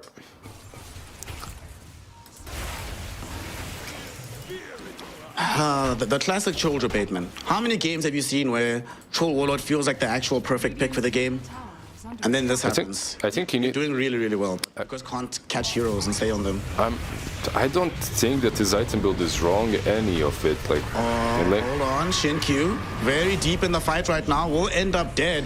Sonic Wave can't bail him out, and this time DY isn't nearby with the Chaotic Offering drop. There you go. Like, if they go a bit too deep, then you can punish them. That always works. One big item, I started talking about that, is the blink control. Let's see if he completes it, because he could also go for Satanic to be able to kind of reset the fights, have quote-unquote 2 lives in him. But yeah, I would actually really enjoy the blink dagger. Speaking of this blink, do you know why a lot of these carry players have been buying Arcane Blink instead of Swift Blink? I'm seeing a lot of TAs buying Arcane Blink as well, and like 100 HP, 200 mana. Come on, man, who can say no to that? Spend 3,000 extra gold, #worth. Yeah, 200 HP, come on. Survive for 1 extra second. Somebody in chat's gonna tell us now. Some spreadsheet carry player, you know? Top lane. They might be setting up on Chalice here. He has Abyssal. Doesn't blink on top. Just out of range. There was a few patches ago, before the nerfs, he'd be dead at the moment, but Abyssal Blade is a bit more fair at the moment. So he has to just content himself with the Don't remind me of the mini blink Abyssal, please. God damn. It was good times, man. What do you mean? My carry player buys Abyssal, we just auto-win the team fight. Amazing. Chalice gets hit back with the Stone Remnants and will easily be killed off. Xingqiu, God. Just has everyone's number this game. And he's going back in. They catch Tianming, who's right next to the tier 3 tower. The Terrorize will buy time, but there's DY with the chaotic offering. Yet again, JT pushes him into the fight, and they're able to kill him off. Will they go for more here as they really want Lu? They go for it in the fight. He pops his BKB to keep fighting, and that'll enable him to kill off Ghost's first life. How do they fare on life number 2? Meantime, XM, solo jumping onto FY, has enough magic damage with the help of DY's Shadow Word plus Fatal Bonds to kill him off. Now just time to clean up the lane of Rax, as there's no contest available from AR. Yeah, tier 2 on mid lane is on 200 HP, so perhaps they can even backdoor that if they wished. Let's see. Ghost, yeah, he's gonna go for it. Backdoor the tower, go back mid, maybe, or are they gonna be more disciplined? Let's see. They don't have the golem for 90 more seconds. Okay, the discipline. The discipline to wish for, because at this point I feel like they have the game, but yeah, better safe than sorry. 95% win probability, a 20k gold lead, about 13 levels up as well. So very crazy distribution in their favor. All they need to do, like you say, be disciplined, don't mess it up. And besides, with the next initiation that you go with, once your ultimates are back on, it's so easy. Xingqiu just rolls in, decides who he wants to kill, and that hero dies. Yeah, by the way, Troll finally decides to go for the Blink Lu. Thank goodness. He was waiting for... Look, he just bought the Blink, and he has 2.8k gold on top of that. I don't know, maybe if you had it that... It wouldn't have changed a lot. I'm just... wishful thinking that he had the blink much earlier, but he just didn't have that amount of farm, unfortunately. Yeah. It's kind of wild to think about how well he started this game. At 6 minutes, he was 5-0-1. Oh, he farmed well.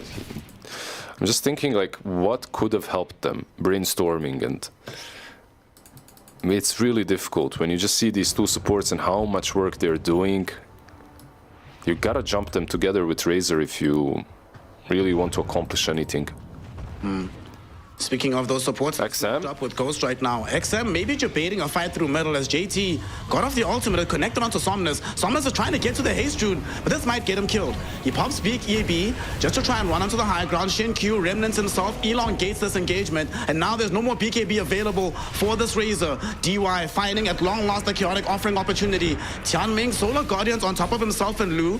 Try and make sure that XM cannot kill them off, but this Fatal Bonds is doing work. All these heroes are falling really low, but Chalice, he does come back in the fight and finds DY, pops his ultimate to kill off this Warlock.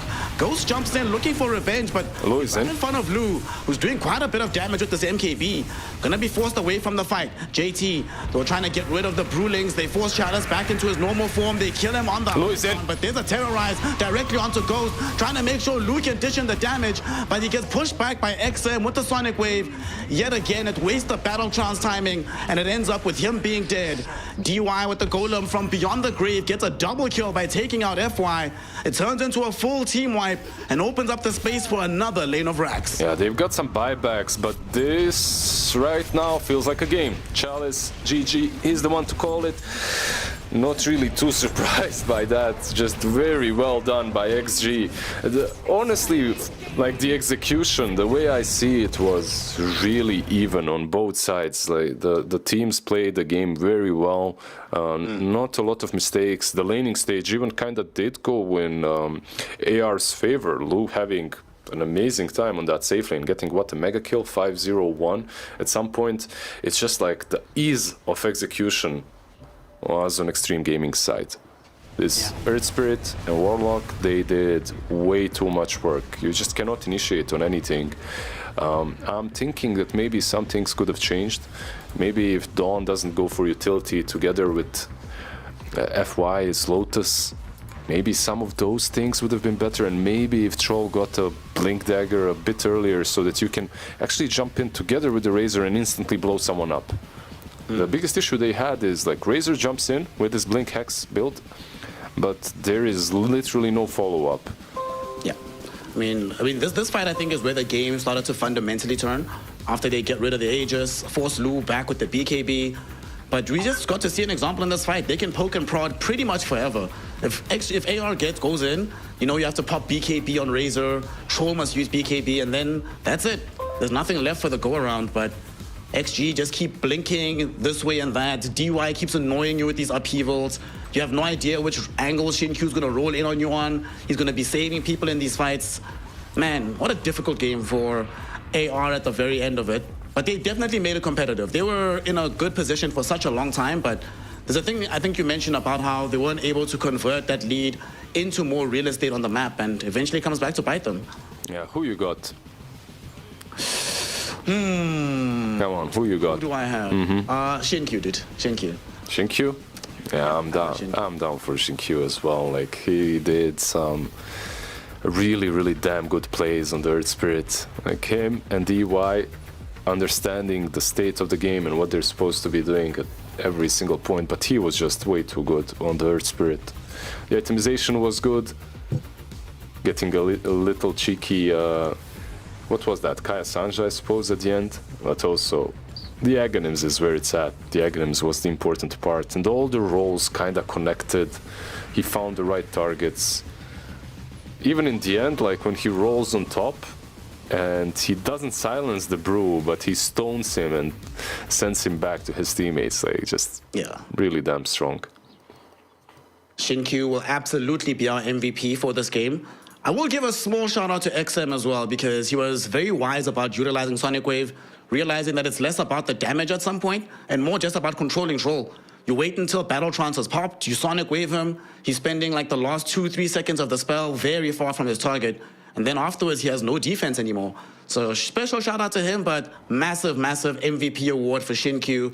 Did everything and more that you could ask out of this Earth Spirit hero. And we get glimpses of why this hero, you know, for a longer time, people would be afraid. Even when Earth Spirit was bad, they'd ban it against Xinqiu. And I wouldn't be surprised if in game 2, they're like, yeah, we're not going to allow this to happen again. Yeah, they might ban it out. It can happen. At the same time, I have to say, AR, I feel it's more about their draft than anything else. Just fixing some things, maybe making it a little bit easier for them to reset these fights, having a bit of save. Like they might have cooked a bit too long here with the Dawnbreaker position 5. It looked amazing in the laning stage, don't get me wrong. It's just like, perhaps if they had a normal, I don't know, Spirit on the mid lane, something that can actually just naturally go in without buying a Blink and Hex to be able to do so, you know, like some Ember or Void, whatever, Storm, something that can actually go in and catch a target, then you follow up with whoever it is. The problem that I had with their draft is that it was a little bit too telegraphed. You have this Brewmaster ulti, you have the Razor, you have the Troll, they're just running at you, and if you have enough mobility on the side of XG, it's just very easy to react to. React indeed they did, and they did so successfully, which allowed them to claim the first game and ensure that they have the advantage heading into game 2 in our winner bracket final. If you don't remember the stakes, whoever wins here is the first team in the grand finals, and given that there's only one slot available, that certainly makes a huge difference for your odds and advantage going into those grand finals tomorrow. For now though, AR aren't out of it just yet, so they still have another bite at the cherry. Let's see if they've got what it takes to make this a 3-game affair, to fulfill the Snare and Lizard Curse, and of course to entertain us all with some Dota 2 action. Don't go anywhere, we'll be right back with game 2 of this amazing series.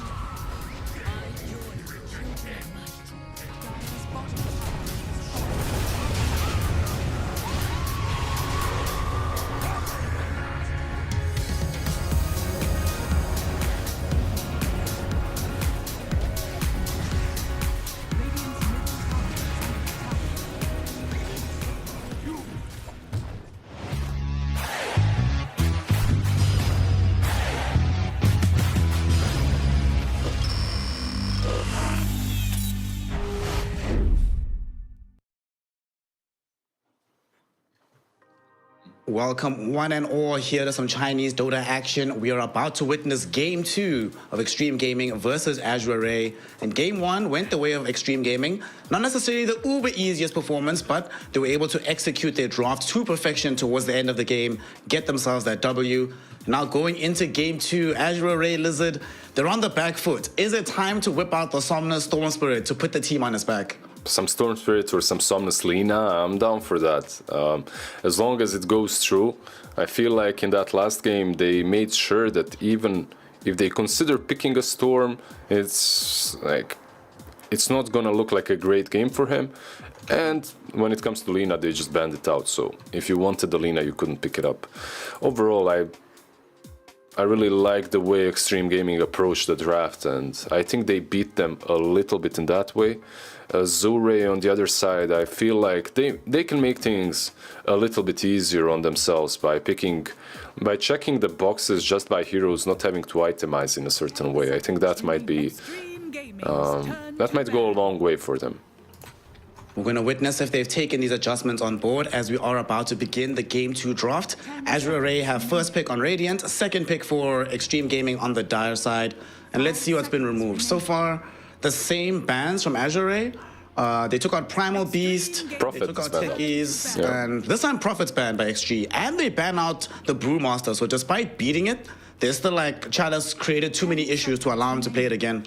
Yeah, I guess it's also about the pick order, because I believe they have the second pick now, so they're banning out everything that they feel is too difficult to play against, right? Like if it's first phased. That still leaves in Beastmaster, sorry, in the pool. Yeah. Still leaves in Joker. Still leaves the Tianming Enchantress. Still quite a bevy of heroes they could utilize here. 10 seconds remaining. 5 seconds remaining. I wonder what Lanem is cooking. Let's see what ideas emerge from the man. How prepared is he for this matchup? As they just remove Shin-Q's Earth Spirit. You know what? I don't mind this at all, dude. After what I saw from him, just ban it first phase. Don't get too cute. Don't try to deal with it. And then you give Somnus Invoker. Unfortunately, Lizard, as great a player as Somnus is, and he truly is amazing, right? For the longest time, hailed as the guy from China. Not only is he, not necessarily known for being the best Invoker, he's played a lot of it, but I don't know, this year doesn't feel all the time like it's Somnus at his best, whenever I watch him play it. Yeah, but it was left in the pool, right? And at the moment, the hero was literally perma-banned for different reasons. We don't have to go into that, but it might be broken, it might be breaking the game. You never know which one it is, but I do feel that Invoker, Universal Voker at the moment, Univoker is pretty strong right now. And they get the co-op. Okay. Remember back in the day she spammed Shadow Strike, you just quas yourself up? That doesn't necessarily work anymore, right? Yeah. You kind of have to use the Cold Snap, if I'm correct, to heal up in the lane. We'll see if this matchup... I feel like this matchup might be harder for them, but at least there's no Red Spirit. So if you're XG, you might look for a different kind of hero to just roll on top of that Woker on the mid lane. I think you actually got a very good point there. The matchup might suddenly be better, like a lot better for the Queen of Pain in that way, with more options for harassing. And you just outrange him as well, so even though he's universal and gets more damage, you're not as afraid of taking it. We'll see. Like XM almost insta-picked this hero, and they had to have known that like a hero like Invoker was coming. So the fact that they still felt confident enough to open up with this Queen of Pain must mean that the matchup is probably very, very good. Yeah, Azure Ray with the next bans. Hero that has been historically one of the best versus Invoker, and right now is pretty strong in the meta is Silencer, so they get rid of that guy. What else could they possibly remove? Like when it comes to the offlaners that are left in the pool, like you mentioned the Beast, he's still around, the Lycan as well, sending his Beast. Beast is never fun to play against. I'd like both of those. One thing that I have noticed teams pick up more often his Legion commander. Like she seems pretty damn good too. That last game, the snipe on the Morphling was the last series that is. Yeah. He did have vision from Thirst, but still it was it felt good. I like that idea here. Getting an LC.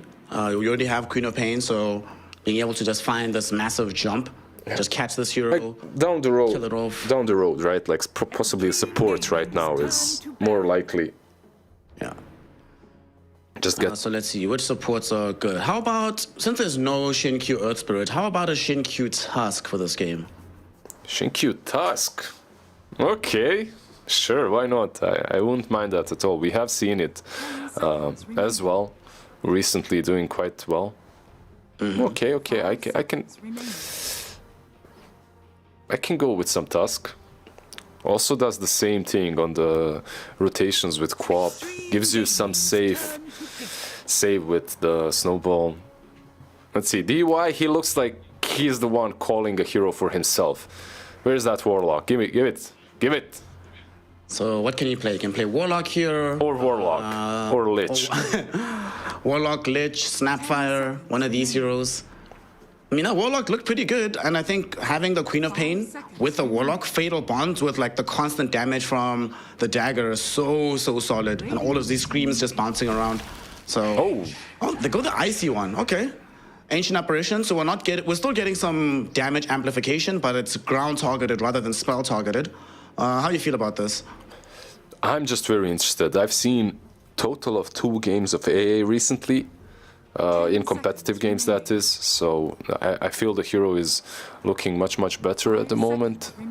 Like you have a ton of burst damage, like you said, with Queen of Pain, and sometimes if you looked at the last game, if anyone survives, it's mostly on like 5% HP when they're fighting, right? And AA makes sure that doesn't happen. So yeah, I do like it, but I really don't know enough. Let's see what they pick with him. They played this yesterday against Team Aster. I'm trying to remember who they had mid that game. Who was mid in the last? Was it? Didn't they play Omni? Wasn't that Omni game? Yeah. But that was a very different style of game. In that game, Shin-Q played Earthshaker, so I still think like some kind of melee initiating 4 makes the most sense. Azure Ray, speaking of melee initiators in the 4 position, where do you think this is going? Is this 5 clockwork, or are those days over and we just do 4? I think it could be 5 or 4. They played Dawnbreaker in the last game on 5. Why wouldn't they play clock? It depends on what they pick on. Ooh. Now this has made the draft very interesting, sir. We get Puck. You know, normally I'm thinking it's fine, clockwork, Invoker combo, Sunstrikes all day, every day. But is this... Okay, talk to me. Who's going where between Invoker and the Puck? What's going on here? There's a lot of versatility on their side. That first has to be said. Second, like if I'm looking at the Puck pick, I'm sending him mid. Like I'm playing Puck into Quap, right? It's a decent matchup for you. When it comes to Invoker and Clock, I'm honestly not 100% sure. I feel like you could put Clock on 5, Invoker on 4. If you want to keep it a bit more simple, and you don't really care about the lane, you just want to have catch for Quap, you could put Clock and Puck on the offlane and Invo mid. Clock Puck versus AA sounds really bad for AA. Like if you get clipped by Battery Assault, you're probably dead because Puck has 2 mobility spells. He's gonna get on top of you. So yeah, there are some nice things to consider for Azure Ray, but they're cooking a lot, goddammit, again. There's keep it simple. Right keep it simple. No. Like last game they didn't keep it simple, it backfired. This game they do have a ton of catch at least, right? That's something that they severely missed in the last game. So Somnus plays both Invoker and Puck. Chalice only plays Puck, or at least historically, has never played Invoker, and he last played that Puck 2 years ago. This TA pick is too good. That's an amazing TA game for a Ghost year. The only problem is like, okay, TA game looks good no matter what now, but Azure Ray have a chance to counter it with one of those illusion-based carries in the next pickup, and they cover it with Shaker because of that, of course. Like, I love it. I love XG's drafts. Like, it's on another level. What do you go for, Azure Ray? Do you go for some... do you match the tempo with something crazy like an Ursa, or do you go for an actual illusion-based refraction killer, like some Naga, something like that, that's still in the pool? Or do you go for Troll again? Still in the pool. Nah, I think we're done at the Troll experiment. Especially with AA in the game, yeah, you're not getting it.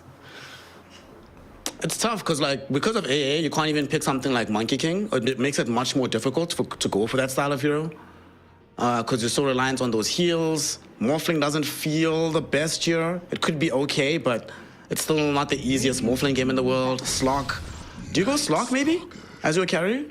But there is AA, sure, but I'm just thinking a hero. I want a hero that's going to play the edges of the fight. Just, like, come in and out. Not really fully commit on the first round of the engagement. Bruh, they go with the Night Stalker, okay.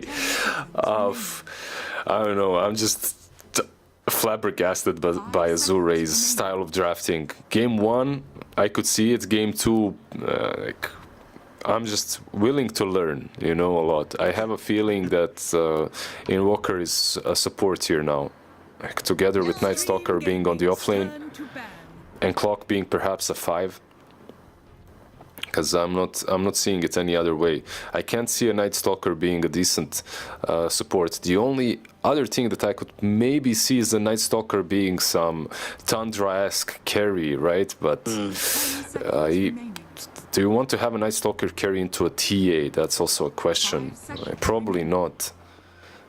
I mean, they changed the crippling fear, right? So in... Oh, yeah, you have that dot. It should be better into refraction, yeah. It should be much better against refraction. Actually, yeah, I forgot about the dot. That's completely true. Yeah. It could be... It actually could be pretty solid now. Damn. It does break the refraction charges, right? Yeah, it does. It does. Definitely does. Yeah. Okay. Xtreme Gaming still thinking that it's going to be a carry last pick, which makes sense now. Yeah, Night Stalker on the offlane. You follow up with some carry. Doesn't matter when it comes to breaking refraction. It's not that important. Spectre banned out also because of Shaker and AA. These heroes just absolutely are disgusted by Spectre. TA doesn't love it as well, but the supports would be constantly dying. What if it's carry Invoker for Lu? They're leveraging some universal damage. I don't know, Snare. You've been on point so far, but I really want to press doubt on this one. But it's possible. It's possible. I don't know. We'll see. Universal damage Invoker with some... I don't know what.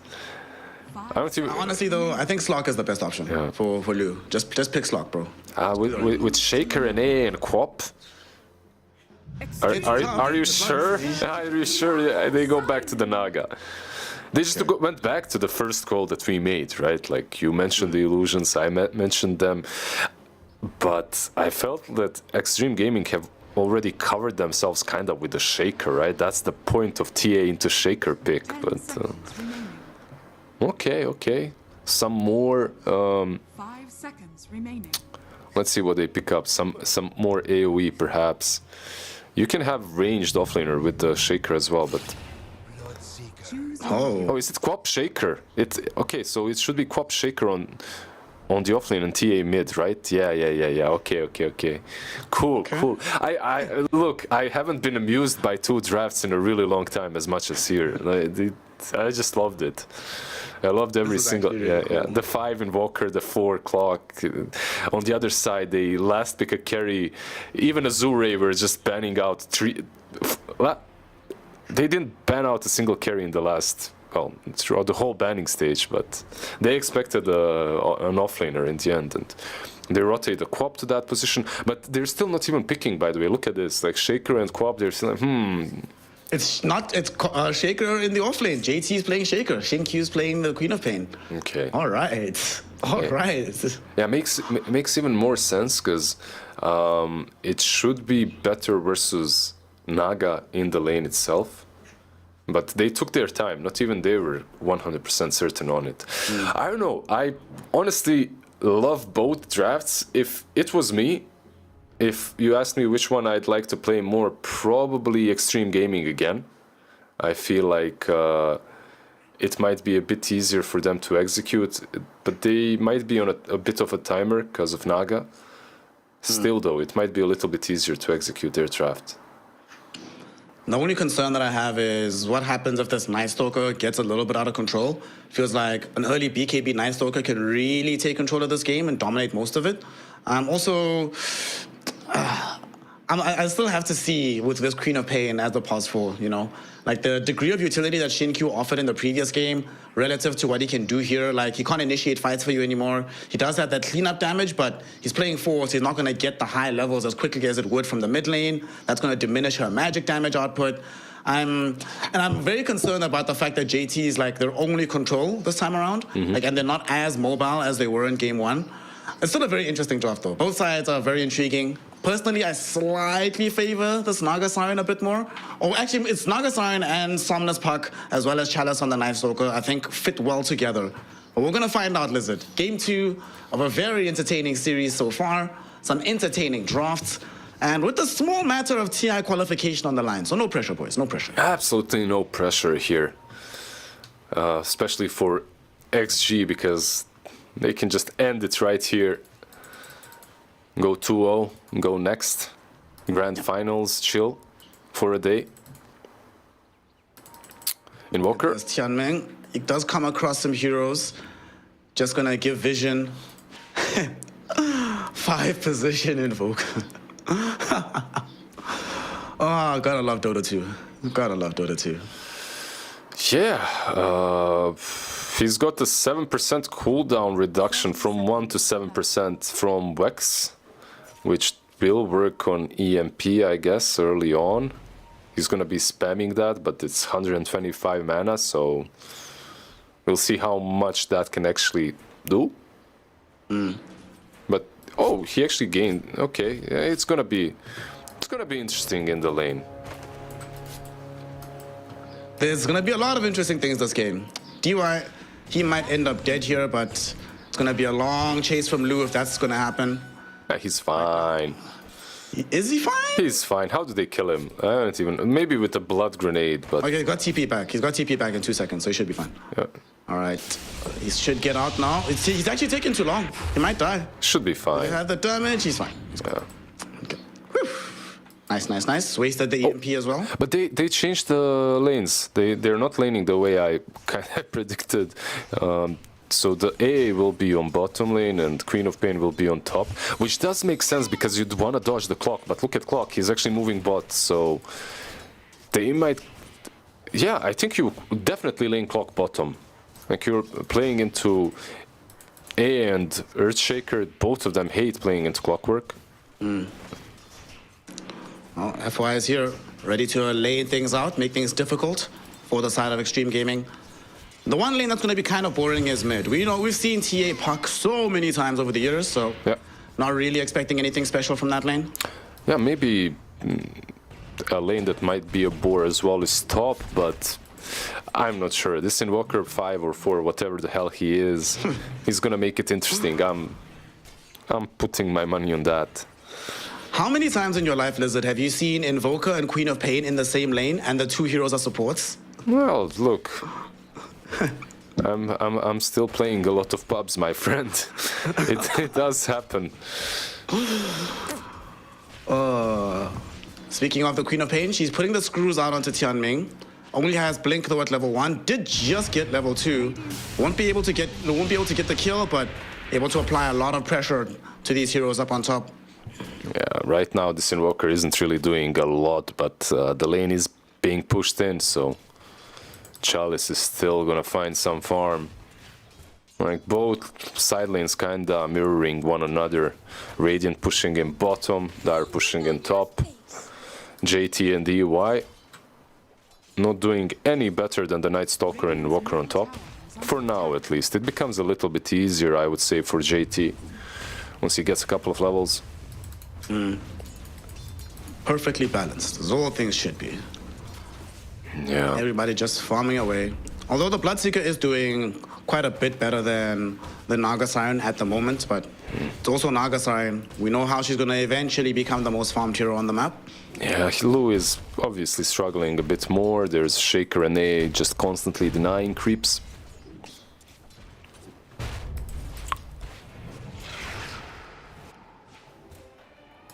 What a very intriguing game. I still want to see the full value of this support invoker. Alright. For now, hasn't shown it just yet. And support co-op is completely normal for you. It's just the invoker, yeah. Average times, just average times, yeah. I mean, we have seen more support co-ops recently than support invokers. Like support invoker back in the day, if you remember, it was actually a thing. Yeah. You just buy Vessel, you run across the map, you use your Cold Snap EMP and Vessel, and that's pretty much it. It was popular for a bit. I will say the one thing is that this Queen of Pain, her harass potential in the lane is just, it's absolutely obscene. She's going to have such an easy time just putting constant pressure on these heroes. Yep, she did burn through most of the region already. And they're now trying to burn through this Invoker's life. He's inside the Blood Riot. He is dead for sure. As Ghost is able to secure the first blood on his Bloodseeker. That definitely feels good. Yeah, bot lane FY.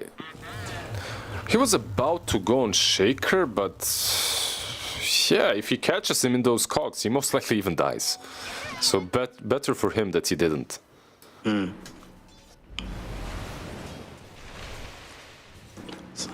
they're bringing in another hero down for a rotation though, because FY is going to try and make sure that they kill at least DY or JT. Tornado connects onto JT with the Cold Snap, and FY is here. He's got Battery Assault, he's got Cogs.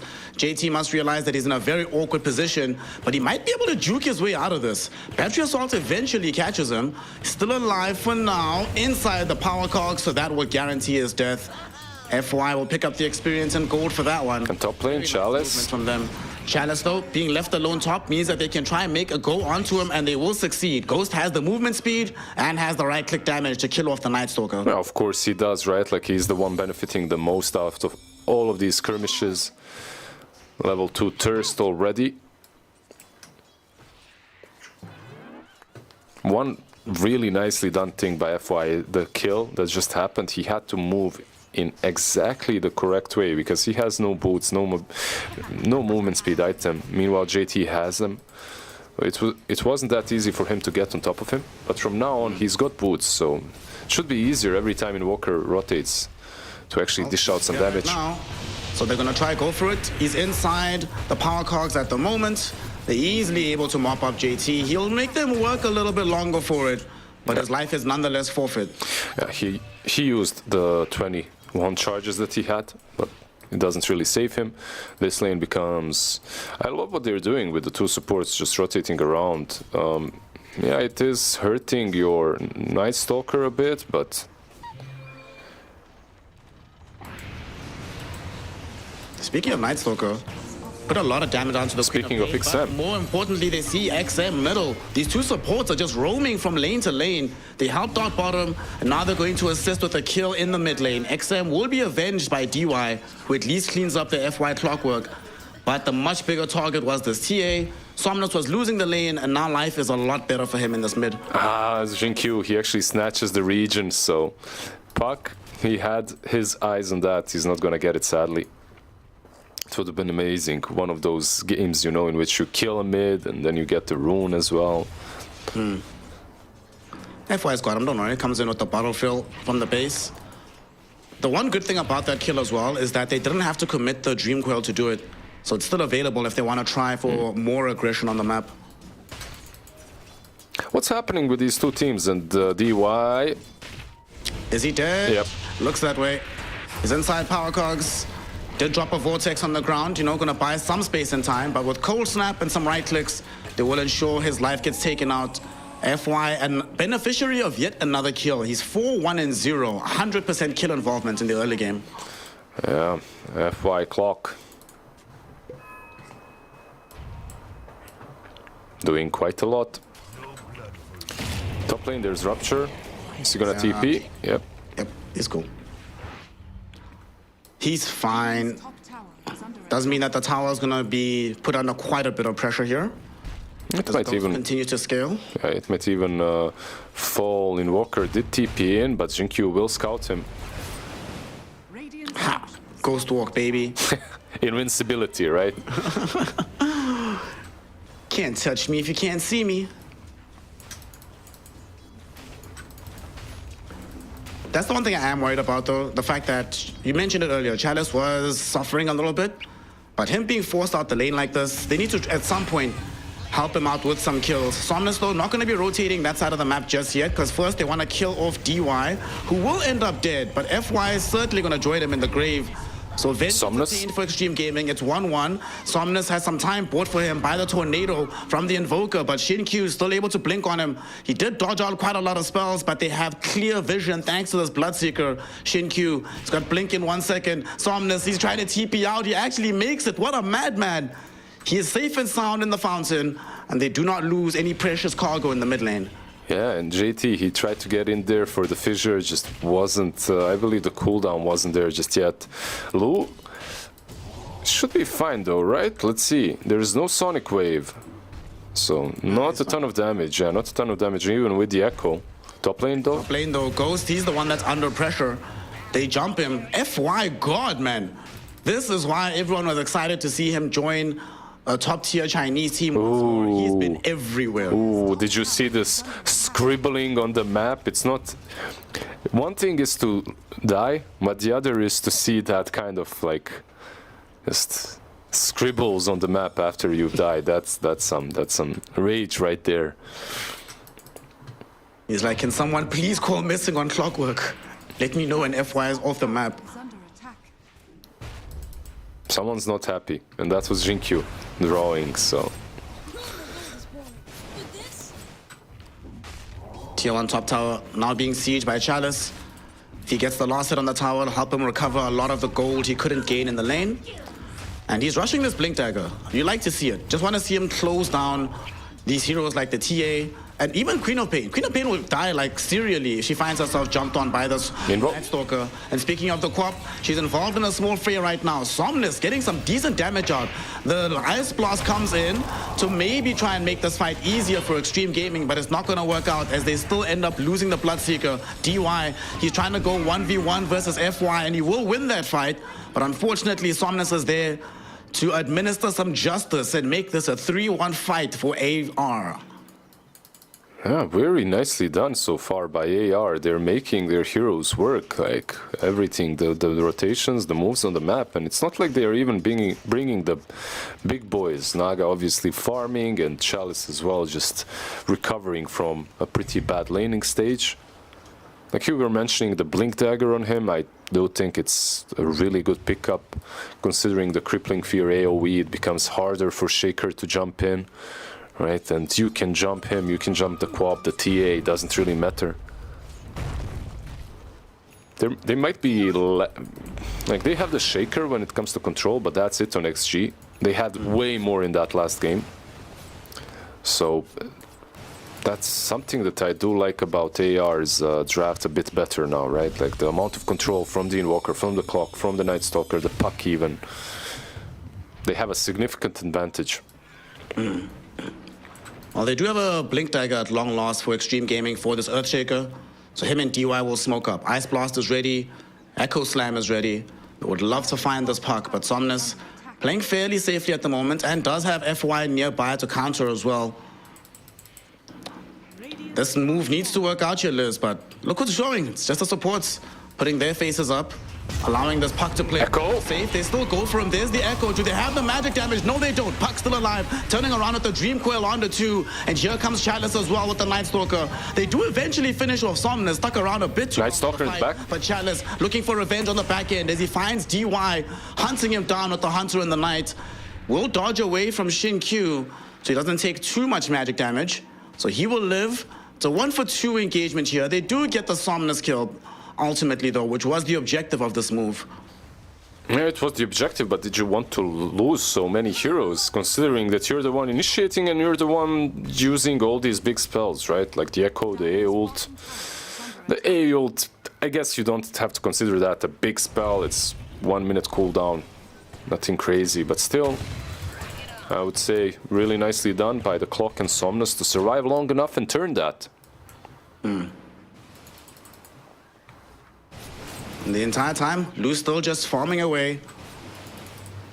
One thing we've also seen throughout today's game sometimes is these teams often struggling to take real estate off the map. And AR still have 3 very healthy towers just chilling in the early game. Maybe top lane's one is not as healthy, but considering the stage of the game, I would have imagined it would be lower. You know why that is? It's actually very simple. It's mid lane. Is this skill going to be simple? It looks that way. They've gotten through the refraction. The damage is coming in. The blood right with the AA ult will come out, and TA actually doesn't die. They lack the damage with these heroes. TA lives. It feels like anyone who initiates, it backfires. Just don't fight, guys. Go farm. That's it. Yeah, when it comes to real estate that you mentioned, it's because of the offlaners. Like, they aren't really favored by these two teams. I feel like they're thrown under the bus in both games. It's reminiscing of old Dota. If you remember, carries were doing really well in game 1, and they're doing really well in game 2 as well. So you don't have that pressure coming from your position 3. And they're not even those kind of heroes. They're not like your Beastmasters, your Lycans. It's a Shaker and a Night Stalker. They don't really push as well as some other heroes do. I mean, last game, even though he was playing Nature's Prophet, poor JT could barely get a sniff at the tier 1. They were always prepared to overcommit to defend it. Now we're gonna have a small skirmish top. Echo Slam comes out onto Somnus. He's still alive for now. Ice Blast connects flush onto him, and so he should definitely end up dead. The Invoker for Tianming cannot escape. There's a fissure on top of him. DUI just needs a couple of more hits to make this happen. The Ice Vortex slows him down. The right click ends him off. And it's a double kill for the AA. Yeah, DUI, he got the double kill, but who deserved it was Jinkyu. That ward was his. It was in perfect spot to scout out the rotation from Puck and the Invoker. It was perfect. Puck playing into instant initiation always kind of sucks for you, but what can you do? JT been doing a good job with these Echo Slams. Radiant's top tower is under Yeah, there's a... No, there isn't. I saw Puck TPing into Night Stalker and Invoker. I'm thinking maybe a smoke because 15-minute mark is coming up, nighttime. But Chalice... You know that Blink Dagger? It's Chalice. He's gonna buy a Midas first. Good old Chalice. Yeah, but they are assaulting this mid tier 1. Let's see. Nighttime is there, and can Dire even mount a defense? I don't think so. Radiant's bottom tower is under attack. Free tower. Give it towards Chalice. He needs as much recovery gold as possible. Now the question is, what do they do from here? They would like to be able to catch this Bloodseeker as he's farming in the triangle, but doesn't seem like they'll be able to do that. Maybe they try to drop some sentries to block camps, but they're not really sitting with that much vision to waste in that fashion either. If you're AR, you should be the ones making all the moves. Like, on the other side, you have this Bloodseeker and TA cores. They're not necessarily the most active ones in the game. They just want to farm up, get at least an item or two. Top lane, Lu might be in trouble here. He's walking past that exact same ward from Xin-Q, and he doesn't have Song anymore, so he actually is vulnerable. Rupture will connect onto him. Ice Blast flying through as well. It does connect. It just clips him, so it doesn't get the full damage out. He really wants to survive this with Invoker providing some assistance. They get the Cold Snap out onto JT. Somnus follows this up as well, and they should be able to kill off this Earthshaker. And FY, while all this was happening, got the hook shot onto DY on the high ground, ensuring the AA dies in the process. So HG, can they get Xin-Q out of here? It does blink away just before the fear connects. Bloodseeker, bottom lane, Ghost. Nothing. Bloodseeker. Maybe 3 for nothing. Connected onto with the Dream Coil here, and there's nobody to help him. Tornado will come out. He dies on the way down. This double damage of Somnus is so useful. But the fight's not over. Xin-Q going 1v1 against Chalice should be able to win this fight, but definitely does not win the war as he dies as well. Where's the deny, Lu? 4-for-1 attempt all across the map. Where's the deny, Lu? Come on. FY. Even more fight. FY did. He is almost about to die, but Somnus instead is the one that's in danger. The fissure almost brought him down, but he just barely manages to survive and get himself away. This Tornado been actually doing work from Tianming, and he dies, but he's very happy to get Somnus out of there. Now that fight, it felt like it's gonna end with Naga dying, and everyone else died but her in the end, it seems like. Oh, just insane. And it still feels that the team that initiates usually just gets punished. They overcommitted on that Naga. They chased for way too long. Puck. Oh, look at the ult. Look at...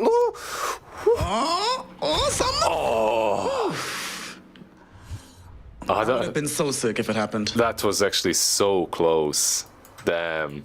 Radiant's bottom tower is under attack. Okay. So the game stage right now, we still had this Naga Siren. She was able to just get right back to farming. But the one key change that's just happened after that fight is Chalice has enough gold for a Blink Dagger. He just picked it up. So although the team has normally been punished when they initiate first, this feels too juicy to not try and make something happen, right? Yeah, Invoker. Invoker is gonna get caught out. Should be killed here, but Xin-Q might also end up dead. Nice little 4-star to get him away from danger, but FY is still able to find the hook shot forward, and they get the kill. The Song of the Siren will be committed. They want to bail FY out, but they also want to set up to kill off this Bloodseeker. They have the Dream Coil available, they have the magic damage from the puck, and they have the right clicks from the illusions. So Bloodseeker is now dead. Here is going to be Chalice also revealing the Blink Dagger in a fight as he finds the Crippling Fear on XM, removing the refraction charges, and the right clicks from the cores remove his life. It's a 3-for-2 affair. AR yet again in control of these early team fights. Yeah, 3-for-2, but 2 cores on the side of Xtreme Gaming dying. Both your Bloodseeker and TA, and even Shaker, he was involved in that fight, but he didn't really do a lot. He was just chilling there. This game is slowly but surely falling apart for XG. They need to find a way to get a couple of items before they continue fighting, and it's a problem because they also want to fight. You're playing into a Naga. You don't want to let her just farm up and have a chill game. There's a Midas on Night Stalker too. You want to be active, but you just cannot be at this point. I feel they got hit by the same thing many teams have been in the past, and that's like having this 1 and 2 combo that's just unable to be active unless they have a really good game. Yep. Unfortunately as well, the kind of activity that Earthshaker offers from the 3-roll, it's not like, you know, he can just throw in a spell or two. For them to get the damage out, he has to go in from that fight. So it sucks. This game is hard right now. They are gathering together, so they might be going for a push that leads into a tier 1 tower getting taken away down bottom. And I think they should just let them have it. It's not that important. Yeah, Puck already rotated top. That's it. That is mid lane. He will go top. Just farm up the enemy jungle where Naga and Invoker are. It feels much safer. Like you said, they're completely fine with giving that tower. Lou is getting closer to his Heart of Tarask. Just a recipe now needed.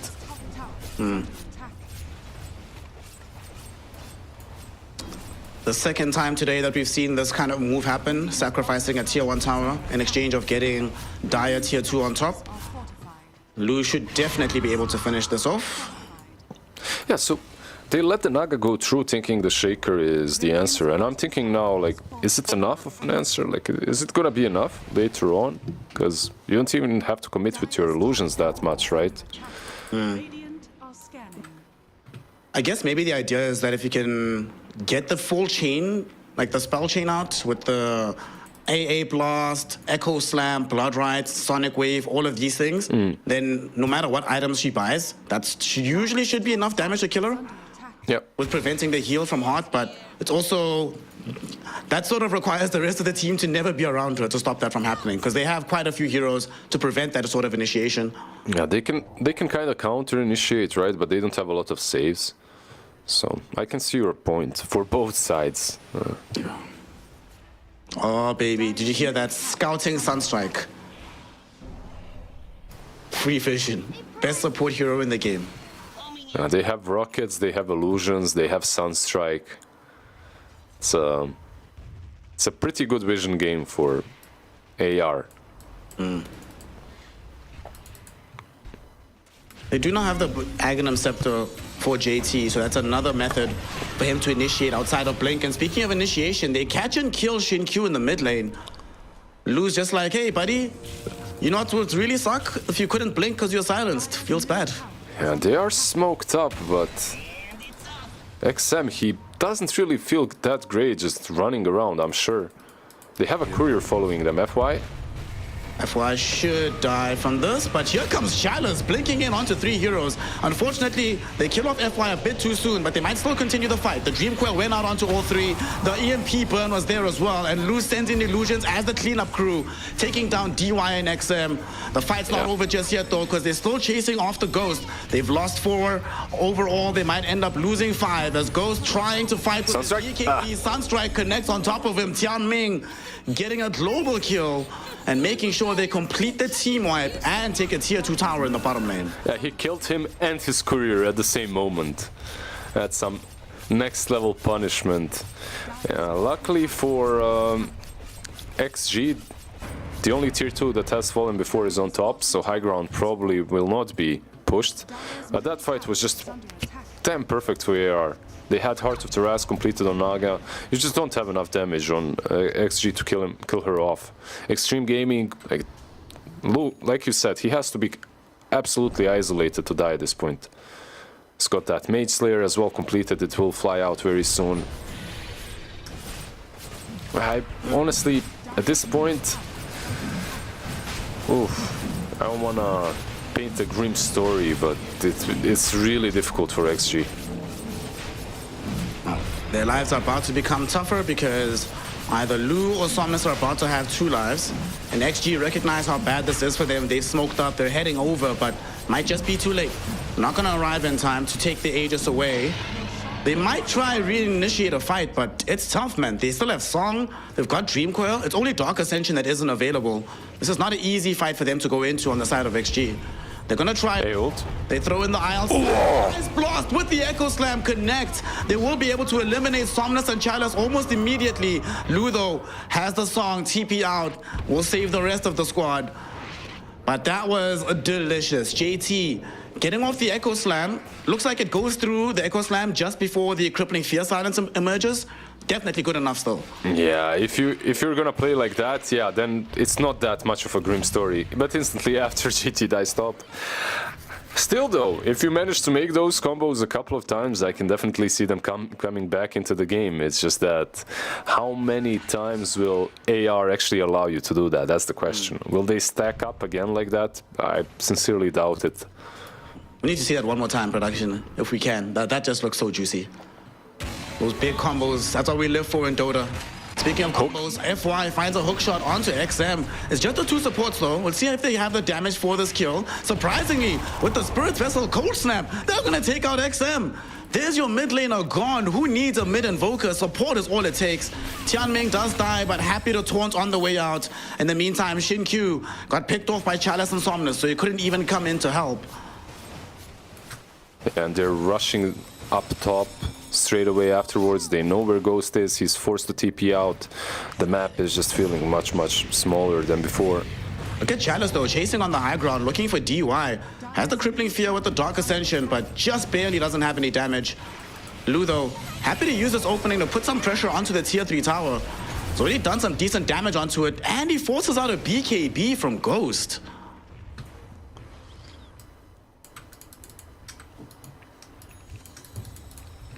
Well, well, well, what a game. What a game. If you're Radiant, if you're Dire, you're just popping your BKBs, you're dying to supports. There's still this combo wombo potential. Echo Slam is back online, but he's silenced, he's ensnared, and he's just gone. Well, yeah. Guess if you maybe it's not anymore if you're isolating the Naga side, she's isolating you if you find her alone. Yeah, even if you find her alone, she's got Aegis for 2.5 minutes. Like, she's just not gonna die. They Sonic Wave onto her, but that means Shin Q is out of options. Dream Coil connects on both of the supports, and Shin Q might die here. Indeed he does. Lou gets the credit for the kill, but it was the Spirit Vessel that did most of the work there. Okay. Life feels good at the moment. They might go back in for yet another engagement, but they don't need to. For them, it's just as easy as posting up Lou on the high ground. 31 armor, 3.3k HP, Aegis, a heart, Mantis style at the ready. There's no way you're killing this Naga. There is a way, come on. You have to believe, have to have faith. You just have to, I don't know, get... Yeah, there is no way. Maybe if they had like the Aghanim shard already for Bloodseeker, maybe that could help as well. But without it, yeah, I don't think you die anymore as Lu. Yeah, the BKB is completed on Night Stalker as well. It's flying out. There's just so many juicy items. Aghanims, by the way, on Clockwork. After this creep wave, he's gonna have it too. The advantage is just way too high right now. The BKB at least up for TA, so that's something. Okay, Nangasign did just buy out for a Hex, so does not have buyback available. So if they do manage to kill her somehow, it'll be a pretty big window opened up on the map. Just look at the Invoker. He's just circling their base. He has a gem, so he's not afraid of being scouted out and running around in Ghost Walk. 90% win rate. Yeah, not surprised. 90%. This Invoker's also so fast, like 520 move speed basically. Look at Lu. He's just pushing alone. He doesn't even need anyone. He's not scared of anything. Tier 3 tower falls. And if he's standing like this, he's sort of daring them to make the jump. But they know they can't kill him before he gets off the song either. They can't even go because Overclock is on. Like, he's spamming them with rockets. The illusions are hitting the Shaker, so he can't blink in even if he wanted to. There's an Aegis still, so you don't want to anyway. That Aegis will expire in 10 seconds. Also, Lu is being a G by pushing 2 lanes at once. Mid lane of range racks is about to fall if things continue at this pace. And there's the Aegis expiring though. Can they at least save the range racks? No, they cannot. And Lu has no interest in leaving. He's just gonna sweep towards the top lane. Take that tier 3 tower as well.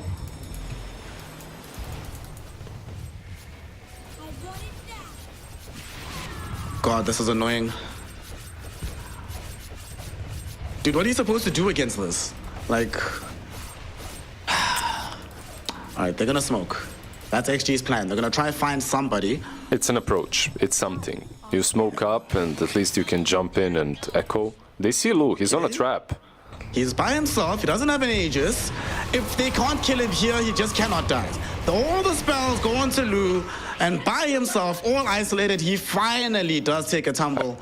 Xin-Q takes the gold. It's sad that it's him because it's a 2,000 gold Wicked 6 streak ended. I just call BS. He was literally on top of a trap. Like he was standing on top of it. It was perfect. They might not be done just yet. They scouted out Chalice and they really wanted to chase him, but Somnus reminds them that he's around on protection duty. So they will have to let Chalice go. Just be glad you were able to get Lu and alleviate some pressure on the push. Look at the smoke. Like, they don't even care that he's dead. They actually want to make a play. I think they have vision. They scouted JT. He walked underneath the observer ward. They know where he's at. Yep. And there's a haste as well on Somnus. He should catch him. Yeah. Finds JT. JT does not have a BKB or anything to protect himself. So just easily dies. Somnus happy to pop him with the E-Blade as well, just to test that the item works. Push him deeper into the grave, you know, that's all. The mid-tier one, by the way, is still standing. Can this Carty get it? Nope. Wow. Down bottom. They're going through the twin gates. They've come down bottom. Chalice has Dark Ascension. They've jumped onto Ghost. He does have his BKB. They try to force him away to keep him alive. But even with his BKB, it will not matter. He's dead for sure. It was coming back off cooldown in 5 seconds, Lizard, as they jump him and kill him. Yep. It was Chalice. Like, the golden boy was Chalice. It wasn't the Bloodseeker, unfortunately. Still on CD. Oh, no. Well, that's gonna open up a tier. Well, 3 towers already open top lane, but they might want to finish off this Rax mid. Lu is back in control. Made his way towards the rest of his squad, so the shenanigans will continue. There's Echo again, so perhaps they can do something with JT. Lu just gonna come middle. They found JT actually. They really want to kill him off, and the Sunstrike almost puts him over the edge. He survives for now, but FY gets the hook. The tornado hit him as well, and he's dead for sure. Does have buyback at the ready. XM, once his BKB finishes, he's gonna be in a little bit of an awkward position. They will buy back. Xin-Q found a Sonic. It's a lot of damage onto both supports. One of them is dead. The Invoker might end up ticking out as well. He's gonna hope that the duration is low on the Ice Blast, and it looks like it will be just low enough that he lives, unless JT finds the fissure, but he doesn't have the range. Won't be able to catch him. They have the vision with the thirst, but he is just way too damn fast. Yeah, even Still, he some. escapes the base. Yeah, what's funny is Somnus was on the right side of that whole chase. He was thinking about going in, maybe messing with the shaker after the buyback, but yeah, opted to go back in the end. Naga is invis. She's got a Hex and a Bloodthorn. If JT is caught here, this might be game. Yeah. Well, he is caught indeed. There's Cold Snap on him. Hex comes out. Should be an easy kill. No buyback available. Okay, 75 seconds. You can't really do a lot. Is Rosh up? Rosh is up in a minute and a half, so a little bit of luck here for XG at least. Perhaps they will have the shaker, unless AR really forces it down mid and top. God, dude, JT's just been struggling this game. He has so low experience that doesn't feel like he's actually dying back in this situation. He actually has the least experience in the entire game right now. And the net worth, by the way, not only experience. He's lower than AA. Oof. Yeah. Oof, oof, oof. Yeah. It happens sometimes. They're gonna jump Shin Q. No ability for him to escape here. Will end up dead. BKB to protect Chalice for now. There's a Rupture on top of him though, so he is very low on HP, but he just TPs out. They bought back on Shin Q. They won't be able to chase down Lu, however, because he uses Song, but now they turn back onto Ghost. They have their Hex out at the ready. They've got the silences that they need, and he's already so low, Ghost. They will try to save him with some Glimmer Capes, but still they have the damage. Tian Ming credited with the kill, but the interplay with him and Somnus making that very simple. And Bloodseeker does not have buyback. They're not done just yet. Shin Q got jumped on by this puck. JT is back. These heroes back so they can take the Rax middle, and they succeed in doing so. Can they catch Lu on top? JT is up, he's smoked up, he's got Echo, but do you actually have the damage? Yeah, no Ice Blast for 5 seconds. We'll see what they attempt to do. In the meantime, DY is gonna go back and get mana from the fountain. They're thinking about it. They have Sonic Wave, they have Ice Blast, finally back online, both of them. And JT is being patient. He's waiting for the window. He wants the opportunity. Won't be able to find it though, because Lu is playing in a very elusive fashion at the moment. It's kind of scary to go without Bloodseeker, right? He's still dead. Okay, they finally do poke a little bit. Dream Coil catches both supports yet again, but there's no follow-up this time from the rest of AR. These supports are allowed to live just as this Bloodseeker is about to respawn. That should be enough of a threat for AR to back off a little bit, especially given that Roche is certainly back online by now. Yeah, they can be more disciplined, but realistically, do they have to be 24k ahead, all these items? I guess you're playing into JT, and you did see that even though he's lowest net worth, he still needs a little bit of respect. He did kill your Naga once, so yeah, he's just not having a good game. He's having probably one of the worst games that he's had on a shaker. Look at this. Invoker just picked up an Aghanim Scepter. So now, got that Cataclysm, baby. All right, so let's try and think. So outside of isolating and 100 to 0ing Naga, that's pretty much the only win condition, right? They lose every fight that Naga survives in. They have to try and figure out a way to catch and kill her without dying to Somnus in the process. Snare, I think it's time to think about the next game and, and your draft for game 3. What went wrong? At this point, it is possible for them to mount a comeback, but it's just... It's gonna be very, very difficult. Like you said, you can 100 to 0 the Naga. She doesn't have Aegis or Cheese, so that's your opportunity perhaps. That's the small opening that you can see.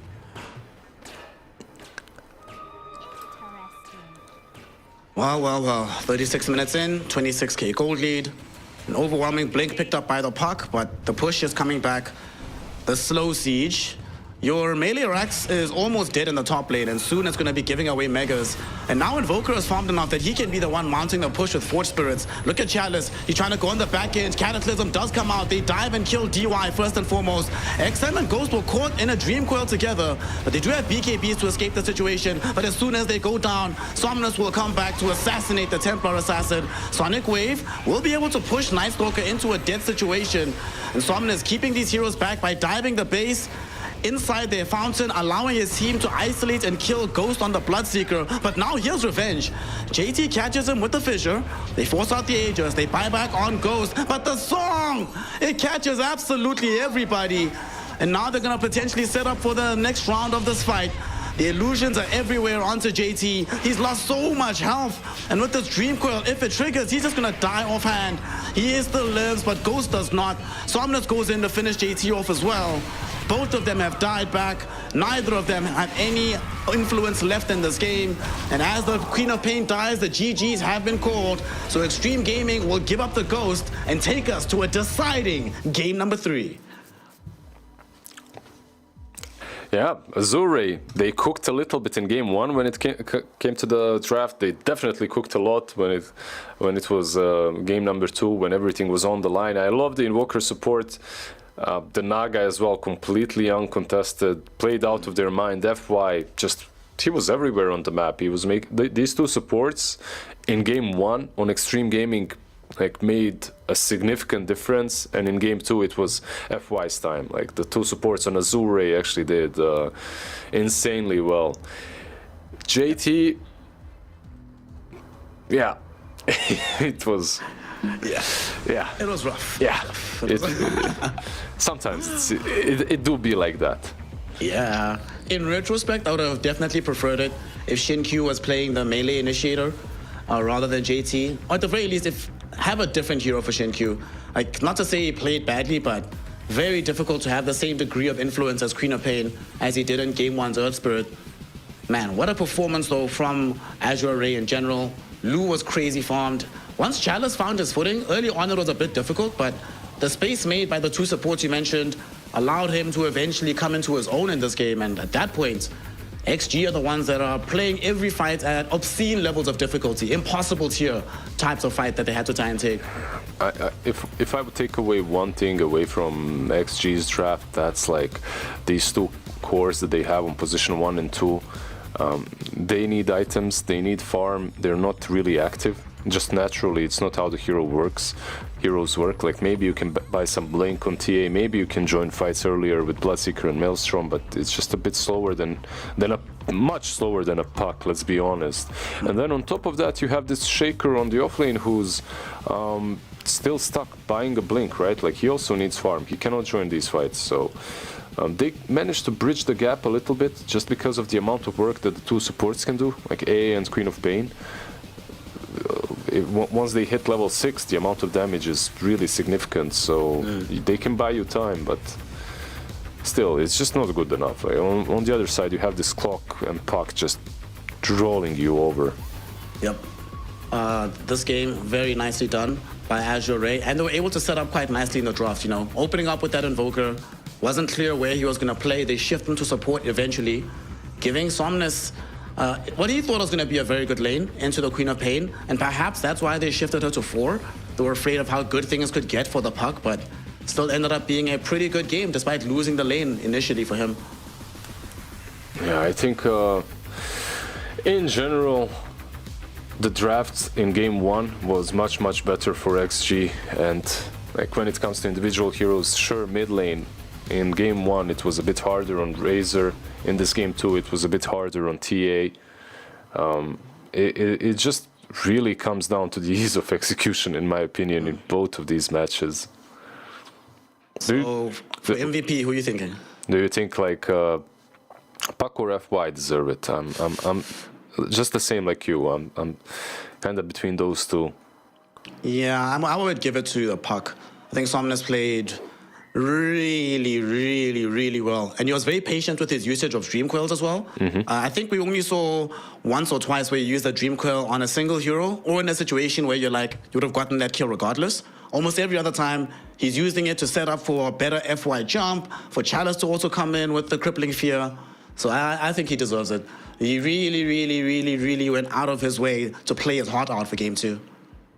Well, sometimes everything just comes together, right? Like even those, you mentioned the ganks on mid, he manages to survive, use the Dream Call, dies in the end, but still manages to turn it. A lot of really nice rotations. Some of them backfired, like the one on top lane when he was with Invoker, but besides that, like everything on point, just choking out the map. But it's not only because of him. The Sunstrikes, the vision that Invoker was giving Ghostwalk, and also Clockwork constantly rocketing around the map. It's just the map became way too small, way too fast for Dire, for Xtreme Gaming. They couldn't play it. Like the TA and Bloodseeker, they just couldn't find the space. Yep. Unfortunately, Bloodseeker, the trend has been in these qualifiers so far that the hero is not doing that well, and regrettably for the side of XG, that trend continues. But it does mean we get a third and decisive game.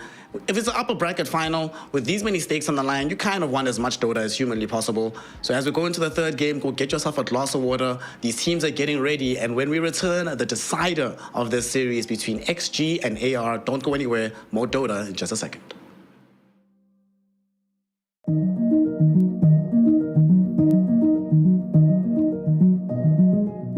Every day for 3 years, a secret team met across Europe to hack one of the most technologically advanced cars in the world.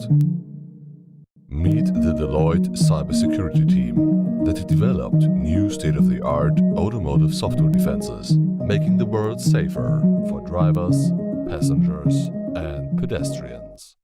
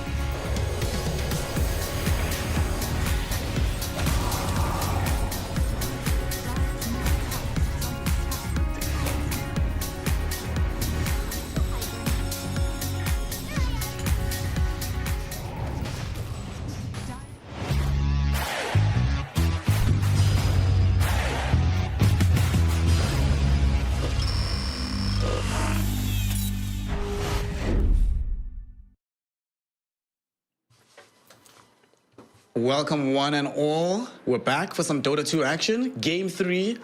Oh, my bad. Game 3 of Azure Ray versus the side of Xtreme Gaming. And this is a game that determines who our first team is going to be in the grand finals to compete for the single slot to go to the international. Before we break down the draft lizard, I was thinking about some of the players we have left in the tournament, right? Especially our carry players. So you have Heat, right? In the side of Team Bright, who I think we probably agree is sort of the standard bearer for what the new carries should be. You've got Lou and Ghost, who 2 years ago when they made their come up, they were supposed to be the standard bearers. Hasn't worked out for them, so either of them, it could be their first TI. And then CTY God, who they had to do some necromancy to bring him back from the grave, get this guy involved, take him to also one of his only TIs. So just a fun place to be in the Chinese region. A lot of upheaval, but sometimes it leads to a lot of entertainment. Yeah, it definitely does, and I'm wondering what's going to happen after the qualifiers itself, because a lot of these, there's just a lot of talent at the moment that I can see joining better teams. Some of them I expected to be out already, like Team Bright, but they proved me wrong. They remained in. 10 seconds remaining. I think we're the curse for them. As long as we're still costing them, they'll be in the tournament. So maybe they lose today. We'll see. The good old Undyne owning one game after another. There we go. Well, Xtreme Gaming, they got owned in the previous game by Somnus and FY. They'll be looking to try and address these heroes, or just get a better draft for themselves as well, that allows them to be more active on the map. They ban out Brewmaster, gone again, no Nature's Prophet, no Venge. Azure Ray, still on Radiant side, see no reason to change up their bans. They're still sticking with the Techies Primal Beast to open up with. Yeah, Techies Primal Beast. What was the last one they banned out? It was also one of the... It wasn't the core, I believe. It was one of the supports. I forget. Let me go check. Yeah, in any case, bans have definitely switched up a bit.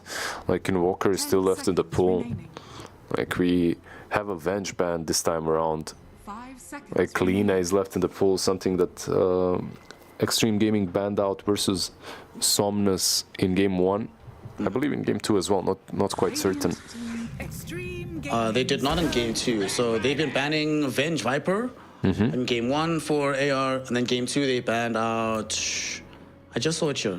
It was Venge Viper game 1 as their additional 2, then it was Earth Spirit last game after Shinkyu's performance. They were like, no, that's not happening. But now they start off differently. They get Bat Rider, and when they were on the come up during the DPC run of 2 or 3, this was the hero. Either FY or Tianming or Chalice was able to utilize this guy. Very versatile opening pick for them. Yeah, it was banned out, right? Like, I believe it was banned out in the last game, and this time around they pick up the Silencer. Like, Silencer was a funny one. He used to be pretty damn good versus Bat in the lane.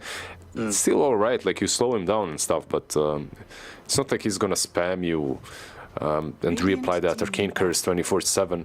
Still, Silencer overall, I feel he's one of the most contested position 5s at the moment, or 4s sometimes even. Do you agree? Like, we have seen quite a bit of him. We've seen quite a lot of him. We've seen a lot of bans up for him. One of the ways we always know a hero's contested is if it reliably is getting banned second phase, and that's more or less where we see Silencer removed. So definitely, and we've just seen some really crazy Silencer performances, right? These Silencers moving across the map early on, being aggressive, not just playing back. You know, a hero, when they're starting to spam blood grenades, then you're like, okay, something's changed fundamentally about how players view the hero. Yeah, like Silencer, I don't know, man. You buy some blood grenades, you toss that Arcane Curse, you just can't move. It's hard to play against. Azure Ray, they ban out both the Earth Spirit and the Darkseer. I can understand the Earth Spirits. The Darkseer usually is banned out by anyone at the moment. When it comes to Earth Spirits, you just don't want to let Xingqiu play it.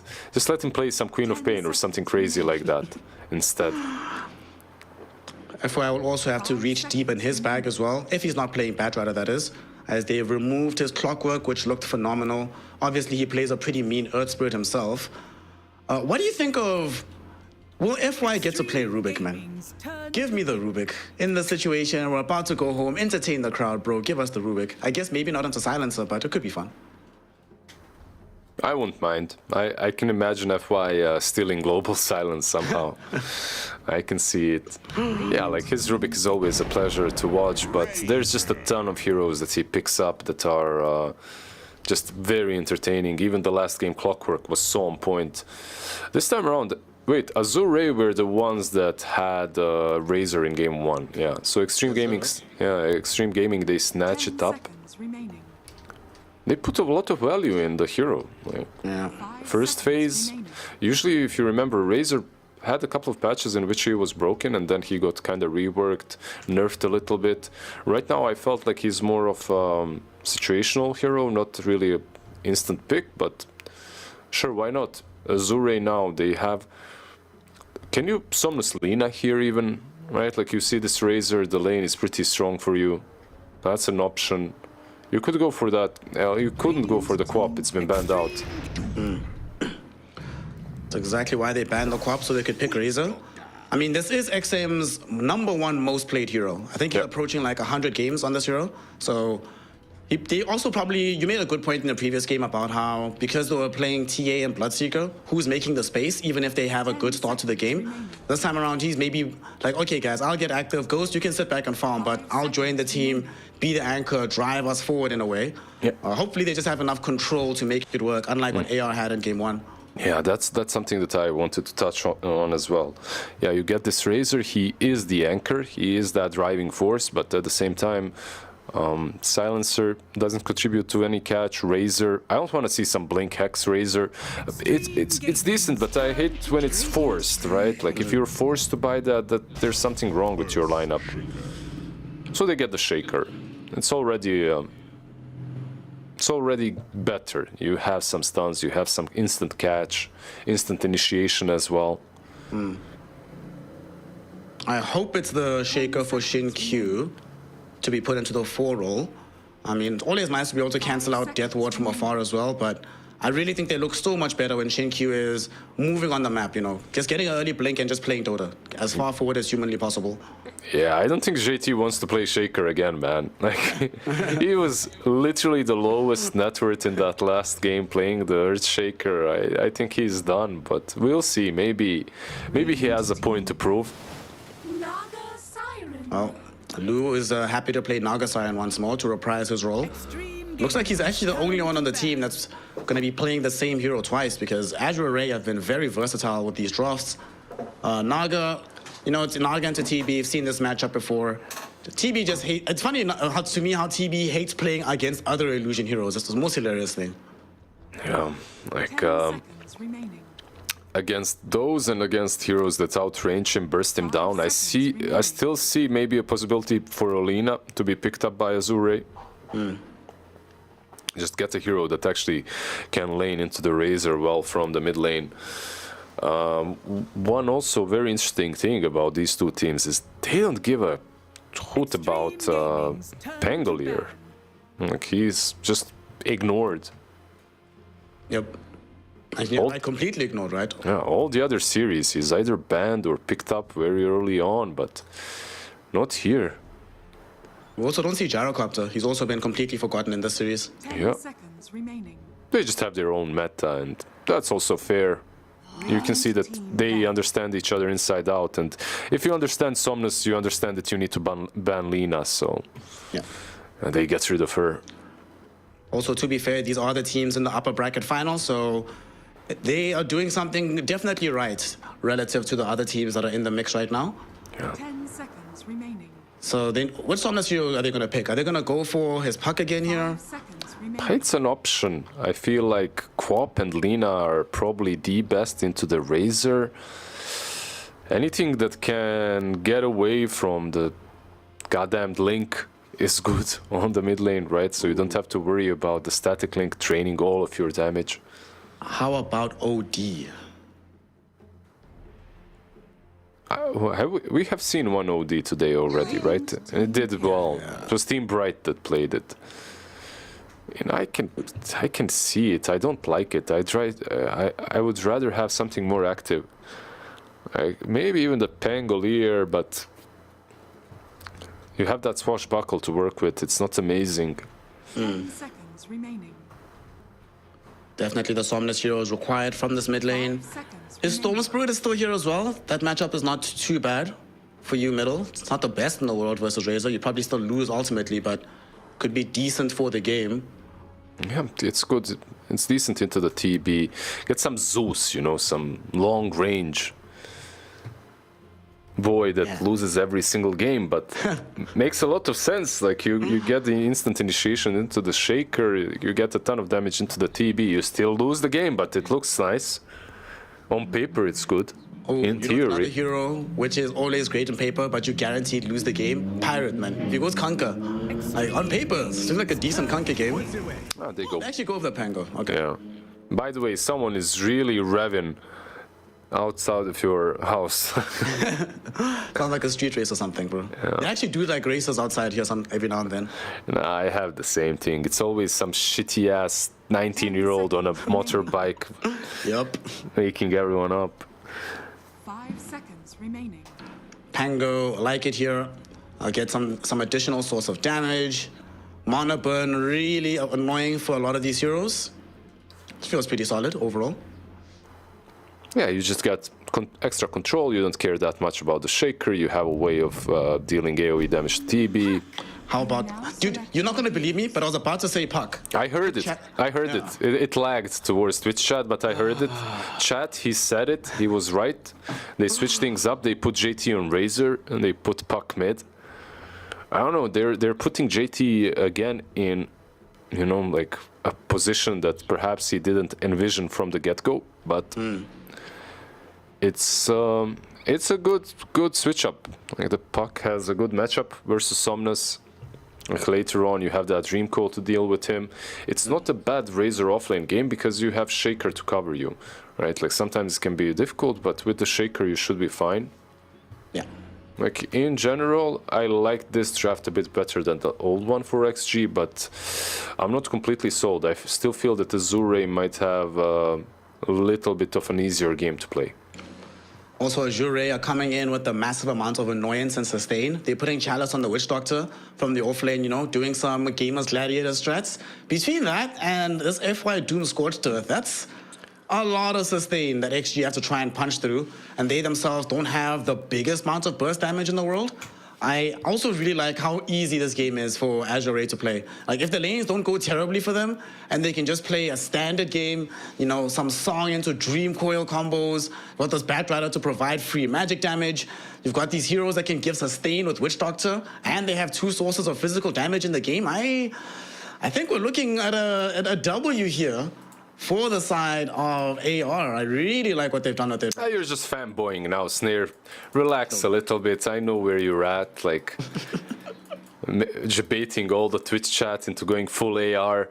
I can see them winning, definitely, but I would be very reluctant to say that it's their game already. I think it's very even. Well, we're about to get into the game and find out whose game it is, and who's going to enjoy the first slot into the grand finals of our TI qualifiers. The road to TI is long and arduous, but these two teams almost there, like just a few steps away. So many players here who's going to be their TI debut, so they certainly do not want to mess this up. Yeah, no matter what happens, you're doing really well, Snare, and I'm very proud of you. Aw, thanks, bro. We've been cooking together, bro. We're both in the kitchen.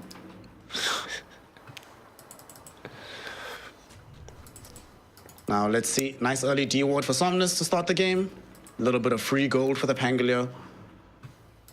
I also think this game feels so nice. If you get like Diffuse or Aghanim Scepter, given how these XG heroes have to position themselves, I would love to be Pango under those conditions. Yeah, if he has a good game, like if he starts off well, it can be incredible for him. How do you feel about the Chalice, by the way, Witch Doctor? I have seen a lot of Witch Doctor with Cask Maledict, played from like position 4 or 5. But these offlane healing Witch Doctors, I haven't seen way too many. I'm actually wondering if he's going to change the build, because like you said, we've been seeing a lot more casks with the buff to that spell, but with it being that much better, it might not go for the heals, but hopefully he can get himself some bonus gold here, because FY is chasing down DY, and he'll be able to get the first blood All right, that's a great way to start the game. TB, you're alone, my friend. Getting involved. TB, he's fine. He's on 9 armor, bro. He should be okay. No, he's fine. He's just taking damage, you know. He's like, he had Shaker behind him, but Jinkyu was like, yeah, I'm out of here, bro. If it was Chalice, they would run, but Chalice is on the other side.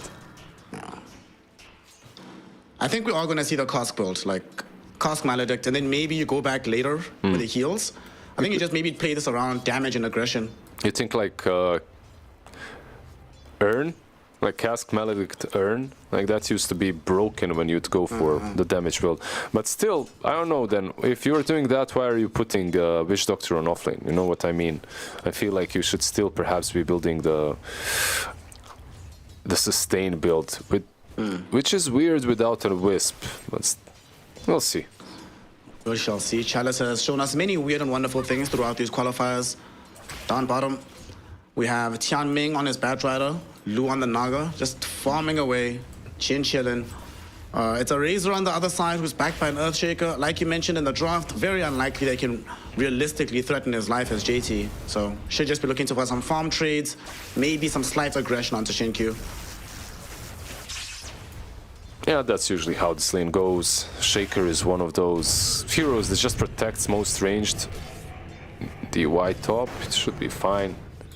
Yeah, Shaker just protects most of these ranged offlaners that are kind of squishy, so he should be fine. He should be the one pressuring even.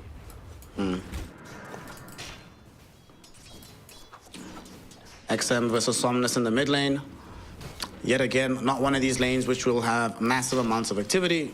Should just be fine. Everybody just chilling. Not enough damage, sadly, from Puck to fully threaten Somnus through Shield Crash, so the lane should be relatively even. Maybe slight favorability for Pango. Yeah, it all comes down to a little bit later. That's why Puck is picked, right? Bot lane, though, JT, he's actually... JT getting ran down by this Batrider. Yep. He will end up dead. Did they not have Fissure available? No, they did not. So they're still on cooldown for a couple seconds. So they had no way to bail him out of that danger. Yeah, you make one misstep and you will fall in a lane such as this one. So gotta keep that Fissure up.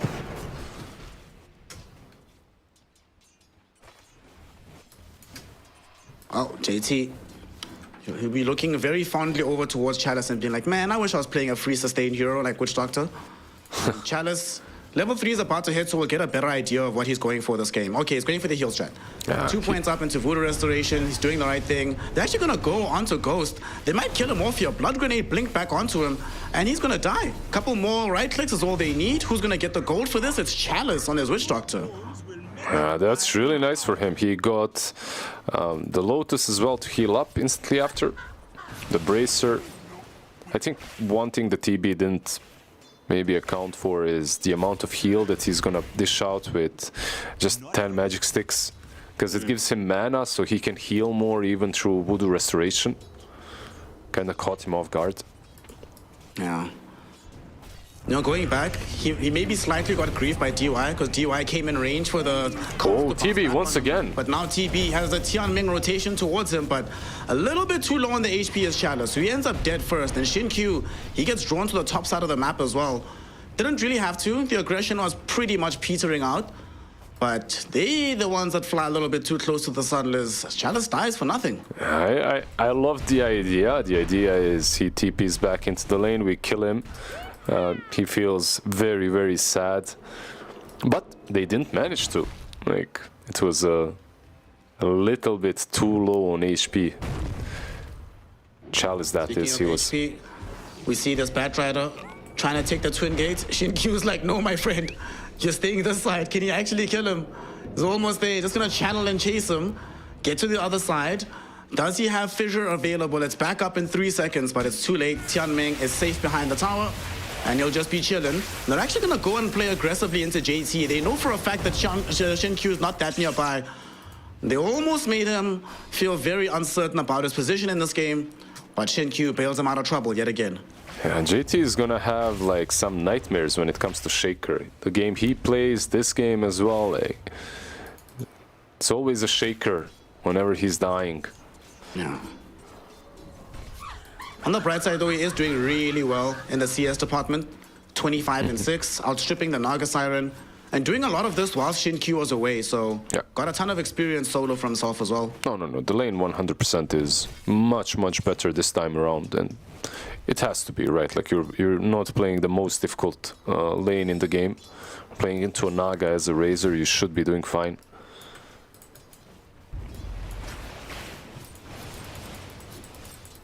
So mid lane, unlike in the previous games, both of these teams have a hero that can very easily make a big difference once they hit level 6.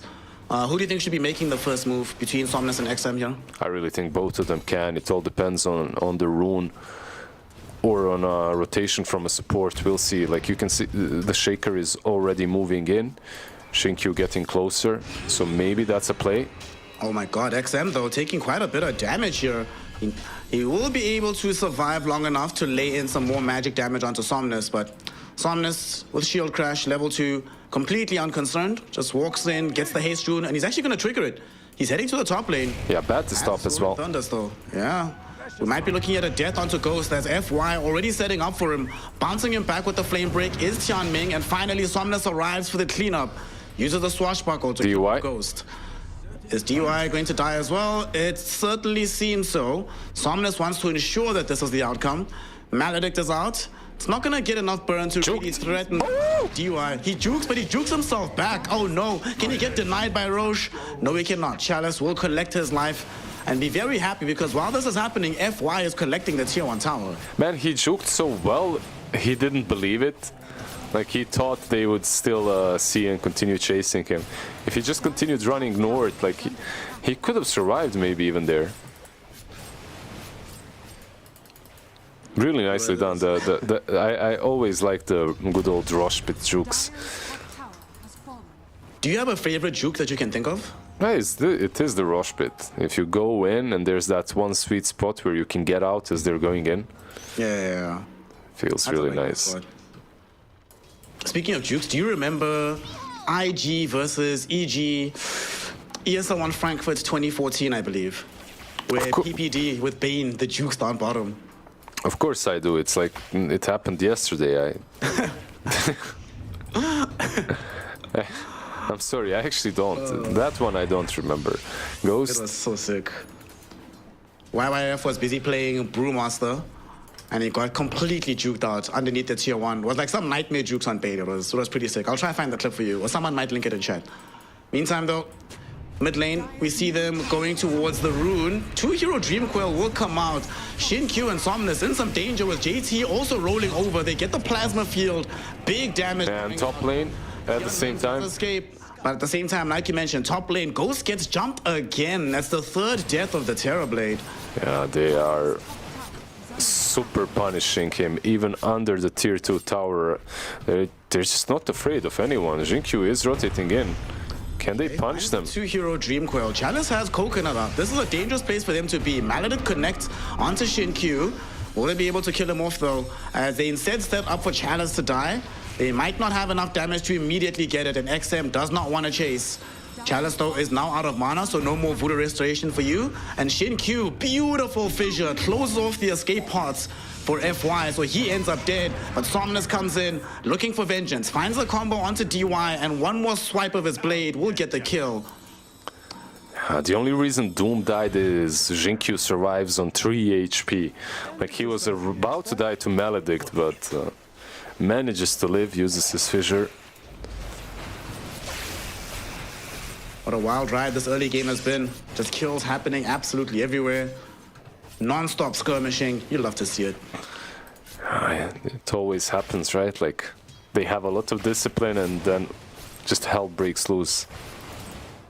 Full smoke happening from Radiant. Alright, they want to come in and shut down this Razor, who has had too much of a good time this early game. And they want to put a stop to that. Let's see, they have Rolling Thunder, they don't have Lasso, but they should be able to find this kill regardless. He is certainly dead, been softened up by Lu, marinated wonderfully, and then Somnus puts him in the oven and gets the kill. Yeah, they made a similar rotation up top, but it's only XM and DUI. Like, even if they find Chalice, I'm not sure the two of them have enough damage. Maybe with the TB? Now they give up though. XM rotates back towards the mid lane. Lu has just finished off the tower. And it's Chalice instead who gets reinforcements. And guess who they're going on, Lizard? It's the boy Ghost.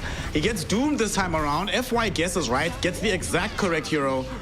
As Tianming kills the courier and kills Ghost for 2 times in the series. Does the same thing. What a boss. At the same time. Like Yeah. Courier and him. What a player. Yeah, instantly after Somnus. Just defending mid. Can they fight here? D-wise, he still doesn't have level 6. No global. But I guess you can still fight. There's no Doom on the other side. XM, Invis. Is under attack. He sees Bat Rider with 3 heroes around him. They should certainly find this kill. What about... Chalice can't throw in a coconut to stop that from happening. I was thinking maybe they could go on Chalice, but yeah, just not enough damage. He's a big Witch Doctor with level 3 Voodoo Restoration. Somnus just picked up a Diffusal Blade and he's heading bottom. I think they want to try and set up for... Oh no, he cancelled it. Okay. JT went too far away. Instead, they're looking towards top, and Shin Q, first death ward of this game, is committed. Shin Q does lay off the Echo Slam. Will end up dead though, because of this Maledict upon him, but he might have set up for 2 heroes to die. XM doesn't really want to fully commit onto FY here with the Scorched Earth, as well as the Purge and the amount of damage that comes naturally from Doom. Still though, getting Chalice for only a support worth. Yeah, look at Ghost once again. No way, dude. He's not allowed to die again. Ghost gets off the Sunder. Will that keep him alive? As they do get off the last 2 from Tianming, but Somnus wasn't able to find the full bounce. Still gets a swashbuckle and still finds the kill. 5th death of the game for this Terrorblade. The question is though, can they catch Somnus on the way out? XM, he does not have access to the Dream Coil. Shin Q does have a fissure, and Somnus is going to be kept on the low ground long enough that they can damage him, chase him, and kill him. The coconut though dropped in by Chalice. He's looking for some kind of opportunity for a revenge play, but he still does not have Death Ward, so will not have enough damage to threaten any of these XG heroes. Yeah, I don't know what Ghost told them between the games, how he pissed them off, but yeah, they're just not liking his face this time around this game. They're just constantly killing him. He has 5 deaths in. Oof. 4K net worth versus 6K on Naga. Yeah. Oof. Pretty much the entirety of the net worth advantage is just the difference between Naga and TB. Yeah, right, and he's not the easiest hero to find. Like, usually when you're playing versus TB, he's sending illusions, he's farming a bit deeper inside of his side of the map, but somehow they're just threading the needle, always smoking between everyone and connecting straight at him. I feel like DY should already be, you know, like acting as a shield, as a front buffer, breaking all the smokes and moves towards TB, and he started doing it now at least. Yeah. He's now like, fine, I guess if somebody has to die, let it be me. Putting his body on the line. Does get scanned out right now, so they might actually reach in onto him, but FY doesn't have his Blink Dagger just yet, nor does Tianming have any way to close the gap, so all they can do is send illusions to harass and annoy them on the high ground. Yeah, the 2 cores are still mid. They want to take down the mid tier 1. Chalice might get Dream Coiled here. Shaker is close enough. Gets fissured. Gonna get silenced out. Dream Coil is at the ready, but they decide against using it. Perhaps imagining that he had a bit more backup than he actually does. Even without the backup, just look at his items. There's a mech, there's a wand. Echo. On bottom, we have an Echo Slam going out onto Bat Rider as well as this Naga. They want to make sure they get the Wisdom Runes, but Tianming gets it. Even if he dies here, honestly worth created space, and he's not even gonna tumble somehow. He ends up escaping away. Man, he's been a thorn in the side of this XG lineup. Yeah, and Lou is around now. He wants to be perhaps fighting together with FY, who's got that Doom ready. How do they approach, though? Yeah, it's too difficult. Chalice, however. Chalice on the high ground with Witch Doctor, running at you, ready with the level 3 Paralyzing Cask, but doesn't find anybody to use it on. It's fine, at least Ghost has a straw, you know, he's been drowning and now he's breathing through a straw under the water. At least he's got that. His teammates are fighting, but at least he's free to farm a bit. He's about to crack level 10. Some things are getting a bit better for him. And he's gonna come back middle because the Global Silence has been committed. Chalice was tussling with Shin Q, and this Maledict might kill him. FY makes sure with the Doom cost, but he gets denied afterwards. Shin Q not gonna be giving away any golden experience.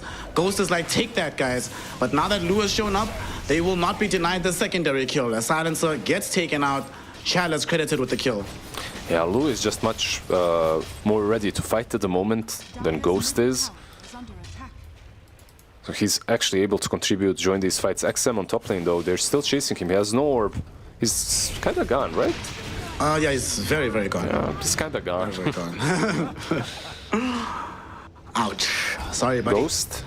And that was him almost finishing with the Blink Dagger as well. Ghost on bottom. You can't fight Lou, my friend. Leave Lou alone. Just get out of here. Chalice comes. Tumbler's toy. Oh no. Maledict out onto Ghost with some additional right clicks from the Illusions and himself. Death Ward goes in, and before he can reach the Defender's Gate, he gets killed off. Chalice is out of mana, so it does require Lou to bail him out. And I don't think they want to keep chasing here. Shin Q thought about it, but they can't make a way in. The fissure, though, does block the escape paths. But look at this fight. Lou's Illusion surround JT and rinse him down immediately. While Shin Q was held that way by Tian Ming's lasso.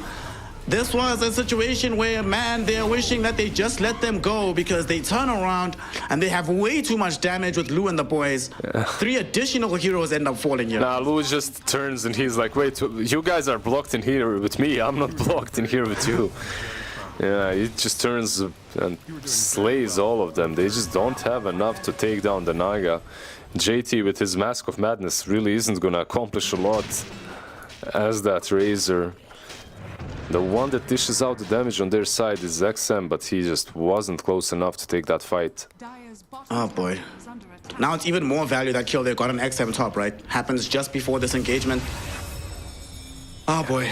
Chalice also with the Greaves, he's doing way too much work, way too much sustain. Oh my god, they see Ghost again. Come on guys, have mercy. Dude. Just have mercy. They don't have Lasso, but they have Rolling Thunder. It's coming in. There's the Swashbuckle. They might not even need the Rolling Thunder. Global Silence comes out, so it prevents it from happening anyway. But they just raw right-click. Ghost is dead for a 7th time in this game. It's only been 17.5 minutes. I don't think that did a lot. JT, he might be dead as well. Lou is on him. Yeah, he's dead. Oh my god, dude. He had the Mask of Madness activated, so it just made it even easier for Lou to bring him down. Yeah. They're coming in. Shin Q doesn't have Blink. He's gonna die. Like, Somnus gets here just in time. XM cancels out the Rolling Thunder, so yet again, Somnus denied using his ultimate. Not that it matters, though, as he still goes in yet again. Who are they chasing? They want DY. It'll be a nice little cheap kill. Somnus will tip him before he brings him down, you know, says, enjoy your life, buddy. Enjoy the fountain. See you later. Yeah, I mean, at this point, XG, they're just using all their spells defensively, in a desperate way, even, I should say. Lou, is he gonna kill Shin Q solo here with the Orchid Burn? I think they might have enough. Flame Break to push back the Earthshaker. There will be a fissure into an Echo Slam. That's gonna slow down Tian Ming long enough for XM and JT to kill him. Okay, that's something. Yeah, they need a JT to get this kill. He needs to get closer to the BKB. Only a recipe remains now. It feels very late already, but better than ever. FY has got that blink on his Doom together with his drums of endurance and really Ghost, just look at how he's farming. He's sitting next to the tier 2 and 1 illusion. He's watching his illusion farm. This is so sad. He's like, I'm afraid. Game is hard. They see the other illusion hero in the game is farming in the graveyard. They will catch him with the Dream Coil. The question is, can they kill him before the song? The song comes out. Fissure will be there to hold him in position. He's trying to TP, he's trying to escape, and he makes it. All right, that's 5 hero rotation drawn towards him, and they get nothing out of it. It was a really, really nice Manta there.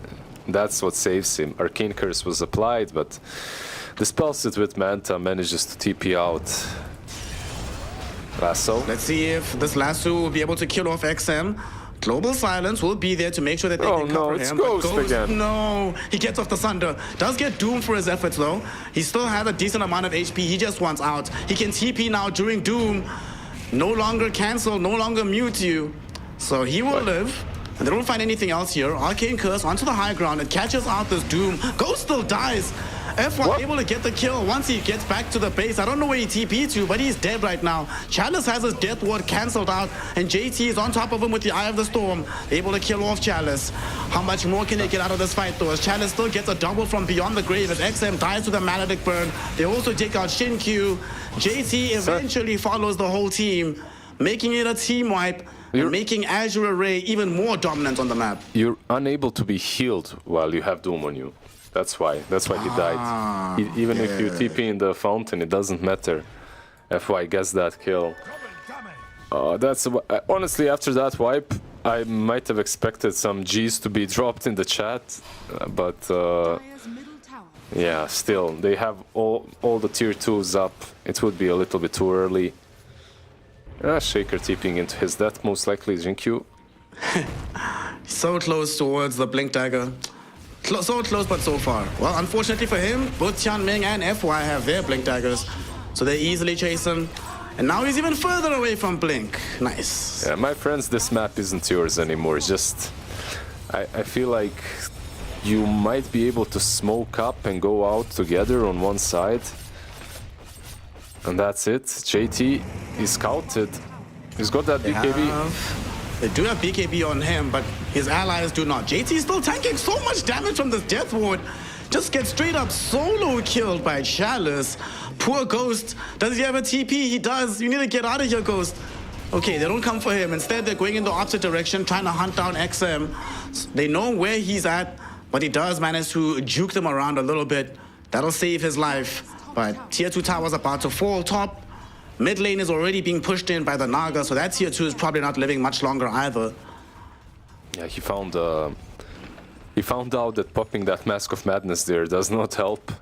Meanwhile, at least Lu has found a new lair. Sorry, Ghost has found a new lair. He's on the bottom lane. He's farming up.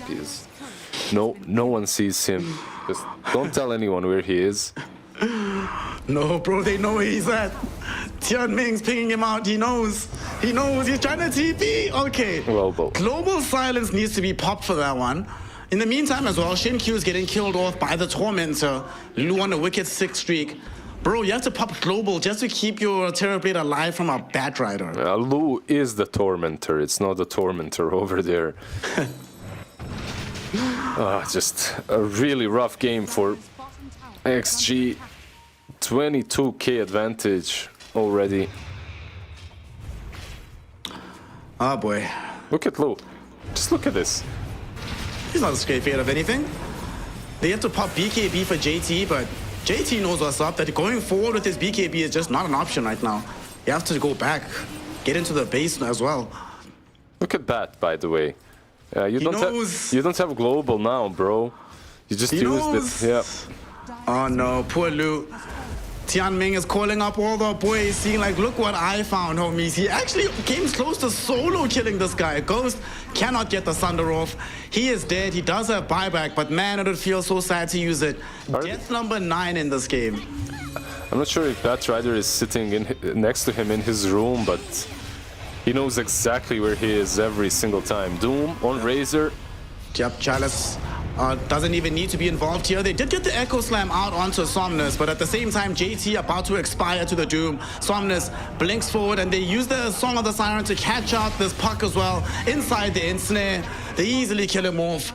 The Witch Doctor there to just celebrate with a death ward, just a young little taunt. Ultimately, though, it does not matter as the G's have been dropped. The Ancient's about to blow up, and Azure Ray is your first team in the grand finals of the China qualifiers for TI12. Yeah, extremely, very well deserved. Like 2 wins that they've got were off of some really interesting drafts, like Invoker 5, and now they go back to the good old position 3 Witch Doctor. Actually, Chalice did a ton of work this game. Yeah. Probably one of the most important cogs in the machine. Like, he was just healing everyone up in those mid-game engagements, so they couldn't really ever chew through them. They were constantly able to keep on fighting. Ghost, I don't know what happened. I'm not gonna make any ghost puns or something like that. Disappearing or whatever. It was just rough. I feel bad for the man. It's one of those. Like JT had the last game. Ghost took this one as the most miserable experience, I would say. I mean, normally when you think of a ghost, you think of something that can be a little bit scary. But here, my man was just Casper the Friendly Ghost. Way too kind to them. They were able to just keep tracking him down, keep killing him. Literally no influence in the game. He dealt the least amount of damage of any hero. And the next closest one is like almost twice as much damage as he had. Very hard times. Nothing to do for Ghost in this game. Crazy performance, like you mentioned, from Chalice. He healed more than anybody on Xtreme Gaming did damage. So that's an additional hero of damage to try and punch through somehow, making it almost impossible for them to win. And everyone else just had such a smooth time. Like, Lou had the simplest Naga game performance of his entire life. They keep running into him and he just kills them off. Somnus on his Pango, were like, you were saying in the game that these two teams have been ignoring Pango. Yeah, that's definitely going to stop. After a performance like this, it's probably going to go up in priority for Somnus in the grand finals. Oh, I completely agree. The problem is, like, you have too many other heroes you need to ban. So do you actually waste another one on his Pango? Like, you have to worry about other things that he's just as good. But overall, I'm not sure. Something happened with Xtreme Gaming after that game too. During that game too, that is. It didn't work out. I felt like they put JT twice in a row on a hero that was more like, okay, the draft isn't going our way, so can you please play this? You know what I mean? I feel like it's more like that than it's like, JT, here you go, own the game with this offlaner. In that second game, it was Earthshaker to kind of stop the Naga, and in this game, it was Razor because they saw that there's a better matchup with the Puck on mid lane. So, yeah, I'm not sure. I'm not sure. Something was definitely off with Xtreme Gaming in game 2 and 3. I'm with you. You could sort of feel it, right? That something changed. And what that change was, we're not sure. But that does mean that Azure Ray will be very glad to take advantage of the situation, get themselves the Game 3 victory, and put themselves one BO5 away from entering into the International 12. Who are we giving the props to on this one? I think between Tianming and probably Tianming and Somnus, right? But I want to give Tianming just because of how reliably he ensured and scouted out Ghost, made sure that Ghost just could not play Dota. No, 100% is the Batman. He was just chasing terribly 24/7. Like, he was pretty much involved in every death that Ghost had. He had his number. I don't know. He put some GPS tracker on his ass. I'm not sure what was happening, but this Batrider sniffed him out. Caught him so many times. He did that cool play of stealing a Wisdom Rune and then still turning for the good fight. Got an uber early Blink Dagger for a pos 5 bats. Just great stuff, man. You love to see it. Early moves, early rotations, early gem as well, which always helps when you're playing from a dominant position. So shout out to him. Shout out to the rest of Azure Ray. For Xtreme, though, the main thing we're hoping is that by the time that they play again, which will be tomorrow, that they're back to the form we saw in game 1. And honestly, up until this point in the qualifiers, they look clean pretty much every game. Today, they should look at it as like an outlier series, that this wasn't our final form, boys. Go shake it off, come back and try again tomorrow. Yeah, that's pretty much it. Like, a couple of things to learn probably from this series and just use that for tomorrow. Come back stronger. Like, you could see in game 1 that these two teams are very evenly matched. Same goes for game 2. This game 3 was just one of those. It happens, right? Forget about it. Take a couple of lessons out of it and go next. GG go next for Azure Ray and Xtreme Gaming, but we still have one more series to bring you today. As now, this was an upper bracket matchup. We still have some business to conclude in the lower bracket as we have one more elimination game to bring you. Team Zero, who took out Invictus Gaming, the first upset of the day, will be taking on Team Bright, who took out Team Aster, the second upset. Both of them, you know, you've got Heat, the up-and-coming new carry player, in my opinion, the best player in the qualifier so far, taking on Team Zero that's been firing on all cylinders. 7E's been looking good. CTY, I don't know why he hasn't been playing Dota all these years when he still has this much skill. He's also been a pretty godlike player for Team Zero, so cannot wait to see those two squads clash. Before we take a break, Lizard, what do you think? Who's winning that matchup? Yeah, you know, if Undying gets his Lich, I'm going with them. Alrighty, let's head on over into the Lich Train. Let's witness what Team Zero have to offer us. And after a very small break, join us for the last series of the day, another elimination game. And we'll see what happens, what they cook up from these two relatively young squads. We'll be right back with some more TI qualifier Dota from the China region.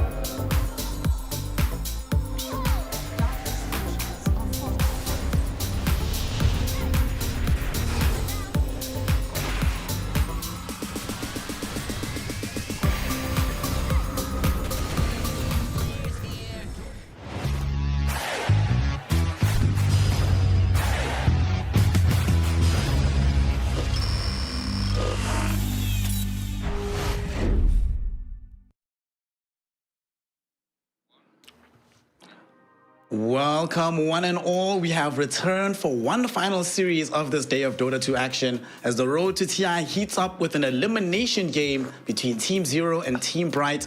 Been very much looking forward to this particular matchup.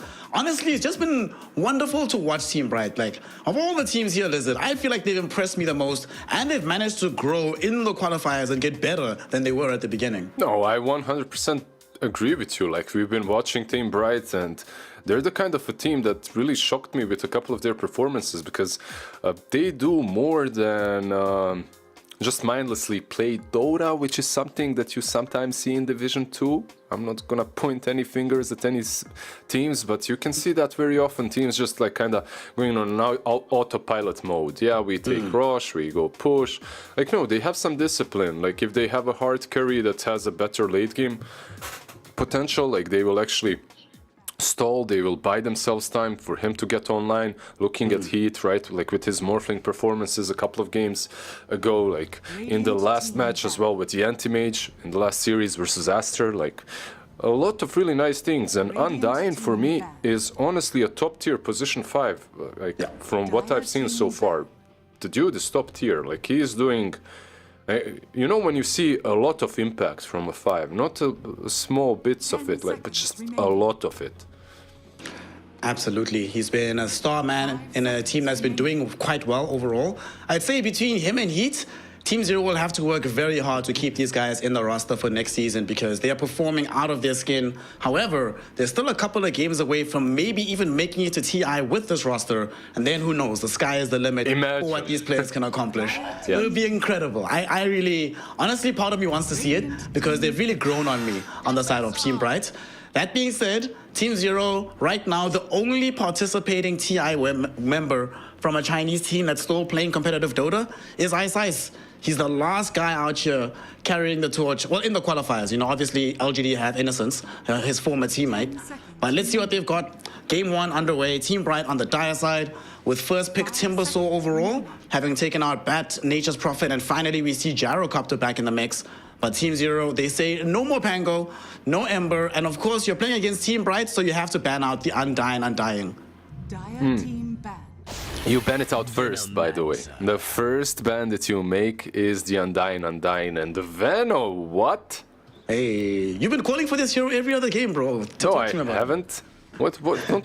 Don't lie to the people. Okay, Venomancer. Let me just remind myself of all the changes. Level 10 talent, Poison Sting, health region reduction, decreased from 20 to 15%. Okay, so he's just worse. That's it. Yeah, interesting one. They want to play it. Like overall, I have seen Veno used in a couple of games when you were playing versus something like a Monkey or a Void, Faceless Void. That is, like you can really. Yeah, speaking of Faceless Void, gets banned out. When you're playing against him, like you can actually make his life living hell in the laning stage. But yeah, very peculiar first phase, first pick, considering there's Venge, there's like Beast and stuff like that. I guess all the summoners, all the big like creep controllers aren't that great into Timber. So we might see something different from Team Zero's offlane. Do you think this is a support or an offlaner, Venom? I think given where they picked him, it probably ends up being support in this game. Yeah. Yeah, that would make the most sense to me. It would be very bizarre to have like first overall and then he ends up third. Yeah, it's like in these last couple of tournaments, if Veno was played, he was mostly that 5 that gets Pavis very fast, right? Like a lot of utility. Earn is pretty good right now, so rushing that Vessel perhaps is also an option for him. Yeah, I mean, there's already a Timbersaw on the enemy team, so Vessel already has higher value. Would be quite nice to get it. I also hope that they pair it with the kind of 4 position that can make a bit of space for this Veno to actually lay out her spells. Like some Clock, one of these kind of heroes. I think Clock would actually be very nice. Put these heroes in a cog, line them up for the Venomancer spells. That could be kind of decent. Yeah, because you just watched FI own with it, so you'd like to see some Clock, that's it. We also did see Invoker do quite well, and they pick it up. Sure, go into that lane, spam EMP on this poor Timber, make his life even worse. Yeah, okay. Do you think we're gonna see a support Invoker again, or... I think no matter what, you pick Clockwork after this, and then you have Invoker You and Clockwork, my god. I love that hero, it's so good. It would be nice, right? Then you have these three heroes. The Clockwork can make space. If Invoker's mid, Invoker can help follow up with that damage. Even if Invoker support and Venom Monster goes into a core role, it's still a similar playstyle across the map. But Team Bright do the right thing. They get themselves an early save to make sure that no matter what combos Team Zero run with the Invoker, there's some kind of way to stop it. Yeah, I feel like Clock is also one of my most played heroes in general, and definitely recently because of Steam Deck, but I do like it. I can't lie. I love the amount of control, vision, everything that he brings to the table is kind of nice in my opinion. But Shadow Demon is probably the one that you want here. You get that cleanse with the shards, right? Like the overall saves versus Invoker are pretty damn neat. I just like having some sort of a save in general. We did see Imitator play a pretty sick Shadow Demon just the other day, so we know that this can work out for them. But here is a hero that has been not really on that many people's radars. In fact, it hasn't been picked or banned at all in these qualifiers up until this point. We get a Void Spirit. Hero has not been in the mix for a while. What do you think about this one? What do I think about Void Spirit? I think there's a reason he's not picked very often, but we'll see. Whenever there's a Venomancer in the game, and if you give me another hero that's susceptible to these long-distance reachers, I love to see a Void Spirit, I love to see a Storm Spirit, I love to see an Ember, anything that can get on top of him without actually having to utilize a Blink. You know what I mean? Because this hero is going to make it absolutely miserable. Like your game will be miserable if you go for the blink. So having these built-in mobility heroes with a lot of damage, I like them. Also, Void Spirit is, in my opinion, one of the worst in matchups for Invoker from the mid lane. So we might be seeing them reconsider on the side of Team Zero whether or not this should be the 7E Invoker. Against a Void Spirit, yeah, good luck, buddy. But that was also previous Invoker. It's a very different hero now, so I'm actually not sure. All these changes sort of throw off everything that we know historically about Dota, so I have to all relearn simultaneously. Yeah, like, it's fine. I love the new patches that are hitting every couple of days, you know? Relearn stuff every week. Sounds good. Do you think that showing up Slark like this opens up a Bloodseeker instantly on Team Bright? I could definitely see Bloodseeker. A BKB carrier, which is always very nice up against this Invoker Veno. Can track the Slark. Yeah, actually. And they have heroes that have reach, right? Timbersaw and Void Spirit. So once you do have that vision, you have ways to catch up to him and kill him. I would like that a lot, actually. Yeah, I'm not sure like what makes them feel that Bloodseeker isn't a problem, because Team Bright, they need a carry, they have that slot open. Team Zero still kind of just snatching that Slark up, because there are other ways of dealing with him, but let's see. They first go for that Silencer. We've seen just how much Team Bright does with the Silencer as well, right? I believe it was this exact combo, Silencer and Shadow Demon. Yep. These exact heroes together was such a good game from them. In this game, it's going to be very annoying being globaled. Like, only Slark here buys BKB or any kind of way to get through global. You know, sometimes you get lucky with the Dark Pact timings, but overall, global just wrecks these heroes. And they have, between Timbersaw, Void Spirit, there's more than enough burst to kill you in that duration. Yeah. There's not enough save on Team Zero, I would say that. There's some toss, though. Like, Tiny, not necessarily also the most popular hero at the moment, but it's always the same, right? Like, you have that toss combo to work with. We'll see where they roll him. It could be some mid lane versus the Void Spirit. It could be a support as well, depending on what they decide with the Invoker. AM banned out. Okay, just get rid of decent matchups into the Slark, I guess. Morphling is more about Team Bright and how they play it than about the matchup, because Slark can do well there. Morphling, Heat Morphling, just any hero that Heat plays, honestly, has just been super high level. So he can play that Bloodseeker if they really want him to.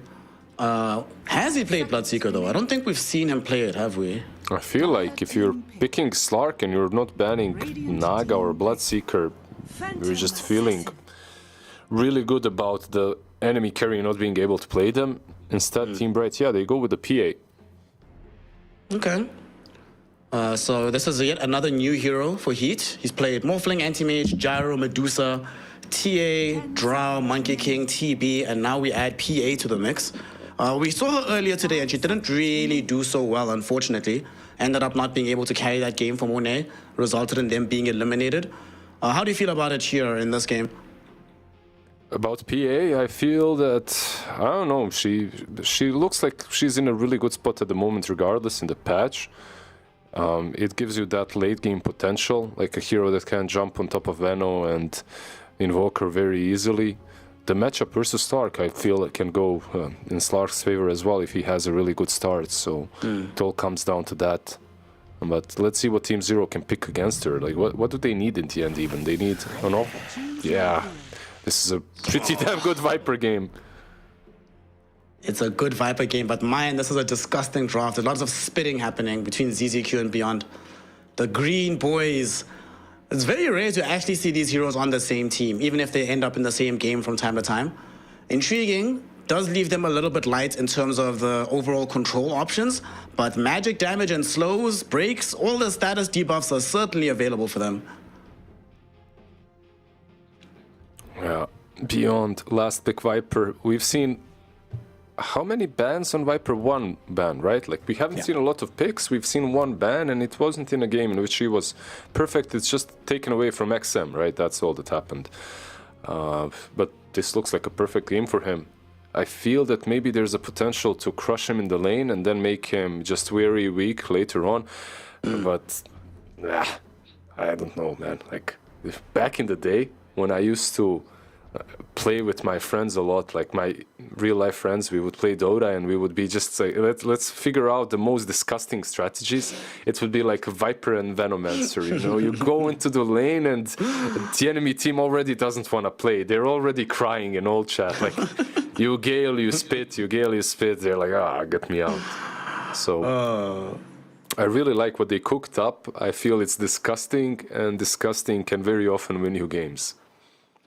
So Team Zero got themselves into this position where they're vying for a spot in the final day of the qualifiers through some disgusting drafts in the past. So they'll be doing so yet again, and they'll be taking on a Team Brightside, which has just gone from strength to strength. The carry player, Heat, has been the most versatile player of the qualifiers so far, and he continues that trend with a new carry hero. Let's find out which team is going to be coming out better for this. It's me and yours final series, Lizard. So the suave snare, the luxurious Lizard, game one. Let's go. Let's do it. It'll be fun. You promise? Yeah, I promise. You promise it's gonna be fun? I promise, bro. You know, I was trying to think about who Heat reminds me of as a carry player, like the way he moves around the map. Doesn't he sort of feel like a up-and-coming Yatoro-style player?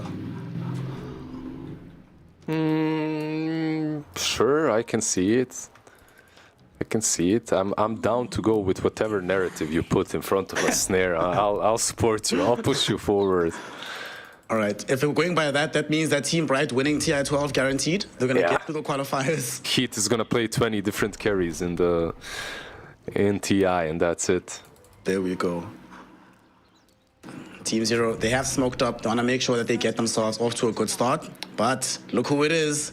Between Undyne and Imitator, I will say that these are the supports I think that are best at reading like map movements coming in dangerous places. Both of them are so good at positioning. Yeah, ZZQ was close. Maybe he could have caught him, but yeah, not close enough. The way he positioned himself there was absolutely perfect. Like, he broke the smoke, the Observer Ward was on point, he saw them, and he just moved away. And Silencer isn't the fastest hero, but yeah. Will be a small skirmish over this bounty rune down bottom. A skirmish which Team Bright actually don't want to take, so they give up on the bounty rune. At the same time, Imitator makes sure that they do not get completely outpaced in the gold department. He'll get the other bounty, so it is at least 3 for 1 instead of 4-0. Yeah, 3 for 1, something at least. When you're playing versus this disgusting lineup, at least you get one bounty. It's not really the best prize to get, but at least something. Game numero uno. Phoenix, I really want to see what he does with Void Spirit, but I also want to see what this Beyond Viper is able to accomplish. This does not feel like a fun lane to be a PA nor a silencer in fact. No, this is very difficult. Like any toss back on the Viper, on the silencer, it's like you can just easily die. Plus you're feeding a lot of stick charges, right? At the same time, if you make a couple of mistakes, some arcane curse, last word, there's a ton of damage from the silencer these days in the lane. Yeah. And there we go. Going on to Heat right now. They're trying to get this damage going. Who hurts harder? It looks like it's gonna be Beyond and the boys, as iSize draws first blood by killing off Heat. Viper does die soon thereafter, but the experience and gold definitely beneficial for Team Zero.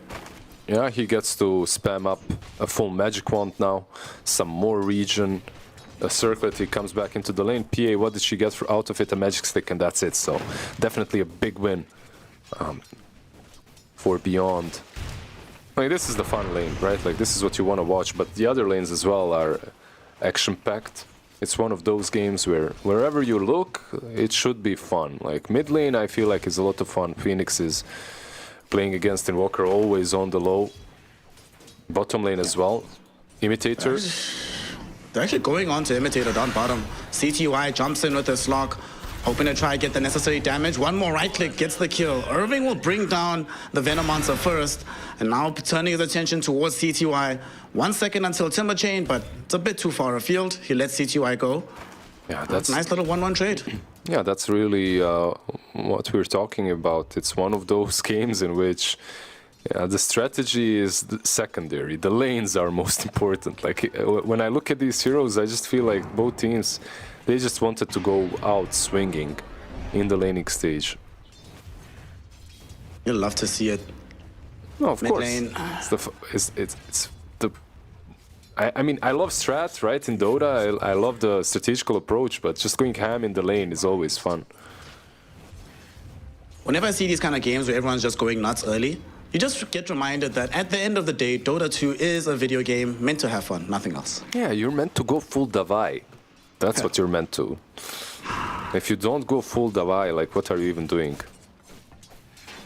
Dude, speaking of Divine, look at top lane. Heat is not finding any way into this lane. Only has 5 CS to his name. Yeah, you know what he's doing right now? He's just talking into his chin. Oh, toss back. Yeah, they might actually kill Heat this time. Help. Body blocks are there. Undyne, where you at? I need a target to blink to. Gets there just in time, but he might tick out to the poison attack. He survives on a 35 HP. Very close to dying there. Yeah, barely survived. He does manage to, and there's a salve as well, so he should be able to farm under the tower. Like, you know, it's one of those games in which... Oh, actually dead. He's dead. Yeah, and silencer. There. The toss out as well. They've gotten 1. They're going to try to turn it into 2. Imitator comes to the top lane to try and help out. There's no mana. The disruption will at least buy time for Beyond, but he doesn't have any additional mana. iSize, once he finds Undyne, should be able to kill him. Gets the tree grab, gets the kill. Might be another kill. Suddenly Imitator, he's the one that's in danger. They're bringing back PA once again. iSize about to take a tumble, but Beyond also not that healthy. Still, though, has enough poison attacks out that he's able to kill him off without even having to be there. Amazing success in the top lane for Team Zero. Yeah, that's ridiculous. Irving, he's gonna leap, but yeah, nice little leap. But CTY is there. There are some magic stick charges for Irving. He pops it, trying to get himself away here, but CTY has the damage. This Slock, as much as there's madness happening top, Slock has been quietly getting really strong. Already 3 permanent agi built up for him. No, like madness on top lane, madness on bottom lane. Everything is madness in this match. I love it. There's a ton of fighting happening, and Shadow Demon, the Imitator, usually he makes good calls, but the call to TP top with no mana, I understand your safe lane is getting crushed, you need to react, but he dies and then his Timber Saw dies as well because of it. He might die again. Timber. Irving. In danger here, but Imitator is here this time. Does have disruption. We'll let them know. Don't go on, my friend. Leave him alone. I'll protect them. Yep. Mid lane. There's no level 6, right? Yeah, there's still no level 6 on Phoenix, so... Had a nice little Aether Remnant there, but... Heat. ZZQ is actually diving really deep now. He rotates up. They go on to Undyne. They sort of dare Heat to get back involved, but Heat will come in. They end up killing off this Venomancer. Undyne will certainly die for this, but if I'm in Team Bright's position, this is nothing more than a win. Straight up W. Heat gets involved in the kill and doesn't die. No, Nice. 100%. If you're beyond and tiny, you're like, bro, no one invited you over. Go play with your friends. Leave us alone. We're doing fine.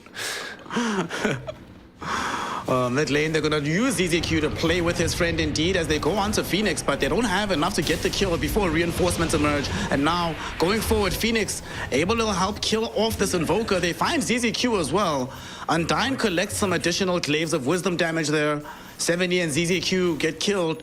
And yet again, ZZQ shows up where he might not have been wanted. Yeah, I wasn't going gonna. back. I was gonna call it because I'm being way too harsh towards him already. But anywhere he shows up, it just goes poorly. His team was owning the laning stage. He rotates twice, they lose 3 heroes.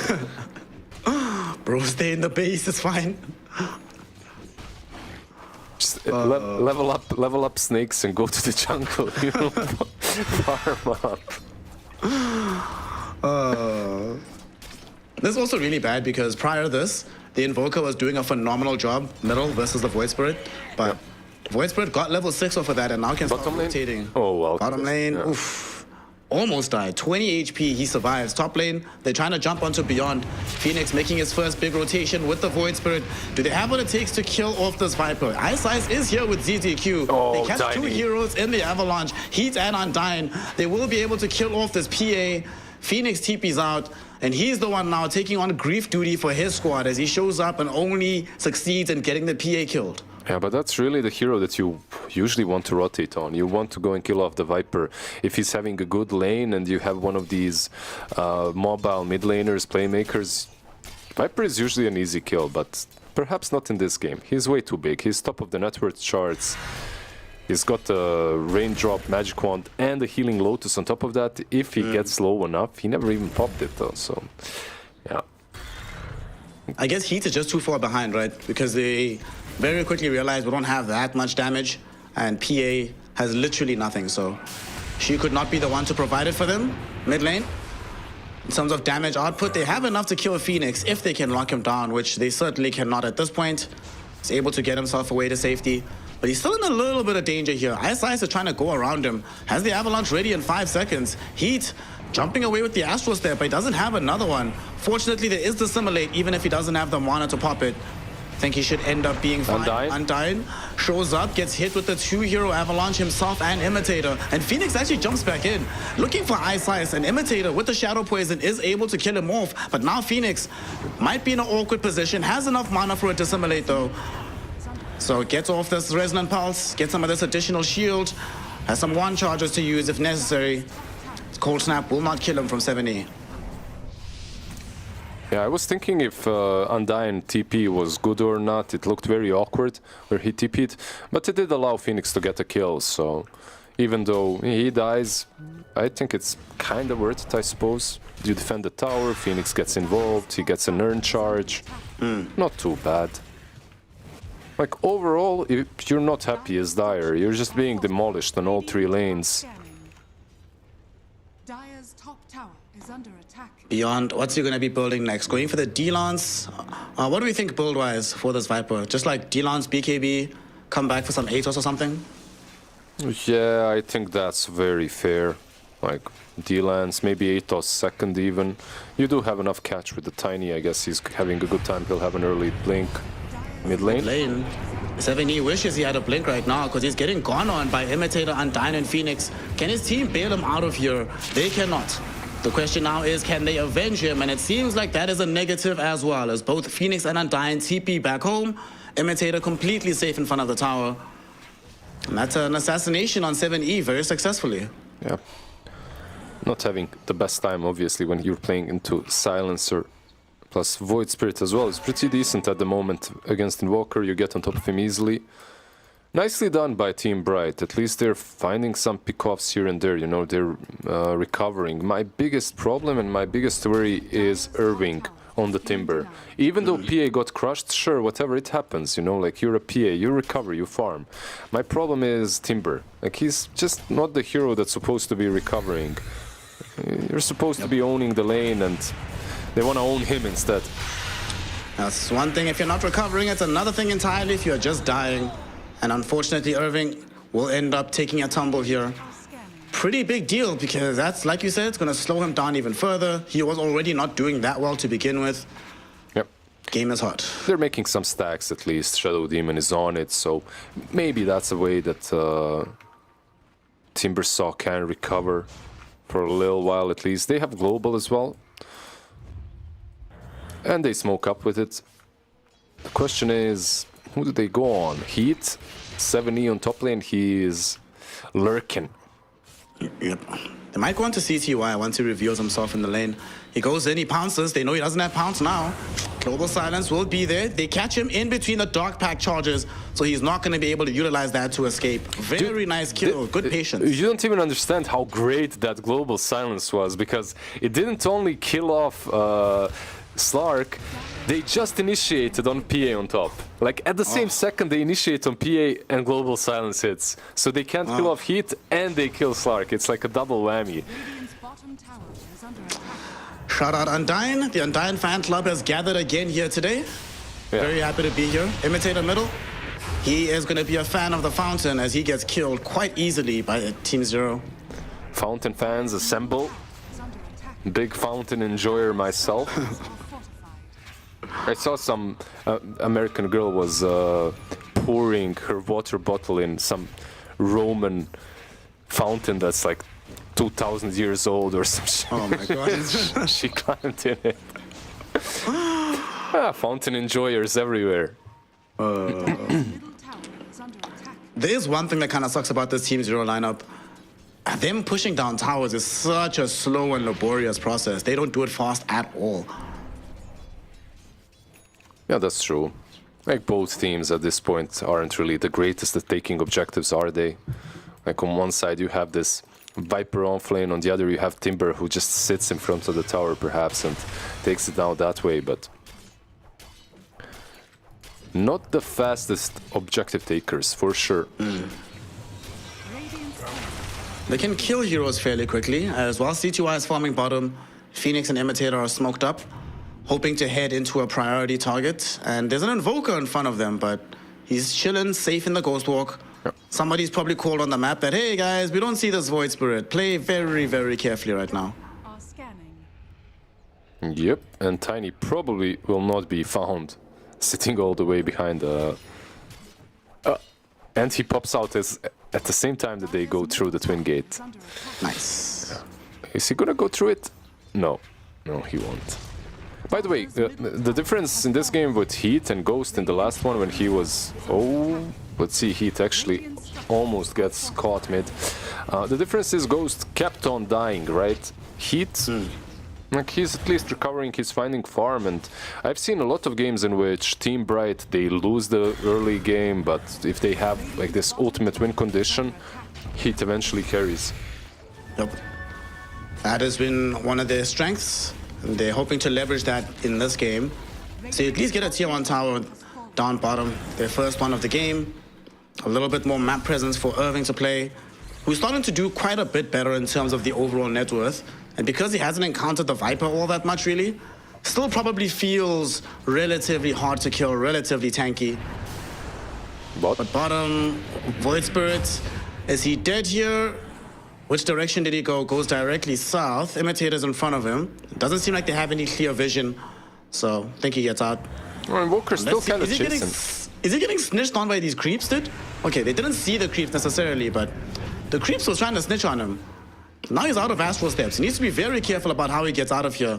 Undyne, in the meantime, gets assassinated by Ice and Beyond. And the tornado catches onto Phoenix. He gets another Astral Step out, but wow, he's certainly going to die here. Imitator's already left. He finally gets killed. Wow, what a chase down by Team Zero. Yeah, I really didn't expect them to kill him. Void Spirit isn't the easiest one to pick off like that, but yeah, eventually they did manage to take him down. PA on top lane also being kind of harassed by Slark, but they know exactly where he's gonna farm. They pinged it out. Let's see if Heat will get caught here. He's trying to TP out. Took too long. He's dead. Tornado's there. Gonna connect onto him. Dude, this cold snap venomous Gale combo. Oh my god. This is some disgusting stuff. ZZQ on a killing spree right now. The Vessel also does the same trick, right? Like Cold Snap, Venomous Gale, Vessel, just being procced all the time, ton of damage. Yeah, but it's all about the read. Like they read his moves really, really well. I must say, CTY, who just picked up an Echo Saber, I always love when carries assess the matchup, look at the fact that the enemy carry pretty much is not allowed to play Dota. So there's no punish potential, even if you go early Midas. It's pretty much just free gold for you. As there's this global silence middle, they want to try kill off 7E. He's just going to TP out in front of their faces, but a little bit too ambitious on that one. Does end up dead. Solo Traveler, new in town, anyone out there?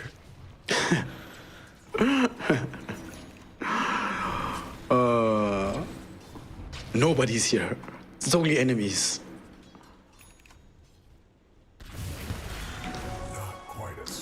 This game slowing down a little bit, which definitely favors Team Bright. They want to be playing on the Radiant side of the map as much as possible, making space for Heat. And they're going to try kill Beyond here, maybe, but they don't have vision of him, even though there's a Void Spirit nearby with a Haste Rune. Yeah, I don't think that's a kill. He's got a Pike. Killing him off much, much harder than it looks, perhaps. At this point, I think you need a BKB on Timber, the thing that he's building towards. Once he gets that, perhaps you can fight Undyne, though. Poor Undyne. Sunstrike will be there for him as well. They won't kill him off, but will soften him up enough for ZZQ and Ice Ice to eat him alive. Yeah, at this point I'm worried if the PA is really going to be that full late game win condition in the game, because on the other side you have a pretty damn farmed CTY on Slark. He's got a Midas, Invoker's buying a Midas as well. They're just preparing in case late game comes. They want to make sure that they have what it takes. Irving is going to be in an awkward position, but he has some allies behind him as they jump onto Ice Ice. Ice Ice eating quite a lot of damage here and should end up taking a tumble. Phoenix, though, the question is, can he escape? He's used all of his tools for that kill, so he has nothing left to get himself out. CTY able to collect his life and now looking to collect imitators as well. Gets the double, gets some additional permanent agi, and the Fishman is starting to feel like a real menace on this map. They're still chasing CTY. The menace is on Silencer now. Poor Silencer. Nothing you can do about this. At least to see it. Yeah, at least he used Arcane Curse on Invoker, so that Heat has an easier time escaping. And if you're Silencer in that position, yeah, you died, but Heat survived, right? Like, they didn't get to him. He's doing his job. Yeah. Overall, I did like the setup on Irving down bottom. They just didn't disengage fast enough. Viper a little bit too tanky. Let's see. Again, they try. They're gonna make this attempt onto Beyond. This time they'll succeed, though, as they have enough damage. And I think this time they should be able to get out. Let's Phoenix see. actually doesn't have any of his spells. The Simulate's still on cooldown, and there's no Astral Steps, but Jukes. manages to juke in the trees. Had his dancing shoes on. Yeah, nice jukes by him. By the way, do you know why they call them jukes? I have no idea why. I don't know, I'm asking. I actually don't know. There's so many things, I don't know the reasoning. I just go with the flow, you know? Yeah. PA finally has Battle Fury. Whew, that took a while. I'm actually curious. Let's see. So you have to go back to... In the last 3 patches, 734, 733, and 732, this was the second slowest Battle Fury for Heat. Dude, I thought you were Googling why they call them jukes. God damn, I'll do it. Juke, to steal someone. To dance while grind... Okay, never mind. That's one I won't read. Okay, so it's US sport to outmaneuver by feint or other deceptive movement. Okay, but where does it come from? What's the etymology of jukes? Exactly, I'm searching the etymology. Early 16th century, originally Scottish, perhaps related to the verb verb duck. Okay. What the hell does Juke have with duck? Maybe they mean duck like when you duck underneath something. So someone throws something at you, you guess, duck under it? Yeah. We need to know. Where does half-hour lingo for this game come from? Another one says it's 1971. It was to juke, like dance, but fake dance in front of a jukebox, like to dodge fame. Okay. Duck, yeah. I guess. I can get that one. Yeah. Okay. We solved the mystery. All we need now to start playing music whenever somebody jukes, you know, to emulate the jukebox itself. We got you. Are scanning. They certainly need some dancing to happen in their favor for Team Bright. And look at this. They smoke up middle. 4 heroes. Heat is right in front of them. Not sure he wants to participate in a fight just yet. But they are aware that Roshan is in play at the moment. And so does Team Zero. They're around the area and they're also going to smoke up themselves. This could be a big fight here, Lizard. Radiant are scanning. Let's see. Everyone is smoked. Phoenix, he finds CTY first and foremost. They don't pop the global yet. They wait until the BKB comes out, then they global him. But it's still a BKB slog. Oh, Too nice difficult to deal with. Sabatos. Ice finds an avalanche onto 2. It's both supports. Imitator is first dead. Undyne follows him into the grave. And now everybody else on Team Bright has to run. Irving, with his BKB active, does manage to at the very least kill ZZQ. But he will not manage to get out of here. He's trying his best to run. It will not be successful as he takes a tumble as well. It's 3 for 1, and the path to the tier 1 tower and to Roshan now lies open for Team Zero. Yeah, you know what? It's kind of surprising because for me, Team Bright so far was always that team that knows, okay, if we're weaker, we shouldn't fight. Let the PA farm, let the hard carry farm up. We'll fight another day. This is pretty much the first time in the qualifier that I see them taking a fight that they have absolutely no business taking. At this point, your PA doesn't have a BKB completed. Your Void Spirit is missing one component to get his Aghanim Scepter. You know, like there are just so many small little pieces needed for your fight to actually be strong, and you're missing all of them. It goes against them, it backfires. They give away an A just now to CTY. He's obscenely farmed and beyond. Not dying in any of these fights means that soon he'll have a BKB of his own and become even more dangerous to deal with. Dire's top tower has been denied. Game is just very difficult. Not over just yet though. They still have a tier 2 in middle and bottom to play around. And they're still putting damage onto CTY through mid. Yeah. I think that's just to force him away. That's the best you can do is maybe make him fall back for a second, heal up, and that's it. Can't even force the Slark back, right? He's just gonna heal up. At this point, you're really thinking to yourself, man, I wish we had Bloodseeker. That would have been cool. Yeah, I'm not sure why they decided to go with a PA. Like, the hero just got countered by Viper, and also you had a better matchup into the Slark, but possible, I mean, but okay. Maybe once she gets this BKB completed, we'll see a play or two. It's also doubly odd because Slark is not one of those heroes that minds too much buying MKB. It's very often part of his natural itemization route anyway. Yeah. For me, it's not only about the carry-to-carry matchup, it's just the fact that Slark enjoys when he has one of these carries that are just AFK farming. Especially right now, the item build is very strong.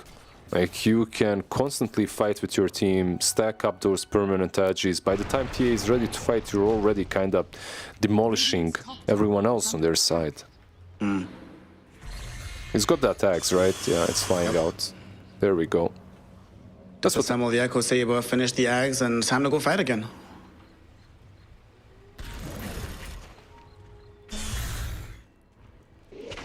So what do you do right now if you're a Team Bright? You just keep dodging until PA has a +1 item on the BKB? I feel like with the BKB maybe you can opt to take a fight, but I really don't think that they're in a good position anyway. Global Silence forced out to defend Phoenix. Might still end up dead though. He's in a very precarious spot. He doesn't have a way out. Dissimulate finally comes back, but there's no Astral Step, so he dies regardless. That's a Global Silence blown too. Yeah, just very defensive. You had to try, right? Like, it's your mid laner. At least he's got Ags, so maybe with his Ags and the BKB of Heat, once he's back up, you could take a fight. Heat will have level 15 as well. Or will he? CTY? Fishman is hunting. Uh-oh. Fishman might have found him. Fishman is right in front of him. They got him. Ice sets him up with the avatars. They more than enough have damage. It ends up being a kill and another Agi stack for the Slog. He pounces on another one. Prevents the TP out, kills him off too. Unstoppable streak for Slog. He has enough money to reconfigure the Echo Saber now too. And he's just owning this game. Yeah, Irving is gonna have to pop this BKB and TP, I feel like. Better do it soon. And there it comes. Honestly, I don't even think Team Zero had any interest in coming back for him. They're comfortable just corralling everyone else inside the base. They kill off Imitator's courier. That was the first component for Alex. He's still far away, but now he doesn't get the bonus stats from the point booster. Yeah, worst items could have been killed. I don't think that's too much of a big deal, but yeah, they have bigger problems, let's put it that way, than a courier dying. Why are you in favor of courier violence, bro? They're very annoying. Why is there 5 of them, you know? Like, we're littered. We have too many couriers. Bring me back, share courier, please, days. You want to roll for who ups the KFC at the beginning of the game? Yes, exactly. I want to see some spam. PA? She'll be fine. She'll get out. We'll Void Spirit, though. That is the question. They catch him out with a tornado. He does have a Dissimulate, but he does not have Astral Steps and only has 1 TP. How on earth does he escape this? And he's gonna try for it, making this TP attempt, and nice. He will. Barely in the corner, but it makes it out. Silencer didn't. He died somewhere else. Just like that, he died. Without a sound. CTY. Very silently. CTY gonna try and make sure they kill Irving very loudly. His BKB just comes back, but there's a Basher on the Slog, so there's no guarantee he can TP out. And there's the Basher, cancels it. Irving will certainly end up dead here. The tips come in for CTY. He almost takes away the Slog's life. You know, trying to make this as difficult as possible. He's juking, he's jiving, but he is not surviving. As Team Bright end up losing Irving. They're pinging out Heat as well. They know that he's kinda in this vicinity. ZZQ is on him.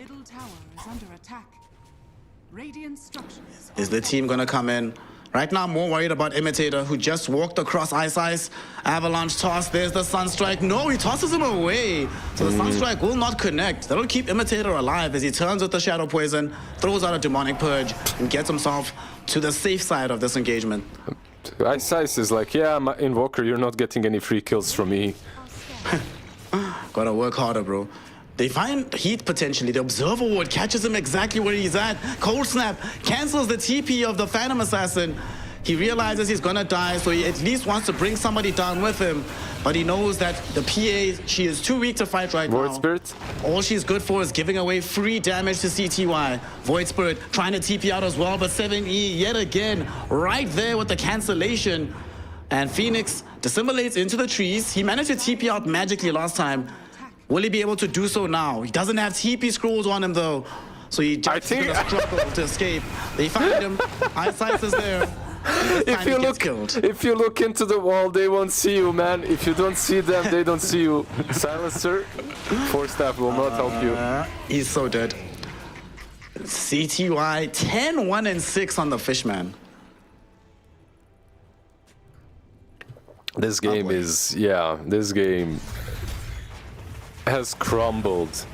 Team Bright, I don't know, I think they're just asking for mercy at this point. They're being picked off left, right and center. Every single hero that catches them anywhere on the map kills them off. They need some crazy rapier PA play, you know, like one of those. She does have Fan of Knives, by the way, so if you jump the Viper, perhaps you can take him down, but he is just so damn big. Yep. Has a young ultimate orb. Not sure if what he's building this into. Could it be Hex? Could it be Skadi? Can pretty much do whatever the hell he wants right now. I'm also really worried about Phoenix. This Void Spirit just feels way too squishy, but I guess there's also a reason we don't see this hero in the metas for quite some time.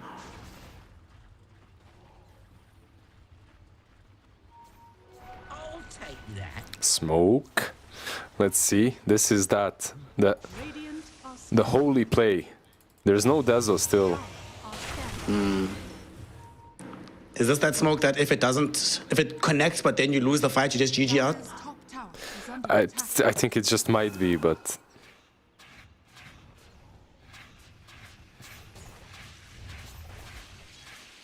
I don't find anything just yet.